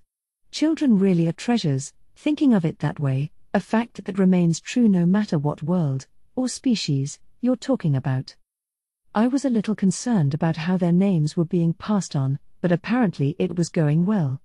I had given those names almost at random, but I guess they all sounded natural enough to them, so, great. It's all about getting used to it, I suppose. Call someone anything long enough, and it's bound to stick. They didn't really need names anyway, so maybe I was over-worrying it. Fully reassured, I saw off the High Orcs and their entourage. Next came the final group of the day, the Treants, the other major players in the Forest of Jura alliance after the Lizardmen and the High Orcs. Actually, the only individuals who made an appearance were the Dryads Treya and Dorith, Thrainey's younger sisters. But hey, Treants can't move anyway. No helping that. Besides, the Dryads acted as the Treants' representatives, so no issues there. I had been visiting the Trent colony on regular occasions. Zejan and Apito had been keeping it well protected, and we were receiving regular shipments of high-quality honey from them. Thus, the atmosphere at this audience was pretty casual. "Charmed to see you again, Sir Rimuru. Congratulations on being appointed a Demon Lord. We hope you will continue to provide us with your benevolent protection." They both smiled at me without hesitation. That saved me a lot of trouble, so we filled each other in on recent happenings. For now, nothing was particularly amiss. The only real concern to report was the thinning out of magicules around the Forest of Jura, which made transport a tad inconvenient. They both looked exactly like Thrainey, and I could feel vast amounts of magical force in them, but apparently they were still affected by the lower magic concentrations around them. In fact, Dorith did look a little thinned out to me. I didn't think that far. That's probably the magic barriers along the highways doing their work. Better think of something for that. Oh, no, it's not that serious a problem. We sisters use magicules to form the magical bodies you see before you, and they are merely more susceptible to the barriers, is all. But outside of that, Sir Rimuru, we have important matters to discuss. They didn't see it as important. Very few creatures around Jura would be affected by magicule concentrations like that, dryads and treants among them. Thus, since they were the last people I was seeing today, I offered to continue our talk in a private room that night. The moment I entered the room, the two spoke in unison. So what we wanted to talk to you about. We wish to serve the beautiful fairy queen just as our great elder sister does. You know, now that I think about it, I don't like that fairy queen name. It was overblown, way too fancy for such a teensy little thing. And beautiful? I recalled a smiling Ramirez in my mind. No way. Not beautiful. We were picturing totally different things, I was pretty sure about that. If Ramirez was beautiful, you could describe Shizu, the base for my own looks, as a goddess. I'm used to it now, but even I was a bit taken by my own appearance in the past. Benimaru and Shion, who joined me in here, seemed to agree with me, but Treya and Dorith paid them no mind. This is not just our opinion, but that of all the treants. And we hear that, in this very town, Lady Ramirez has built her residence. If so, we can only hope to be of some service to her. In their uniquely sequential manner of speaking, they begged me to let them serve Ramirez. If they had already requested a different master, that'd make it hard to ask them to serve me, I suppose. Besides, Thraney, their big sister, was already Ramirez's. I had no real reason to be opposed. You wanna ask her? What? Is that all right? The reaction was swift and forceful. So off we went to Ramirez's place, where we found Beretta silently working and Thraney falling over herself to cater to the fairy's whims. Man, Beretta must have it pretty tough. But as I thought that. Lady Ramirez, you are so ravishing. As beautiful as always, and so elegant. The perfect master for us to serve. Just as before, Treya and Dorith were crying their eyes out over her, Thraney just nodded in response. I wasn't sure who they were talking about at this point. Elegant was one of the last words I'd ever used to describe her. Did you hear that? Ramirez huffed, tossing her head. Hey, did you hear that? Better not look down on me any longer, you hear? Man, shut up. Now she was flying around the room, lording it over us as best she could with her size. Well. Everybody likes a compliment. But judging by this, the answer to the Dryad's question seemed pretty clear. Well, Ramirez. I think all the treants want to serve you, too, not just these two. Huh? But. Ramirez gave me a hesitant look. I suppose she still felt like a freeloader in my city. So I threw her a life preserver. How about we have them move into your labyrinth? We moved the Beastmen's camp without breaking a sweat, so could it be much harder to move the Trent colony? Or did the distance involved create an issue? I felt like she said she could build a corridor into the maze from anywhere she wanted. Are you sure? She beamed, nodding at me. In that case, I'll head out as soon as tomorrow. Expanding this labyrinth was a snap when I borrowed some power from my master, and I feel like I've gained some power, too. It'd be kind of fun to make some of the empty floors into a jungle section. That part about borrowing power from Veldora concerned me a little, but whatever. But as creatures who live in the forest of Jura, shouldn't they be placed under Sir Raimuru's rule? Thraney pointed out. She must have been worried about that. But there was eager anticipation written all over her face. Clearly she would love to live with her sisters, and like I've said before, I had no reason to deny them. Ramirez did rule the labyrinth, a unique space with her living quarters and a zone left to my management. For the parts under her control, perhaps I should recognize them as extraterritorial from Tempest. I explained this to them, showing how I wouldn't question their moving here. Her rule over the labyrinth was unstoppable, and besides, it'd be nice for them to be reunited with their original master. We, the Treants and Dryads, wish to reposition ourselves under the blessed protection of Lady Ramirez. We know it is selfish of us, but would we be able to receive permission for this? They'd have it, of course. The Trent colony would be placed on floor 95, the level on which the Beastmen camp was located. It was the largest floor in land area, a circle with a radius a bit over 3 miles, so we had space to work with. I was intending to build the rest stop on that floor, too, so this worked out well for that, too. People talk about how refreshing a walk in the woods is, and I didn't want our resting post to be this depressing, clinical thing. Moving day went pretty fast. It was more of a moving moment, really. Ramirez just opened a door to the labyrinth at the treant's location, then moved them right inside. The actual process took a few hours, but all it took was opening a door next to each treant, so it was pretty straightforward. Now Ramirez had an even greater domain to rule over, and I had a more stable labyrinth to work with. Managing the magicules was much easier now, to say nothing of the air conditioning, and the treants couldn't have asked for anything more. Thanks to the high levels of magic concentration in the air, they were all brimming with energy. None of the beastmen living in their temporary quarters had any complaints, either. Treants are generally pretty chill, usually asleep and looking like plain old trees, and besides, the beastmen would be going back to the beast kingdom sooner or later, so they didn't mind having some neighbors for the time being.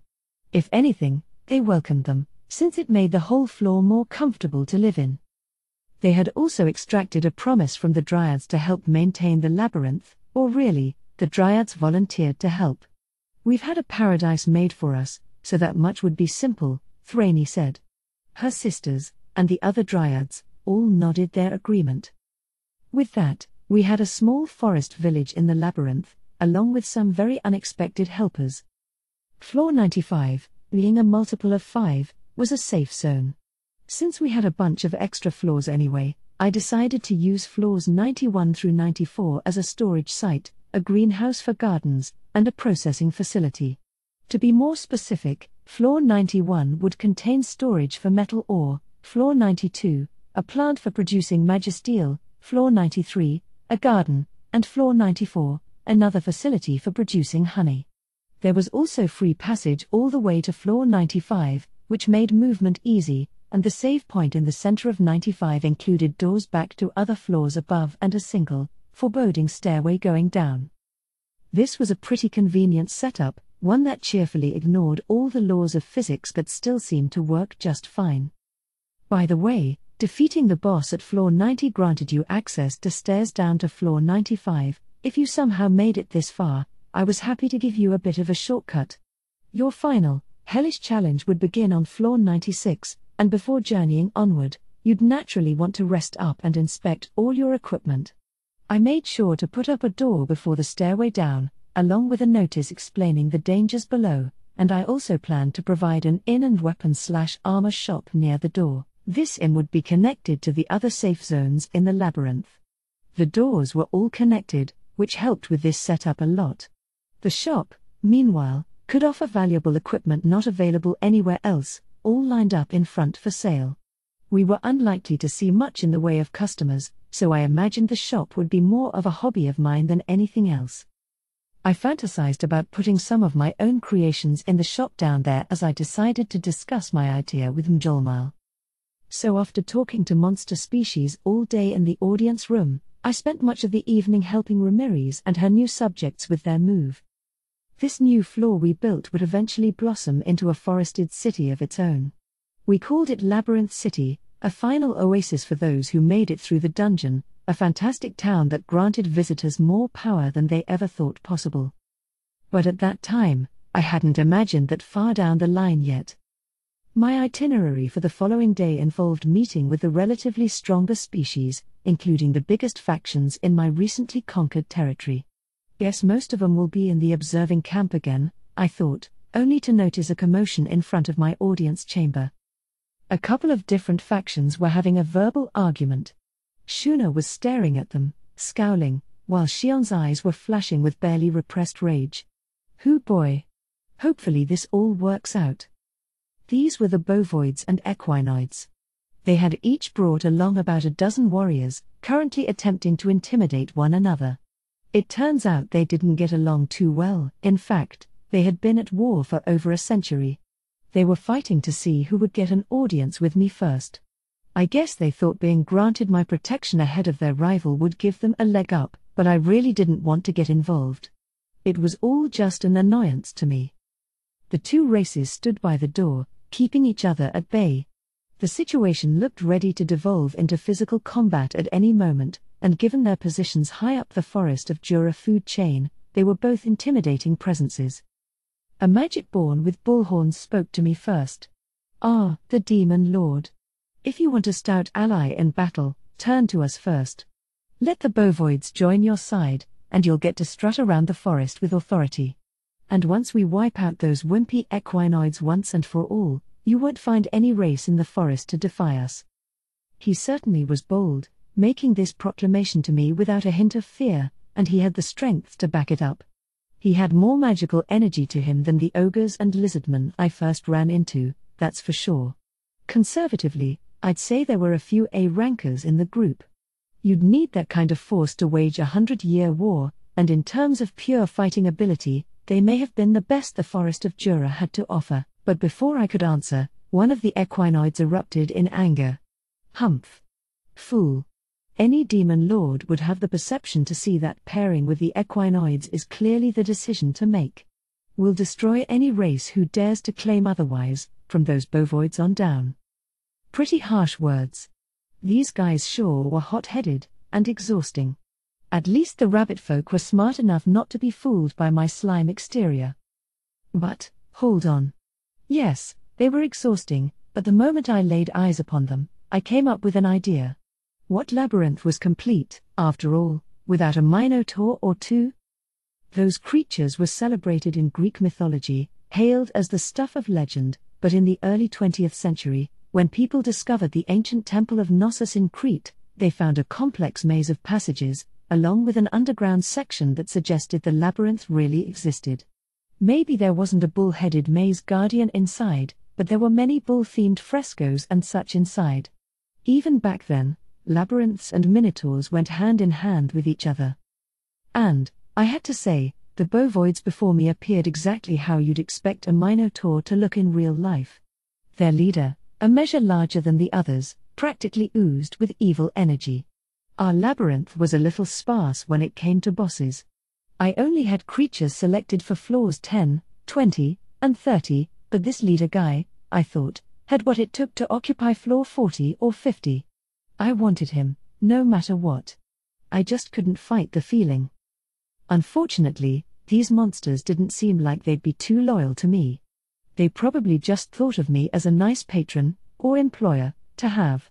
It was clear they wanted to leverage this relationship so they could annihilate their current foes. If I was honest with myself, that was the only conclusion to make. So I busted out just a little lord's ambition on them. If they saw how awesome I was, maybe they'd get in line and, whoa. They didn't seem to notice at all. I was right in front of them, and they're still glaring and yelling at each other. Should I take more drastic measures and tame them down? But as I weighed my options, a clearly miffed Rigard stepped forward. "How dare you show such rudeness before our lord? I see that I, Rigard, need to show all of you your place." He was normally quite gentle, doggedly pursuing administrative tasks around town, but I knew Rigard had secretly been working out. He was stronger than the younger guys, at least, like Gobta and Riga, and given his performance against the paladins when they attacked, he definitely had something of a warrior inside him. The way I saw it, he was stronger than the leaders of both factions here. What? Look at this bureaucrat who thinks he's the lord of all things. We don't need some demon lord flunky to badmouth us. The leaders quickly barked back, while their younger hangers-on bleated their agreement. I've had people look down on me before, but I don't think I've ever been treated this badly. Just a little lord's ambition was enough to humble everybody before these guys. They were just so worked up, oblivious to what was going on around them. I thought being dissed was better than being feared, but if it gets this bad, I might have to reconsider. Still, a little lesson ought to help them see the light.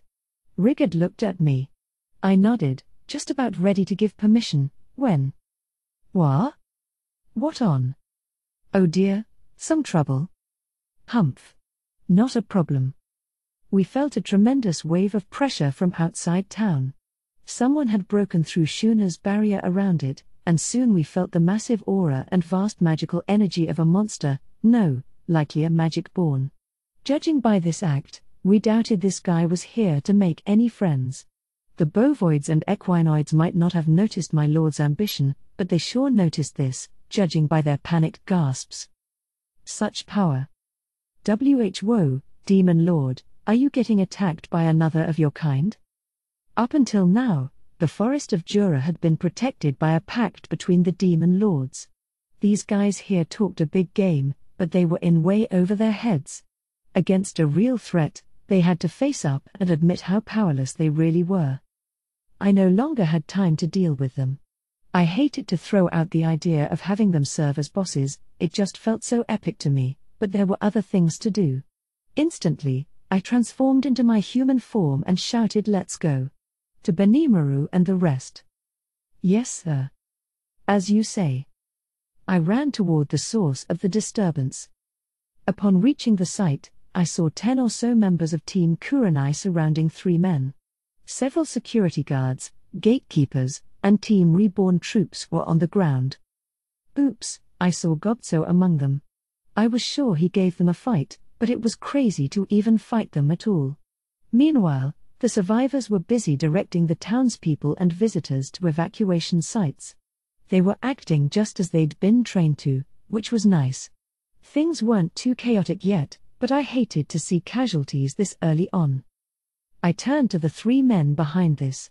One was tall, well-formed, and wore an earring.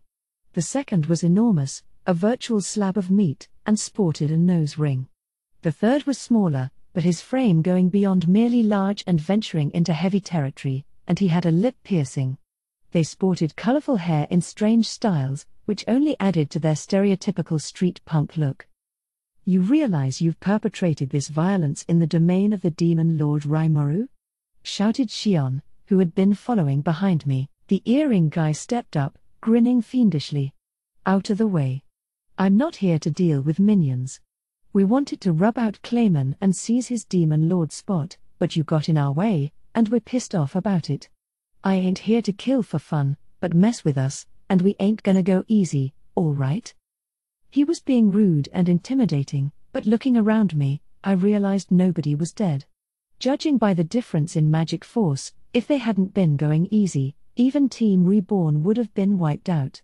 He must have been telling the truth, kind of. Maybe they weren't as bad as they looked, but if they wanted a fight, they'd get one. We were in the middle of my public unveiling as a Demon Lord. The Founders' Festival was just around the corner, and we had merchants from all the world over going in and out. It'd be tough to let an incursion like this go without comment. It was annoying, but so be it. I'll just have to take them on. "Wait, Sir Rimuru. Let me handle this." Shion stopped me from stepping forward. Benimaru was trying to step up, too, but I guess they had looked at each other and silently decided which would go first. The casualties among Shion's forces were the likely decider. "Oh, you one of the Demon Lord Rimuru's aides? Dad told me about you, the ogre woman who whipped Clayman's ass. I like it. Let's warm up with you first." "Wait, big bro. Can we take her? You can have the Demon Lord." "Fwahehe. Yes, yes. I'm getting hungry, you know. I could use a girl or 2 right now." Sounded like they were all brothers.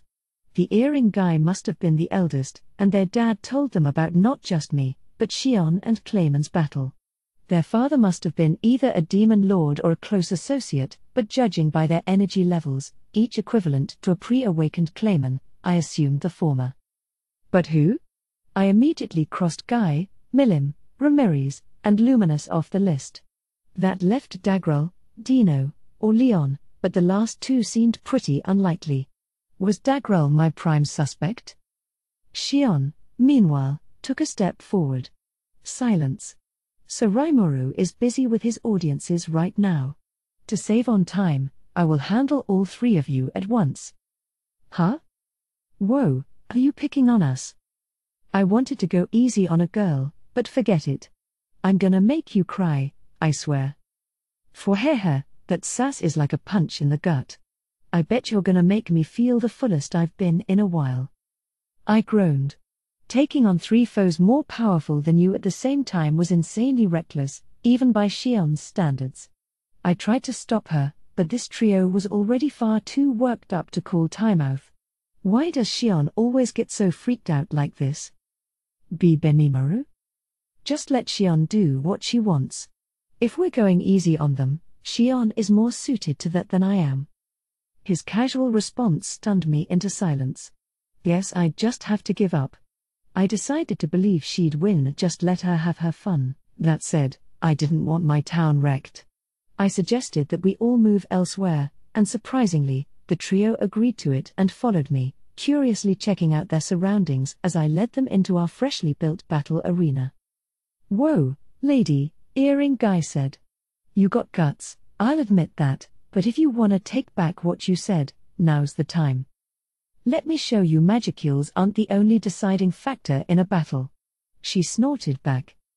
I remember a certain red-colored ogre saying something similar a while back.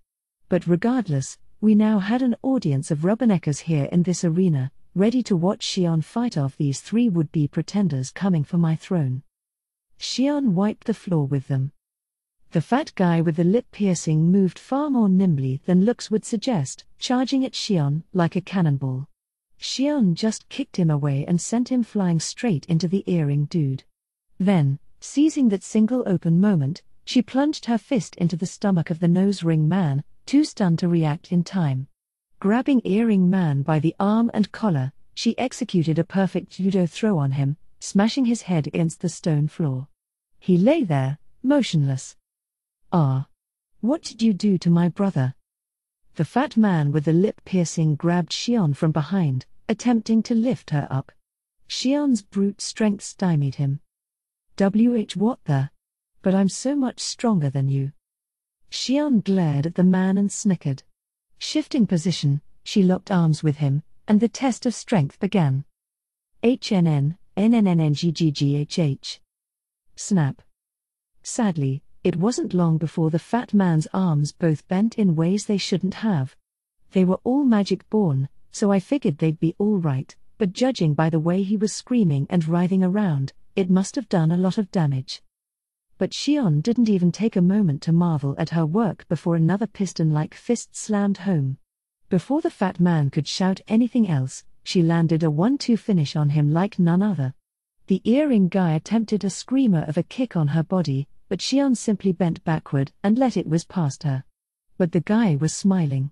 His leg, still in the air, came down like a vicious battle axe, aimed squarely at Xion's head. There was a loud, dull thud. Xion's stone-like head had just shattered the man's leg. She executed a low kick to shatter the other one and sent him crashing to the ground. Without missing a beat, Xion straddled him, landing a flurry of punches on his head and body. That sealed the deal. Without even needing to take out her enhanced Gariki Maru sword, Xion had beaten the crap out of those 3 guys. Clearly, she had grown stronger. Smashing these opponents, all of whom equaled or beat her in magic force, didn't even quicken her breathing.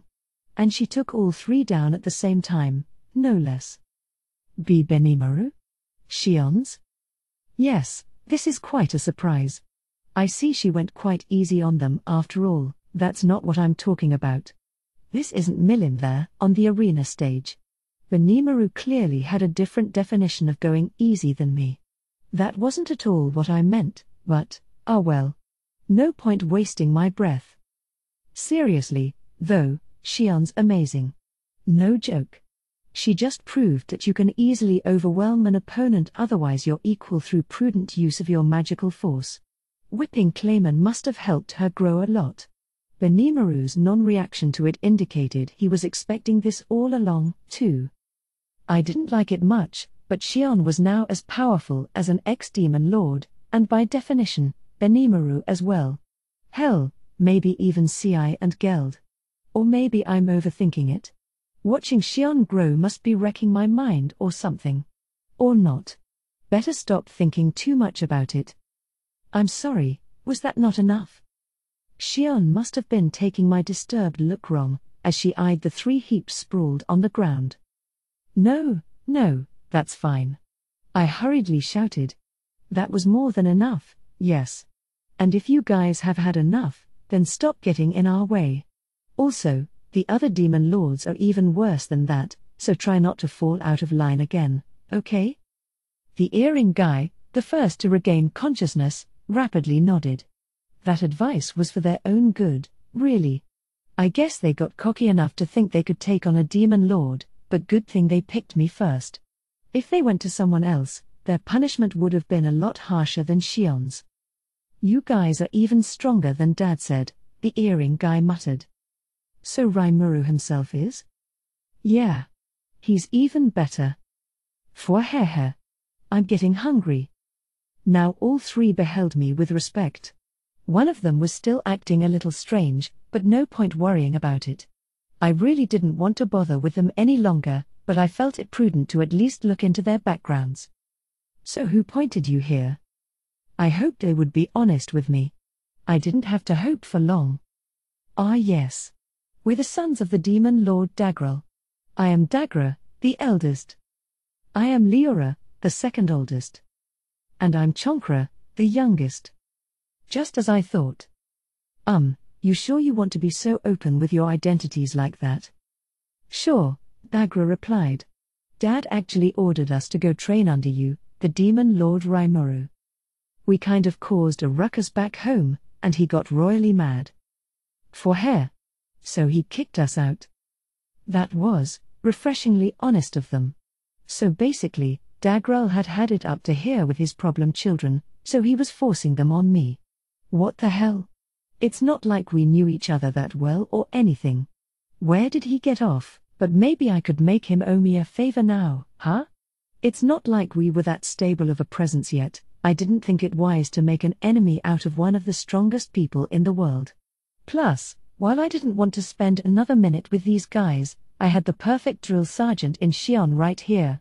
I'd seen her train Gobso and the others, but she was so mean to those guys, way worse than Hakuro, even, that it had taken me aback a bit. If I left them to her, I figured they'd get sick of it and run away, and if they did, hey, I'd held up my end of the deal. Dagral would have no right to complain. All right. Let's have you train under Shion, then. I gave Shion a glance, knowing she'd probably hate it but hoping she would take this ticking time bomb off my hands. But Shion nodded back at me with an evil grin.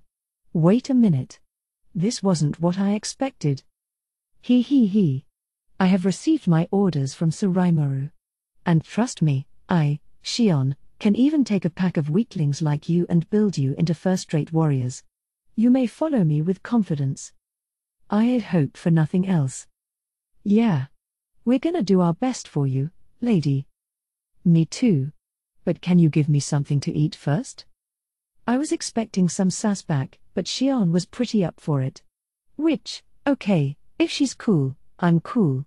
I decided to head back to the audience chamber, hearing cries like "Let us call you our teacher."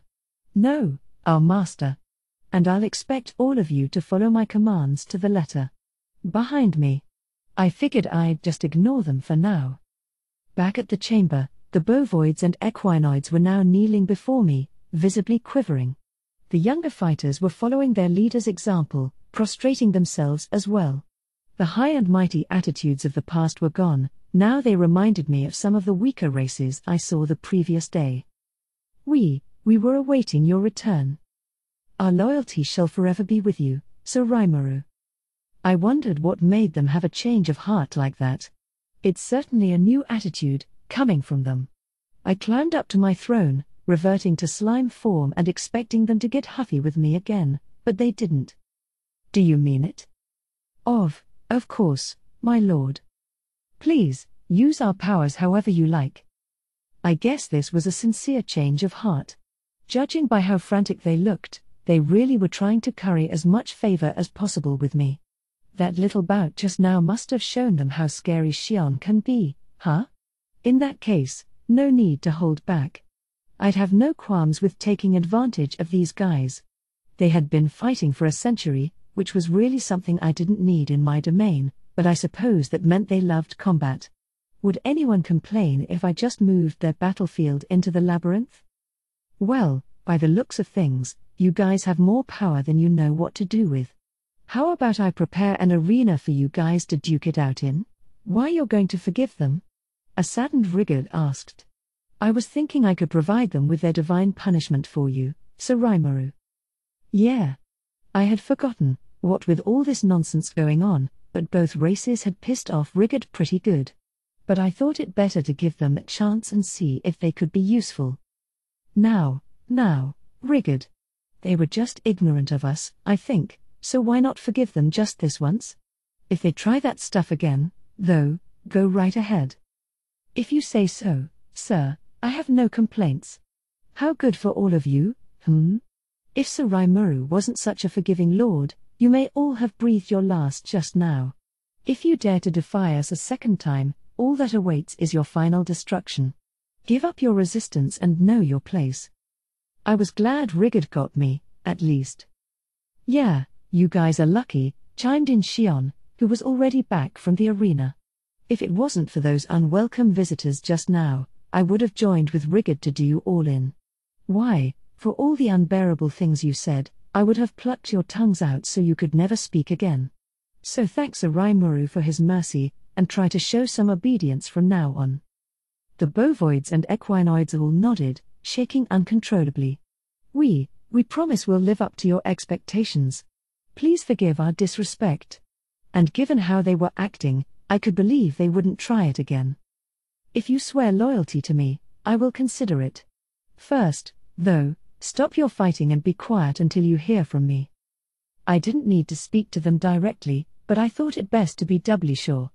I wanted to invite the bovoid leader over later under one pretense or another, so I could negotiate with him about working in the labyrinth. Given the unintentional fright we gave them, he ought to be cooperative. Really, the chance at getting such a great boss for my project made all the stress of the day just fly out of my mind. The audiences went smoothly after that. Rumors of Shion taking control of Dagrel's sons spread like wildfire, enough to make even the powerful bovoids and equinoids lie low, so nobody was looking down on me now. I was hoping things would end on a high note, but soon after, an elder from the elven race and a few of his men arrived. I say elder, but he looked like a regular young man to me. No women were among them, which was kind of a shame, given how gorgeous lady elves tend to be. Elves, of course, had a reputation for living practically forever. Both they and dwarves were originally spirits brought to physical life, or fallen from higher planes of existence, who became fairies and were eventually granted material bodies. Apparently, you could trace the genealogy of goblins back to the fairies, too. Fairies bearing the earth element eventually became dwarves, those with the water element became merfolk, fire became goblins, and wind became elves. Their ancestors were the results of fairies intermingling with creatures from other races long ago. Apparently, goblins had little in the way of fairy blood left, which made their lives comparatively short.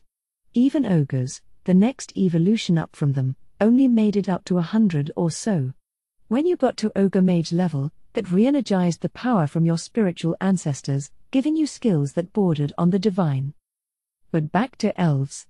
Their lives were said to span between 500 and 800 years.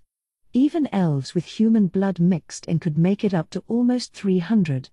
This could vary a lot, though, since the more fairy blood you had in you, the longer you tended to live. Elves grew into maturity around the age of 20, and beyond that, the passage of time simply did nothing to them. Only when on death's door did they suddenly begin to rapidly age, and in about 20 years, infirmity would finally take their lives. Staying young for a few centuries might sound like a dream to most humans. But another trait of theirs was how you never really saw them produce a lot of children. Living such long lives, they didn't have much of a natural inclination to keep their bloodline going. That's why they still numbered relatively few. Bear in mind, of course, that I learned all this from the ladies at the Night Butterfly, a nightclub in the Dwarven Kingdom I was well familiar with, so I couldn't say how much of it was true. By the way, fairies themselves still existed. They were pretty common monsters, actually. These were smaller spirits given monster form by the effects of magicules around them. They were about the size of Ramiris and had a reputation as pranksters. They had intelligence, but they couldn't procreate and didn't live long. The personification of a major spirit was a far cry from them, enough so to be classified as a different monster entirely. Ramirez tended to be bunched in with these fairies, but she was actually something different. She was fallen from an upper-level existence known as a spirit queen, which meant she may have been higher up the evolutionary ladder than the ancestors of elves or dwarves. It sounded like she went through an eternal pattern of reincarnation, although it didn't seem like she understood the process herself too much. But I've gotten way off track. I lent an ear to the elder. "It is an honor to lay eyes upon you," he said with a salute. "We have come here today to celebrate you and offer our heartfelt gratitude." Normally, this would be the time when they'd offer their loyalty to me. Some of the races, the initial entries into the Federation, even expressed their thanks at their safety being guaranteed. But this was the first time I had ever met this elder. I wasn't sure what he had to thank me for, so I had Rigid ask for me. That would be. As the elder put it, it had to do with the bad blood between the bovoids and equinoids. It turned out the biggest victims of their 100-year war were the elves. According to him, elves, a race that lives off the blessings of the forest, fear the expansion of war zones more than anything else. To protect their hidden enclaves from outside enemies, the elves install barriers that scramble one's sense of direction, but these barriers had fallen with the trees in the midst of the wars. Directional confusion didn't mean much, after all, if the enclaves were in plain sight. They tried to move their settlements, keeping casualties as low as they could, but the war kept growing bigger and bigger. It made the forest's animals and monsters flee for their lives, it raised the local fruits and vegetables before they could be harvested, and some elves even resorted to taking work in the Dwarven Kingdom. I guess that was what the ladies at the Night Butterfly were up to. Over time, the loss of population grew to become a crisis, making it hard to keep the enclaves going. Some of the elves considered making yet another move elsewhere, but as large as the Forest of Jura is, it wasn't that easy to find a suitable destination. Thus, the elder continued, we considered appealing to those violent thugs to see if we could reach some kind of agreement. But before we could, my lord, the events have just now transpired. Now all we need is somewhere to move to. Hopefully, as he said, that would convince the elves who left to come back. This gave me an idea. Someplace to move to? Yeah, I got that. Right here in town. There were fewer than 300 elves in the forest. At one point, there was a lot more, enough to build a prosperous kingdom in ancient times, but those glory years were long past. The elves were forced to turn nomadic, spreading to the four corners of the world, but regardless, I knew a place that could fit 300 just fine. Remember that little forest I had just built down in floor 95 of the dungeon? There you go. I could even put them to work, helping Epito run our honey operations, cultivating rare plants that only grew in magical-rich forests, maybe running the inn I planned to open on floor 95. They could run the weapon shop down there, and if any monsters appeared on that floor, not that I expected it, it'd be great for this town to have a little elven protection. I heard that elves and treants got along well, so I doubted Thraney or the others would be against this. Plus, with all the jobs on offer, I figured it'd help attract the more distant elves back here. Maybe the ladies from that nightclub would venture back, too, and then I could build an elf-run VIP room down there, maybe? Yes. This was excellent.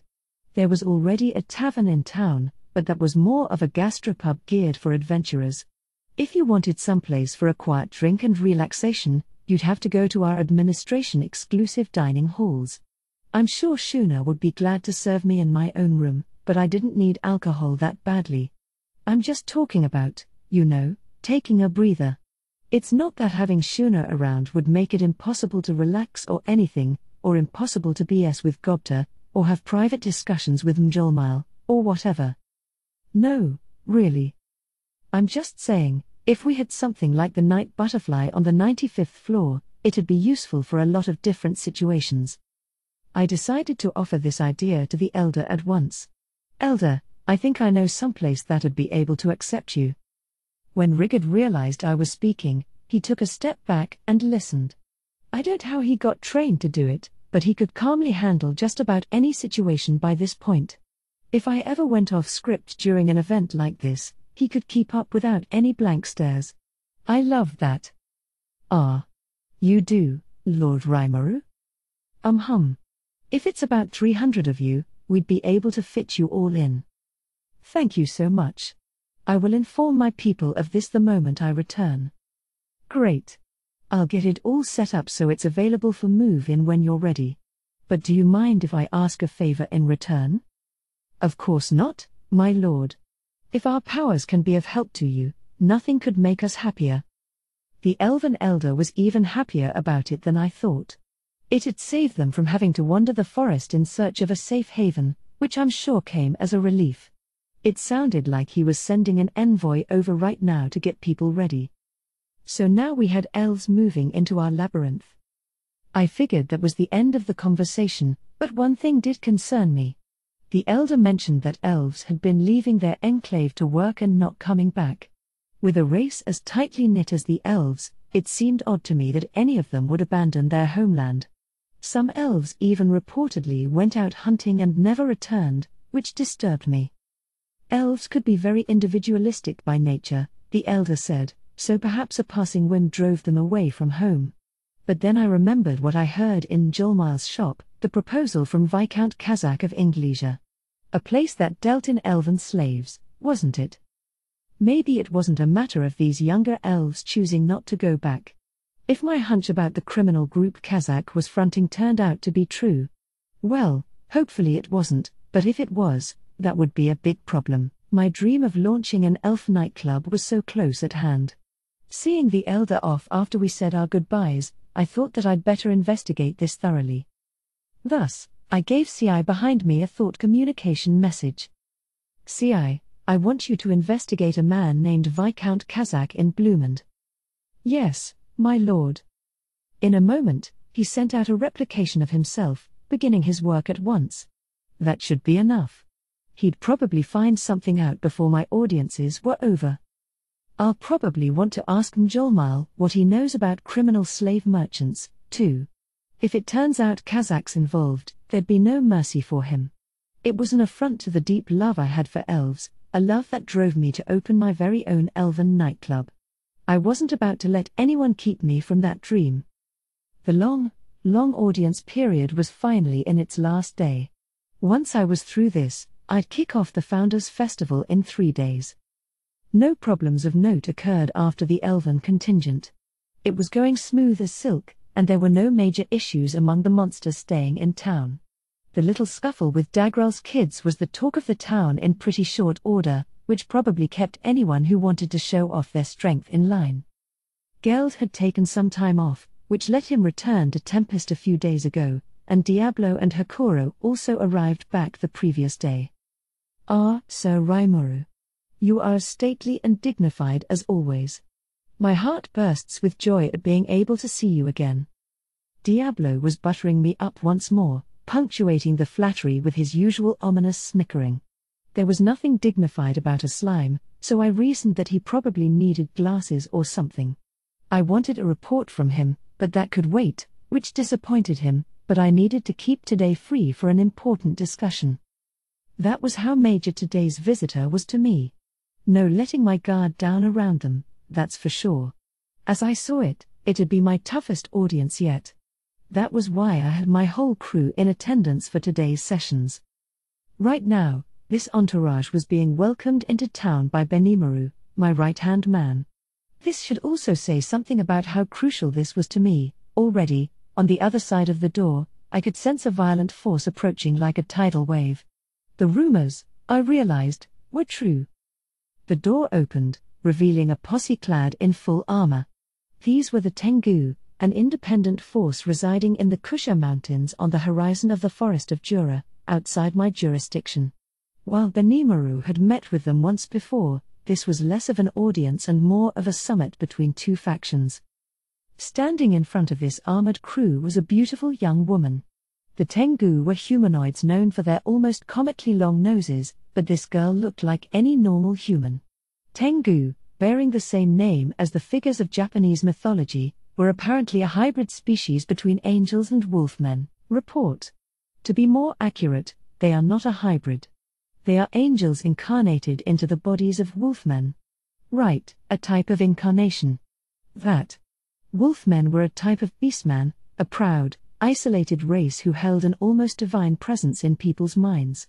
Thus, calling the Tengu long-nosed was often more a metaphor than anything else, a way of referring to the supernatural sense of smell they boasted. Now then, for this species worshipped as the gods of the mountains. Report. To be more accurate, they are not a species. They are a group born from a single individual, much like the subject rancor.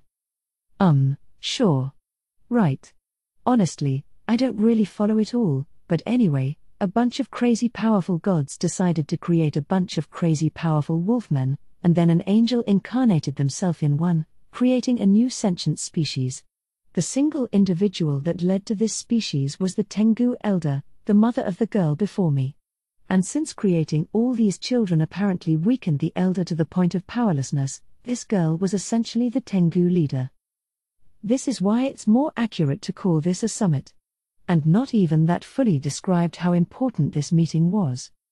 Benimaru had come to the Tengu's domain once. They had been kind to us at times, permitting the migration of high orcs through their territory, but they were also proud, and if I floated the idea of enforcing my rule over the mountains to them, it'd almost certainly result in war. I, of course, didn't want that. I didn't see any need to fight this race revered as mountain gods. Benimaru understood that, so he was on strict instructions to just get their permission to build a highway on their lands between Tempest and Thalion. The negotiations went successfully, Benimaru had said when he later reported back. Everything went well with them. Not even the Tengu can afford to ignore you, Sir Raimaru, so they mentioned plans to come see you sometime. The news sounded good, but Benimaru looked exhausted. You sure there weren't any problems? No, not exactly, but... He was dodging the question. And Alvis, whom I sent along with him, had seemed off her game, or at the very least, miffed about something, ever since she got back. It seemed like something I was better off not asking about. So I decided to force it out of Benimaru anyway, in private, over a few drinks, since he didn't seem interested in telling the rest of our administration about it. The way he described it. Benimaru had headed over to the Tengu's hidden homeland with Alvis and a dozen or so members of Team Kurenai. The journey over went smoothly, but in front of a cave near the peak of the Kusha Mountains, they were stopped by a young Tengu warrior, dressed in white with a katana on his belt. On his back were 2 white wings, and he also bore a tail and dog-like triangular ears. Based on the refinement of his posture, he was clearly trained in battle, Benimaru thought. Speaking with him, they asked for permission to go through the barrier placed within the cave. The warrior agreed but allowed only Benimaru and Alvis to follow him inside. On the other side, they found a flowery paradise. It was neither hot nor cold, the temperature always pleasant, a beautiful land, befitting the powerful race who called it home. In the courtyard they were taken to, Benimaru was greeted by a beautiful woman, one who looked human, unlike any of the other Tengu. Her hair came down to her shoulders, pure white at the roots and fading into a crimson red around her ears. Her small, soft lips were the color of cherry blossoms, but her long, sharp eyes were the eyes of a wolf, watching Benimaru like a beast sizing up its prey. Benimaru realized he couldn't let his guard down. The commanding presence she had over the room was reminiscent of the demon Lord Carillion, or perhaps even stronger than that. My name is Benimaru. I come on behalf of the demon Lord Raimaru. Welcome, kind messenger. I am Mamaji, daughter of the Tengu elder. What brings you to us? Are you aiming to take over this land? The girl asked with a beguiling smile. Her words were poison-tipped. Benimaru could tell he wasn't welcome at all. But he didn't let that bother him. I have no such intentions. What we seek is permission to venture over the Kusha Mountains along the border with the Forest of Jura. And, if possible, we'd like to request permission to dig a tunnel into this mountain. Humph. No ambitions of a land grab, then? You may pass through the mountains all you like, but what is this tunnel you speak of? Mamaji seemed less than enthusiastic about this conversation, but the word tunnel piqued her interest. Benimaru didn't know a great deal about it, either, apart from my vague description of boring a hole into the mountain. In fact, the idea had already been shot down by my team. A tunnel would be the shortest route between Tempest and the Thalian capital, but the highway would only lead to the nearest large town on the Thalian border, so no tunnel was strictly needed.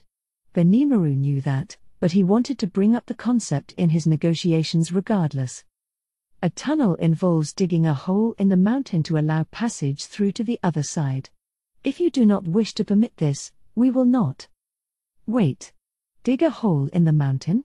Are you quite serious? I am. That's what the project plan called for. But no tunnel is necessary for the route we have now, so I only wanted to ask in case it does become necessary in the future. If you don't like it, I will not force the question. To a race who treats the mountains as divinity, digging a hole through one was seen as anathema. That is very ill-advised. You are free to let a slime become a demon lord, but as long as you do not interfere with us, I see no harm. I am even willing to shut my eyes to that slavering half-snake you've brought along with you. But if you wish to make a mockery of our glorious mountains, that I cannot abide. As if to prove the point, Mumiji stood up. Benimaru had no intention of making an issue out of this, but now it seemed like the discussion was over. Had he failed? He stayed in his seat, reasoning that any reaction would force the other side to up the ante, but not everyone was willing to remain silent. A slavering half-snake? Are you talking about me? A fuming Alvis leapt out of her chair instead, staring Mumiji down. The two seemed ready to come to blows at any moment. Whoa, stop. Just as Benimaru spoke, Alvis's eyes met Mumiji's. Her extra-skill snake eyes could cause paralysis, poison, insanity, and many other ailments. But none of that fazed Mumiji. Such a silly move, she said as she took out a folding fan with both hands. Mere status ailments won't work on the daughter of the Tengu elder. Tengu are half-spiritual life forms and as such bear a high resistance to status ailments. In addition, Mumiji had the extra skill Godwolf sense on at all times, giving her information beyond what her five senses provided, a sort of powered-up version of magic sense that picked up on illusions and illusory magic. Thus, sneak attacks like that didn't work on her. Then it was Mumiji's turn. She brought her fan down on Alvis in a sort of dance.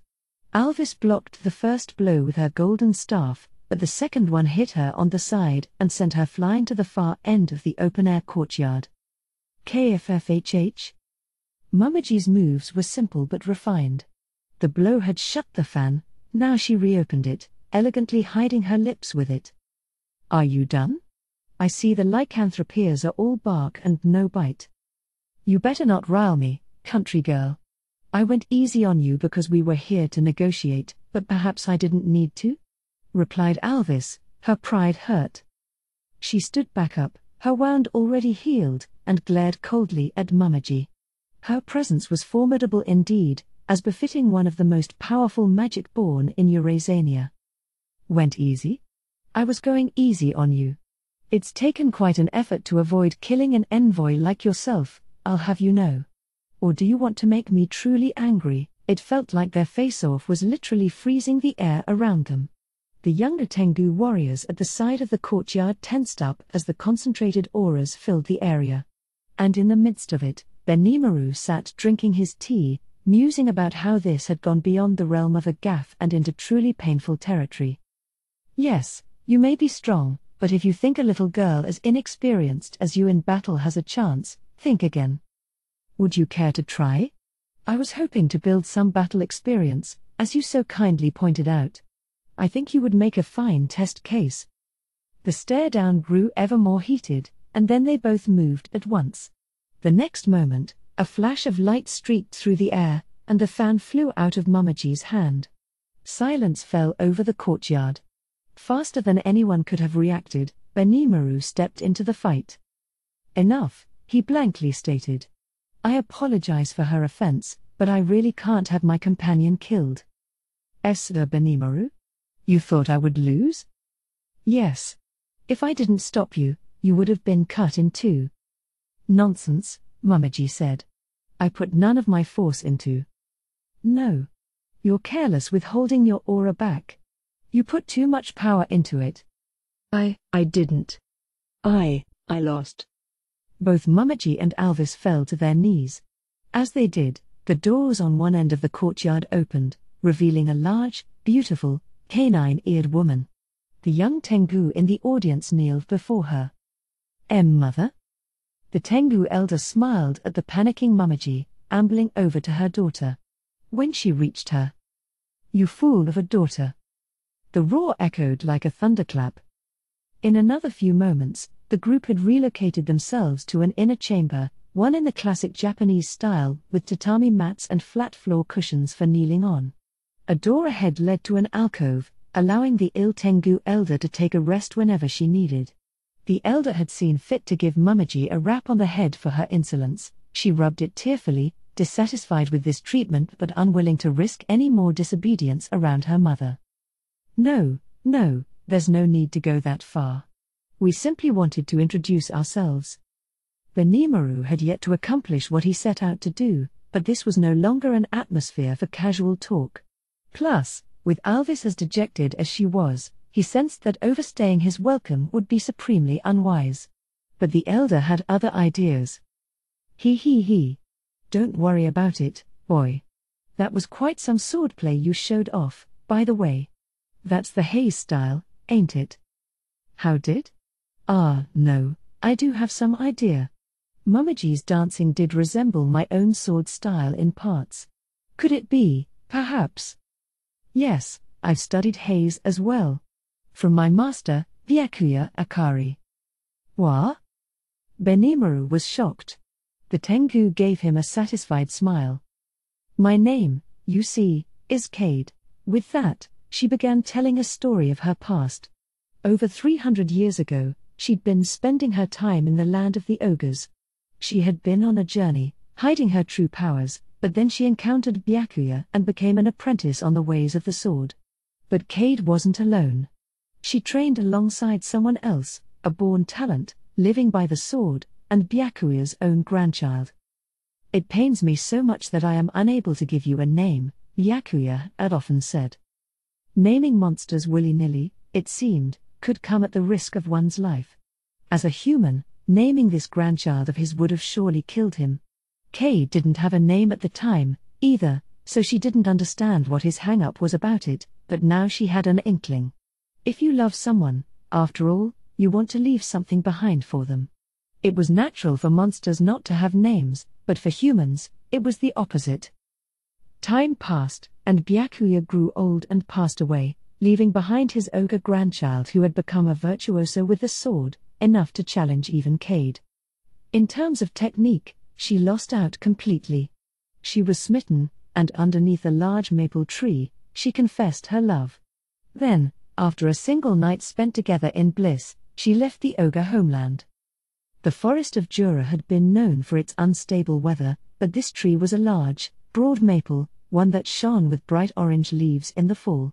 It had become a symbol of the ogre's homeland, and Benimaru knew it well, proving to him that her story was true. "Wait a minute. Are you saying that Hakoro's?" And shocking him in the process. "Hakoro, you said? So the sword ogre I trained with has gained a name? My. I'm surprised to hear he's even alive." She smiled at the thought, shaking Benimaru down to his very core. Whoa. Is Hakoro aware of this? His mind was swimming with all kinds of questions. But the greatest shock of all was yet to come. "Well, that is a relief to hear." Because the fine young man Sir Hakoro raised is going to be the future groom of my daughter. WPPHT. Benimaru spit out the tea he was drinking to calm his nerves. He was normally cool and composed, but here in the land of the Tengu, everything was shaking him to the core. And he wasn't the only one. Alvis, next to him, was staring blankly into space as the teacup slipped from her hand. Mummaji blushed intensely at the news and looked at Benimaru, then Cade. Mother?" Flustered, she attempted to shut her mother up, but it was no use. Cade casually raised an arm to hold her daughter back as she addressed Benimaru. "Now, Sir Benimaru, regarding your request earlier, I will be happy to accept it. In fact, I am prepared to acknowledge the rule of Sir Rimuru over our lands. However, that comes on the condition that you accept my daughter as your spouse. I doubt you will need much time to think it over, but what do you say? Benimaru froze.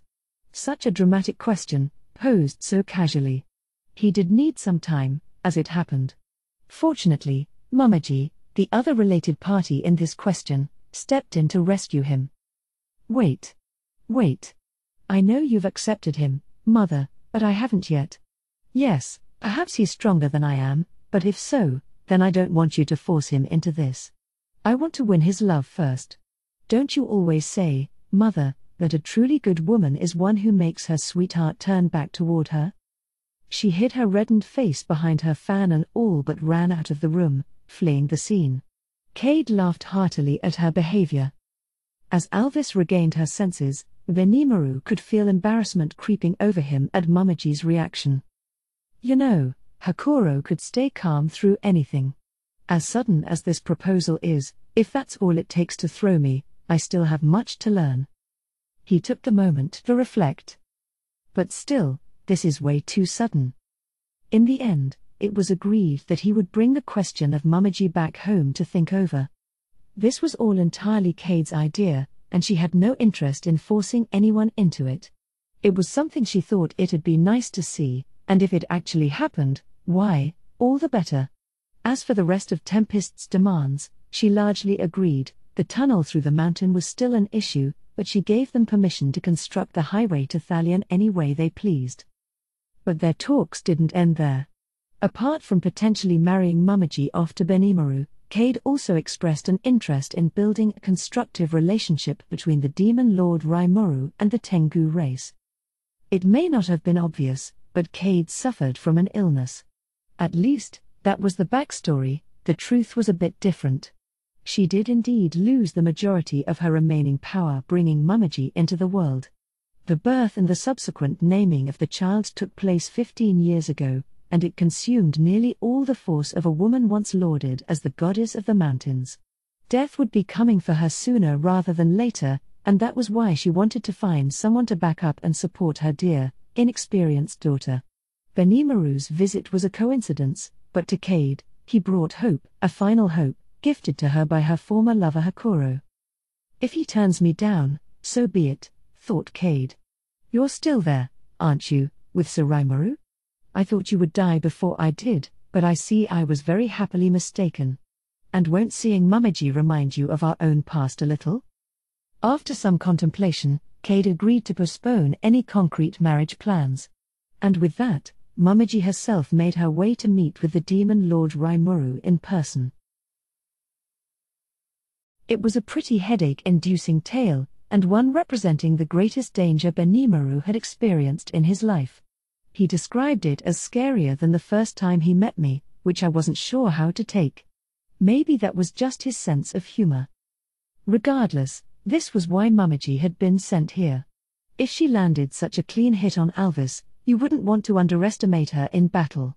Honestly, I was glad she wasn't hostile to us anymore. But really, I couldn't dodge the real question any longer. Hakuro had a daughter all this time? No way. I was in a panic over it, worried that it'd balloon into a huge issue, but there wasn't much to be done about it until I met her. Besides, this wasn't something Benimaru and I could solve alone. We needed to hear from Hakuro, who had just as large a stake in this, but I didn't want to hurry him over here needlessly, either. So I decided to shelve the issue until he came back. And come back he did, the previous night, after his journey to Farmus. The three of us held a little chat. I had no idea what the Tengu would demand from us or what would happen with them at all, so we decided to save their audience for the final day. I was planning to call for Hakuro if he still wasn't around by then, but fortunately I didn't need to. Not that his timeliness solved a lot of problems, either. Benimaru and Mamaji marrying was strictly an issue between the two of them.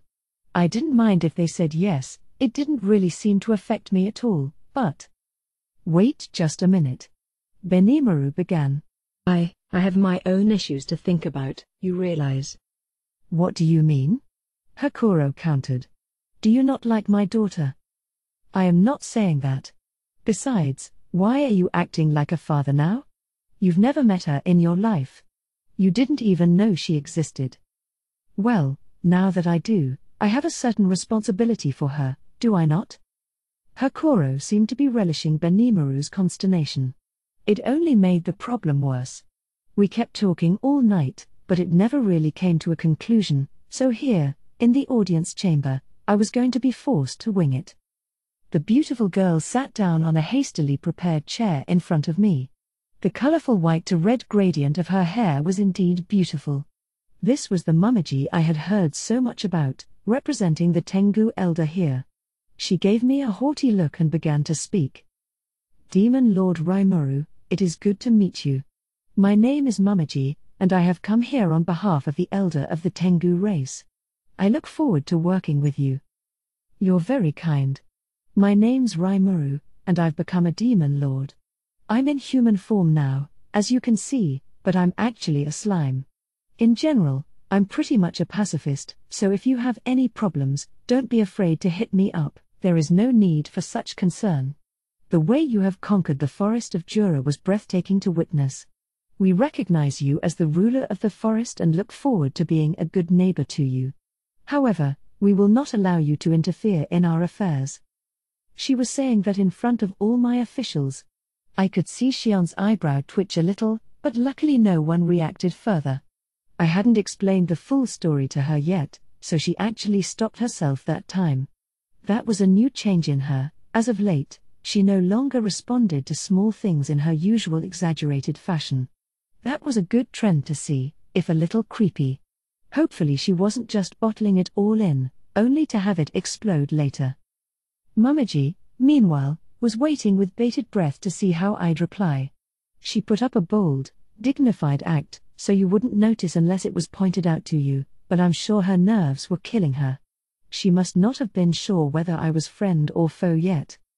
Declaring her allegiance would have been fine, I thought, but the pride her race had in themselves must have forbidden that. A young, inexperienced ruler faces doom if people look down on them, after all. I can understand that, even though it seemed like Mumiji had the support of the younger Tengu warrior classes. All right. I understand. Certainly, we don't have any interest in unduly interfering with you, either. As I think Benimaru here explained to you, we just want to build a highway around the base of the Kusha Mountains.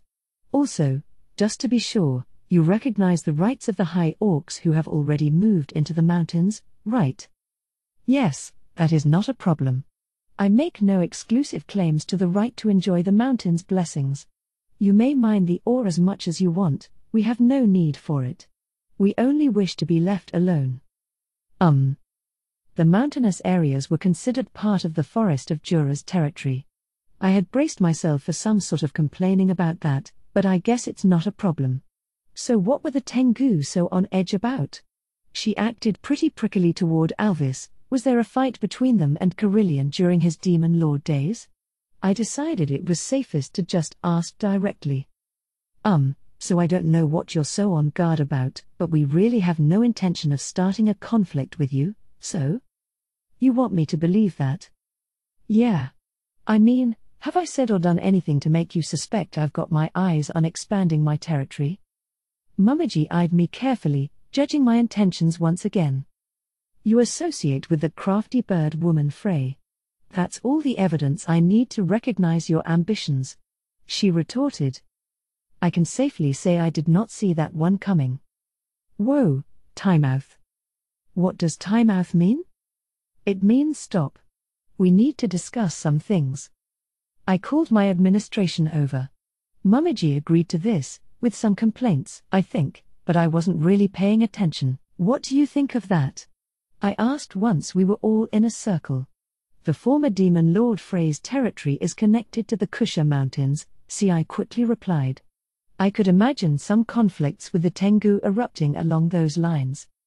I consulted the world map in my mind. True enough. The Tengu settlement was outside the forest itself, so fighting for it wouldn't violate any non-compete contracts. They might have tried to invade at one point. But why, though? I can't think of any reason, Benimaru said. He must not have noticed anything amiss during his visit. I have heard rumors. It is said that Frey likes high places. As her second name of the Sky Queen suggests, perhaps she's endeavored to move her capital to the tallest place within access to her. Hakuro offered. That didn't sound quite right to me. Benimaru himself said the Tengu stronghold was an idyllic enclave on the other side of a cave at the peak of a mountain, in other words, a small plane of space on another dimension. That's not the kind of thing Frey would want. We all murmured to one another. Then, will you stop ignoring me? Whoa. I leapt up at the sound of someone shouting in my ear. Mumiji was there, fuming and sick of waiting any longer. This time, I definitely couldn't tune her out. I gave up and sat back in my seat, facing her. Let me ask you a question. Does Frey have ambitions on Tengu territory? Huh? Of all the stupid things to ask. She rolled her eyes, then realized I was being serious. You're kidding me, she muttered. It sounded like we weren't on the same page at all here, so I decided to let her tell her side of the story. As she put it, Frey's aim was to capture Elmin Thalion, capital of the sorceress dynasty of Thalion. She wanted it not for its territory, but for its height. I sure wasn't expecting that. It was very in character for her, but I couldn't laugh about it. In terms of size, Thalion was a huge country. Frey didn't have the military resources to overwhelm it. However, while the nation enjoyed a geographical advantage against ground-based armies, against Frey and her aerial forces, they would face tougher going. Tactically, they were an even match, but Frey refused to let her ambitions stay just ambitions forever. That was why she had turned her attention on the Tengu. She wanted to bring them under her rule, shoring up her resources for a later assault on Thalion. But the Tengu were too proud for that, not ready to so easily accept Frey's demands. Thalion, expecting this, hoped for the two sides to erupt into conflict with each other, which would take the heat off them and also let them profit from the ensuing war. Frey was fully aware of that, however, and that stayed her hand. The result was this three-way détente that, frankly, looked pretty twisted to me. While all that was going on, I fought against Clayman, and once the dust settled, Carillion and Frey gave up their posts and resolved to serve the demon lord Milim. It was the birth of a new superpower, one the Tengu alone could never fend off, and now their government was in a heated debate over how to hold themselves going forward. And then Benimaru came along, taking one of the three lycanthropeers with him. Bad idea. Mumiji mistook that as my attempt to silently apply pressure on her. How's Frey been lately? I asked Geld. As the person responsible for building a new capital city, he had been taking orders from Frey, making him the most familiar with her out of our little group. Well, Sir Rimuru, Lady Frey seems tremendously satisfied with your plans. As taciturn as Mildo is, the two have gotten along well, and she's been participating in some very detailed planning meetings. Frey found a way to make Mildo talk? That's impressive. All right. So has she lost interest in Elmin Thalion? Lost interest? I'd say her interests lie in. Well, lately, I haven't seen Lady Milim around. Lady Frey had been teaching her about governance and the like, but apparently she ran off on her unawares. Oh, right. I'm pretty sure I know where she is. For the sake of this conversation, though, let's pretend that I don't. Let sleeping dogs lie, and all that. As a result, I'd say that Lady Frey's primary focus at the moment is figuring out where Lady Milim went, concluded Geld. The gigantic capital building project, skyscrapers and all, had completely charmed Frey. It turned her interest away from any other potential capital she could conquer, they all paled in comparison. Milim, as Geld put it, was the bigger issue. And Mumiji, listening to all this stuff going against what she imagined, was stunned into silence, unable to figure out how to react. I couldn't blame her. That's reality for you, a force who you assume wants you and your people dead, and all of a sudden, their focus is on something else entirely. If it happened to you, you'd probably want to run away from reality, too. All right. I understand. So there you have it. If you recognize all that as the misunderstanding it was, I'm cool with that. It could be said that Tengu were not terribly wise in the ways of the world. The worry that they were surrounded by enemies had clouded Mamaji's judgment. Based on her situation, I could see why she made the decision she did. So I was imagining it all along? Mother did say I was overthinking matters. She slumped back in her chair, the strength drained from her body. It was a lesson for all present: jumping to conclusions can bite you hard. With that behind us, our talks quickly came to a close. Since Mamaji was still a little out of it, one of the Tengu warriors looked over the pact we were to sign in her stead. I thought these were bodyguards, but I guess they served as government staff, too. The tunnel question would be saved for later. We wouldn't be allowed to start on it, I was told, until we could prove it was safe. That made sense to me, so I didn't make a big deal out of it. We needed to talk to Thalion about building a tunnel anyway, and it wouldn't really get underway until we finished developing trains, so there was no need to set anything in stone quite yet. The Tengu didn't want us to interfere with them because they mistakenly thought we were prepping for an invasion, but now that we'd addressed that misunderstanding, nothing stopped us from having normal relations. So we agreed to help each other out, in case something ever happened. So is that all? Yes, the Tengu aide said with a bow. My thanks to you, Demon Lord, for allowing us to conduct such constructive negotiations. So things were square with Mamaji. Our pact was signed. Now we needed to talk about Mamaji and Hakuro's relationship, and Benimaru and Mamaji's potential marriage. We failed to reach a conclusion on that last night. Mamaji started the day hostile toward us, but that had presumably changed now. Should we maybe work this out just with the people directly involved? As I debated with myself over how to broach the topic, the Tengu aide took out a sealed envelope. There is also the matter of this. Our elder, Lady Cade, has this letter for you, Lord Rimuru. He respectfully handed it to me. Rigid accepted it, and Shuna handled opening and reading it. It began with the sort of verbose, convoluted greetings you often saw in royal correspondence, probing me a bit to guess at where my disposition was, but grew less formal as it went on. Shuna's face contorted in confusion as she read on. I know things are complicated, and there have been a few misunderstandings, but I hope you will treat my daughter well. I remind you of what she told me about making Sir Benimaru turn toward her. I am sure she is not against the idea. Wait, are you sure this letter's for me? It really doesn't sound that way. If I had known it contained stuff like this, I would have dismissed my staff, but it was too late for that now. Mother? Mamaji leapt back to her feet, snatching the letter out of Shuna's hands. Rude of her, but I'd just pretend I didn't see it. Couldn't blame her. If I were Mamaji, I don't know what I would have done, either. This goes beyond infamy and straight into humiliation. So there were 2 letters?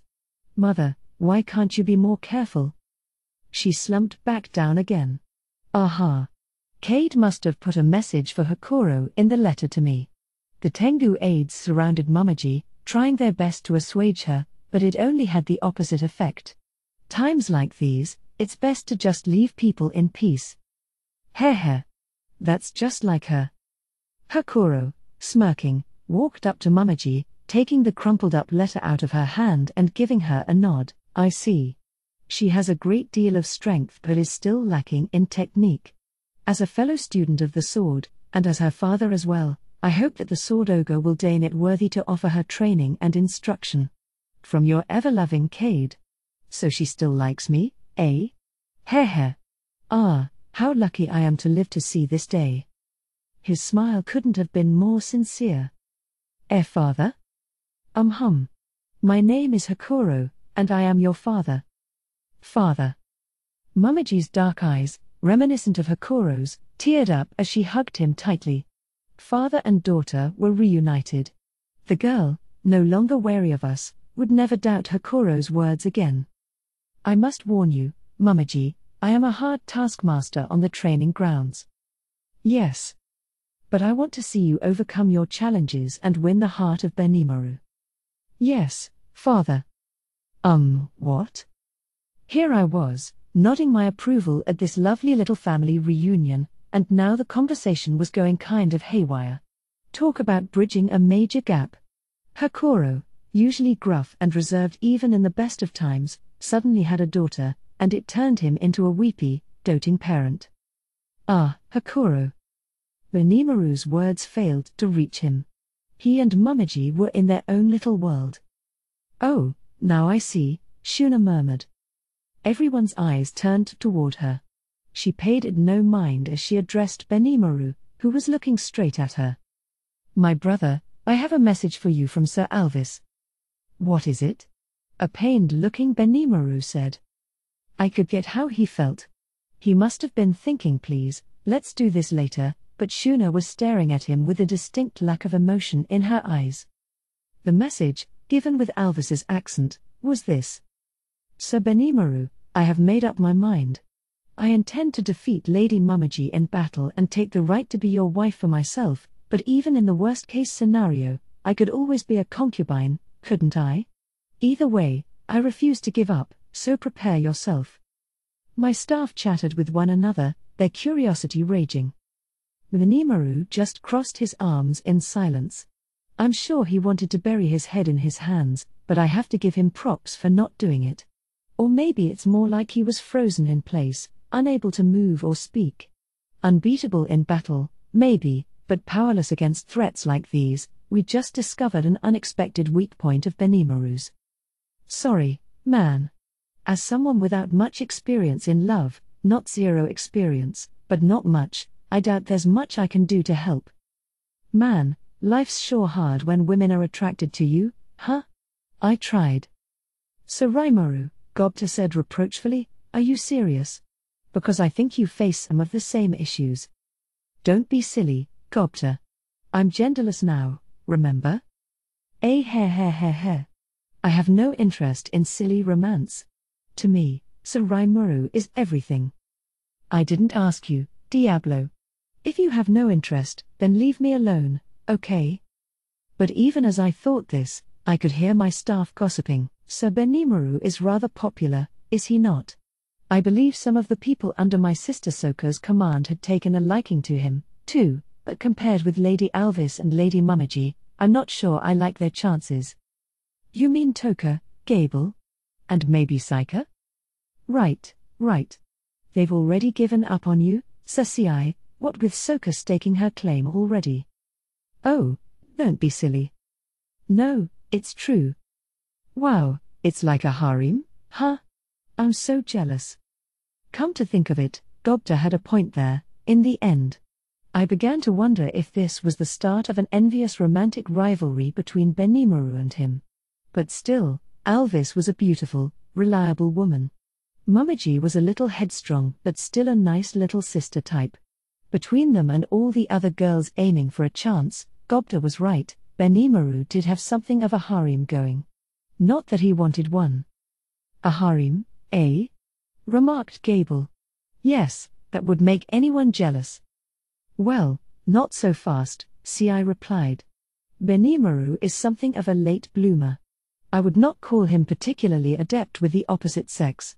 He acts tough, but I'm sure he is just as confused as all of us.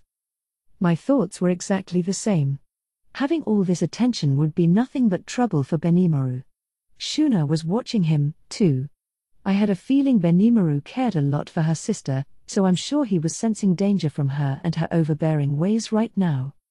But I think it's nice, Geld said. As manly a man as Sir Benimaru is, it's only natural the women around town would love him. Lady Alvis is leader of the 3 lycanthropeers, and I suppose Momiji is the daughter of Hakoro, both worthy partners. I have a lot to learn from him. He certainly seemed enthusiastic about the idea of Benimaru finding a wife, harem or not. Geld himself cared more about his work than chasing women, so I wasn't sure whether he really meant the part about having a lot to learn. Besides, Geld was already pretty popular. As quiet, serious-minded, and responsible as he was, he had a fan base among not just high orcs, but other races as well. If he got off his ass and did something about it, he'd have a partner in no time. Oh, no, you are doing well enough for yourself, Sir Geld. Like I said before, Toka and the others never give me a second glance. For some reason, only the men show me any kindness in my unit, Gable insisted. Geld nodded sagely. You just need more chances to encounter women. I understand that a little. He mostly worked on construction sites manned by burly male workers, so I bet he did. Someone like me with no gender, or maybe an amphibian where gender was just a messy topic to begin with, was one thing, but building a work environment where women could participate equally was probably important, huh? It'd help encourage the men more, maybe. I'd have to think about that. Well, I should say, there are a few female dwarf apothecaries in my workplace. We do exchange some pleasantries, but, oh, no problem, then, right? No, that is a problem. Those are two totally different monster races. You aren't okay with anything that breathes, are you, Gable? No, a big problem. They told me that going out with a lizard was physically impossible. I'm just so unpopular with them. Oh. Well. Don't know what to say about that. Sounds like the species difference wasn't the only wall to overcome there. Gable may want to explore other avenues. And yet, they keep inviting Nonso and Hokuso out to eat, or for dates in the forests. It happens all the time. I find it so frustrating. Oh, so the species thing didn't even function as an excuse, then? I'm not sure what to say. Geld was out of words, unsure what else he could do to comfort Gable. Yes. That's why I've been thinking lately that I should take more of a human form. My own dad transformed into a tall, dark, handsome person, so I wonder if I have a chance at that, too. Doubt it. Besides, it's not about looks. I looked like a pretty nice guy myself, but I went almost 40 years without a girlfriend. The real key is, don't be ridiculous. You need to get up and do something. Right. That's correct, CI. Sitting around all day and whining like Gable won't win anyone over. Stop pretending someone's going to pop out of nowhere and confess her love to you, and start going more on the offensive. Too bad I didn't realize that until after I became a slime, but... Well, yes, of course, but... CI's right. I heard those dwarves talking once, and they were saying all these nice things about one of your men, Gable. All like, ooh, isn't Gazat so cool? And oh, you think so, too? And he's the classic strong, silent type, huh? And he's cute, kind of like my pet lizard. They were crazy for him. So I really don't think it's just about looks, Gable. Wow, Gobta. Way to throw him under the bus. Gazat was one of Gable's underlings, part of Team Hiryu, quiet and handy with a spear, but not exactly the sharpest nail in the box, so he was mainly tasked with guard duty for our researchers and pharmacists down in the sealed cave. He was a former lizardman, of course, and even now as a dragonute, his looks, much like Gable's, were more reptilian. As cruelly as Gobta put it, it definitely proved that looks aren't everything. Besides, women can be easier to attract than one would expect, CI added. They can? Very much so, he said, half chidingly. A lady knight from before, for example. I am unsure how she got the idea, but she seemed to have quite an interest in me. Ah, really? What did you do? Oh ho? How very interesting. Tell us more. This was enough to even arouse my interest. Which lady knight was this? Wait, wasn't he up to something with Lightus, one of the Crusader paladins? What was up with that? I meant to ask, but it kind of slipped my mind.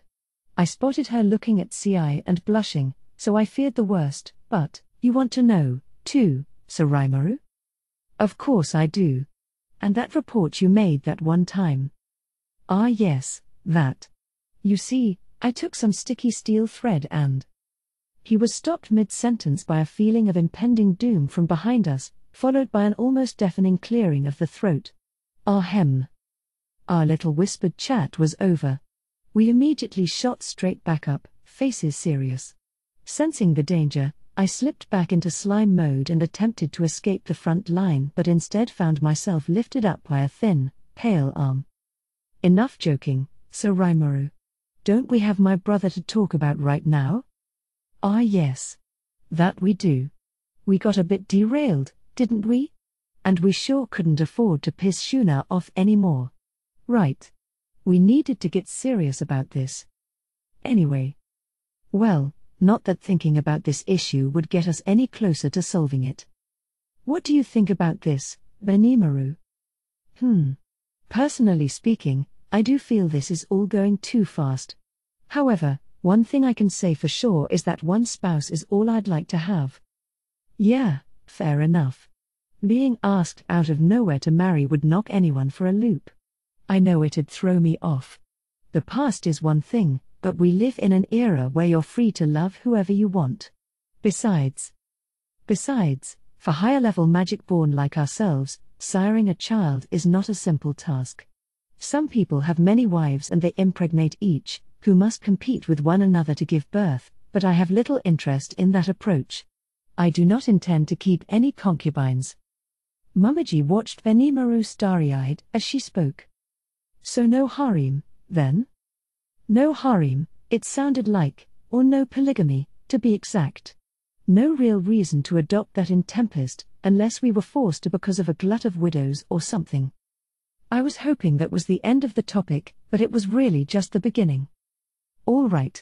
In that case, I accept Alvis's challenge. I promise you, I will earn the role of Benimaru's wife with my own 2 hands.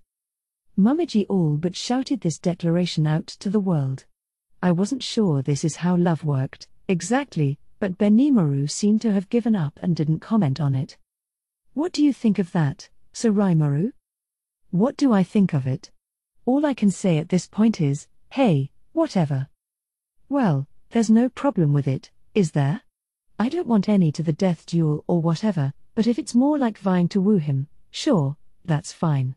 If he's not up for it, we'll need to end it, but as long as it didn't venture into stalker territory, I was cool with it. Very well, Shuna said with a smile. In that case, do as you like. I had a bad feeling about that the moment she said it. I can beat you, Lady Shuna. I look forward to seeing you try, Shion. They both smiled at each other. I wasn't exactly sure what this meant, but I hopped out of Shuna's arms anyway, sensing mortal danger. I should note, by the way, that the previously reserved and hesitant Alvis got seriously aggressive from that day forward, attacking Benimaru from every possible angle regardless of how it made her look. Mumiji, of course, followed her every step of the way, resisting her efforts. The other women coveting Benimaru, of course, didn't take this lying down and immediately threw themselves into the fray. To say the least, things got intense. It kicked off the start of a new tradition in Tempest, the idea that, if you love someone, prove it to them with your own might. Love on the battlefield, I suppose. Epilogue, the final briefing. It was evening by the time we wrapped up our talks with the Tengu on the final day. After an earlyish dinner, we decided to hold our first administrative meeting in a while. Since we had all my officials here for a change, I figured it'd be a good chance to brief each other on recent events. We also had a few visitors, Veldora, Ramirez, and her servants Beretta and Thraney. Milim would be officially coming to town 3 days from now, and I guess she was really starting to feel the heat from Frey, so she decided to head back home in the meantime. Smart girl. I don't know how pissed off Frey was, but if Milim stayed here for much longer, I bet the answer would be very, and I didn't want to be caught in the crossfire. Plus, we had another new face.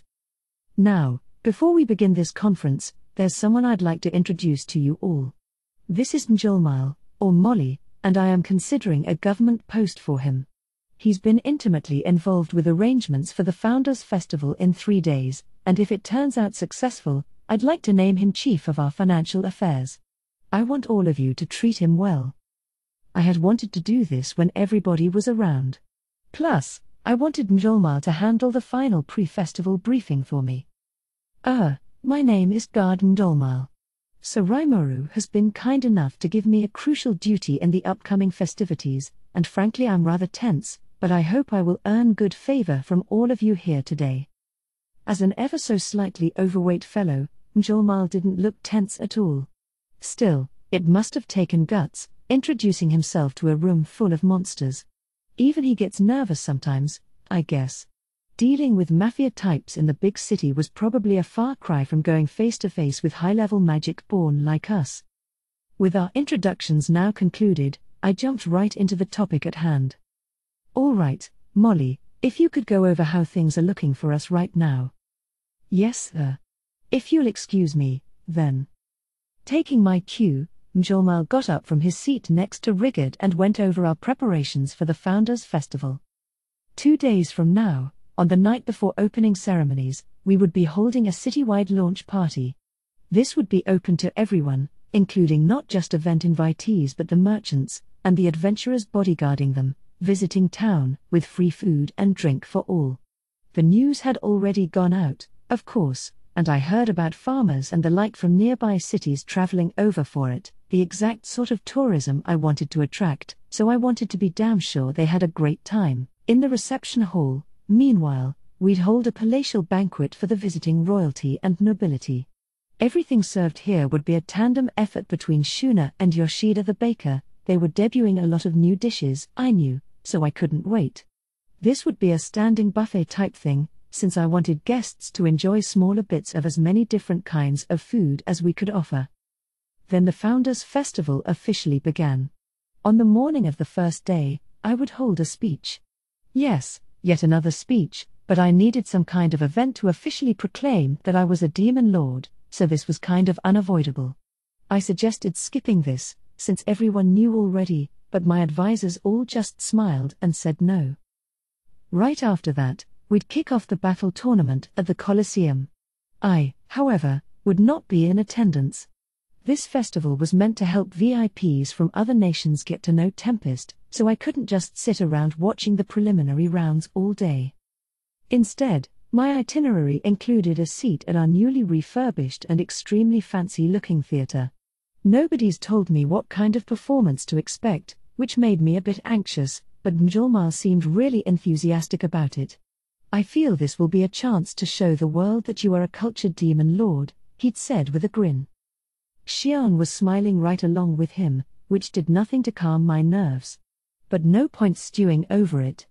If it had Mjolmal's stamp of approval, I'd have to trust in him. After lunch came a technological exhibition, including panels like Gable and Vesta's history of healing potions, Kurobe and Garm's grand tour of their weaponry, and so on. This would take place at our museum, which, like the theatre, would be open to the general public from day 2 onward. For today, it was open to nobility only, so they could take their time with everything on display. I thought that staggering the schedules like that would be best for security purposes. Speaking of day 2, that's when I'd begin to take in the battle tournament. Later that afternoon, I'd also hold a series of chats, or to put it another way, it was some unscheduled free time for me.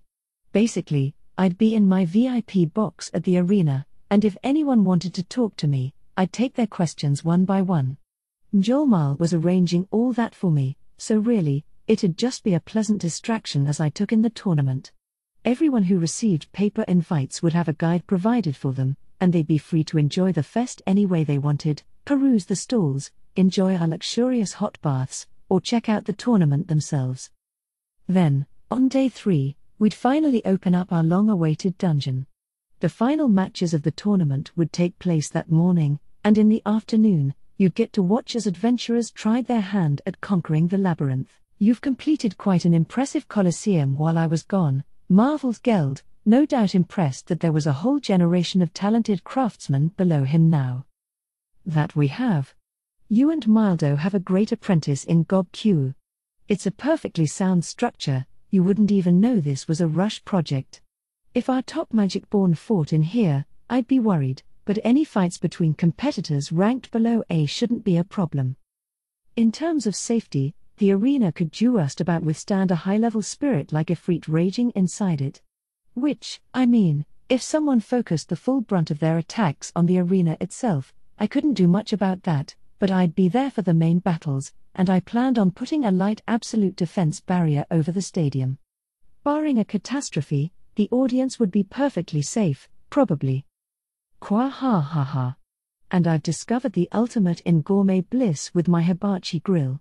It will be a can't-miss delight, trust me on that. Oh, I almost forgot. He really wanted to run a stand, so there wasn't much to do for it except let him participate in disguise. It's funny, though, somewhere along the line, Mjolnir and Veldora had really started to get along with each other. All the impossible demands I had given them, and it looked like he was now fully used to things. Amazing. This guy may be more of a monster than I thought. That was all from Mjolnir's rundown. Diablo, Hakuro, and Geld, who weren't around for all the lead-up work, listened intently to it all, no doubt saddened that they couldn't be a part of it. I should probably give each of them a reward of some sort. Geld's could wait until he was done with his current job, but Diablo and Hakuro had wrapped up theirs with flying colors. Making a mental note of that, I turned to my officials. So far, everything's been going smoothly, I said. Have any of you run into any issues? If nobody had, I was going to turn it over to CI, but... Yes, sir. That was Ramiriz's cheerful voice sounding out as she raised her hand. Ramiriz, huh? I'm sure it's nothing serious, then. What's up, Ramiriz? Well, I got a problem. Yes? What is it? Okay, well, you see, it's about the bottom floors of the dungeon. She fell silent, glancing at Veldora. Qua ha ha ha. Yes, it is nothing serious. You recall the forest installed in floor 95 of the labyrinth? Well, for some reason, it has started growing its way up into higher floors, and it now covers everything up to floor 71, Veldora said. He sounded so casual about it, too. Floors 91 to 94 were thankfully sealed off, so they apparently weren't affected. But the rest of the levels were now lush forest, thanks to the plant life making its way up the magicule ventilation ducts. That's gonna be a pretty big pain in the ass to clean up, isn't it? It sure is. That's why I'm bringing it up with you, Ramiriz cried. I hated to say it, but she had a point. Eesh. If this was anyone's fault, it was Veldora's. And we do have one more small issue, the dragon added. What would that be? I really didn't want to ask, but I had to. But what Veldora gave me went far beyond my expectations. My boss-level monsters are missing. That was what I wished to discuss. Well, at least he wasn't bringing up something stupid. Apparently, this creeping forest was sucking up the magicules in the labyrinth before those monsters could be spawned. As a result, we weren't seeing monsters worthy of being deemed bosses of the lower dungeons. We did have a single Tempest Serpentborn, rank A-, but I already designated that the boss of floor 40. It was Veldora and Ramiriz, after all, who said they didn't need small fry like that in their domains. If they wanted it back now, forget it. Also, I'm thinking about making a new elemental colossus, so I want you to get the materials for me. Yes, and I want you to employ monsters worthy of serving as my bosses. And clean up the forest for me. Ramiriz, I could at least lend an ear to. I was only planning to open everything up to floor 50 for this unveiling anyway, so I figured we could manage. But I really didn't have time for Veldora's selfish demands. We'd have time to worry about that later. For now, he'd just have to take care of things himself. I was just about to turn him down when I heard 3 voices at the same time. I think we have the perfect person for the job, actually. So Rimuru, why don't you let them take care of this? My master, I can think of someone suitable. It was Shuna, Thraney, and Ranga. Shuna suggested that Adalman the White would work as a boss. Gable rapidly agreed with her. Adalman's forces are weak against sunlight, she reasoned, so they would thrive in cave-like environments. I think the labyrinth would be perfect for them. Indeed, while Adalman could leave the cave in the day, none of his forces could. I heard they liked to wander outside at night, much to the consternation of passing merchants. I had a stack of complaints from them in my office. Yeah, if I ran into a walking skeleton in the dead of night, I'd probably pee my pants, too.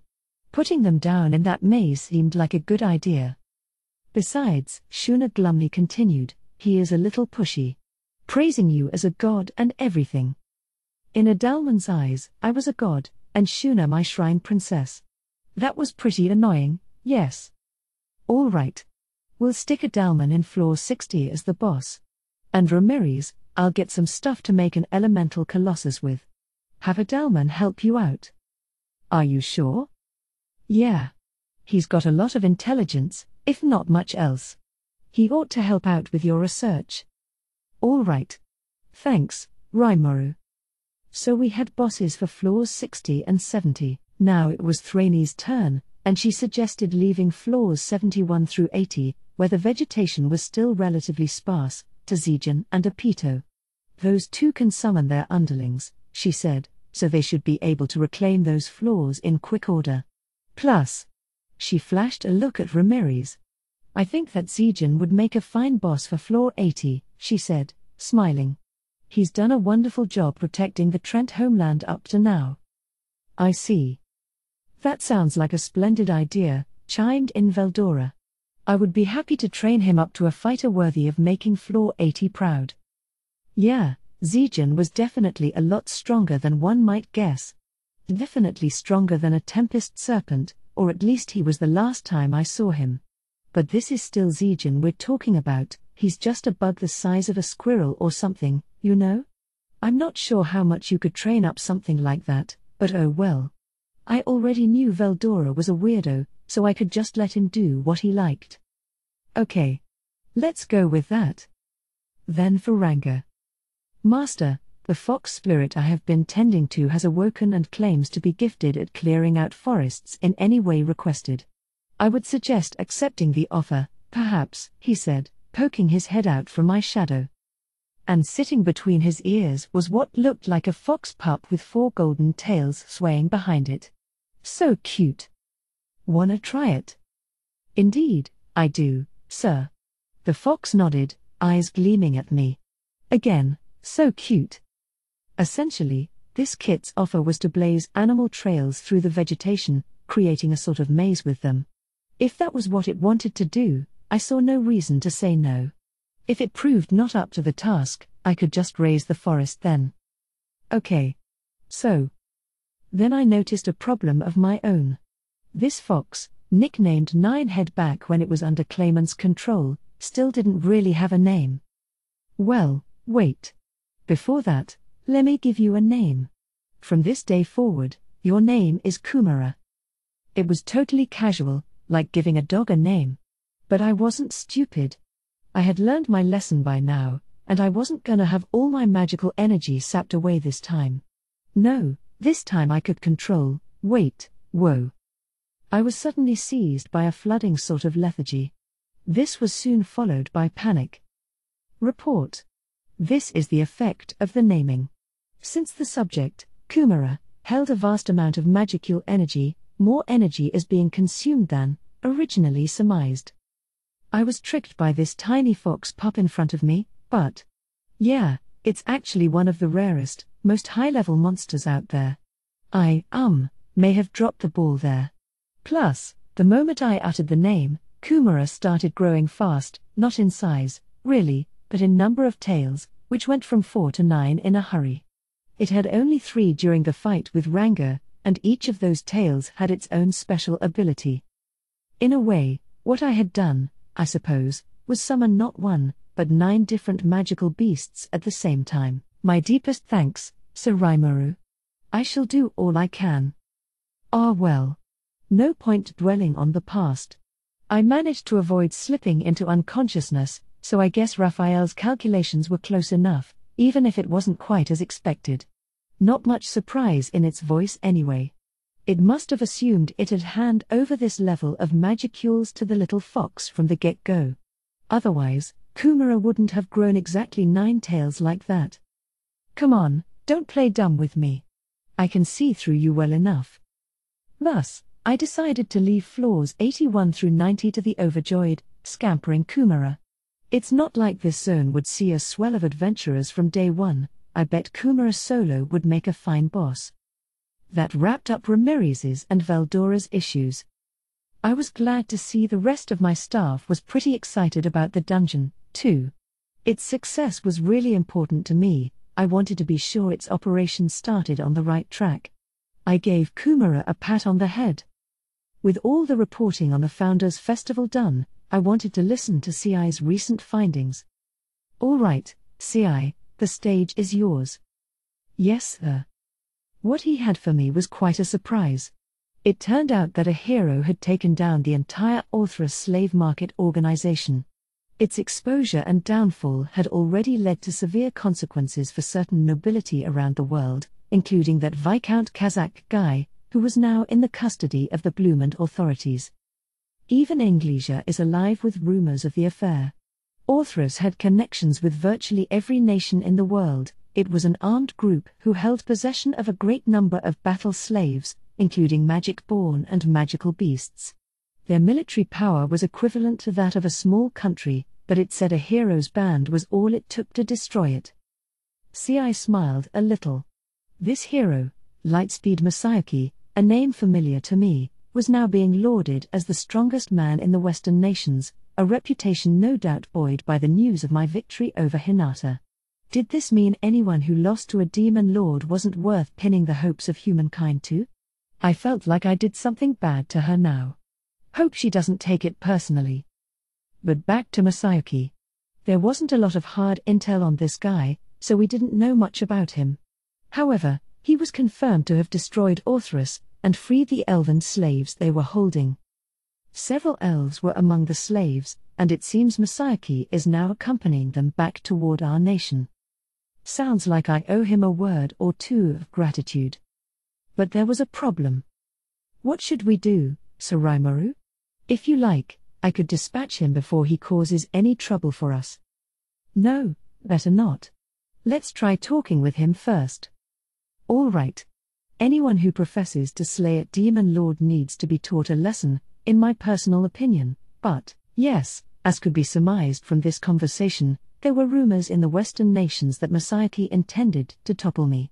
CI already had an inhumane-looking smile, just imagining what he'd do with the guy, no doubt, but he still followed my orders. But, man, I really didn't want to have to face a hero right in the middle of the Founders Festival, one of the most important events in the history of Tempest. I was worried the battle-obsessed members of my staff, Shion and Diablo, to say nothing of CI, would defy orders, run off, and do something terribly unwise. Let me take care of Masayuki. Absolutely no touching him, you got it? Yes, sir. Well, at least they knew how to say yes, sir in unison. But with 3 days to go until the Founders Festival, I now had a thorny problem at hand. It was like rain on my parade, and it made me feel a lot gloomier about the future. But not long from now, a massive, intense party was about to kick off and throw all my trivial worries to the wind. Afterword. Thanks for your patience. Volume 8 is finally here. I think at least some of you have already read the web series version of this content. It's actually part of the Demon Capital Opens arc. Why did the title of this volume change? Well, there's a good story behind that. Don't worry. I promise I'll keep it nice and compact this time. I've heard that one before.